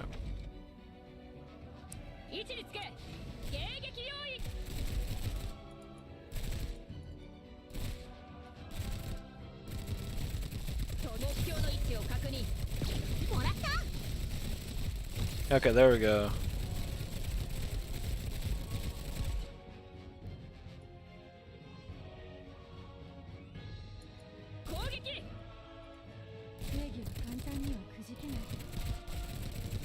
成長できます。次、まだまだこれからです。目標の位置を確認。 Okay. これは我らの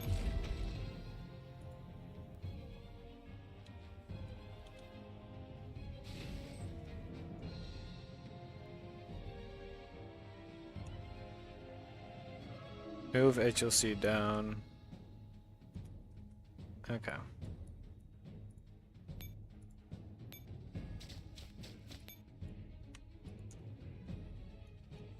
And we push.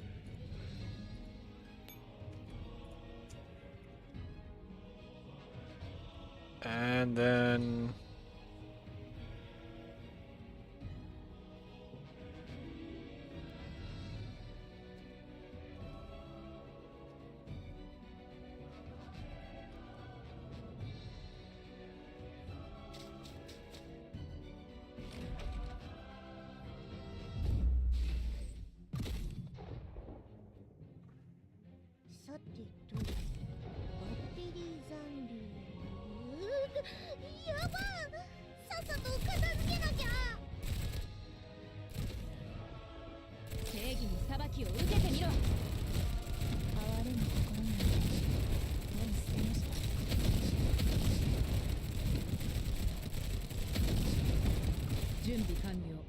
all right, she's dead.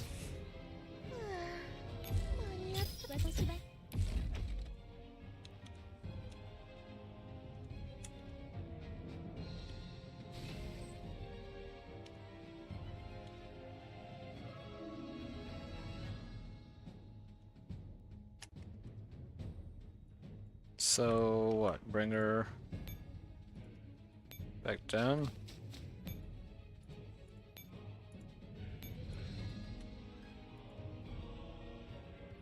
Well, I didn't have an extra move, unfortunately, to push her up, but we'll do that next.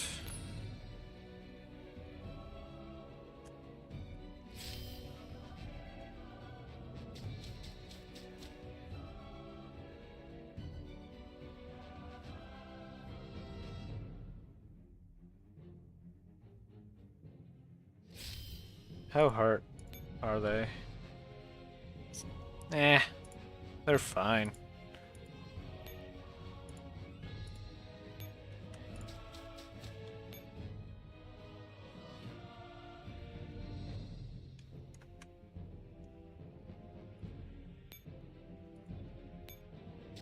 At least refresh the ammo and everything, because I don't trust that.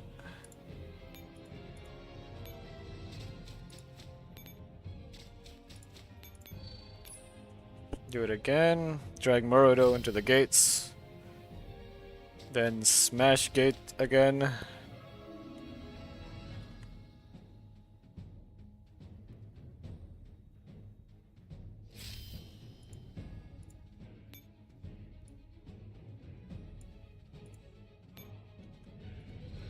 To what point?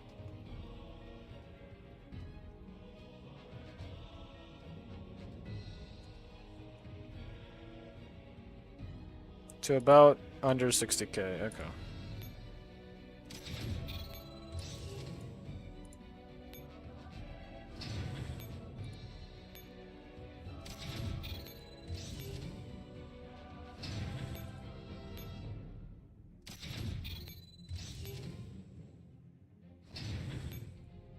I've heard it's not close and open, it's on or close.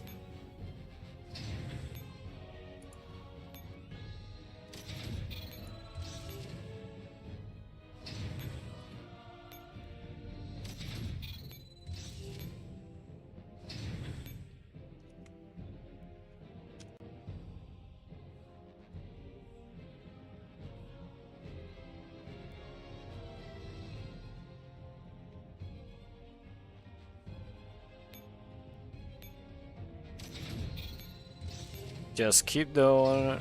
Just keep going.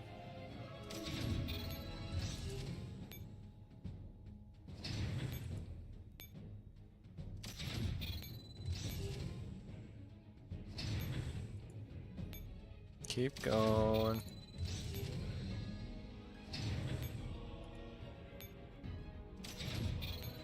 Just overkill it just in case. There we go.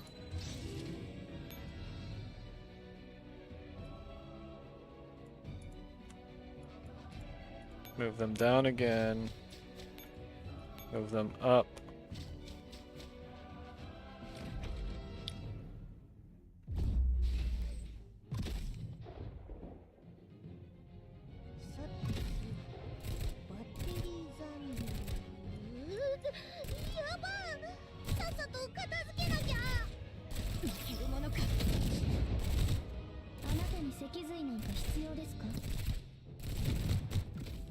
Nice job, Maroto. All you did was jump up and down and die.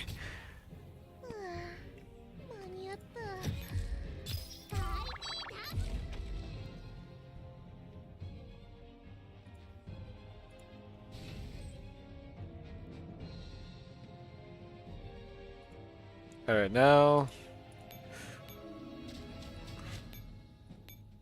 we have to lead her down here.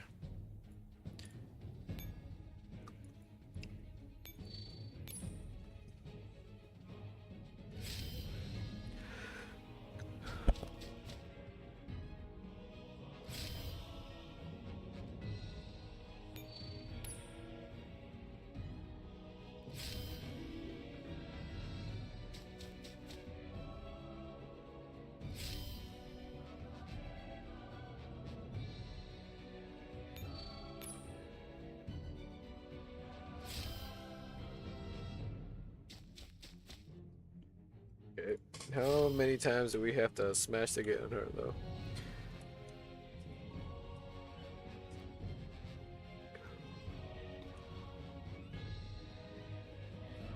Five, 4, 4. Excuse me.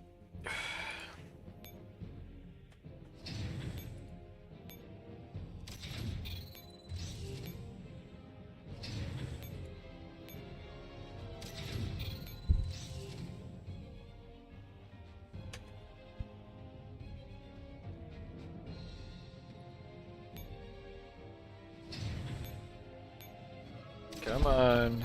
This is taking so long.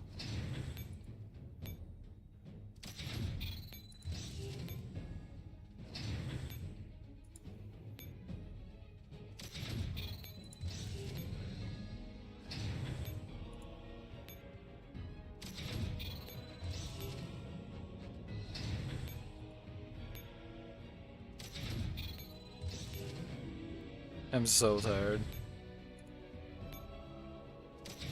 But I have to make it through this whole thing.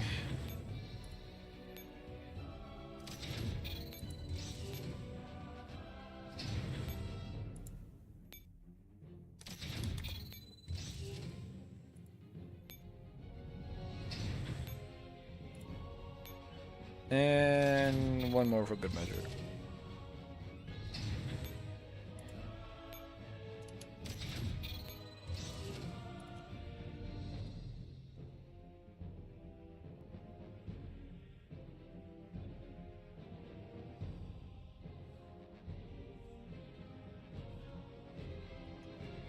Okay.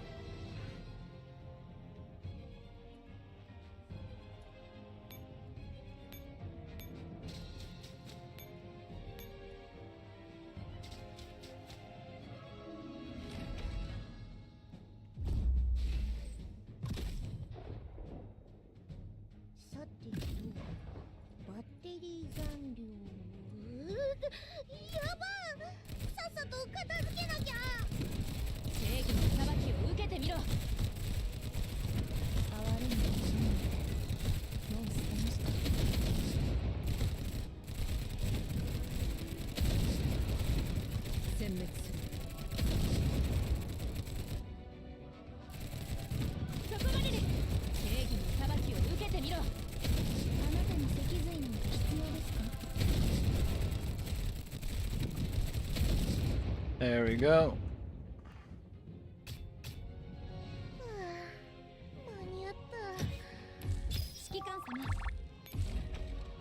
And down.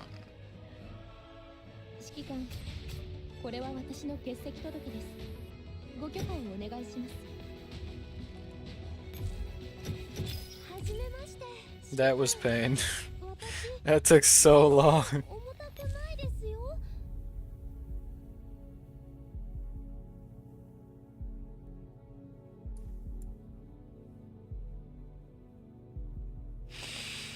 Oh, okay.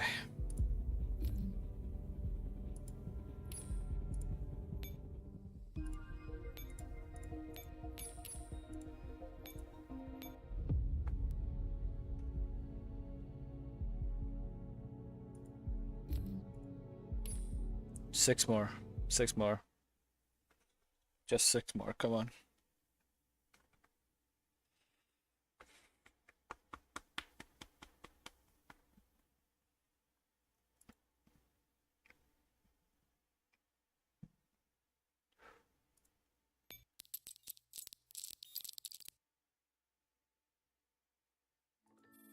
Number 19, 2064. When we pulled back near Clincy, heavy snow began to fall. I opened the last can of beef. The cold chunks of meat were covered with a layer of white fat. This was Ruma's legacy. She had a mouthful down. It felt like swallowing a stone sinking heavily into my gut. Shared the can amongst us. We shared the can among us. It was a bit salty. There was still some water in the truck, but everyone drank sparingly, and we passed one bottle back to the men in the vehicle behind. One of the wounded came down with a fever. We gave him a shot of antibiotics and prayed he'd hold out. Checked the medkit, what water we had left. Told dentist we need to figure out resupply soon. Dentist just smiled and said once we reached the yellow zone, getting supplies wouldn't be a problem for us. Asked him if that meant we'd be reduced to bandits from here on out. Dentist's face went dark. He kept driving. There's no authority in the headlights. Nobody said another word. After Clincy command reached dentist. Said the main force was retreating towards the border, but Moscow's troops were pressing close. They asked if we could cover the withdrawal. There was guilt in that voice over the comms. Dentist didn't answer right away. He asked where the general was. Command fell silent and then said the general was dead. My head went blank. There was ringing in my skull and I couldn't think straight. Dentist pressed for details. Said when the command center was overrun, the general saved the last bullet for himself. Couldn't believe it. Didn't want to. How could the general go out so feebly? Why didn't they tell us yesterday? Comms kept splitting words. Defeat, relics, but I was too furious. Started cursing non-stop. Someone in back bawled out loud and I screamed at him to shut up. But my own face was wet with tears. Even now, writing this entry, I still can't come to terms with it.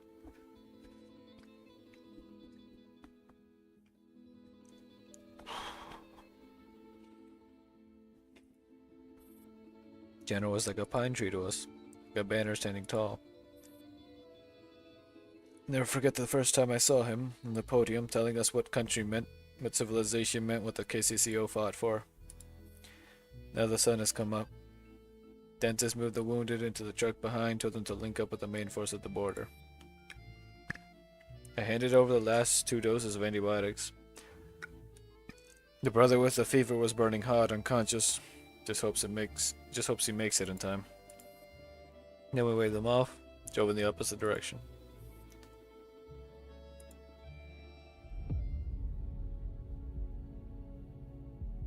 Guessing there was nothing at the end there.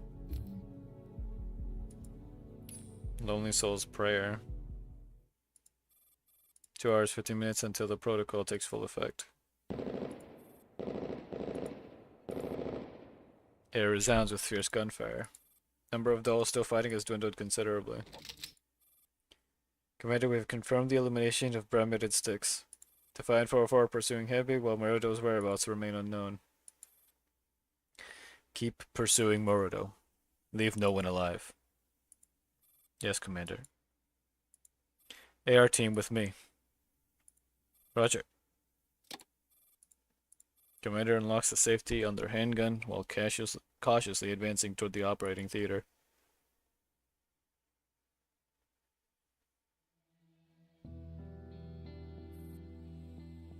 Why don't you strike back? Murdo sits slumped, her body covered in horrific wounds. Tries a leg toward Lunasia at the end of the hallway. You'll resurrect me, won't you?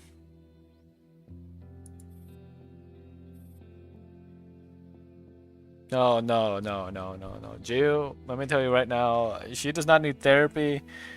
What she needs is to be put down. You'll keep your promise, right? Promise? I did everything you've asked. What more do you want from me?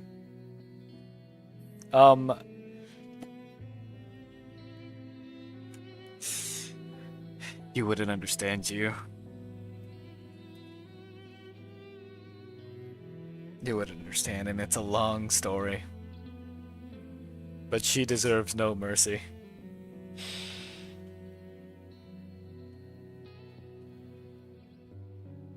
You've done very well, Maruto. Now comes the time for your reward. Quick, grant me immortality. No, that's not it. Asia slowly approaches Maruto, who instinctively shrinks it back.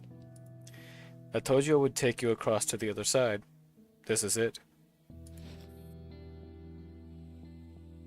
Asia places her palm on Maruto's head, gently stroking it as if coaxing a sulking pet. Realizing her fate, Maruto trembles and weeps. You liar! You're just like your brother, you're both liars. The so-called holy maiden, the so-called savior, aren't these merely figures woven with illusions and lies to deceive followers? Liar, liar! Hush now. Quietly move on to the other side. I curse you, I curse you.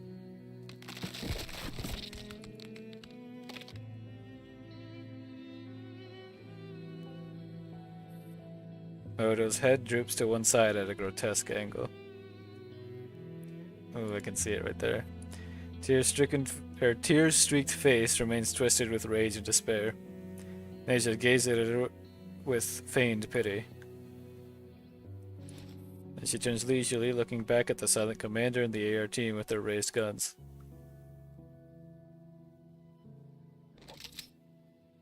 Who exactly are you now?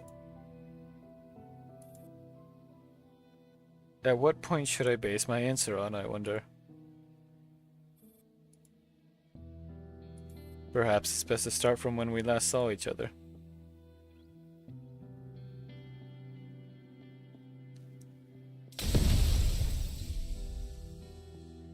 I felt like that happened in my room, jeez.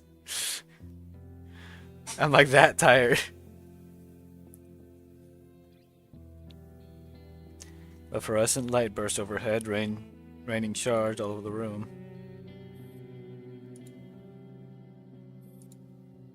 I want to see the commander right now. The cup of warm water shatters in her hand, leaving only one sharp piece of glass. Asia presses it to her neck.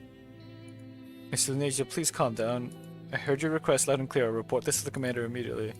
But please put the glass down. Do it now. Her trembling hand presses the shard deeper. Dark red blood seeps out, creeping slowly along her pale neck to her collarbone. The sensation of bleeding, she feels a mix of pain and pleasure. Just like that woman in her dreams. Neja flashes a cruel smile. Commander right. I'll contact the commander right away. XM556 calls the commander in front of Lenasia. Though receiving the commander's permission, XM556 turns back toward her. Wait. That XM556? We have a minigun? Okay. Wow, first off. But second off, please come with me, Miss Lenasia. I'll escort you to the commander.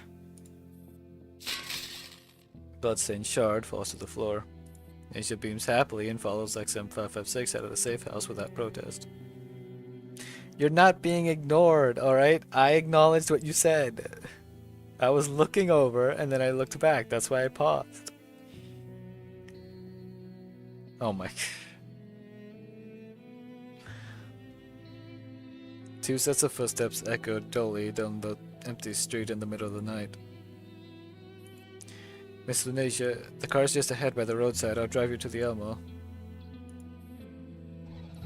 XM506 to activate the vehicle and open the passenger door for Lunasia. Lunasia's communicator rang. Just, did you like this gift I've given you? So this is the altar you chose. This is the altar we chose together. What we failed to complete back then can now begin anew. Your bundle of hype. Will everyone die? Except for the lucky ones who board the Ark. Is Lenasia? Forgive me, XM556. Lenasia takes her hand. What? XM556 collapses weakly until Lenasia, who tosses her into the car. Good night, XM556. Don't worry, I'd just like you to rest for a few days. With wobbly steps, Lenasia walks alone into the distance.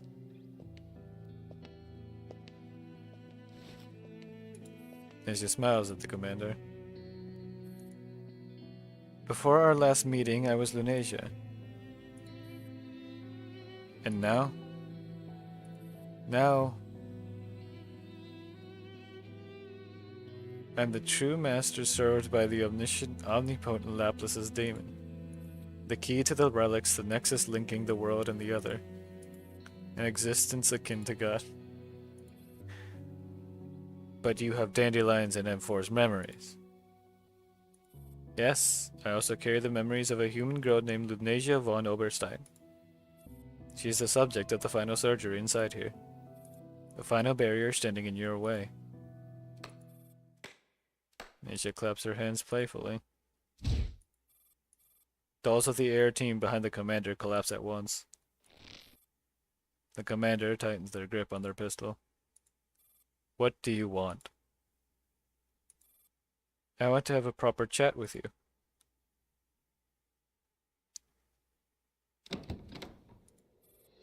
Underground in the White Zone, Lenasia leads the commander into an old laboratory. Cold air rushes in with the dust. The place, still unfinished, is left idle and unoccupied. There are no dolls to protect the commander. After all, no doll's protection would matter as the commander faces Lenasia. Where should I begin? Suppose I should start from when I was still Lenasia von Oberstein. Since I was little, my mother had told me I would save humanity from its destined destruction, that I was the savior of this world. Such was the honor carried by the Oberstein bloodline. Savior. My father never believed any of it. He always tried to stop my mother from telling me such things. In his eyes, I was just a child who loved playing with dolls. How could I ever be the savior who determines the fate of humanity? Later, my mother took me away from home to the place where the believers gathered. There, I became the Holy Maiden. She demonstrates the gesture people made when they worshipped her. Be a variation of a common religious gesture. Those believers thought I could grant their wishes. They were willing to sacrifice their lives for it. Even if you could, what would be the point if they're already dead? There, everyone said I was the savior, that I had the power to save humankind. A retired soldier who had lost his legs in the war sacrificed his loyal dog of many years. He believed his legs had grown back, though he still used a wheelchair. He claimed it was to remember the pain and suffering caused by a war. Mother whose child had died from a fever sacrificed her own mother's life. Then, holding her child's favorite doll, she told me her resurrected child was greeting me with a smile. I asked my mother what all of this was for. She said it was all for me. Even her own existence, she said, was for me. She said only with enough blood and lives sacrificed could the door to a new world be opened. But what my mother did not know was that her savior was only a pious fantasy. The fire of World War III was a very real slaughter, though. Then she sacrificed herself before my eyes. She put poison strong enough to kill an elephant into everyone's drink and watched as the believers drank. When she confirmed that only the two of us were left breathing, she screeched with demented laughter and drank what was left in front of me. She believed this would end the war and that I would become the savior. But nothing happened. Instead, it was my father's arrival that truly changed me. He named this plan Project Valkyrie, and its leader was then William. Then, Yes, William was just a code name. I never learnt that man's real name. That William began forging me into his version of the Savior, the key to the relics. He thought only the relics could save humankind. You had no idea what they actually contained. The relics are like the highly sought-after treasure in all fairy tales. No one cares what it is, they simply must have it. That's absurd. Yes, it is absurd, but it truly existed. In the end, the girl named Lunasia went mad. She completely lost her mind as she went through experiment after experiment. She also wanted the treasure, but the only wish she made upon it was the destruction of all humankind. The girl destined to be the savior wished to destroy the world. That was her dream. So who is the current William? It's little Bill, her younger brother, Ballard von Oberstein. Lunasia made a pact with Bill. No matter what form Lunasia took, when she returned to this world, Bill would unlock the relics and carry out his sister's wish to destroy the world. Lunasia and Bill agreed he would become her anchor. As long as he lived, he would forever remind her of her true and original wish. Bill worked so hard for this that he even lost his own name. He became the new William. And Laplace? Laplace is like just like the codename William, even though she was actually closer to that role within Paradeus. One could say, after the last William died, Bill had inherited the name, while Laplace inherited the duties. That's why Bill must kill Laplace to truly fully inherit the position of William.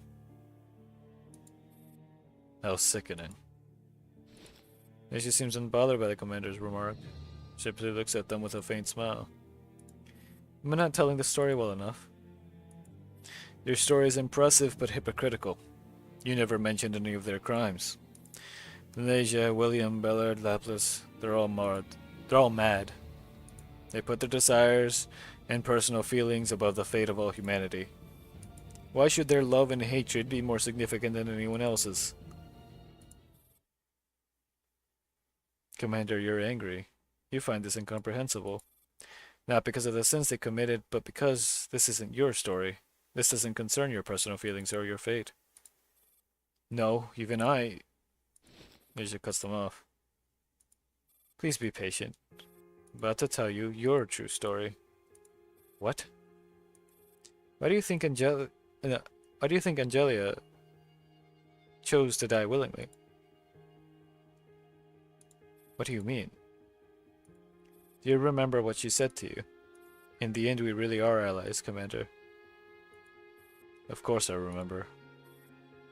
That was when she asked me, Commander, what should we look to in order to save the world?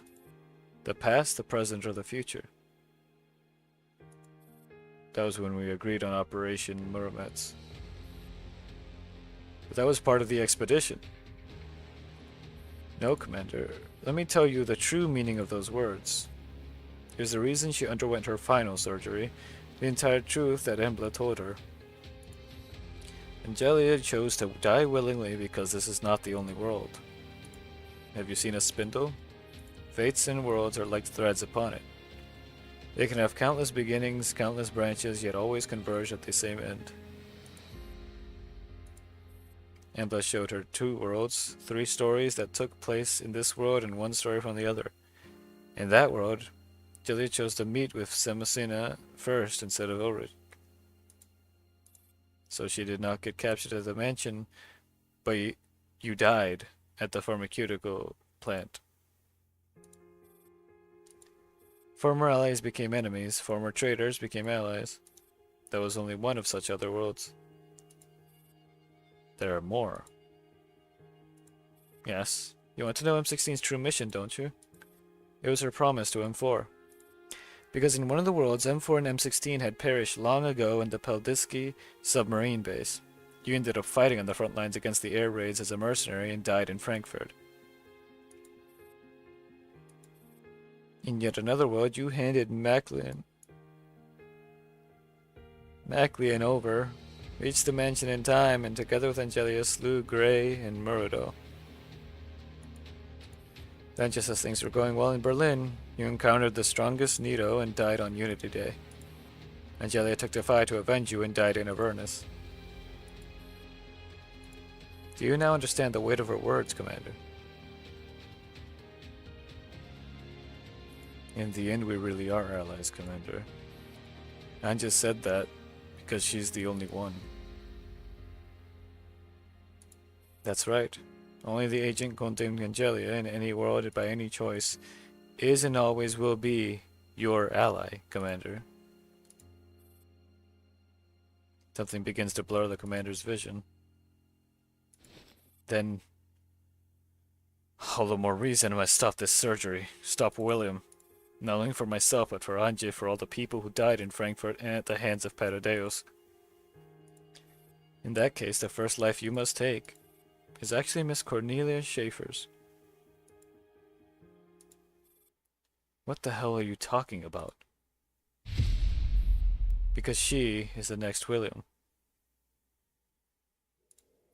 That can't be. We're the same kind of people. She and I, like Anje, are comrades in arms who walk the same path.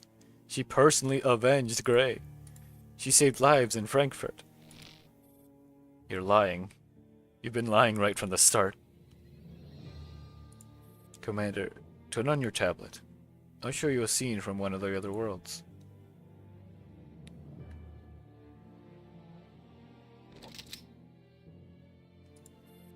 Grey Blackwell.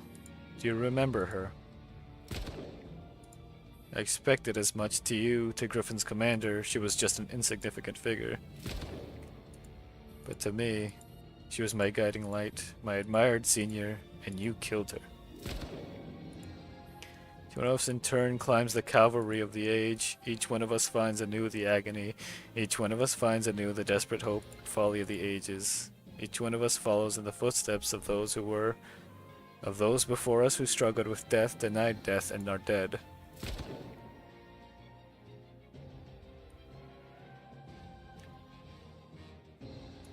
Impossible. Possible. That can't be true. If Angelia had not died in Avernus, you would never have met Irma, Eliana, or RPK-16 as Embla. And you would never have met the Miss Cornelia Schaefer that you know.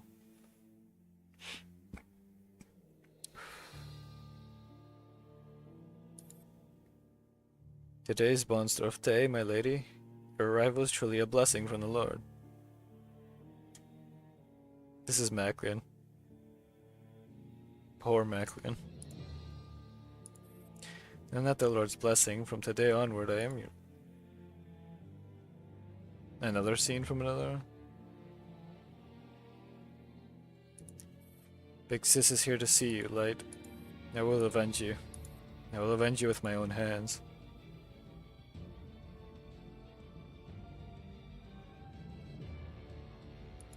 I will not apologize. Irma's the cutest doll, so Irma refuses to become human.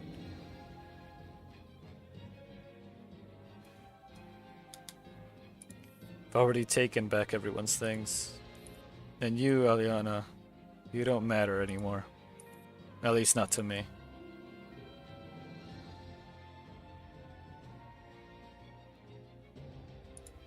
No, this isn't real. These are illusions, lies you've conjured.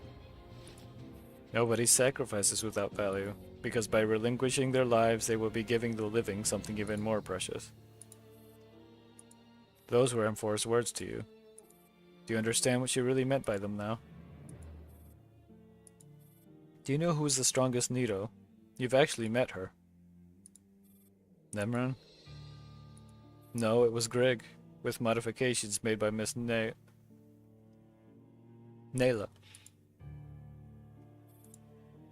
I know I struggled with that. And who do you think is the strongest doll? AK-15. Wrong again. The strongest doll is Amari's, reforged by Laplace for the sole purpose of killing Eliana. And when Laplace handed Patadeus over to Miss Nayla, she said, compared to Gray or William, you're more like me. Through talent and passion, you're my best student. Knowledge is a curse. Talent is a curse. One day you'll admit what you inherited from me is what you've been pursuing your whole life. The passcode to the Hella project logs is SFDS EGBWQE1345. I hope I don't have to remember that. Well then, Commander, are you going to kill Miss Nyla?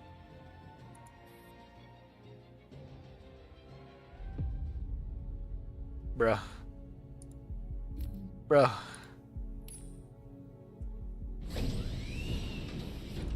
In the white zone. First time Agent J carefully takes in the site of the Stasi headquarters in Frankfurt. In his hand is a freshly issued file. His head is still buzzing for the news. Even though he knows this kind of thing is commonplace, it still leaves him at a loss. Pulls the file out of the folder again. Ken Schwaben died in the line of duty. How could that be? The file has more pages than lights, perhaps because he's a formal agent? Does not even know who to share this grief with. Know what kind of expression he would wear. He should wear. After all, this is not the first time, it will not be the last. Comms request from the commander. Commander? Jay, where are you right now? I need a favor. What is it? Contact Amaris. Find out where Nayla is.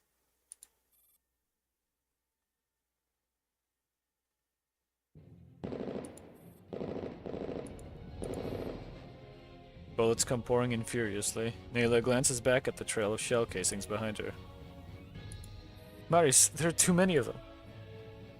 Yes, I have eyes. Can you tell which side they're from? Having to drag Nayla through narrow, cramped alleys while trying to cut off their pursuers, Amaris soon runs low on ammo. We're going into that building up ahead. Its interior is connected to other buildings. We'll use the terrain to shake them off. Alright.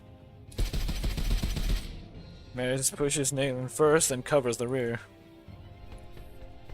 Weighing the few magazines she has left, Amaris frowns and charges into the building.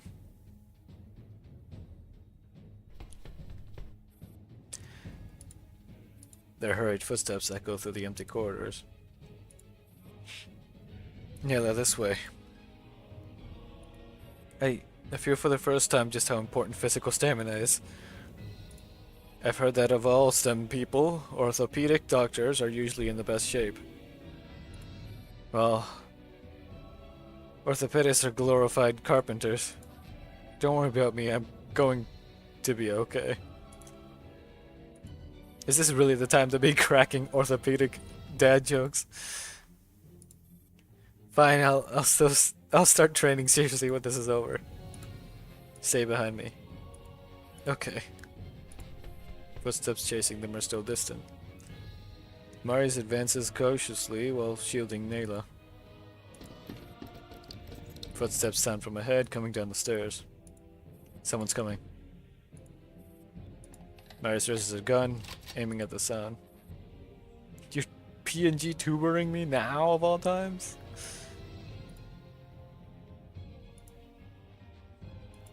Okay, there.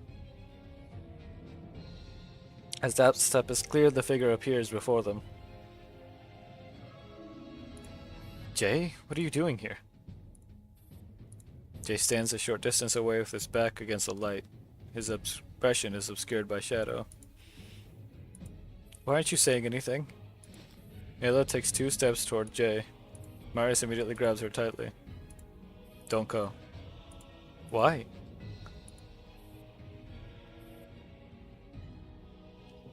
You...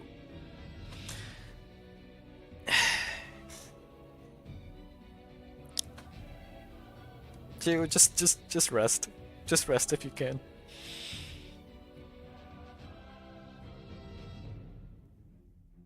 Because the Stasi is among those hunting you. There are others too, of course. Yeah. There's a K, there's a J, there's a Q.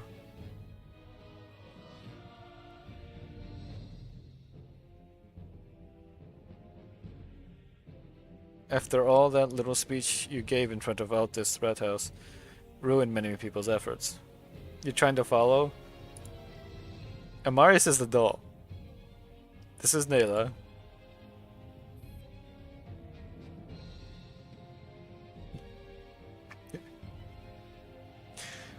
Is Gray's innocence worth more than your own life? She's already dead while you are still alive. This is about my personal belief. If a person can't live by their own beliefs, then they may as well be dead.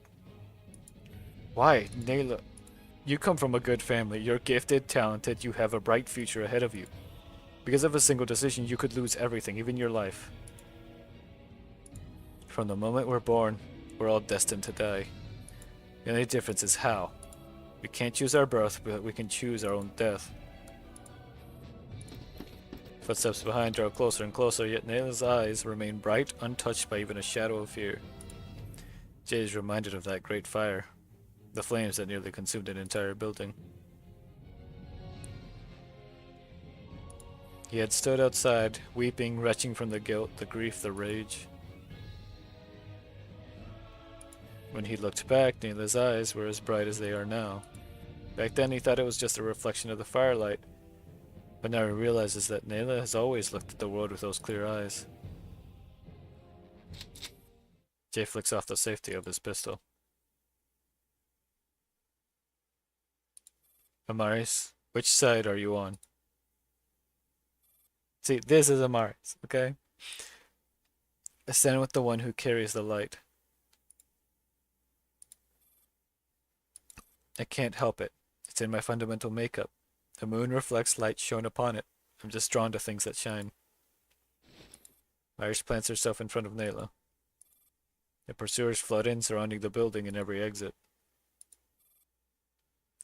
They've really brought the whole village this time. Hard to tell which division they're from. This is where a Tito like me comes in useful. You're made for war. Protecting civilians isn't in your skill set.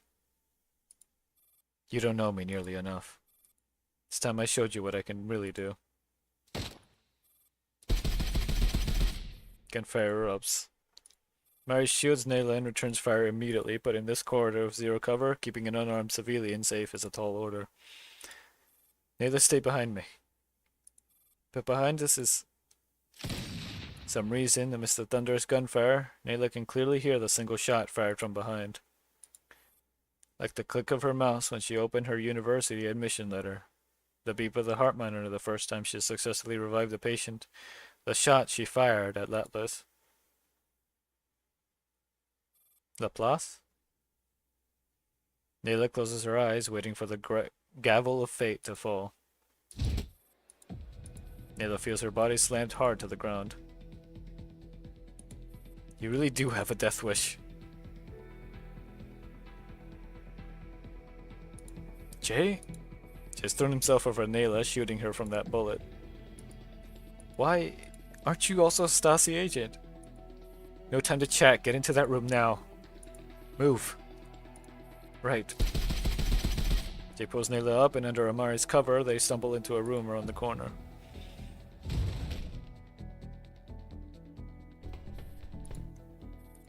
Three of them keep shifting positions. Also, no, hold on. Rest is not just for healthy people, alright? Work is for healthy people, rest is for those who need rest, and you need rest. Now that once we make it out, you'd better stay far from Jay. Stasi's gonna put a bullet through his head for sure. Been streaming uninterrupted. No, it's not uninterrupted. I took a food break. And then a hot cocoa break.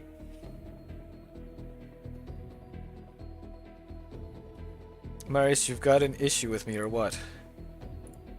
Yeah, it's no secret, is it? Doesn't matter anyway. Once this is over, you'll go your way and I'll go mine. I'm not returning to the Stasi. I'm hurt. My leg, my thigh. You got shot? Where's the wound? Let me take a look. Yeah, let her take a look before it heals on its own. Nayla, don't listen to him. He's not actually hurt. Nayla, I've lost the only friend I've got. I suppose I can be your friend. I botched my mission, I'm going to lose my job. You can't always get a job through connections, you'll need to find your own. But considering what you're like, you'll probably have a hard time. Worst case, I'll take you in. It's over. There goes my dream of being a ladies' man and playing the field. Never again will I get to ask a pretty girl out for coffee. Maybe I should just shoot him and be done with it. Yes. What's up to you? Yeah, this communicator rings. Grandfather?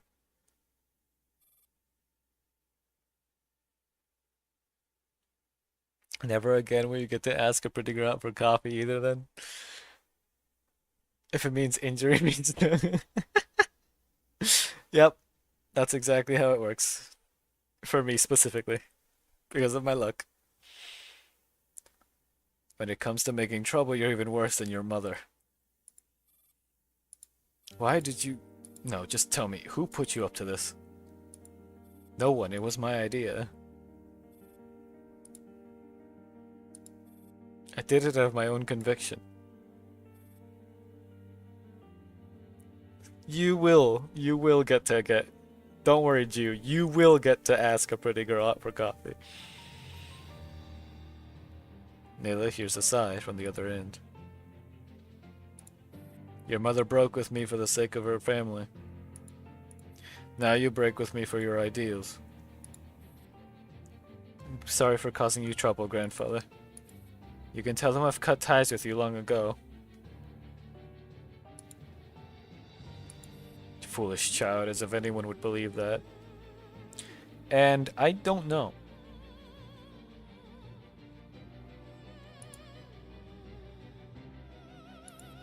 Forget it. I'll do one last thing for you. After that, we are strangers. Your grandfather cuts the line. By the way, I never did ask you, why are you here? Did Stasi send you too? Actually, it was the commander who called me. Told me to protect you. Stasi knew of my connection to you, so they didn't assign the task to me. Then what are you going to do? Go back, write a review, submit my resignation?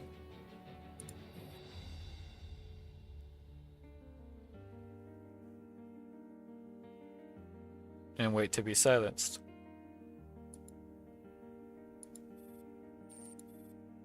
No, it's not injured people, alright? It's specifically injured guys. Who happen to get into a lot of trouble, like Jesus. I told you were fine! I literally said you were fine! Yes, you do. Another incoming comms request. It's not mine. Oh, it's me. Jay slowly opens the Stas's channel. First of all, congrats. Let me guess, I got fired? Tell Frau Cornelia Schaefer her life is spared for now. Huh? Have her leave the building alone. You and Amaris can leave after she's gone.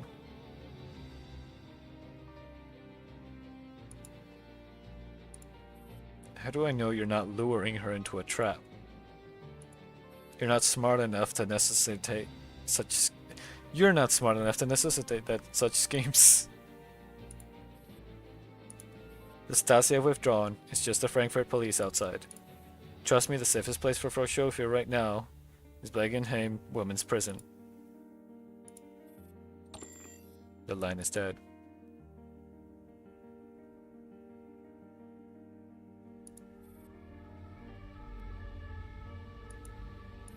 Traffic has returned to normal. Police cars are parked outside the building. The only reminder of the air raid that Frankfurt has sustained is the half-collapsed buildings. Frau Cornelia Schaefer? I am. Alright, Frau Schaefer, you illegally entered the morgue, stole the body of Gray Blackwell, and used it for unapproved experiments. You violated both scientific ethics and the law. I now arrest you on charges of disturbing the peace of the dead, theft, and unlawful entry. Please come with me. I understand.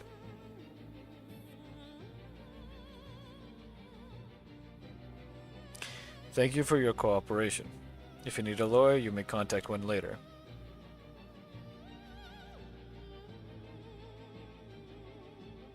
Dang it, you. Alright.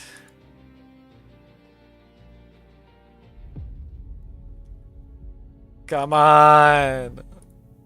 3 more! 3 more. Well then, Commander, are you going to kill Miss Nayla? I refuse.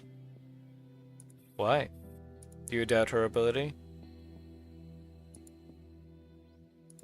Not at all.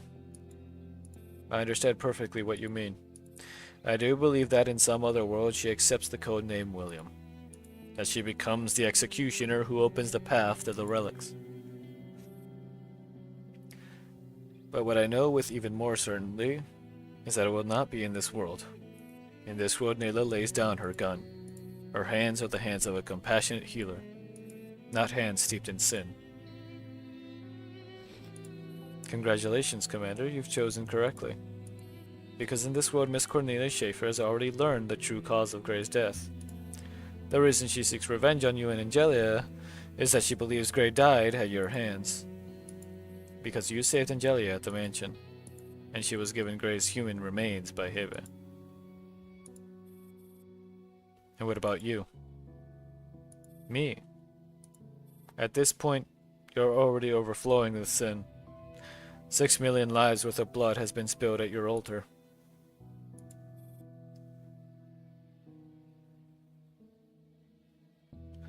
Do you know the Kaiserdom Saint Bartholomew's?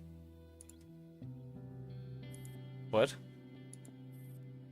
It has a long history. Since 1356, it has been the official place where emperors of the Holy Roman Empire were elected.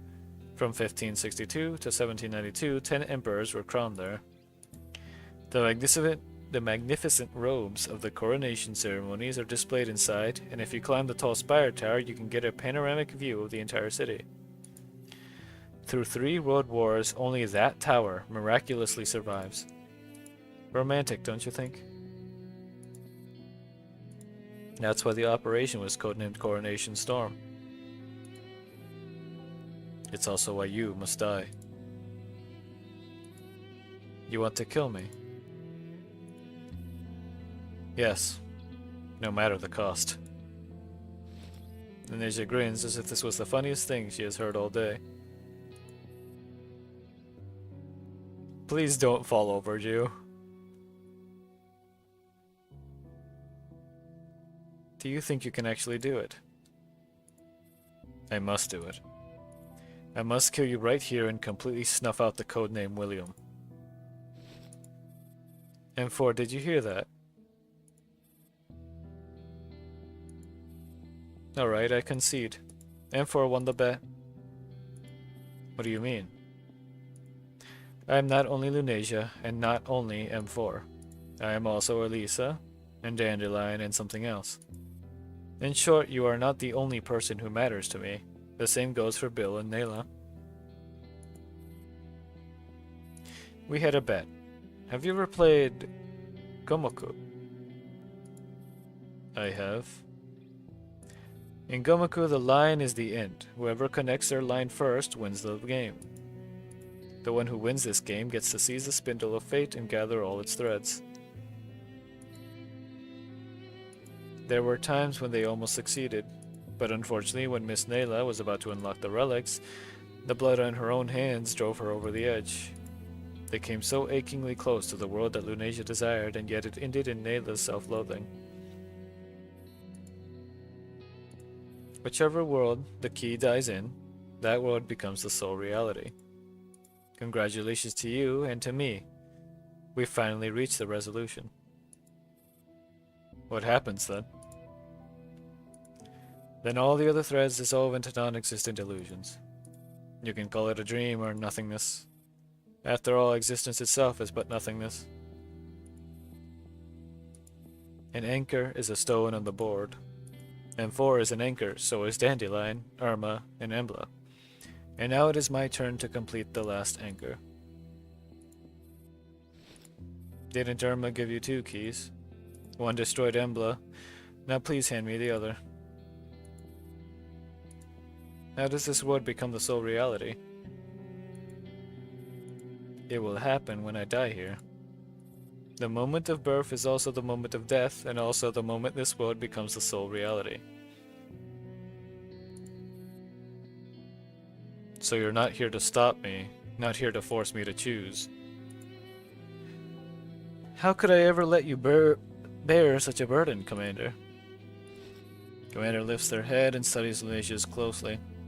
She has given them too many surprises and too many answers.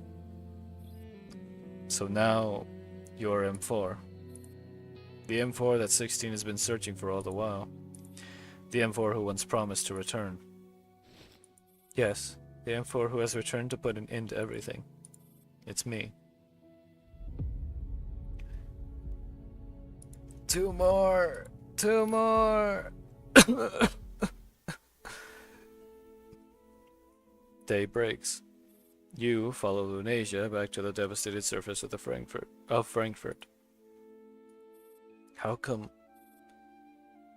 it's you now, M4? I've faced such moments many times, but none has ever brought me as much relief, happiness, or satisfaction as this one. Because I finally have everything I ever wanted.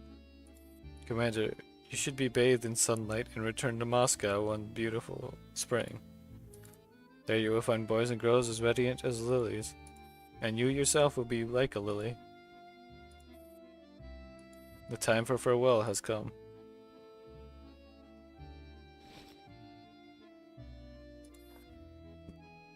Commander, will you walk with me one last time? Sure. Commander, please allow me this one selfish act. This is my only choice. I don't think of this as farewell. M4, this is us, running together toward our own choices.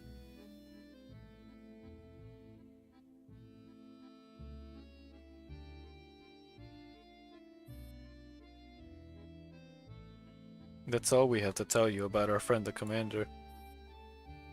At countless crossroads of fate, they could have become a remarkable warrior, a gentle senior, hot-tempered instructor, a carefree child. But the Commander never keeps time for themselves. They always give it to others. Life is so long and yet so short. They only have enough time to become a brave soul. Convolutional kernel. End.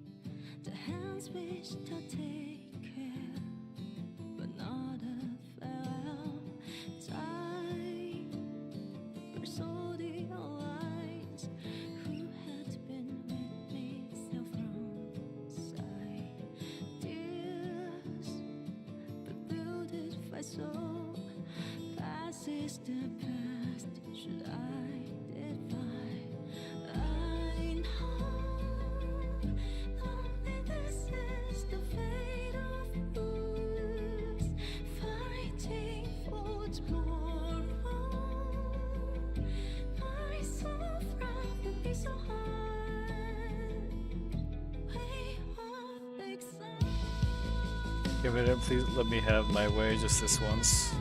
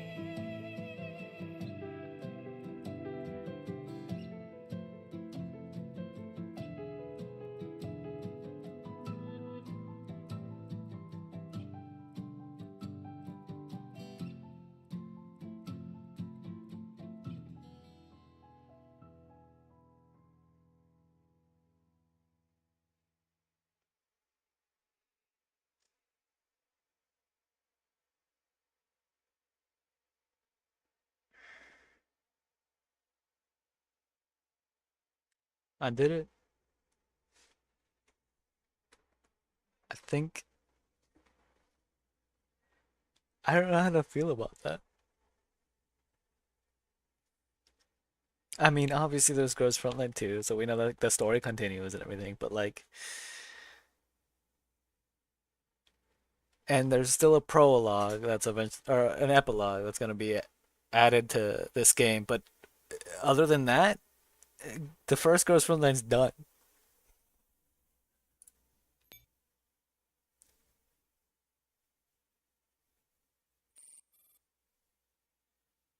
Now we'll bring you the latest news.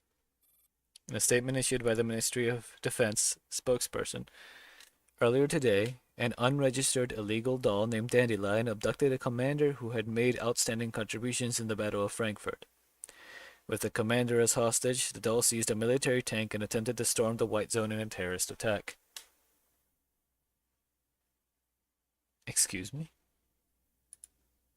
Traffic surveillance shows that chaos broke out when the vehicle entered the White Zone. It is presumed that the commander engaged the doll in a physical altercation, causing the tank to lose control, crash into a quarantine wall, and explode violently.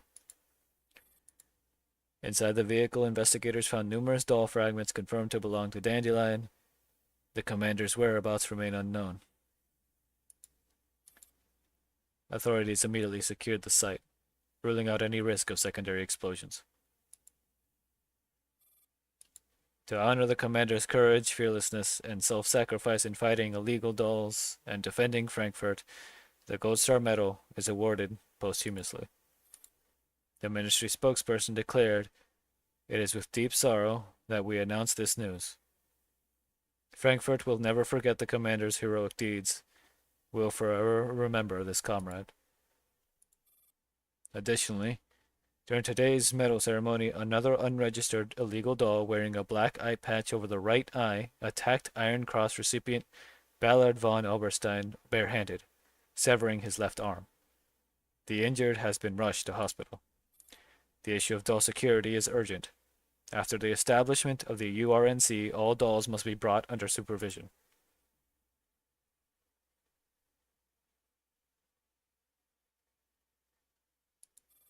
Stasi's Special Communications Channel.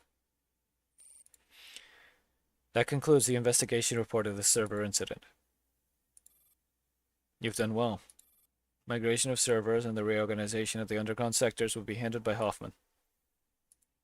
Understood, Director. No, now I should call you General Reifenstahl. I fulfilled my promise. Stasi has regained its former glory. Looks like I can finally rest for a while.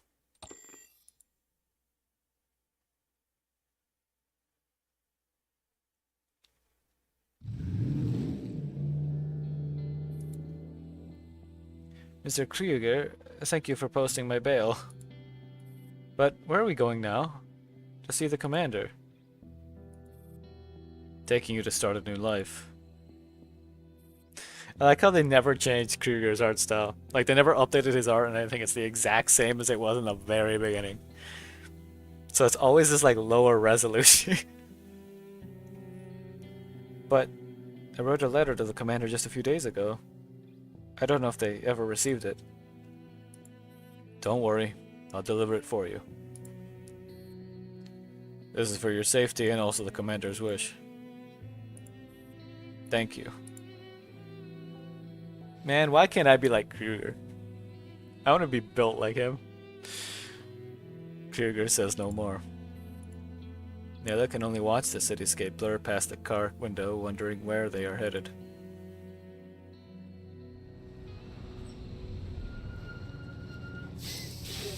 After some time, Krieger pulls the car to the side of a deserted street.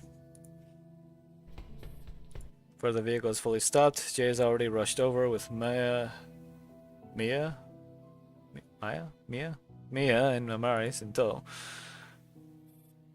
Nayla! Jay. Don't call me Jay anymore. My real name is Kevin Hartman. Just stay in the car, Nayla. Krieger unbuckles his seatbelt, steps out of the car, and opens the storage compartment. Inside, Nayla sees a green pass to the White Zone, a Gold Star medal, and 2 sets of documents. Gerger hands the files to Kevin Hartman while keeping the metal and green pass in his hands. These are your new identities. All the identifications you'll need are inside. Got it. Nayla, Kevin, you must forget your old selves. Forget everything you've lived through. From now on, stay far away from conflicts, away from trouble, and live under new names in a new city. Yes, I understand. I'll help Nayla adapt to her new life. Live well. Enjoy an ordinary life in the commander's place. That is what we ask of you. Kevin solemnly accepts the car keys. Nayla has a feeling that something is being left unsaid. She fixes her eyes on Krieger in silence. The green pass is for Kalina. That too was the commander's wish. And the medal? Where has its owner gone? This Code Star medal will wait for its owner forever. And I will wait for the owner of this medal to return to Griffin.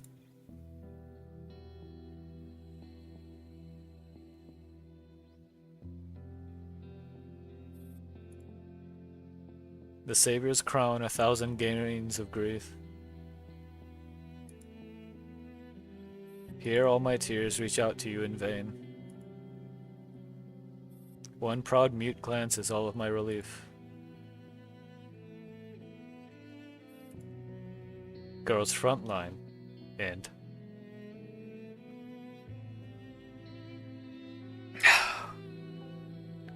So it's not just the event end, but it's the game.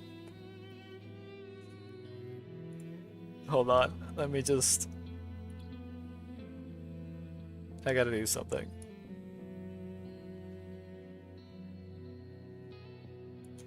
There we go.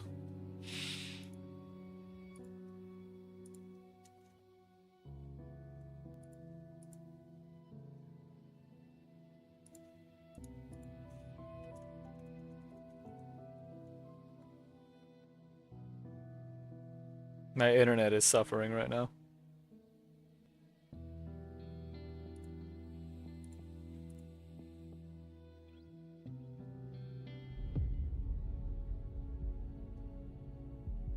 Alright, I forgot to check this.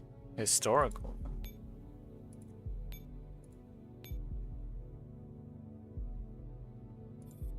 Send for one is an automatic reply from my email address. Although the only people who might send me emails are the commander of the AR team in Persica, M60 told me that setting up an automatic reply is an important formality. So I set this up. According to probability analysis, the one most likely to see this automatic reply right away would be the commander. The others don't really use emails as a form of communication with me. So Commander, you must have some kind of mission that you want to entrust to me, right? Please hold on, I will rush over to where you are once I see this email. Forgot to check this. From Commander, the Commander must miss me. Let me see what you wrote. M4 is an M4, Dandelion is an Dandelion. Lunatia kidnapped me. Come quick and save me. What does all that mean? Are you with M4 or Dandelion? What's Lunatia doing? It's too complex and deep for me. Wait for a moment, Commander. I'll go ask RO. We forgot that I'm still being repaired. Hold on, Commander. The repair will finish soon and I'll be able to move my frame out to ask RO myself. Now I can actually lower the volume a little. That's Kalina. So happy that you're safe, thank goodness. Don't ask me how I know, I just finally finished recovering from the shock of receiving this letter of yours. Now I do something as inauspicious as handling passwords again. I don't ever want to experience such a rollercoaster of blood pressure raising events again, being transported into the ICU by flustered doctors and nurses. Good thing that even without me by your side, the dolls of Griffin carried out their responsibilities really well. Why do I feel like I'll lose my job if I rest on this bed any longer? Just kidding, I know that you'll never leave me just because of something like this. Also because if I could... about that. Also because of my continuous, unrelenting efforts in calling them, Mr. Kruger, Miss Hellion, and the dolls in the Frankfurt front lines have been updating me on your situation every day. Your upcoming campaign may be a treacherous one, but I believe that with your ability to definitely be Able to overcome all obstacles and return in triumph. Remember to treat me to a grand meal in Frankfurt once it's all over, Commander. Alright, I'll hold you to this promise again. About that. About that. About that. Alright, if I remember, this is the ranking map. Which, to get the points in this, I don't actually have to do the ranking map. I'm pretty sure I can just pop up a team here and then immediately do the resolution.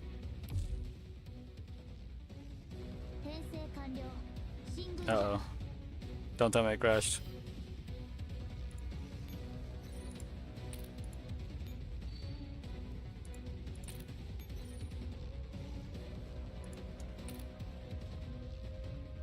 Destroy all enemies. Yeah, no, I'm not doing that.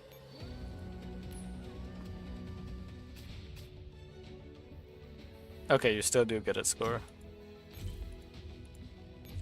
That's a good sign.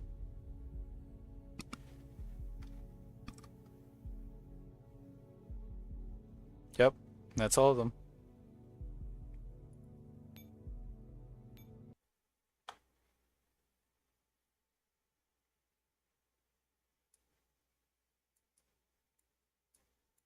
Don't tell me I should have been looking at this.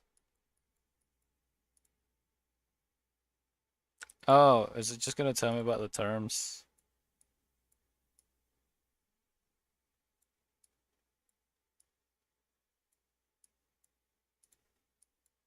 Oh, wait a second.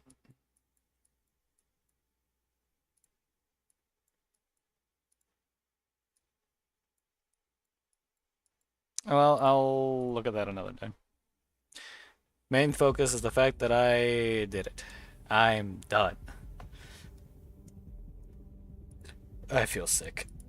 I do not feel well at all. I feel like I'm burning up. How long has it been? 10 hours? Jeez.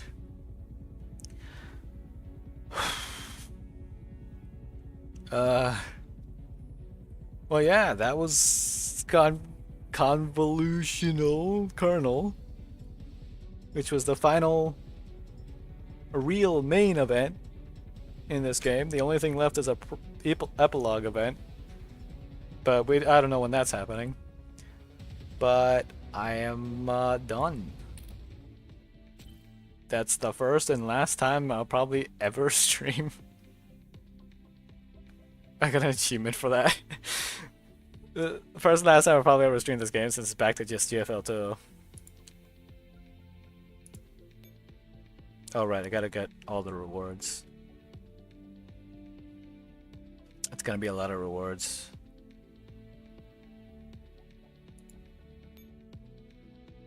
I hope this doesn't crash it. Don't crash.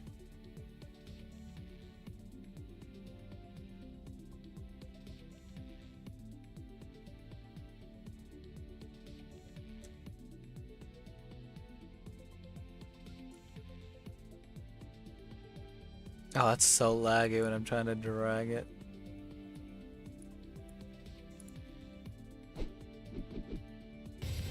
Oh, the lag.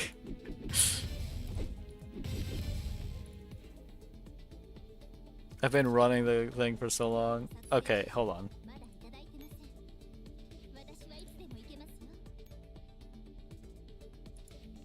If this is the case, I need to... Where is it?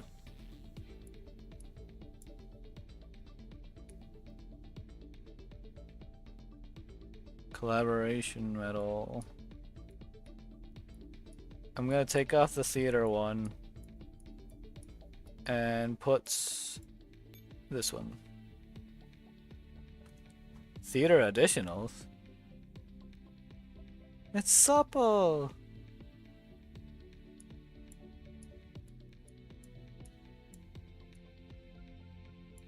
Alright, anyway, got that. Okay.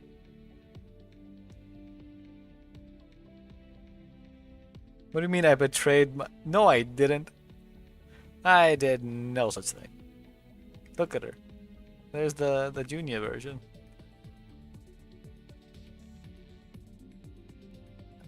I need to get more. Wait, I could? What do you mean I could? Well, yeah, but those are like... they're just the little additionals, okay? There's a difference. And I need that one because it's like, oh, I did it. Game done. みんないるラスピターニャ気持ちのコントロールとかわかんないけどみんなでパーッと楽しくやれたらいい Main quest. Oh, right. The freaking thing.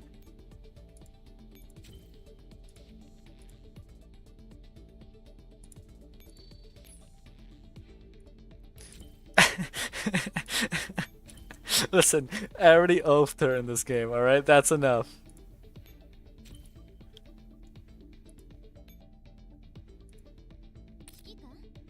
Look, hold on.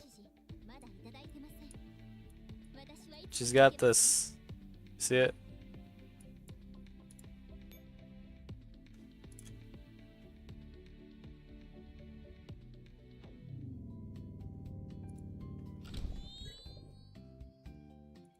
Well, yeah, but there's a limited amount of that.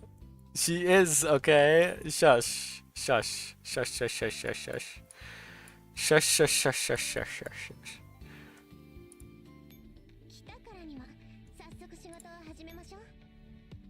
Why is this? Oh, right, because this. At least it's only 18 million.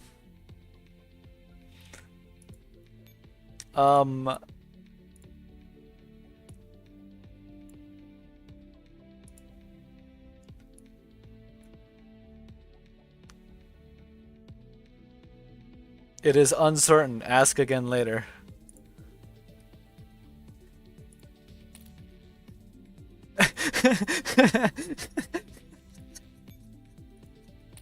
Oh yeah, look, this is my guy. You like my guy?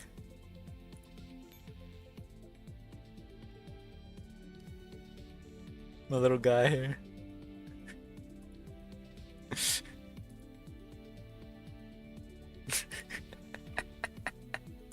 Alright, anyway. I should go. I did it. I did what I set out to do.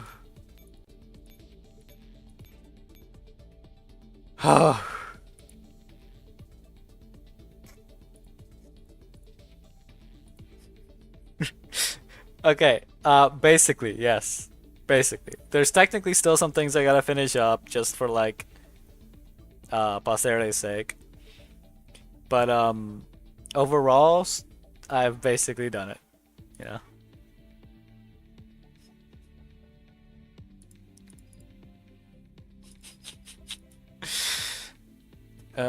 Okay. I think I can just quit out of this, right? Wait, hold on. I should check this real quick.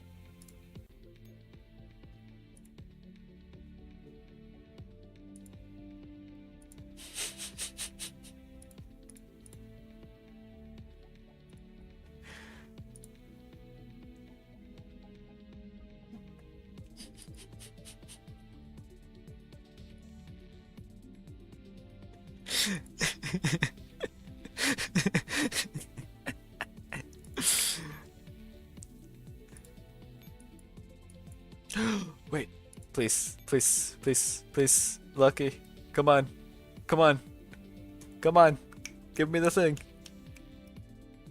give me the thing.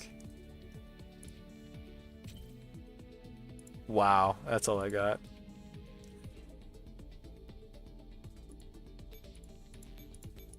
Okay, well, anyway, now I'm closing the thing. Okay, 45, please, shush. Okay. Well, I am officially done, so, I'm gonna go die now, because I am actually feeling like garbage. And my voice is, I'm losing it. It's running out. I can tell.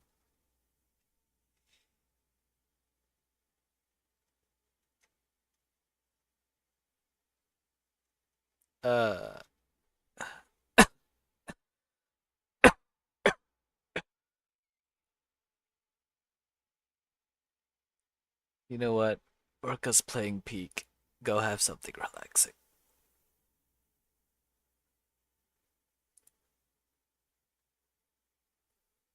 My goat died out. Good night. Wait, what? Did I just cancel it? Oh my god. Hold on. Never mind, I didn't cancel it. Good night, COPs. Bye.